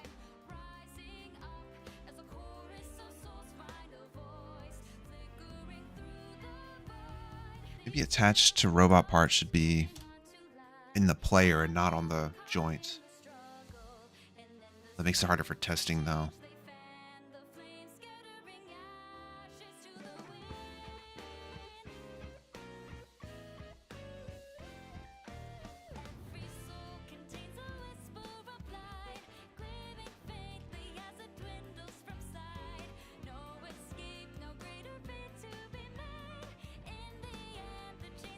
Okay, well, it tells you if it attached or not, so that's all I really need. So when we attach, so if we're holding something and we drop it, we need to check if the thing we're attaching to is already part of a robot or not. Which means robot parts should probably just store a reference to the robot, the associated robot.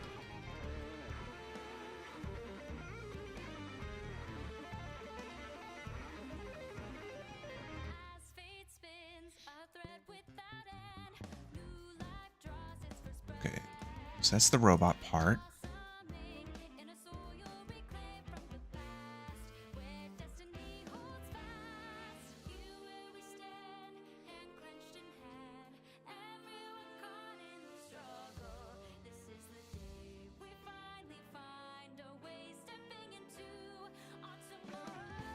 Okay.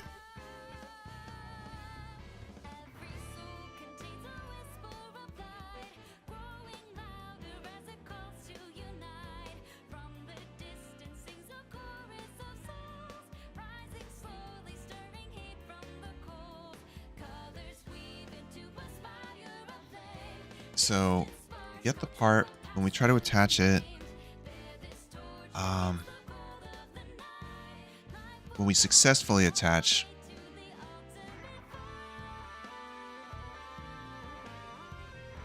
right, the first time we attach, though, that's the annoying part. If there's no current robot, we need to like create a new one.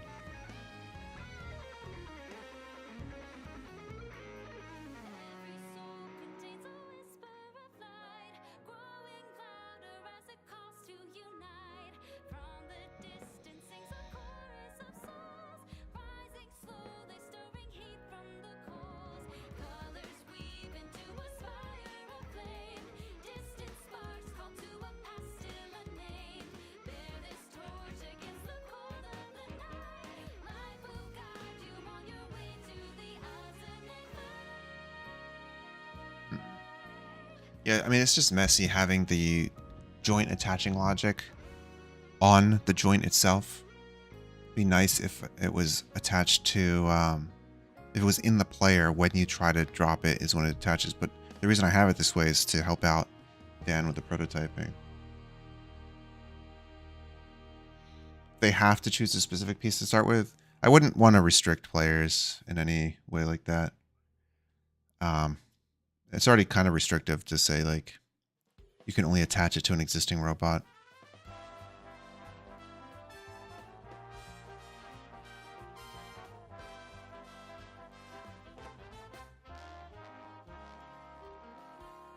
Here we go, off the rails. Don't you know it's time to raise our sails? It's freedom like you never knew. Get bags or pass. Say the word, I'll be there in a flash. Yeah, the only way it's set up like this is so that we could basically test the connections. But maybe I do it the other way. I just make Dan set up the connections if he wants to test it. Jump up, don't be scared. Just jump up and your cares will soar away. And if the dark clouds start to swirl, don't fear, don't shed a tear, 'cause you are my one-up girl. So let's all jump up super high, high up in the sky. So I'm skipping this song.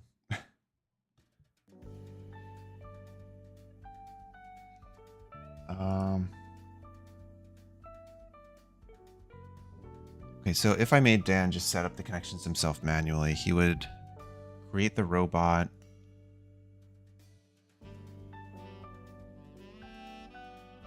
Do the connection by you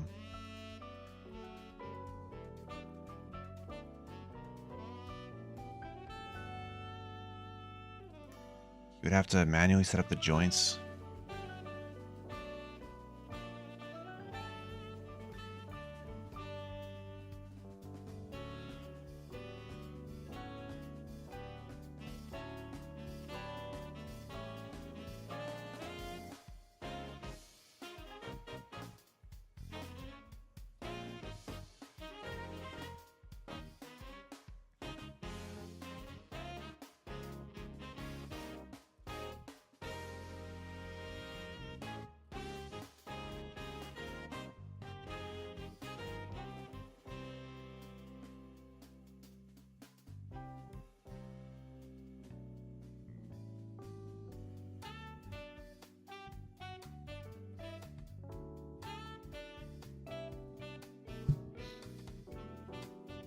So attaching part to bone, attaching the robot part.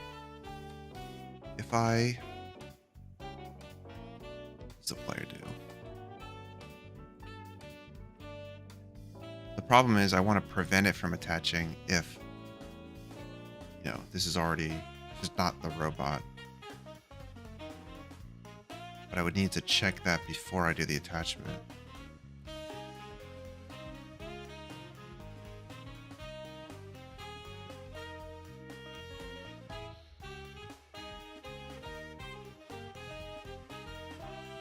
I could just do this.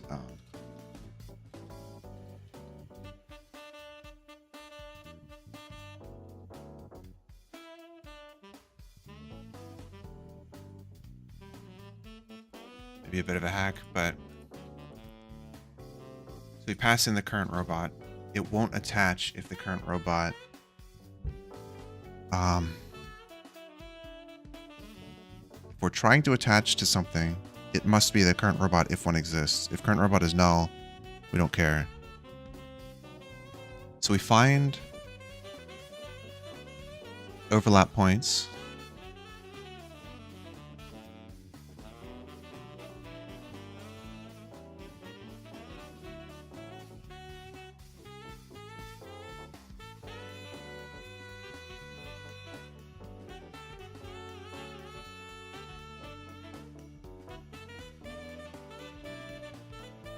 Okay, so if we found something, we need to check At the hit point.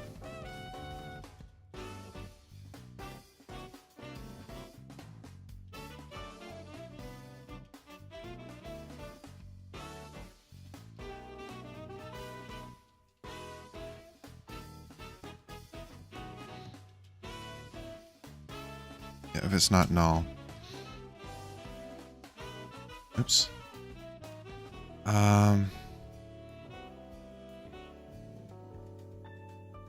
If it's not null, check what we hit, which is overlapped parts.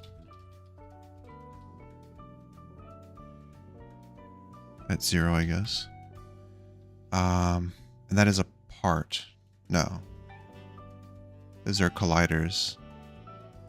So we go get component for the part.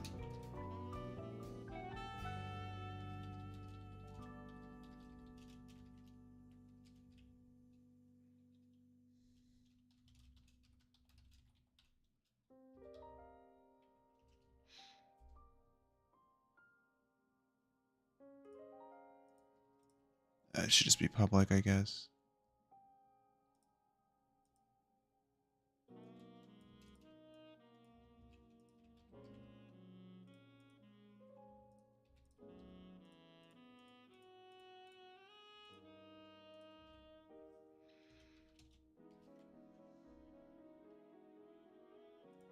Did I not make it public? Oh. If the hit part associated robot is the current robot. If it's not the current robot, then we can't use that part, so we return.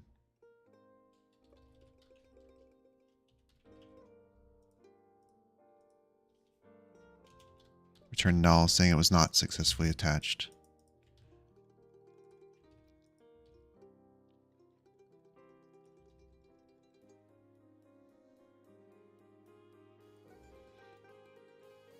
Okay, so then if it attaches, we need to create a robot.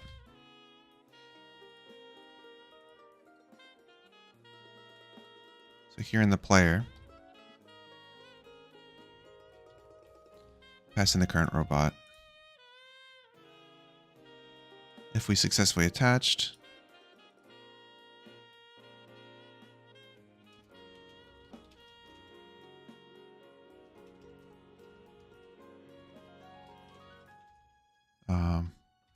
you create a new robot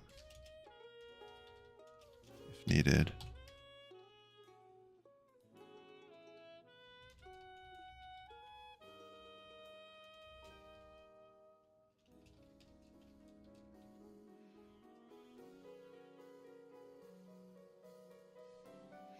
Shouldn't really be anything needed, so it's really just create a new game object.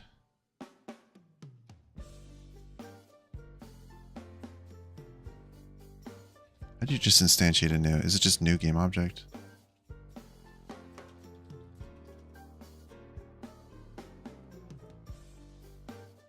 Yeah, game object equals new game object, yeah. So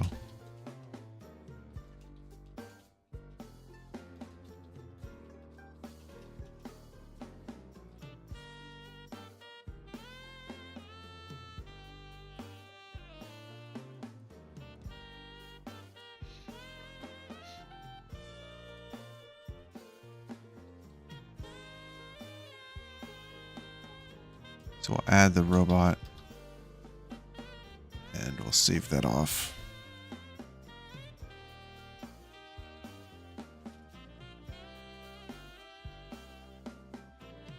Cool. So we set the current robot to the new one that we just created.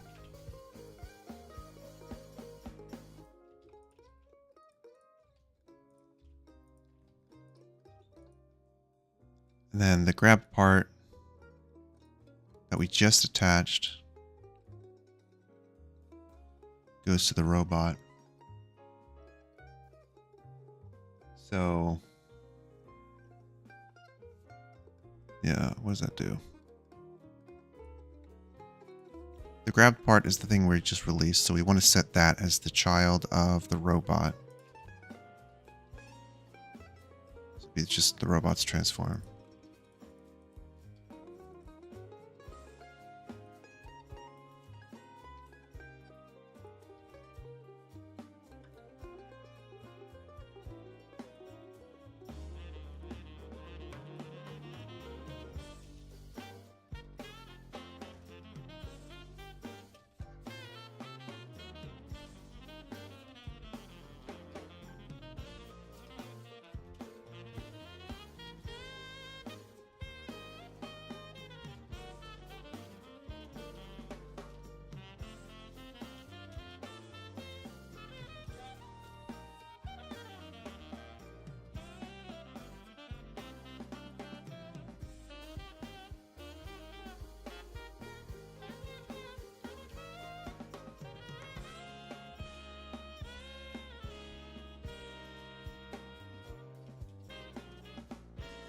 So the new part as a child of the robot. Yeah. Itself. Cool. Just try this, see if that works. I have a feeling I messed something up.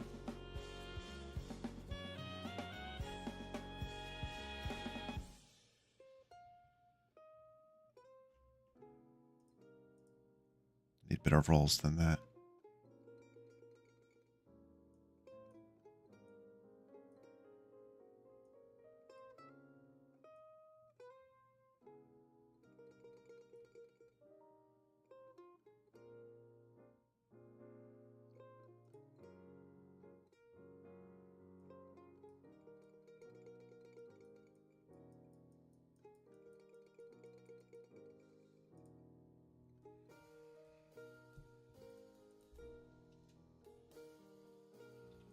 Because I also need to set this other one to it as well.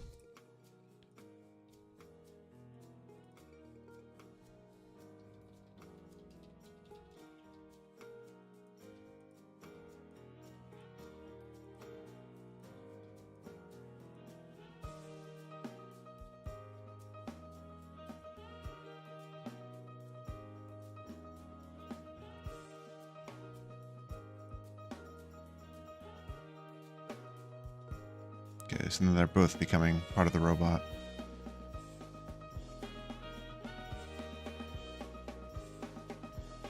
Welcome, thank you.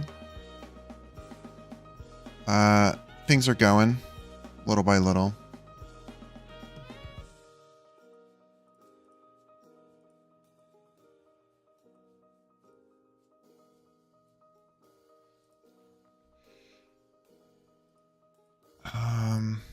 Yeah, let's set the name of this at least so I can tell what it is.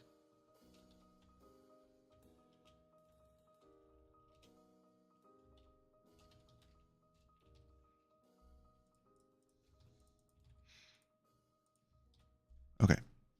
So, we create the robot, we set the children. What we need now is the parent, or sorry, when we grab something, to move it, it should move the robot, not the actual piece. That would be here when we call pick up robot part. Instead of grabbed part, which I guess we can also store, but we need the, well, I guess it'd just be current robot, huh?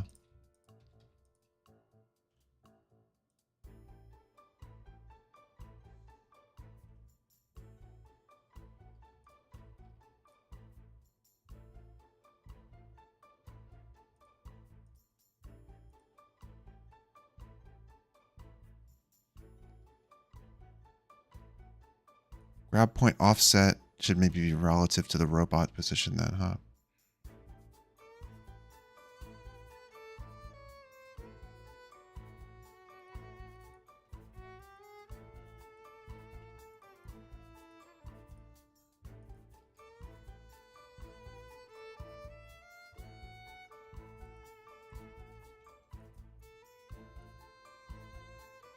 Okay, so when we pick up robot part, we grab the part. When we drop the robot part, that's something else. Rotating can come later. Okay, in a second. If if I... Where's this being called from? Here. The grab offset is based on the hit collider's position, but it should probably, if it is a robot, it should be based off of that instead.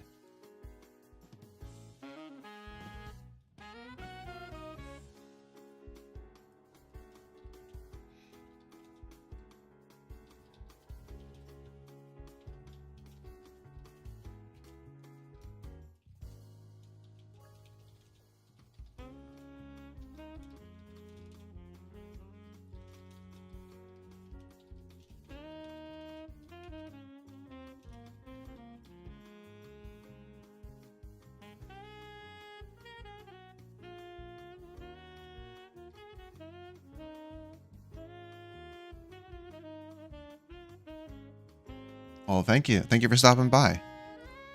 Yeah, I'm just poking away at the Game Maker's Toolkit Game Jam. Trying to make a robot building game. You build robots and send them out to fight. So the grab object is part of a robot. We want to grab the whole robot instead, so hit collider dot. So,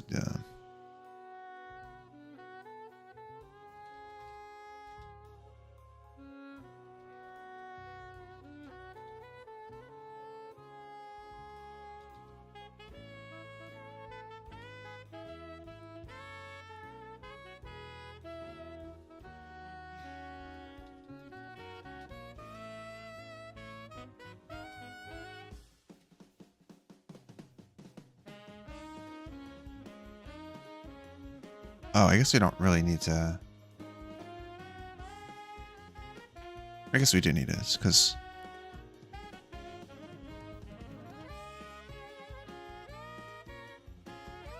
I mean, we know it's pretty much always going to be the current robot, right? But whatever.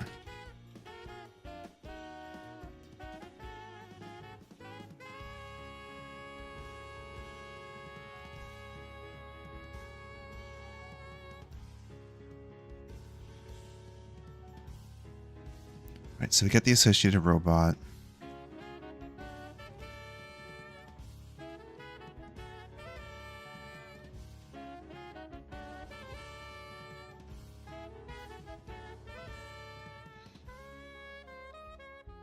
Yeah, if it has an associated robot, then grab offset would instead be that minus the hit robot transform.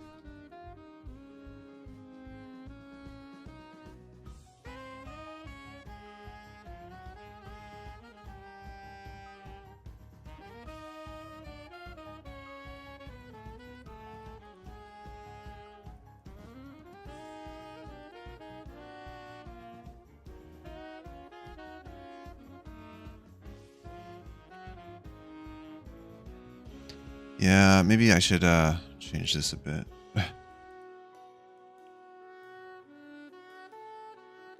Congrats on your first game jam.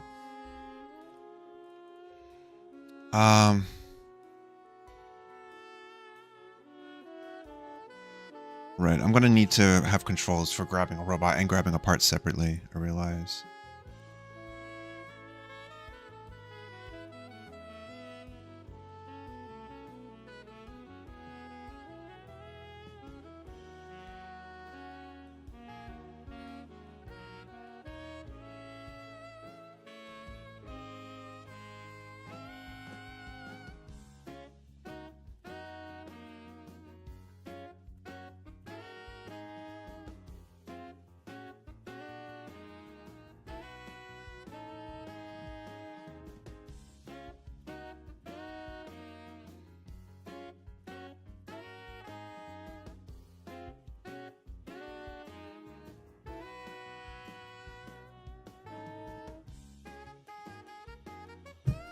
So I kind of need to undo some of this at least.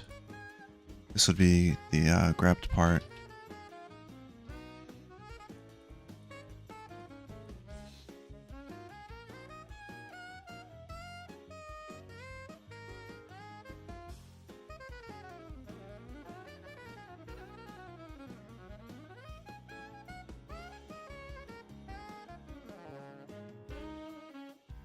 Hmm.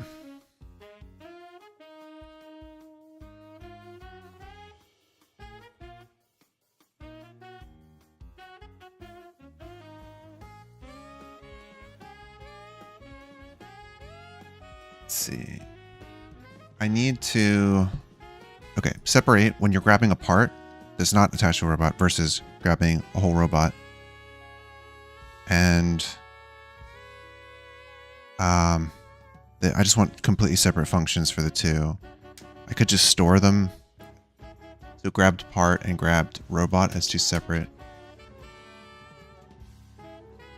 things. It's just annoying to have to check both of them to see if something is held, but whatever. It's a game jam.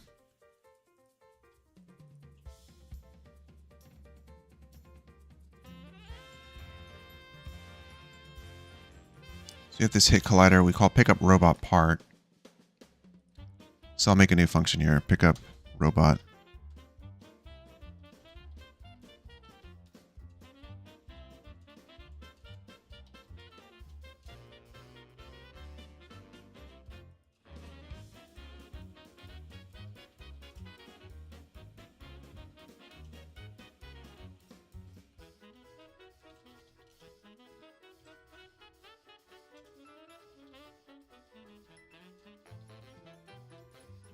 Yeah, still need to store the grab point offset.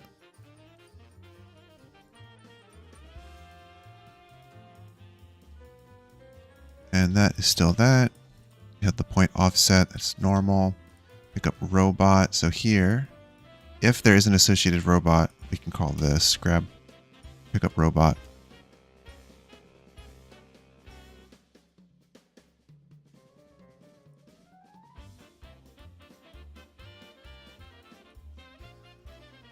So you pick up the whole robot.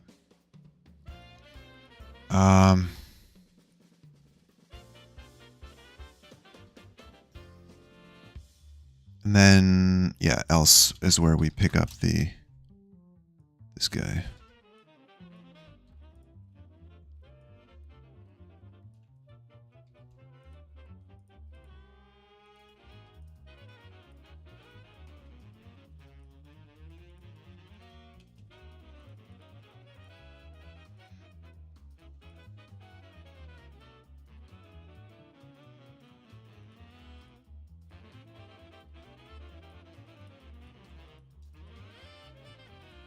So when we create the robot, we probably need to set its position to that of the item object.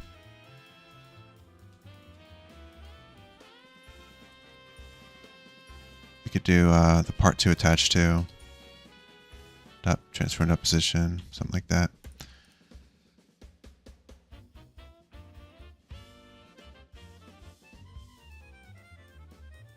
Okay, so we drop robot part, and then we have drop robot.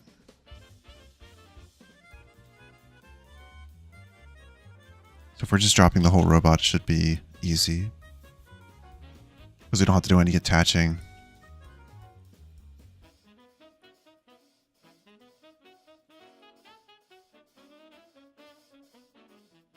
Or maybe we should do attaching. Any point that hasn't attached that's not already attached.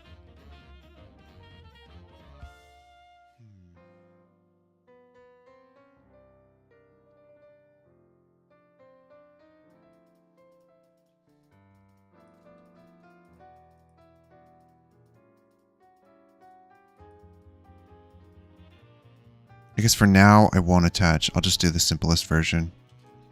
Which is essentially just, you do this.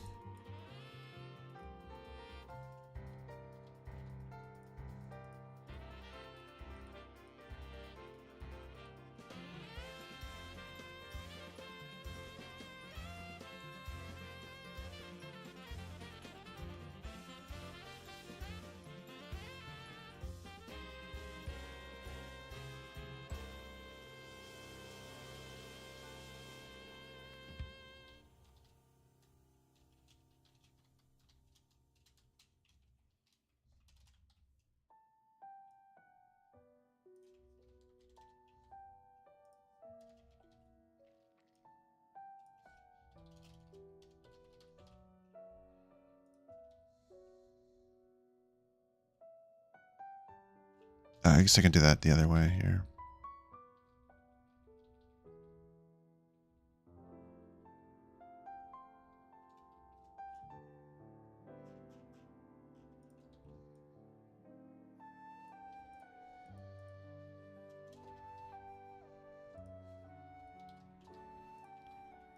Already hacking stuff.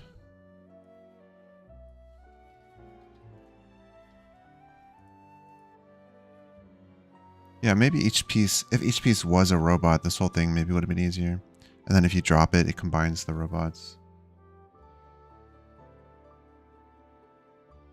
But whatever.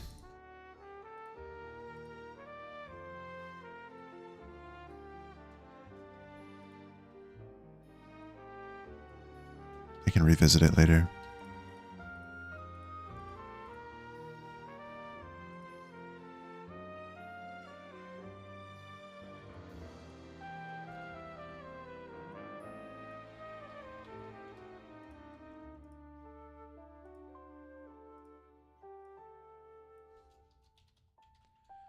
Whole thing could have been easier because it all just would have been one code path.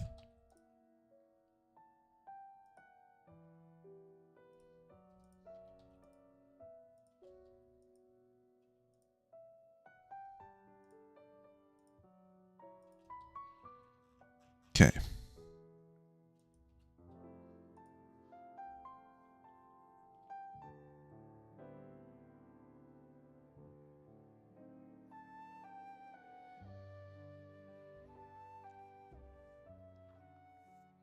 I have to start thinking about dinner.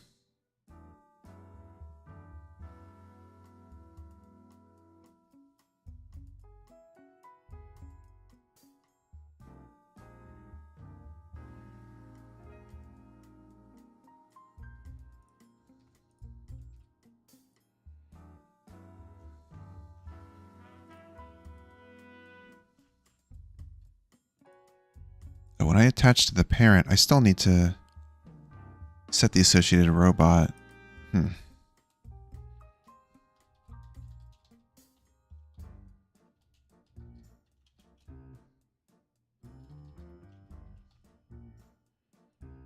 That's a little annoying as well.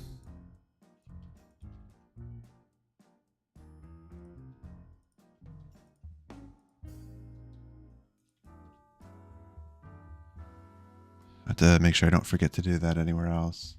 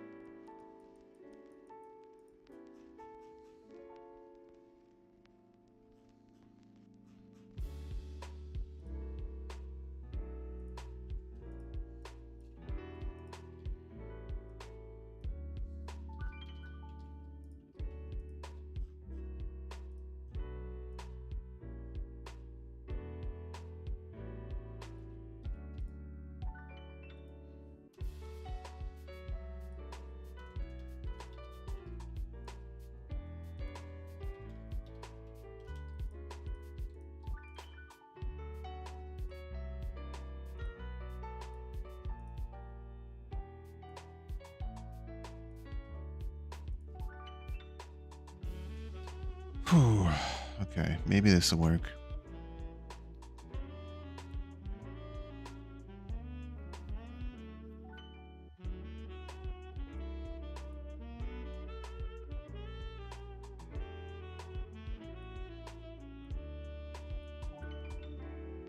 Sweet. It works. Yay.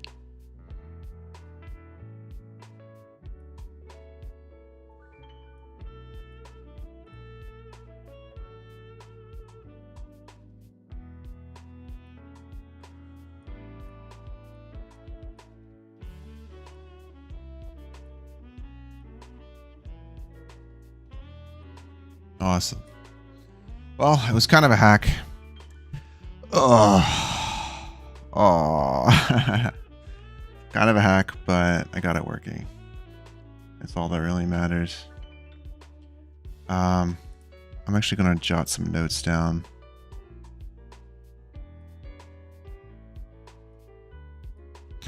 Back over here to the planning.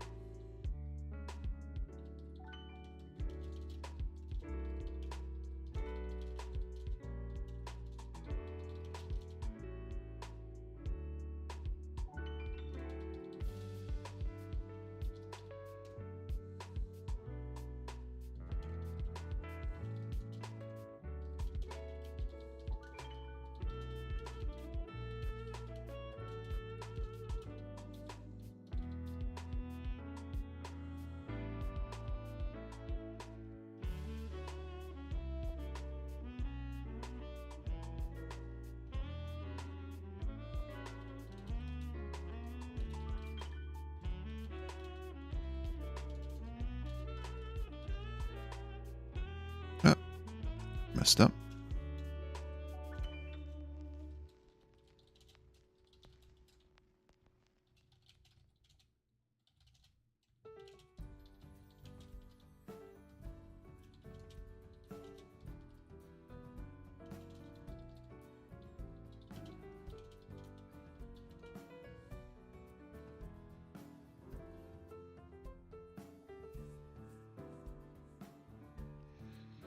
Are you going to allow the player to reset all the parts to the left side if they mess up?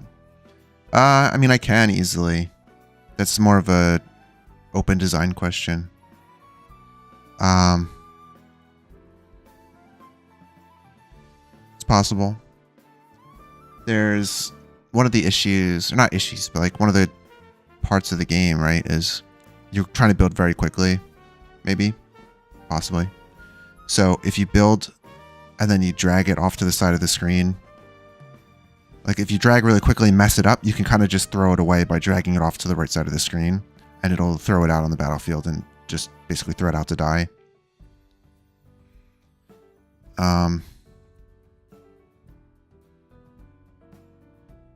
Yeah. But I mean, certainly I was thinking like, what if you grabbed the piece and then right clicked?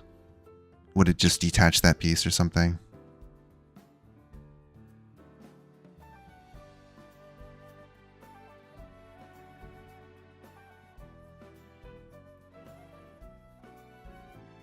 Maybe.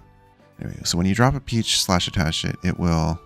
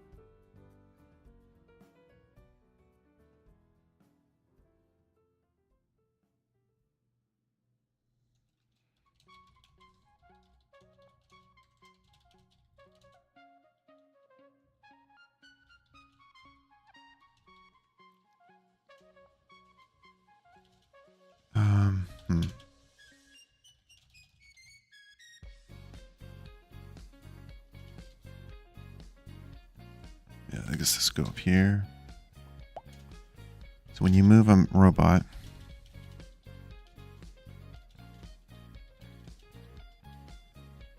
it will never attach to anything. So essentially, once you stick two pieces together, you have to attach other things to it, not the other way around.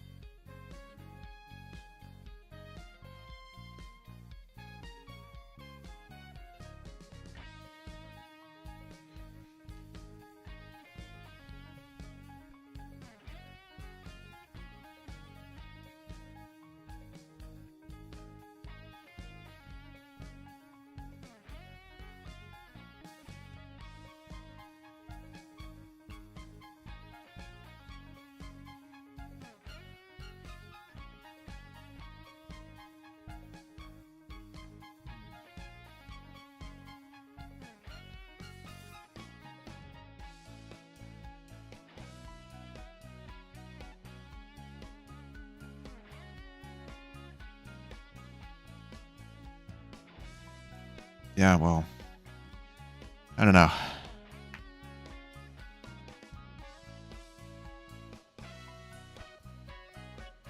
Trying to run through it in my head. There's so many ways to do this.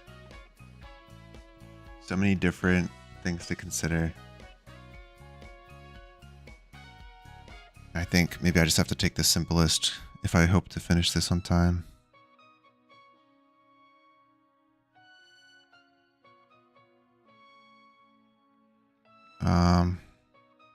I have to figure out what to do for dinner.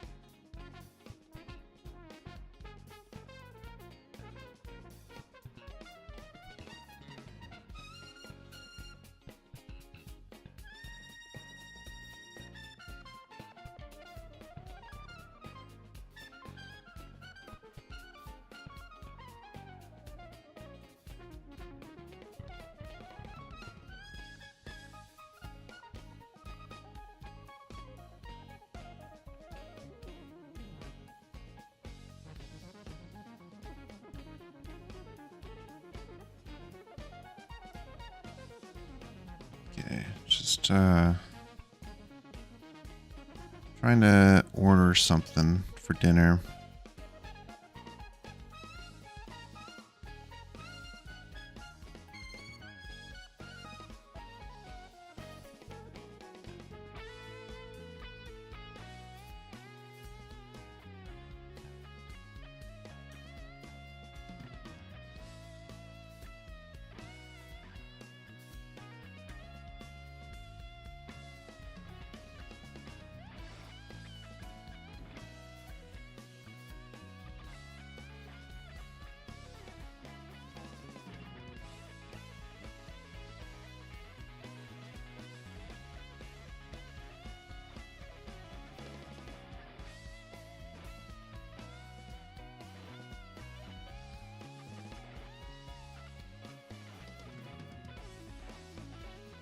Sorry, I'm just kind of sitting here for a sec.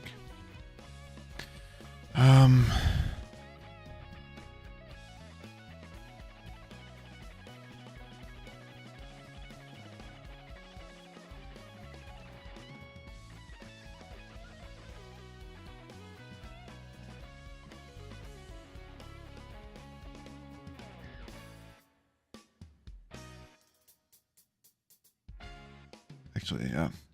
I will go to the restroom real quick. I'm also ordering dinner. I'm going to work a little bit more while I wait for dinner to get here. Then I will take a break again and then be back after dinner. So I will be right back.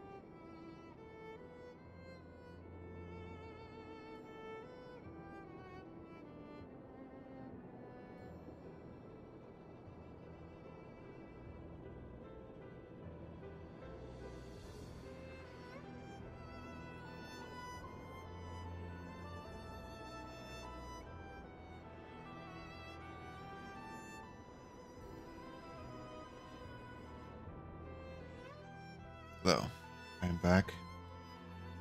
So my dinner will be here in about 30 minutes.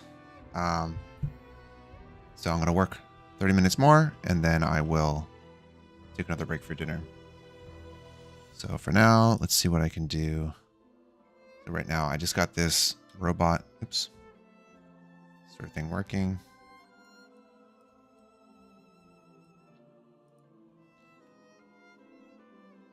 So maybe I'll make it so you can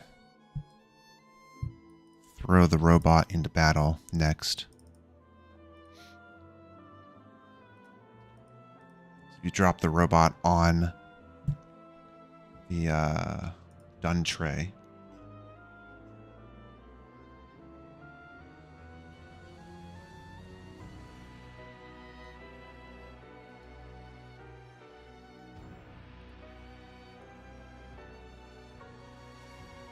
Oops. Basically that. Yeah, it's not running right.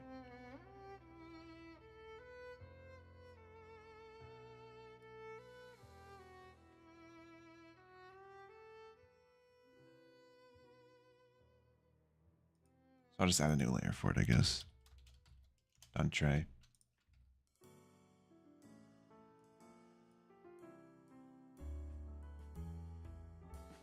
The done tray doesn't collide with anything either.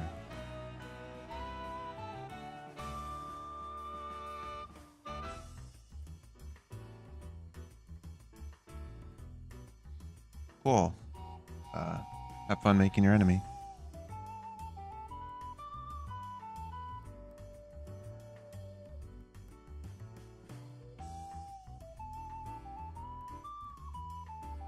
Okay, so what I'm looking at here, the done tray collides with basically nothing. Yeah, whatever.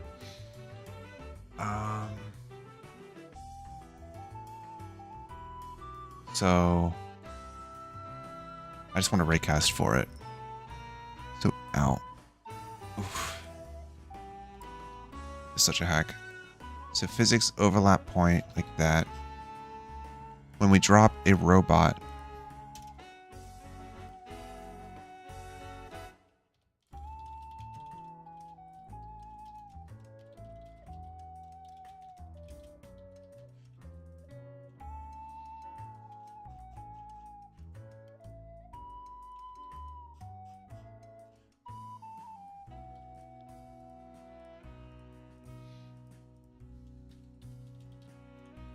so if we drop it onto the done tray,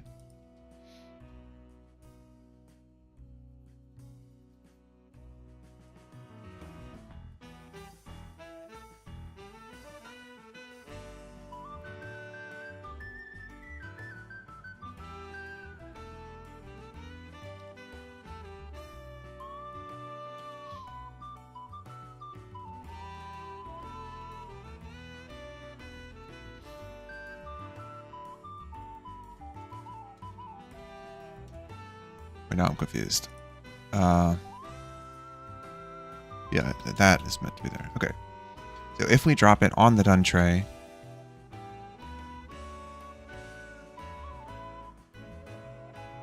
you can add a void, a function, send robot to battle.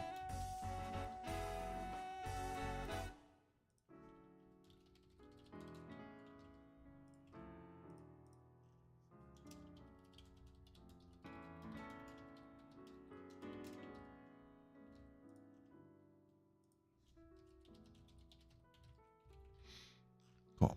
And so if we do this, essentially there could be some animation or whatever. But then I want to take the robot as it is and spawn it. I guess I can add a bone up here.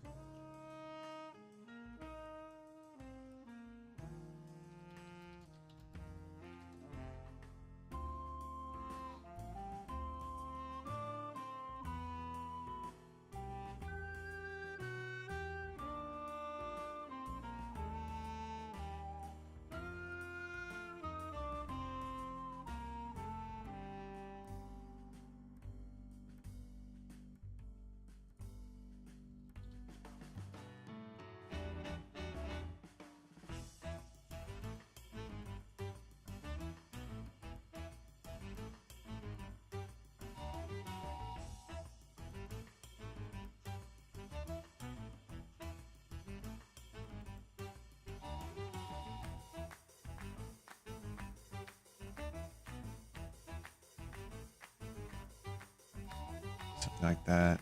I could always move it.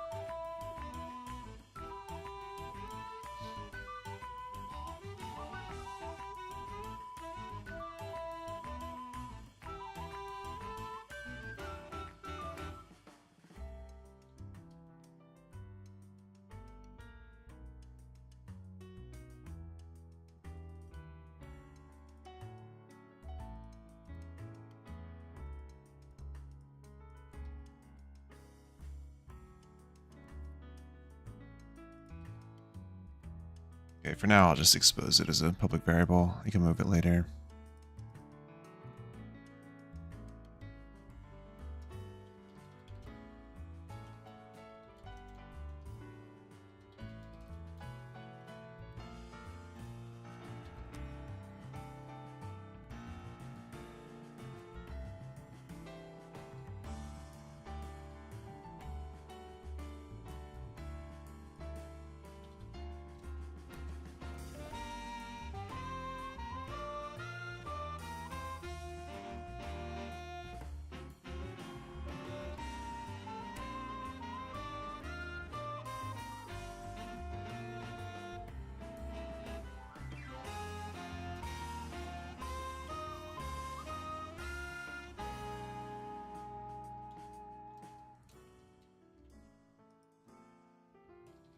So we get components, children.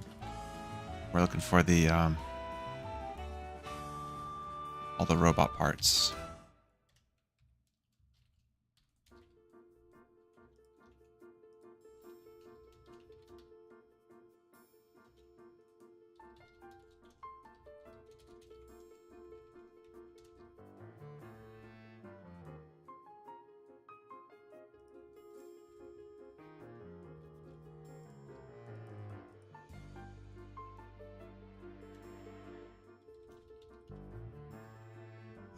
Wait, for each part, for each part, I'm gonna do this dot activate.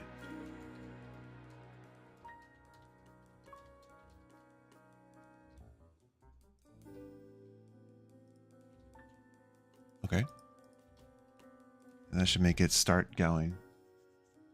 That'd be interesting.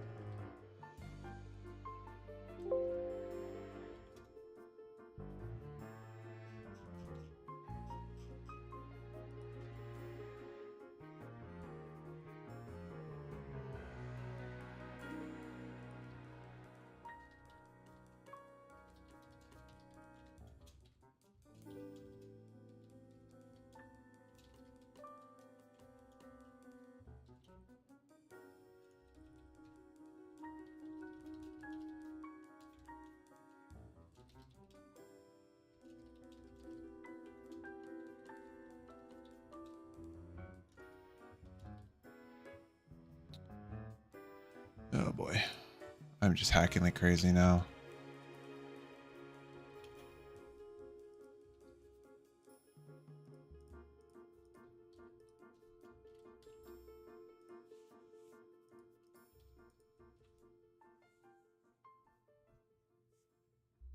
Ow.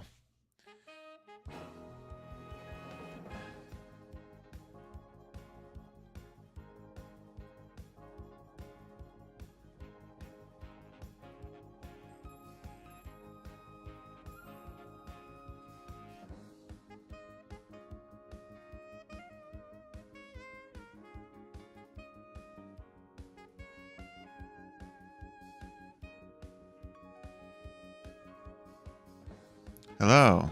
It is going. It's doing something. Let's see. See, I have a robot. See this robot? It's beautiful. Oh, that didn't work.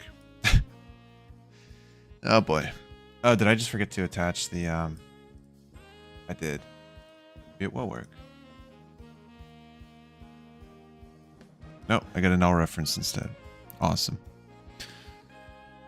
Yeah, I mean, it took a while to get the piece attaching stuff to work, but now you can, you know, attach these pieces and build the robot.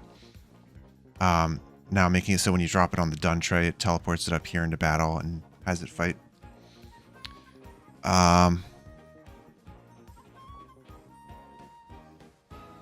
Yeah, there's a lot of cleanup that needs to be done. I've been writing some pretty hacky code. So, and I know it's a game jam, but it's like, I don't know, there's a lot of intercommunication that's just really not great. Yes, null references everywhere. Okay, so what is this null reference? The robot that I'm passing in is null.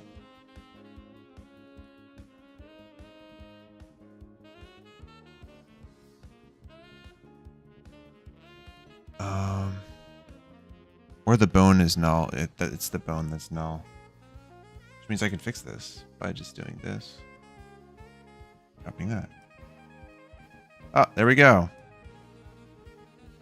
Why is it just floating? It's still kinematic. So when we activate, we have to set it to dynamic. And if I did that, the gravity scale is still 1 as well.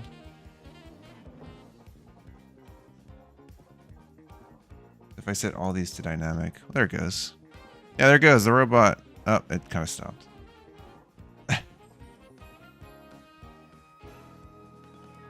Interesting.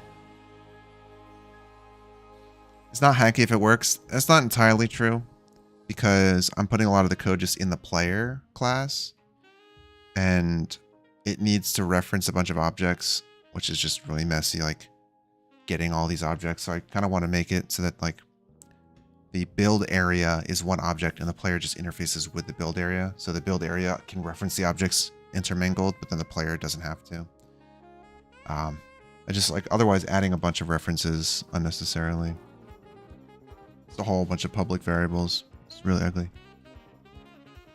Oh, what am I doing?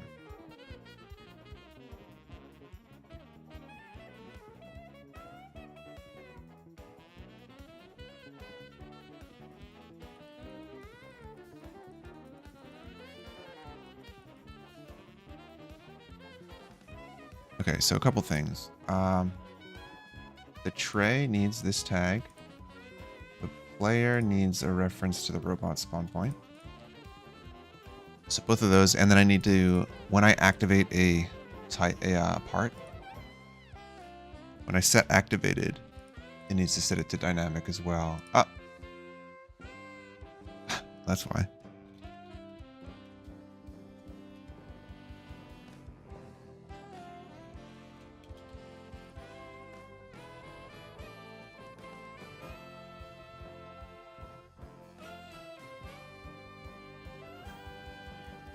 And the spawner.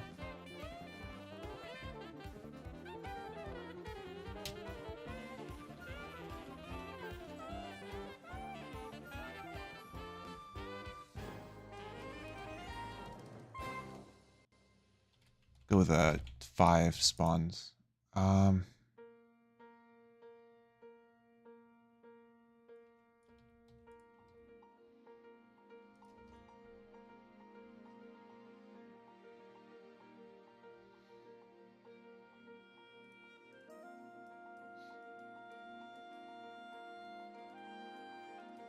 At this point, I'm just waiting until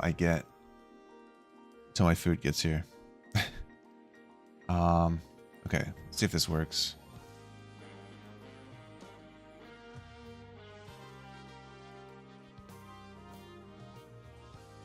It's kind of annoying if you can't see the spawn points. So I feel like, or the sticky points.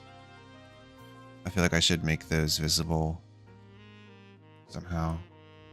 Okay, so let's get some legs in here.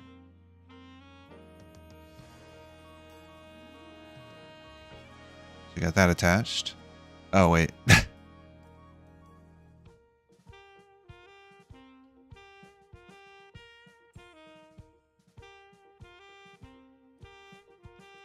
Okay, so we'll attach some propellers on top. One going forward a bit. And we'll make it like this. Okay, let's send it off into battle. Too heavy. Well, now we got more stuff, so we'll go with the cannon. Grab a leg. Let's put the leg in the middle. And then we'll grab a propeller on top. Perfect. Go. A little shooty robot. Okay. Oh, it fell over.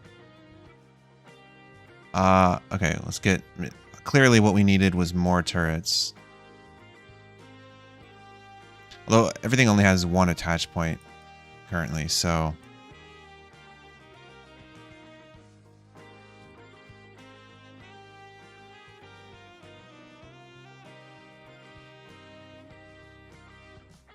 I feel like the propellers aren't heavy enough to even lift themselves.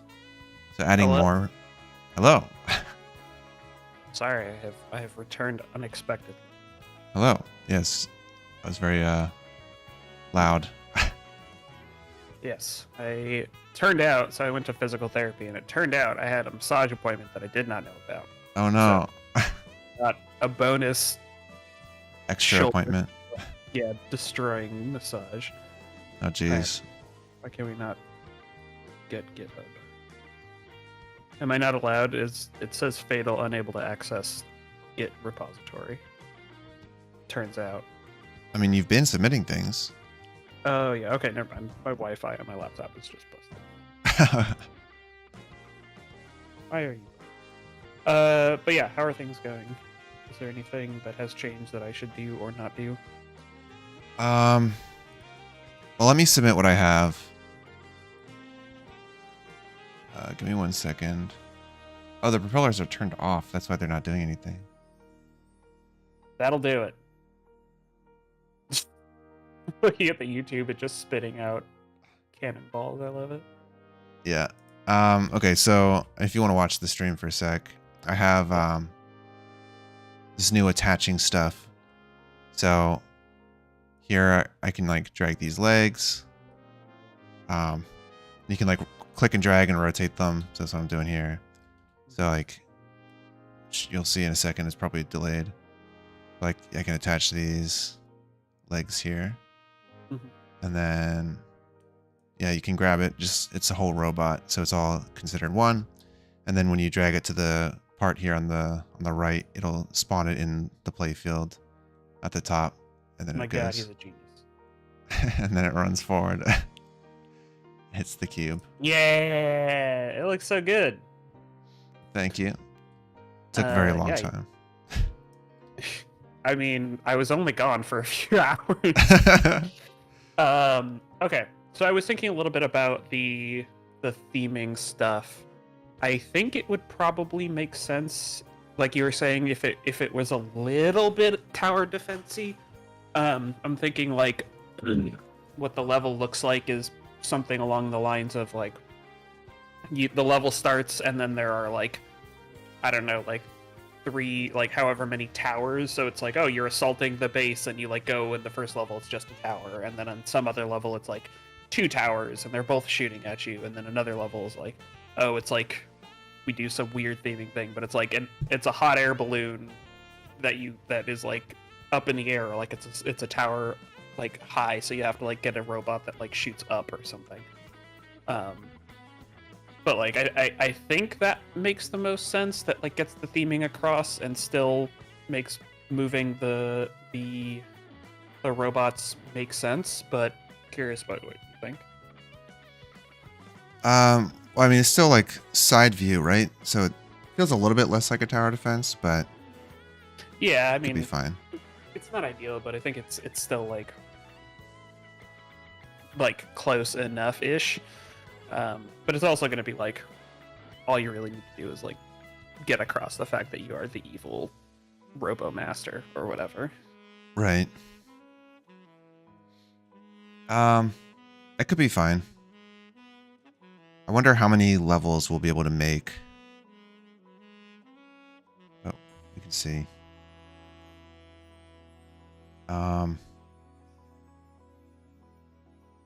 So are you thinking there's like basically just one point you're trying to attack? Yeah, I'm thinking like, I mean, the thing that we need to, the things that we need to do are like, we need to force you to build different types of robots, right?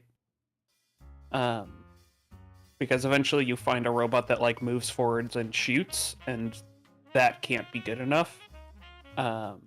And why it's not good enough is probably down to like, well, in this one they start shooting at you more, so you need to put like defenses on it, or like in this one, the you know, like there's hills that like fuck with your robot, or in this one there's the enemy that you have to defeat is like up high, and so you need to like get a helicopter to do it. Yeah. I mean, you could also just do like you only have certain parts, right? It's like the challenge is, okay, yeah, you could put a cannon on some legs, but now there's no legs or there's no cannon. Now you have to figure out how to get the buzzsaw to the thing. Yeah, I mean, I don't necessarily have a problem with either one. It's just how many levels do we make? Because like, I don't know, it seems hard to me to make a level. It's just my concern, but I believe you. it's just, I don't know, we have two people. I'm not used to working with somebody else, so if you can you know, like if you are capable of like making the level, that would take a lot of the load off, right? Yeah, I can try.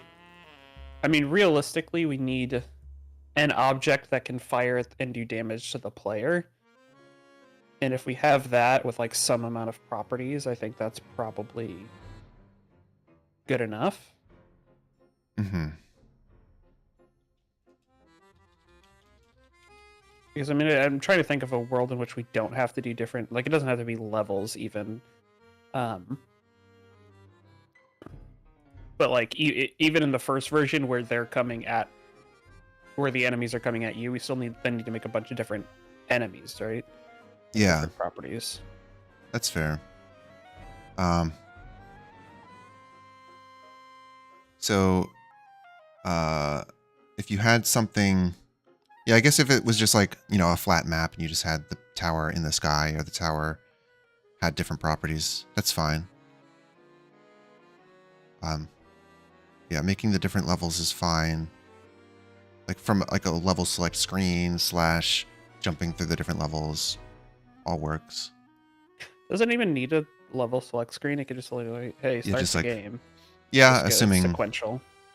as long as you don't like crash out or break or something. When has a game ever crashed?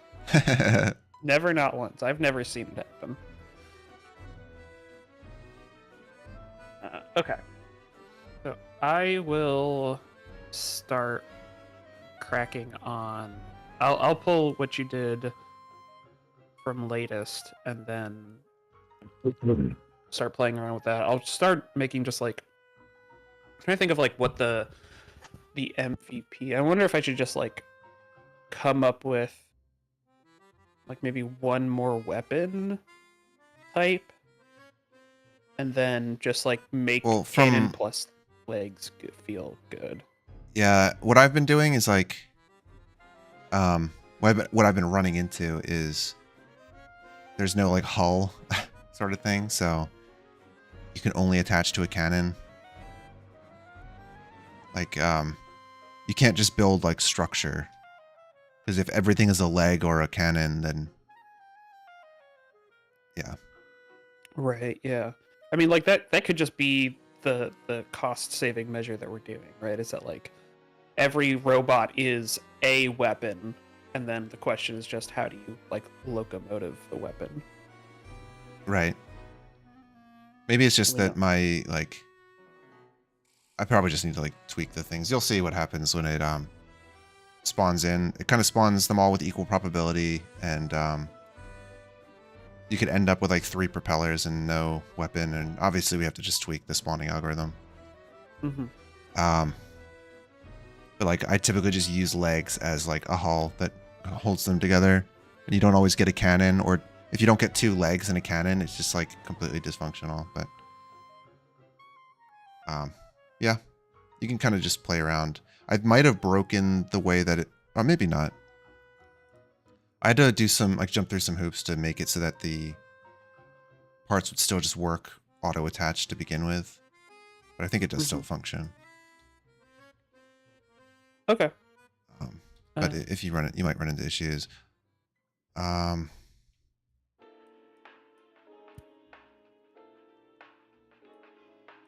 I'll play around with it. The one thing, like, don't let me get in the way of making the game that you want to make, because at the end of the day, I think I'm here to help you out more so than I am to like. I mean, it's a team. It's a team effort, yeah. But like, if one of us has to take the lead, it should be you. So feel free to put the Evan foot down and say like, no, we're doing it this way. I'll be like, okay, cool. Yeah. Just the one concern I still have with the attacking a tower thing is that it really doesn't feel like roles reversed, because it's like, it's almost just like, oh, it's a game where you're attacking a tower as opposed to like, you're the one that's, defending against a hero that's attacking. If you think of it like you're playing as Dr. Robotnik, you want to be trying to kill Sonic. I do understand the like difficulty of having the motivation for the locomotion. It's like if the hero just comes to you, then it basically becomes easier as the game goes on. Yeah, I think just the question that I would just have to solve if you wanted to go the route of the enemies walk at you is, why do we put wheels on the cannon? Right. Because that's the part I can't figure out. Is there like maybe they're trying to attack something in the middle? Like the treasure's in the middle of the map and you send your robots and they're trying to, like the heroes are trying to steal your treasure and it's just there in the middle and you're in your base. So they essentially converge at the center. Yeah, I mean, this probably works better if the default robot isn't the cannon robot, if it's like a melee robot. So it's like, if the default robot has like a sword or whatever, so or like, whatever the equivalent of simple robot is. Yeah, like a buzzsaw in the front. Yeah, that like when it hits the hero like is knocked backwards or something. And so then it's less about like destroy the hero and more like delay the hero. That doesn't actually get us anywhere when you have to like, what's the victory condition? Maybe it's knock them back off the screen. But I do think that like a lot of the value that we're going to get out of the physics system you're making is that like the first time you put a cannon on legs and it blasts itself into the stratosphere and you're like, oh fuck, I actually have to think about this. Yeah, that is so cool. Like how we manage to get that without kind of requiring, because like we could do it in a way where it's like, oh, it's all position based and it's like you're knocking back. Like, did you ever play You Must Build a Boat?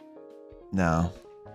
Like a mobile game where it's like a match 3 thing, but like the structure is that it's a side scrolling level, and as you're going through the level you're like fighting monsters and you lose when you get knocked back to the edge of the screen. Not super relevant, but like it more or less just needs a more or less it's just like victory condition is like screen, and then everything goes through the calculus of like damage equals knockback, success equals move forward.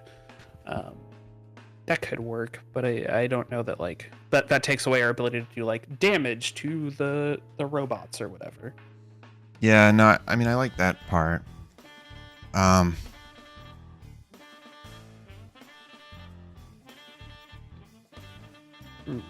don't know. I'm trying to think. Like, I see what you're saying from the design side, and it's one of those situations where the theme competes with making a good game. Kind of like I run into that almost every jam, where eventually I get to an idea and it's like,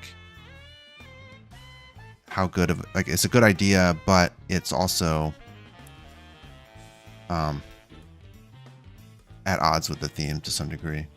Well, let's take a back step, right? So what do we have so far? We have build a robot out of parts and set it on a path. If we take that as a given and then apply the theme on top of it, like throw out everything that we thought of before, what is the role here and what can be reversed, right? So if it's like, oh, I am making robots, is there somebody who should not be making robots that can be making the robots? Is that like kind of to go back to the Surgeon Simulator version? Is it like I don't know, assistant to Dr. Robotnik is making the robots and he's really bad at it? That's like a bad example, but like, Yeah. Is there? Oh, excuse me.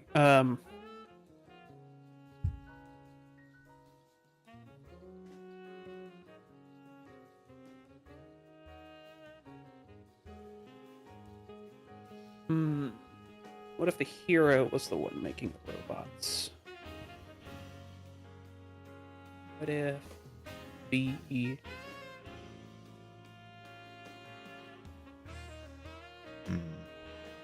Can you give me 1 second? I ordered some food and they just dropped it off.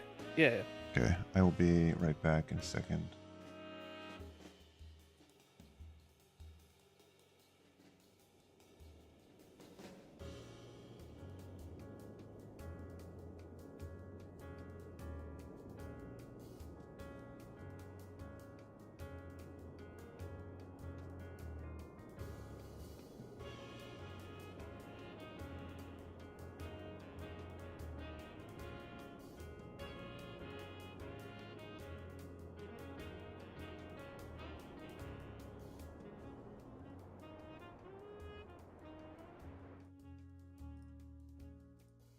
Okay, I am back.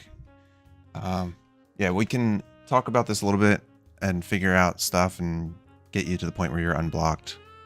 And then I'm gonna take a break to eat dinner.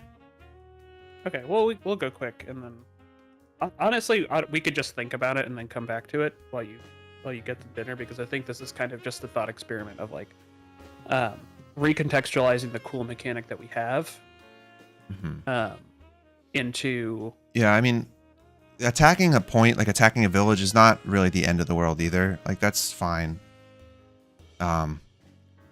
We just have to make sure that it fits the theme, maybe narratively instead. So Yeah. Narrative is a tricky bit because I don't think I'm particularly good at it. Right?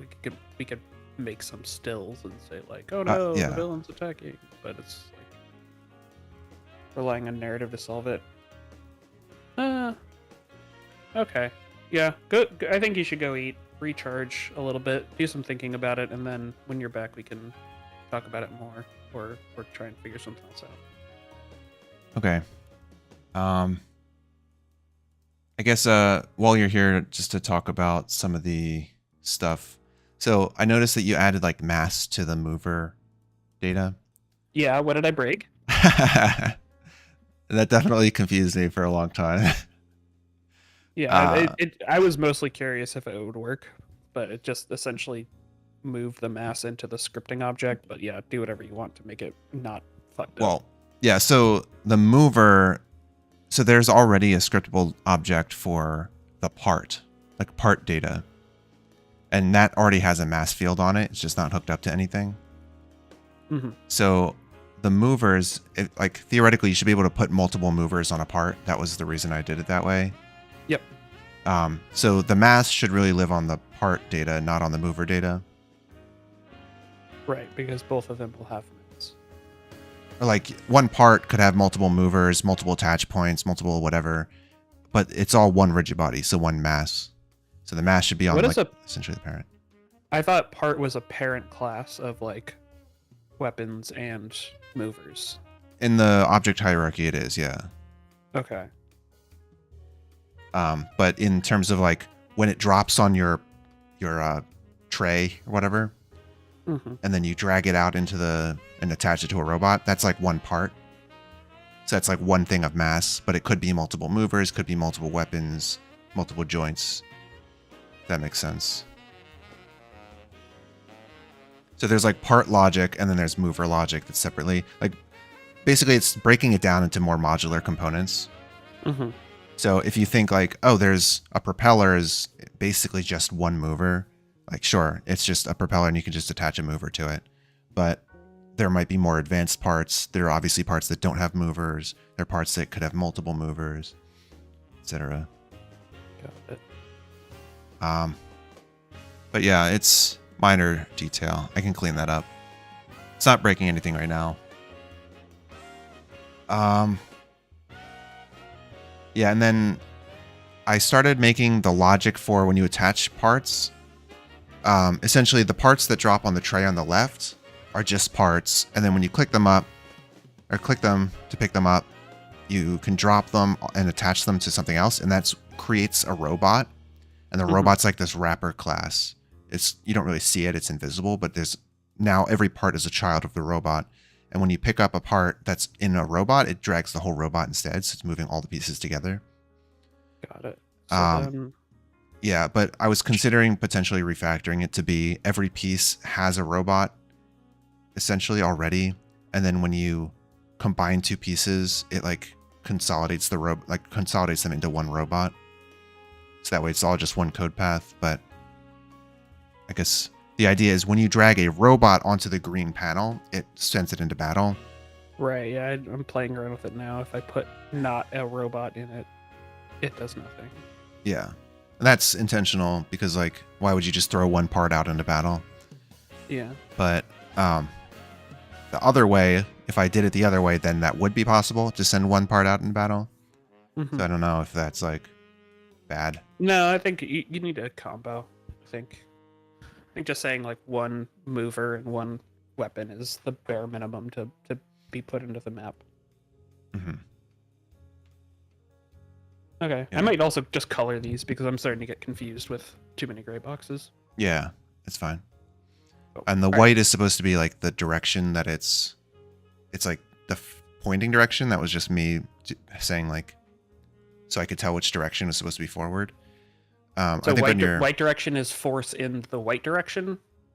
Is that no, it's like forward. So the legs would walk in that direction. The propeller would move in that direction.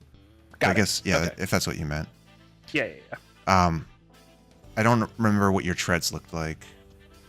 It's like it's a thicker box. They're not super important. I honestly think treads are a bad idea if we're gonna lean into the comedy aspect of like I think they're too stable. It's like, oh, these are the ones that cost more but are more efficient is like bad if we're trying to lean into, hey, look at this stupid walking cannon thing that doesn't move right. Mm-hmm. But I just meant that the tank treads had the white on the top, which is not the direction that it's moving. So Got it. Yeah. I just copied an Right. existing thing and made it. So I will we fix can that. delete the white bars once we actually get like art, and so we can actually tell which direction is forward or whatever. Yep. Cool. All right. Yeah. You should eat food because that's good for you, I hear. Debatable. I will. Depends on what food. Yeah, I'll take the over on that one. But okay. Yeah. Cool. So when I get back, I'll probably I don't know. I guess you'll have feedback for me. I'll have feedback with a capital F. Yeah. Yeah. Also, Yeah. the robot, the other thing about the robot being a wrapper for all the parts is that Mhm. it has a health component added to it. So it already has a health component, and things that get hit with a projectile will take damage. So theoretically, like, just need to bubble up that damage or whatever. If you're thinking about like just that stuff is already kind of starting to be implemented. We just need like a way to set the components, like the different parts health up to the total maximum health. I don't have that yet. So I guess, yeah, maybe the combat, like enemies or your enemies shooting at the robot or whatever. That might be what I do when I come back. Okay. Yeah. Let's resolve the narrative tension and then. Okay. Yeah, I will leave the call. I'll hop back when I'm done, and I'll probably just send the stream to be right back. Sweet. All right. Cool. I'll I'll see you ya. later. Okay, stream. How's it going? Yeah, I am going to go eat dinner real quick. Thank you all for stopping by. I'm gonna temporarily just throw it to a be right back screen. I don't know how long it'll be, maybe about an hour, probably less. But yeah, so it's cool so far. Just one last run through of how it looks. You can essentially make these parts, grab some other parts like this leg here. You can see there's attach points. Attach it on there. Attach another leg. Throw it into battle and watch it go. This little cannon guy shooting. So goofy. Love it. You love to see it. I got a lot of legs here. What? You can make it all lopsided if you want to go super fast. Triple legs. Go for it. It's amazing. Okay, yeah. And I will be back shortly. Just eating some dinner. Talk to you later.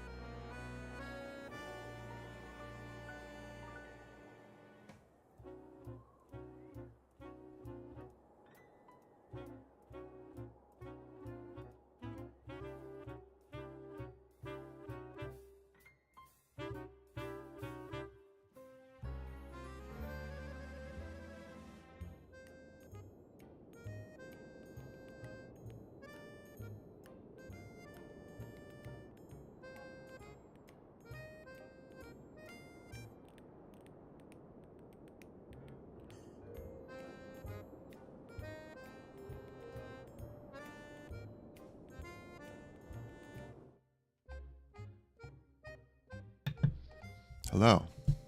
I'm back. Back from dinner, feeling refreshed, ready to go. Excited to get back to the project. I'm gonna hop back in Discord, see if Dan is around.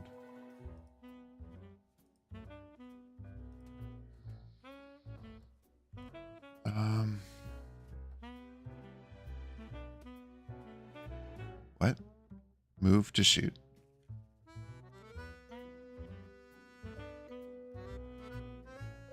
Is that like because I'm back? Anyway, welcome to the stream.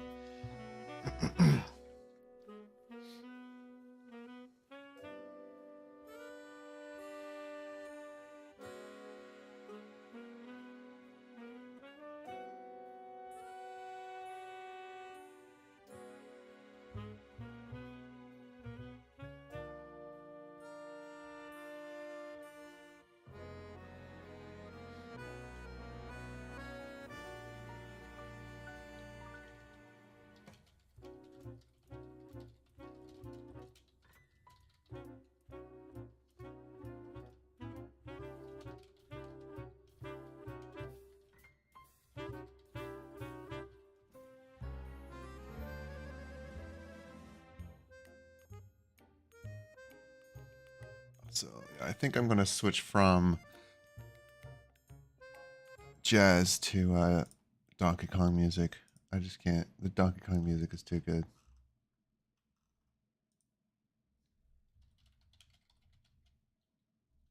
My music app will not freeze.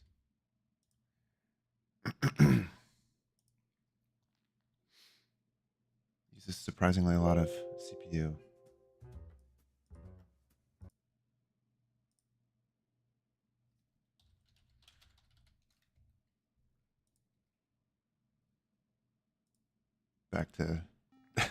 Back to Donkey Kong.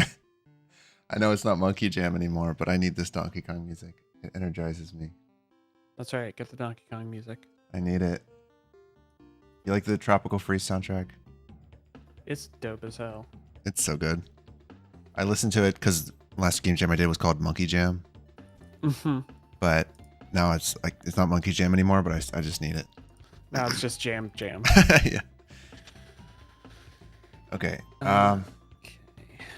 So yeah, I'm struggling a little bit to figure out what we're doing with like goals and outcomes, right? Like if it's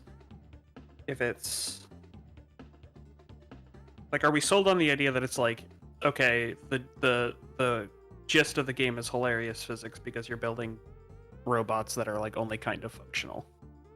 Right.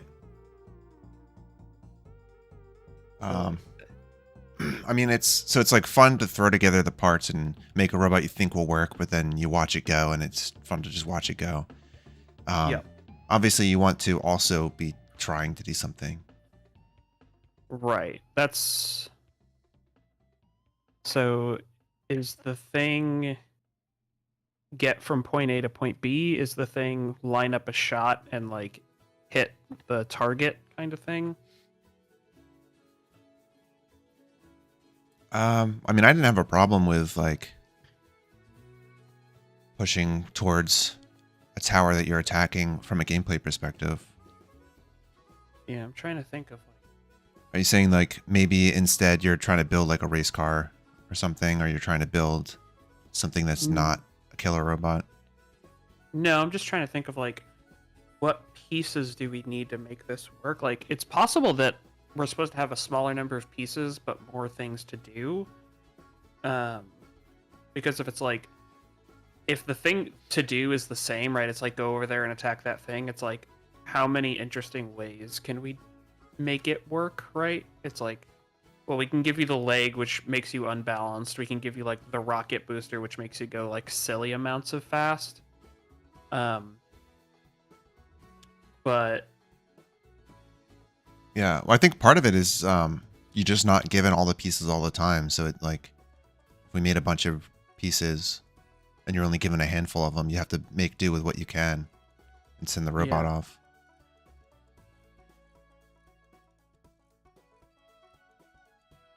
Yeah, maybe it's about like does it work right now with angles? Like if I put the propeller, like if I put the cannon at an angle, does it fire at an angle or does it reorient itself? It fires down, yeah, or like up, or it fires at the angle. Okay. But I mean, if we needed it to reorient itself, we could program that. Yeah. That was what I was saying with the propeller. If we wanted it to try to point up within a 20-degree window, so like it would generally try to go upwards.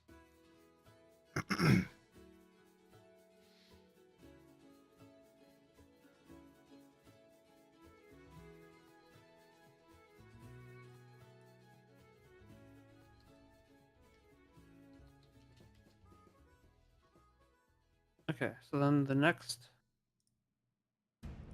most useful thing for me to do, I guess, is to solidify how these the few pieces that we currently have, how they move. Yeah, I mean, with the code that I have now, it's probably not going to be super functional.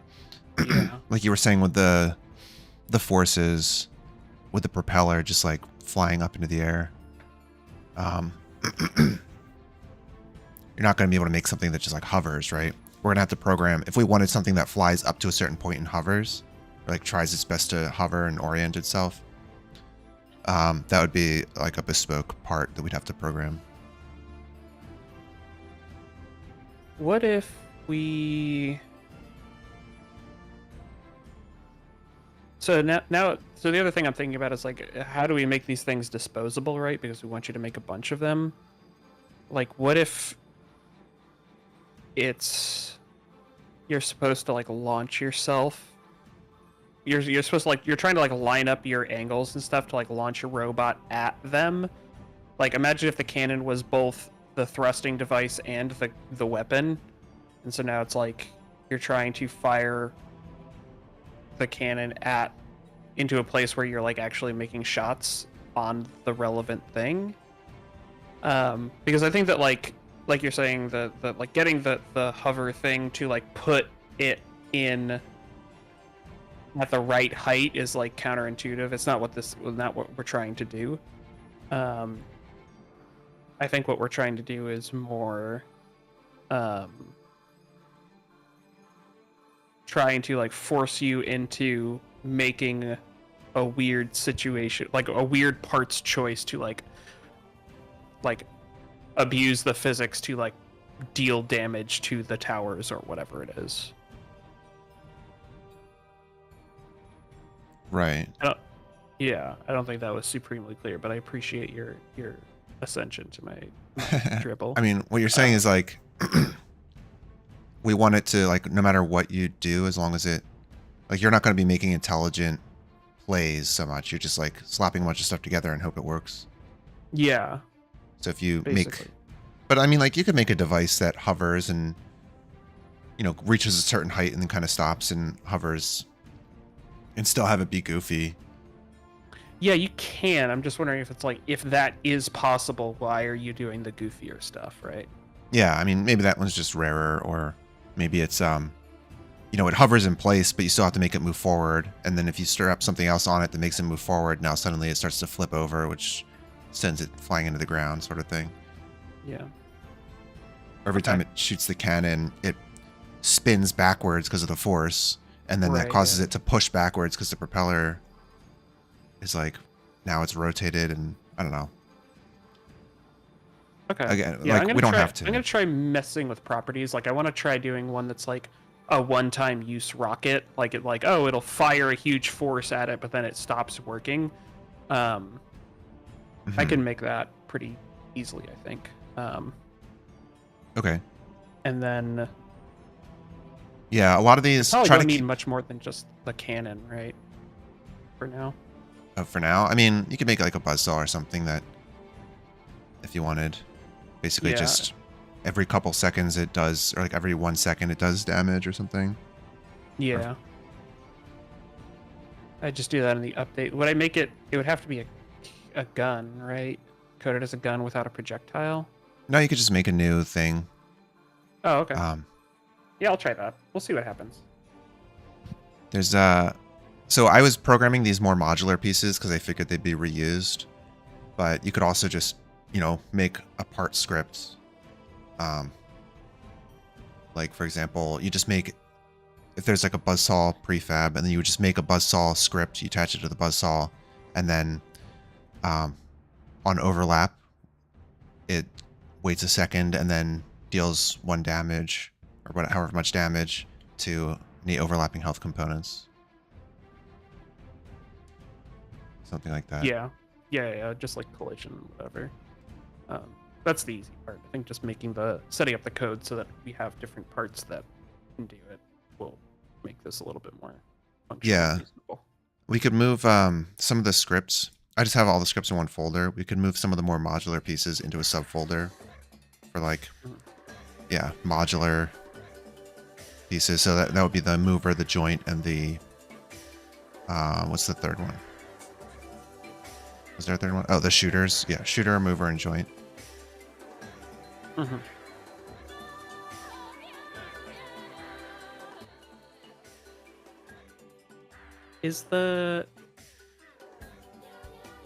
I think we'll need to figure out, like, is there a way that we can visually represent where the joints are, because it's kind of hard for me to Yeah, tell. we should. I just didn't because I didn't know if we wanted it.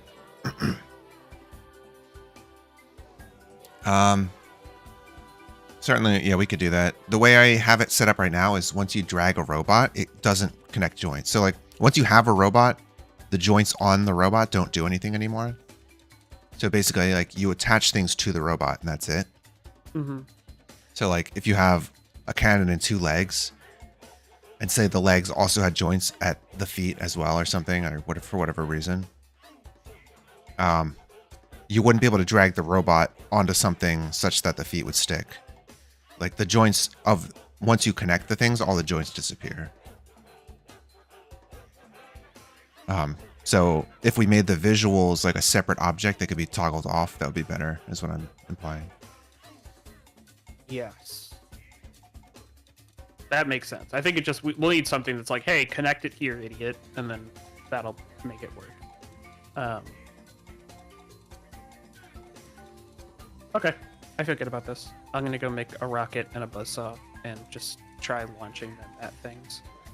Okay, wait, so what was the launching thing?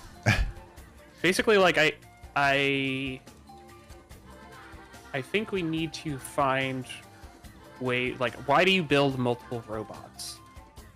And I don't think it's because there's like enemies shooting at your robots. I think it's because you're building a bunch of stupid idiot robots that like break all the time and miss and don't do the things you expect them to do. Yeah.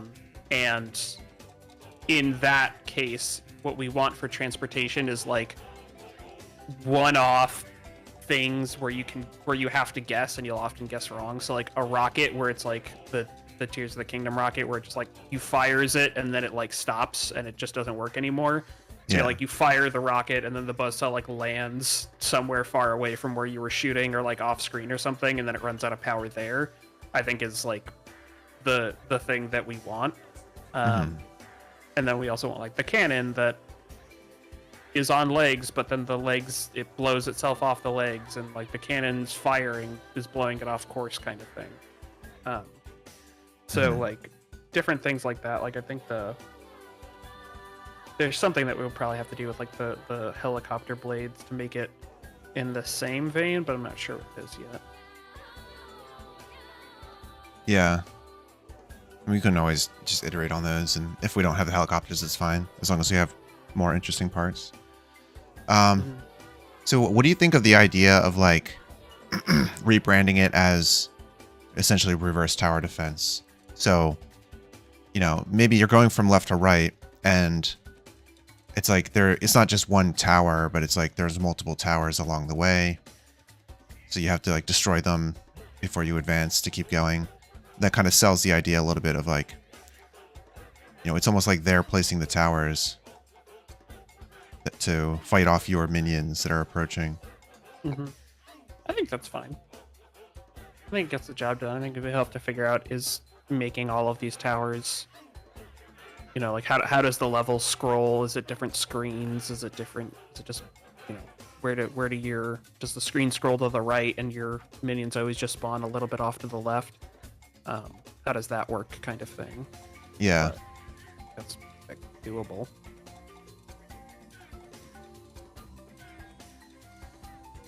Okay. I can start with just the one, you know, the original idea of like there's just one town or what village or whatever all the way on the right. And you just have to try to get your robots there. Okay.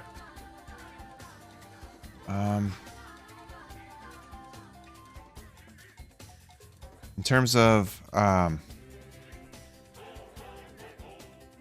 wait, what scene am I in? I guess two other things. One, what is the most important thing for me to be working on, do you think? Because, I mean, there's things like depleting energy of the robot so it collapses. I need to just make a bunch of parts that cause the things to move in weird ways. And I think that eventually we'll run into the energy thing. I'll let you know. Like, there's probably something in the movement tech that I'll need help with, but I don't know what that is yet. I need to just dig into it. Probably anything around the structure of the game that we're going to need. So, like, destructible stuff or, like, the level beginning and ending, like you were saying, I think are all good spots to be working in. I'm not sure, honestly. You're way more experienced at game jams than I am, so you're going to think of things I don't. Yeah, I was just wondering if you had things you were blocked on. Not yet. I might soon, but not yet. Mostly I was blocked by this conversation needing to happen so that I could figure out what we're doing. Actually, just finished. I realized I finished all the P1s already. That's nice. Hell yeah, let's go. And one of the P2s. Less than 12 hours. What a god. Still not functional. So. It's fine. Whatever. Yeah, so I guess the next things I had on here were win-lose condition and game flow. So that makes sense. Yeah. I think starting with the win-loss condition, that'll help orient us around making sure we're doing the correct thing, the next correct thing. Okay. And of course, there's always more art as well. Like if I need that, of course, there's tons of programming still needed. Yeah, I think that is gonna be. I think start with the game flow and see where we end up. Art is always something that we'll need and can be cut pretty easily at the end if we can't get to it. Yeah, I guess. Or you can do the art and I'll just scrape along making some changes to the classes that you made. No. Yeah, I'll do the game flow because that is the more important thing. I just don't think we should like think that art can be cut. I think it is pretty important. So another thing, what have you been working in the game scene? I got back from my doctor's appointment. I played around in your scene mostly to just understand what you did, and then I was going to go back to the game scene to like play around with new pieces, but I can make my own scene if that's better. Yeah, that's what I was going to suggest. So actually, my scene and the game scene, I deleted the original game scene, duplicated my scene, made it the game. Oh, okay. So yeah, if you could if you wanted to, you could duplicate the game scene and just make it your own test scene. That way we're never have conflicts because we're working on our own scenes. And then if we wanted to edit the main game scene, we have to talk to each other to do it. Okay. I'll let you do that, and then I'll just tell you if I want to change anything because you're going to be the one who has to actually touch it the most. So okay. I will wait for your permission, so you don't have to wait for mine. Okay. I can just I can work in game now then. Yep. You'll mostly be making the part prefabs anyway. What we should do is make the spawner and really like the build area, I guess, a separate prefab. So that way if you need to change, well, the spawner is like the spawner catalog. So you're mostly going to be working in that data. Okay.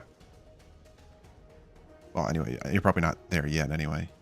Well, it's good to know what it's called, so I know what to look for. Yeah, in the data folder. So if you go to like assets, data, those are all the scriptable objects you can edit. So in robot parts, there's a thing called robot part catalog. And then that's where all the prefabs are hooked up. Eventually that'll have the weights and potentially other things as well. If we want to like control the weights based on how long into the game you are, or things like that, or have a different catalog per level, etc. Those are the things that choose what spawns in the spawner when you're building.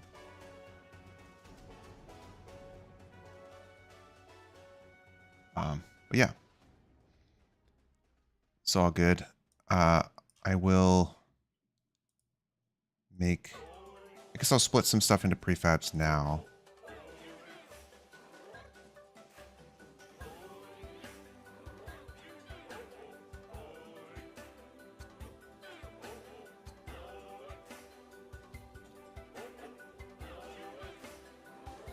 Okay.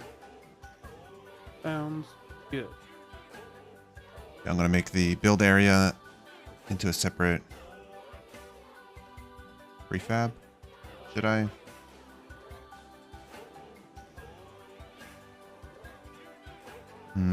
Actually, I won't. I'll leave it for now. I guess I am not really submitting anything just yet. I'll just work off the game scene for now. Okay, sounds good. I will head over some parts. Okay. Oh, see you later. See ya.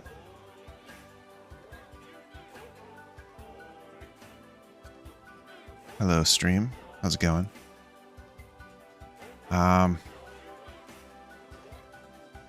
Getting a little bit more energy post dinner.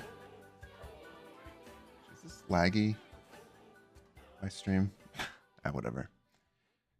Been live 11 and a half hours.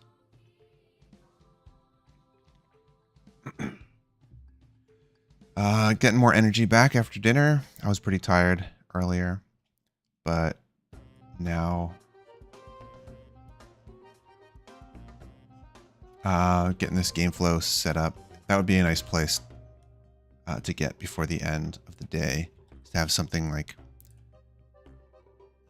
just a general concept, functional and playable. That'd be neat.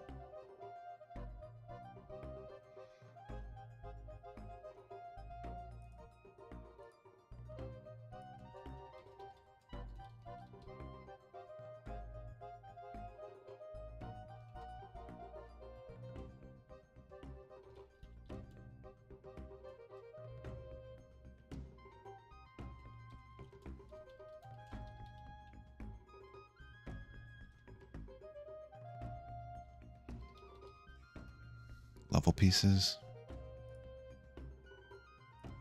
We have robot parts. We have level elements. I don't know. Level objects. How about that? Okay, so I'll make this breakable thing. Rename this to tower.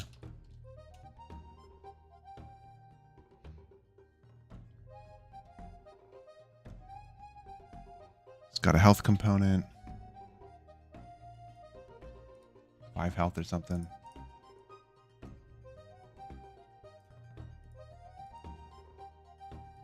I'll go ahead and make a game manager as well. And while I'm at it, I could import some useful scripts. I typically have some singleton scripts that I like to reuse. So I'll open up my Monkey Jam folder, import some of them.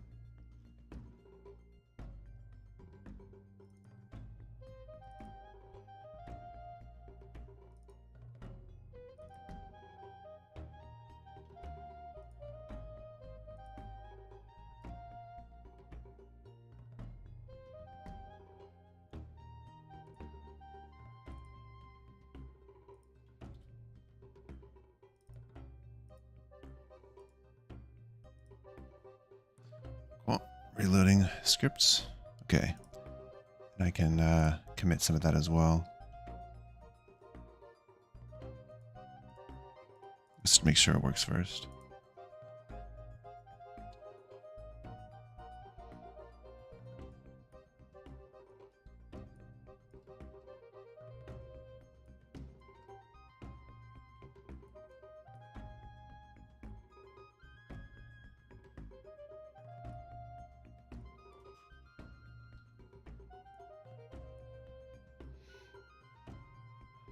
I wonder if the top screen could look different as well.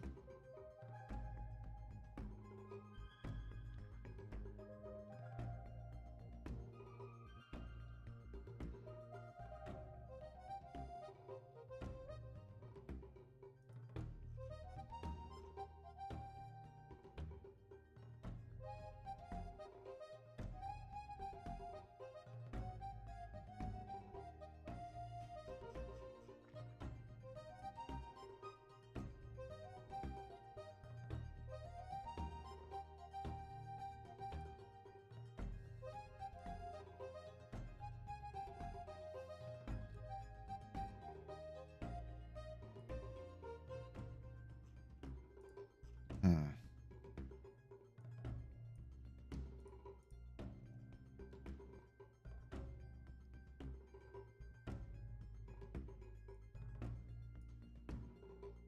Okay, well, I'll make a game manager now.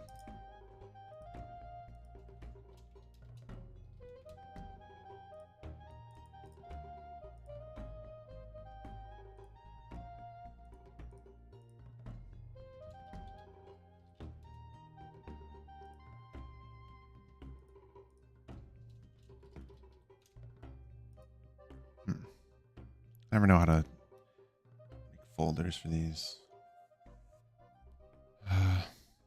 Whatever, I'll just put it in here now.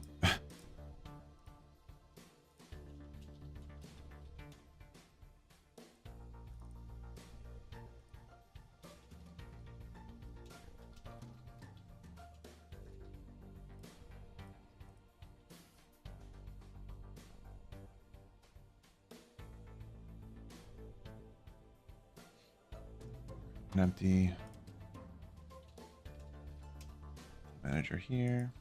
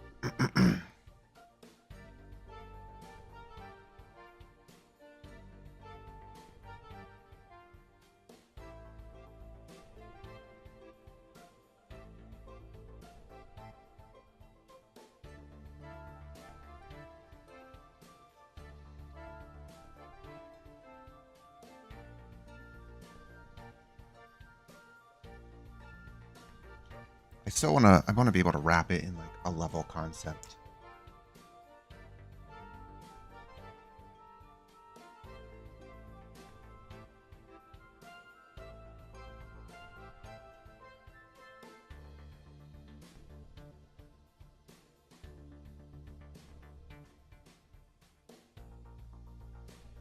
So essentially, if we wanted to make multiple levels, it should be easy to do so. How to do that?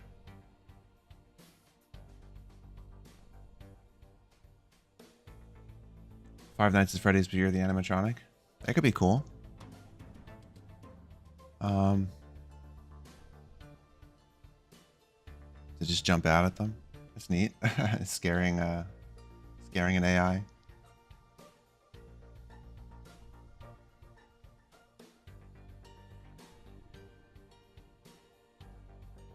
And when we were brainstorming, we didn't really talk about horror games, but we did talk about stealth a bunch. So if I wanted to make a level, tower, starting point, the ground. This is like a level object, and it would load that.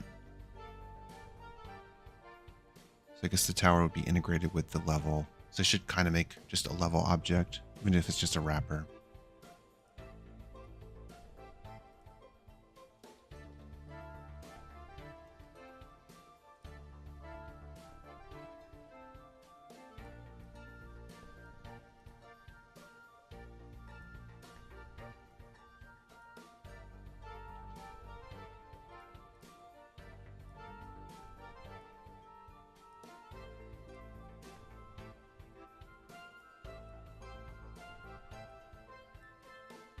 So I'll make a prefab folder for just all levels.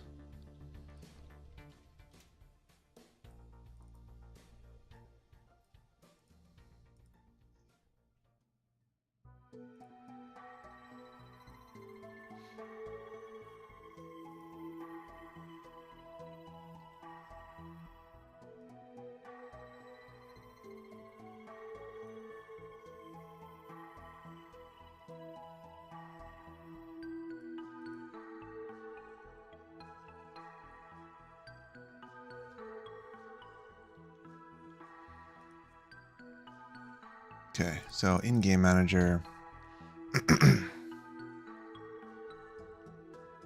just start with a basic like active.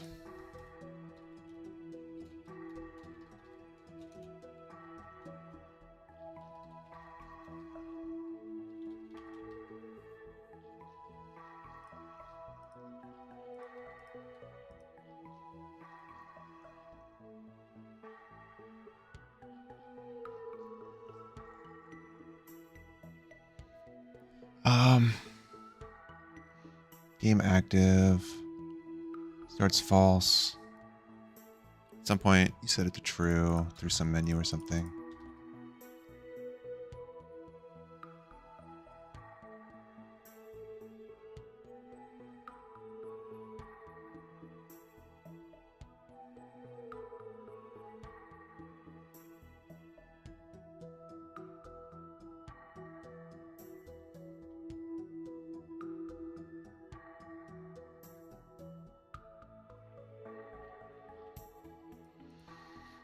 Um,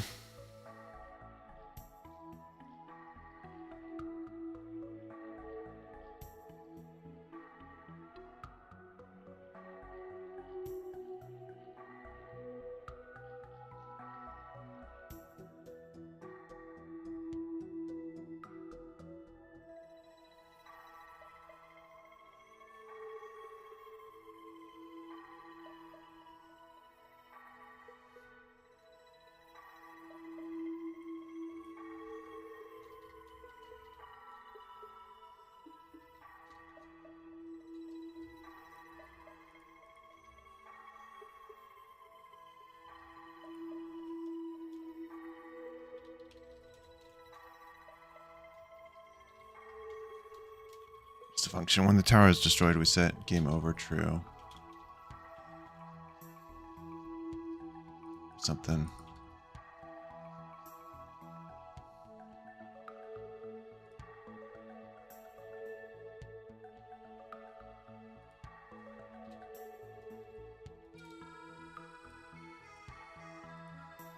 Gonna make a script for that.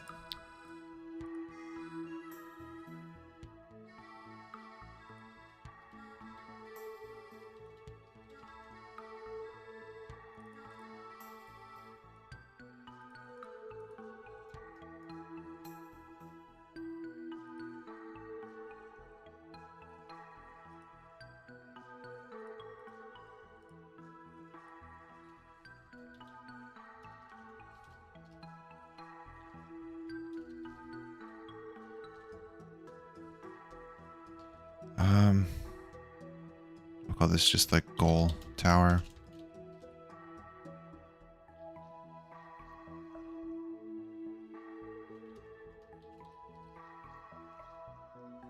Just a tower script or something.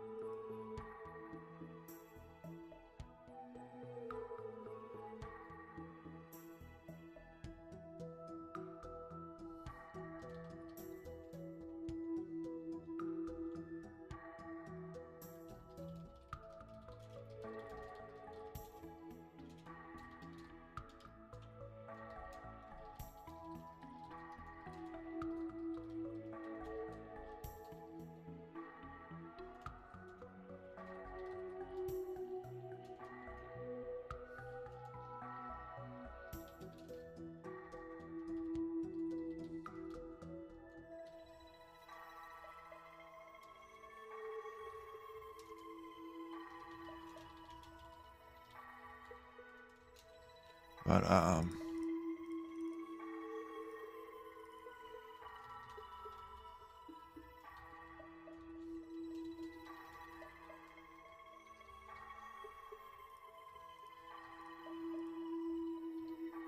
so in the health component, I'm just making a callback here.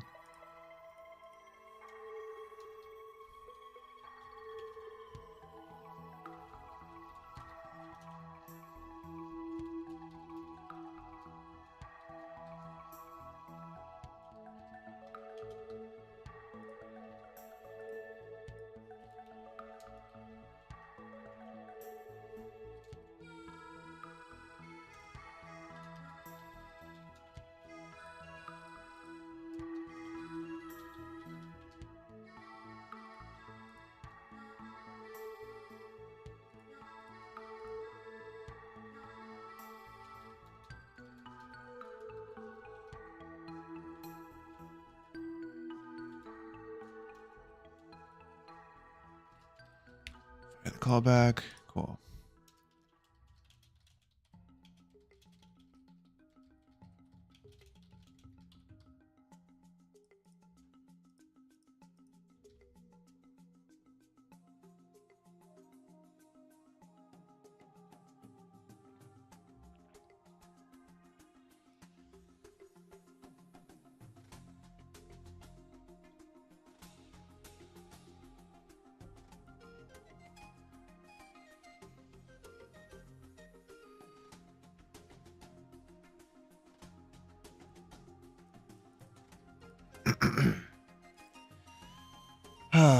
Oh boy. Maybe I'll add a boolean to the tower.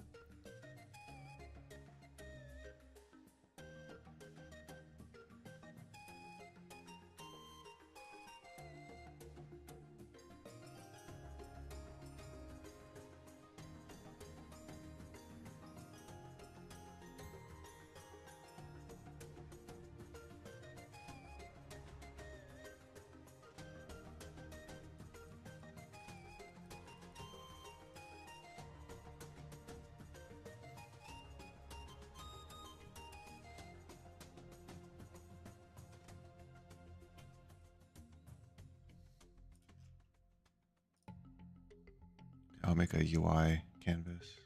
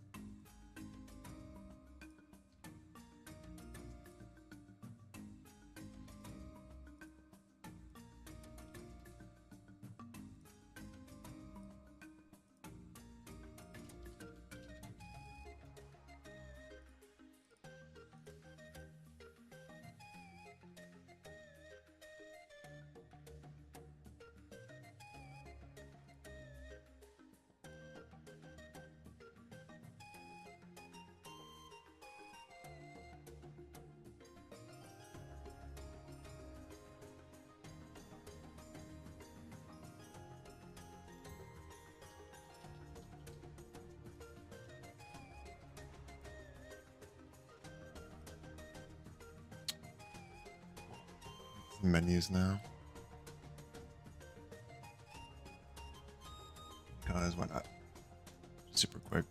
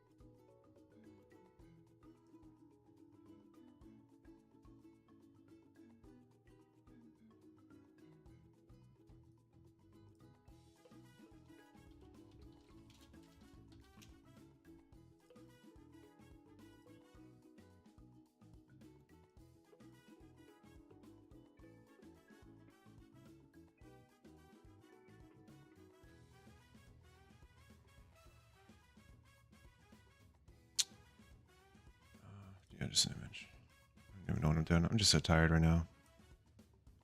I had my caffeine, but it's not good enough.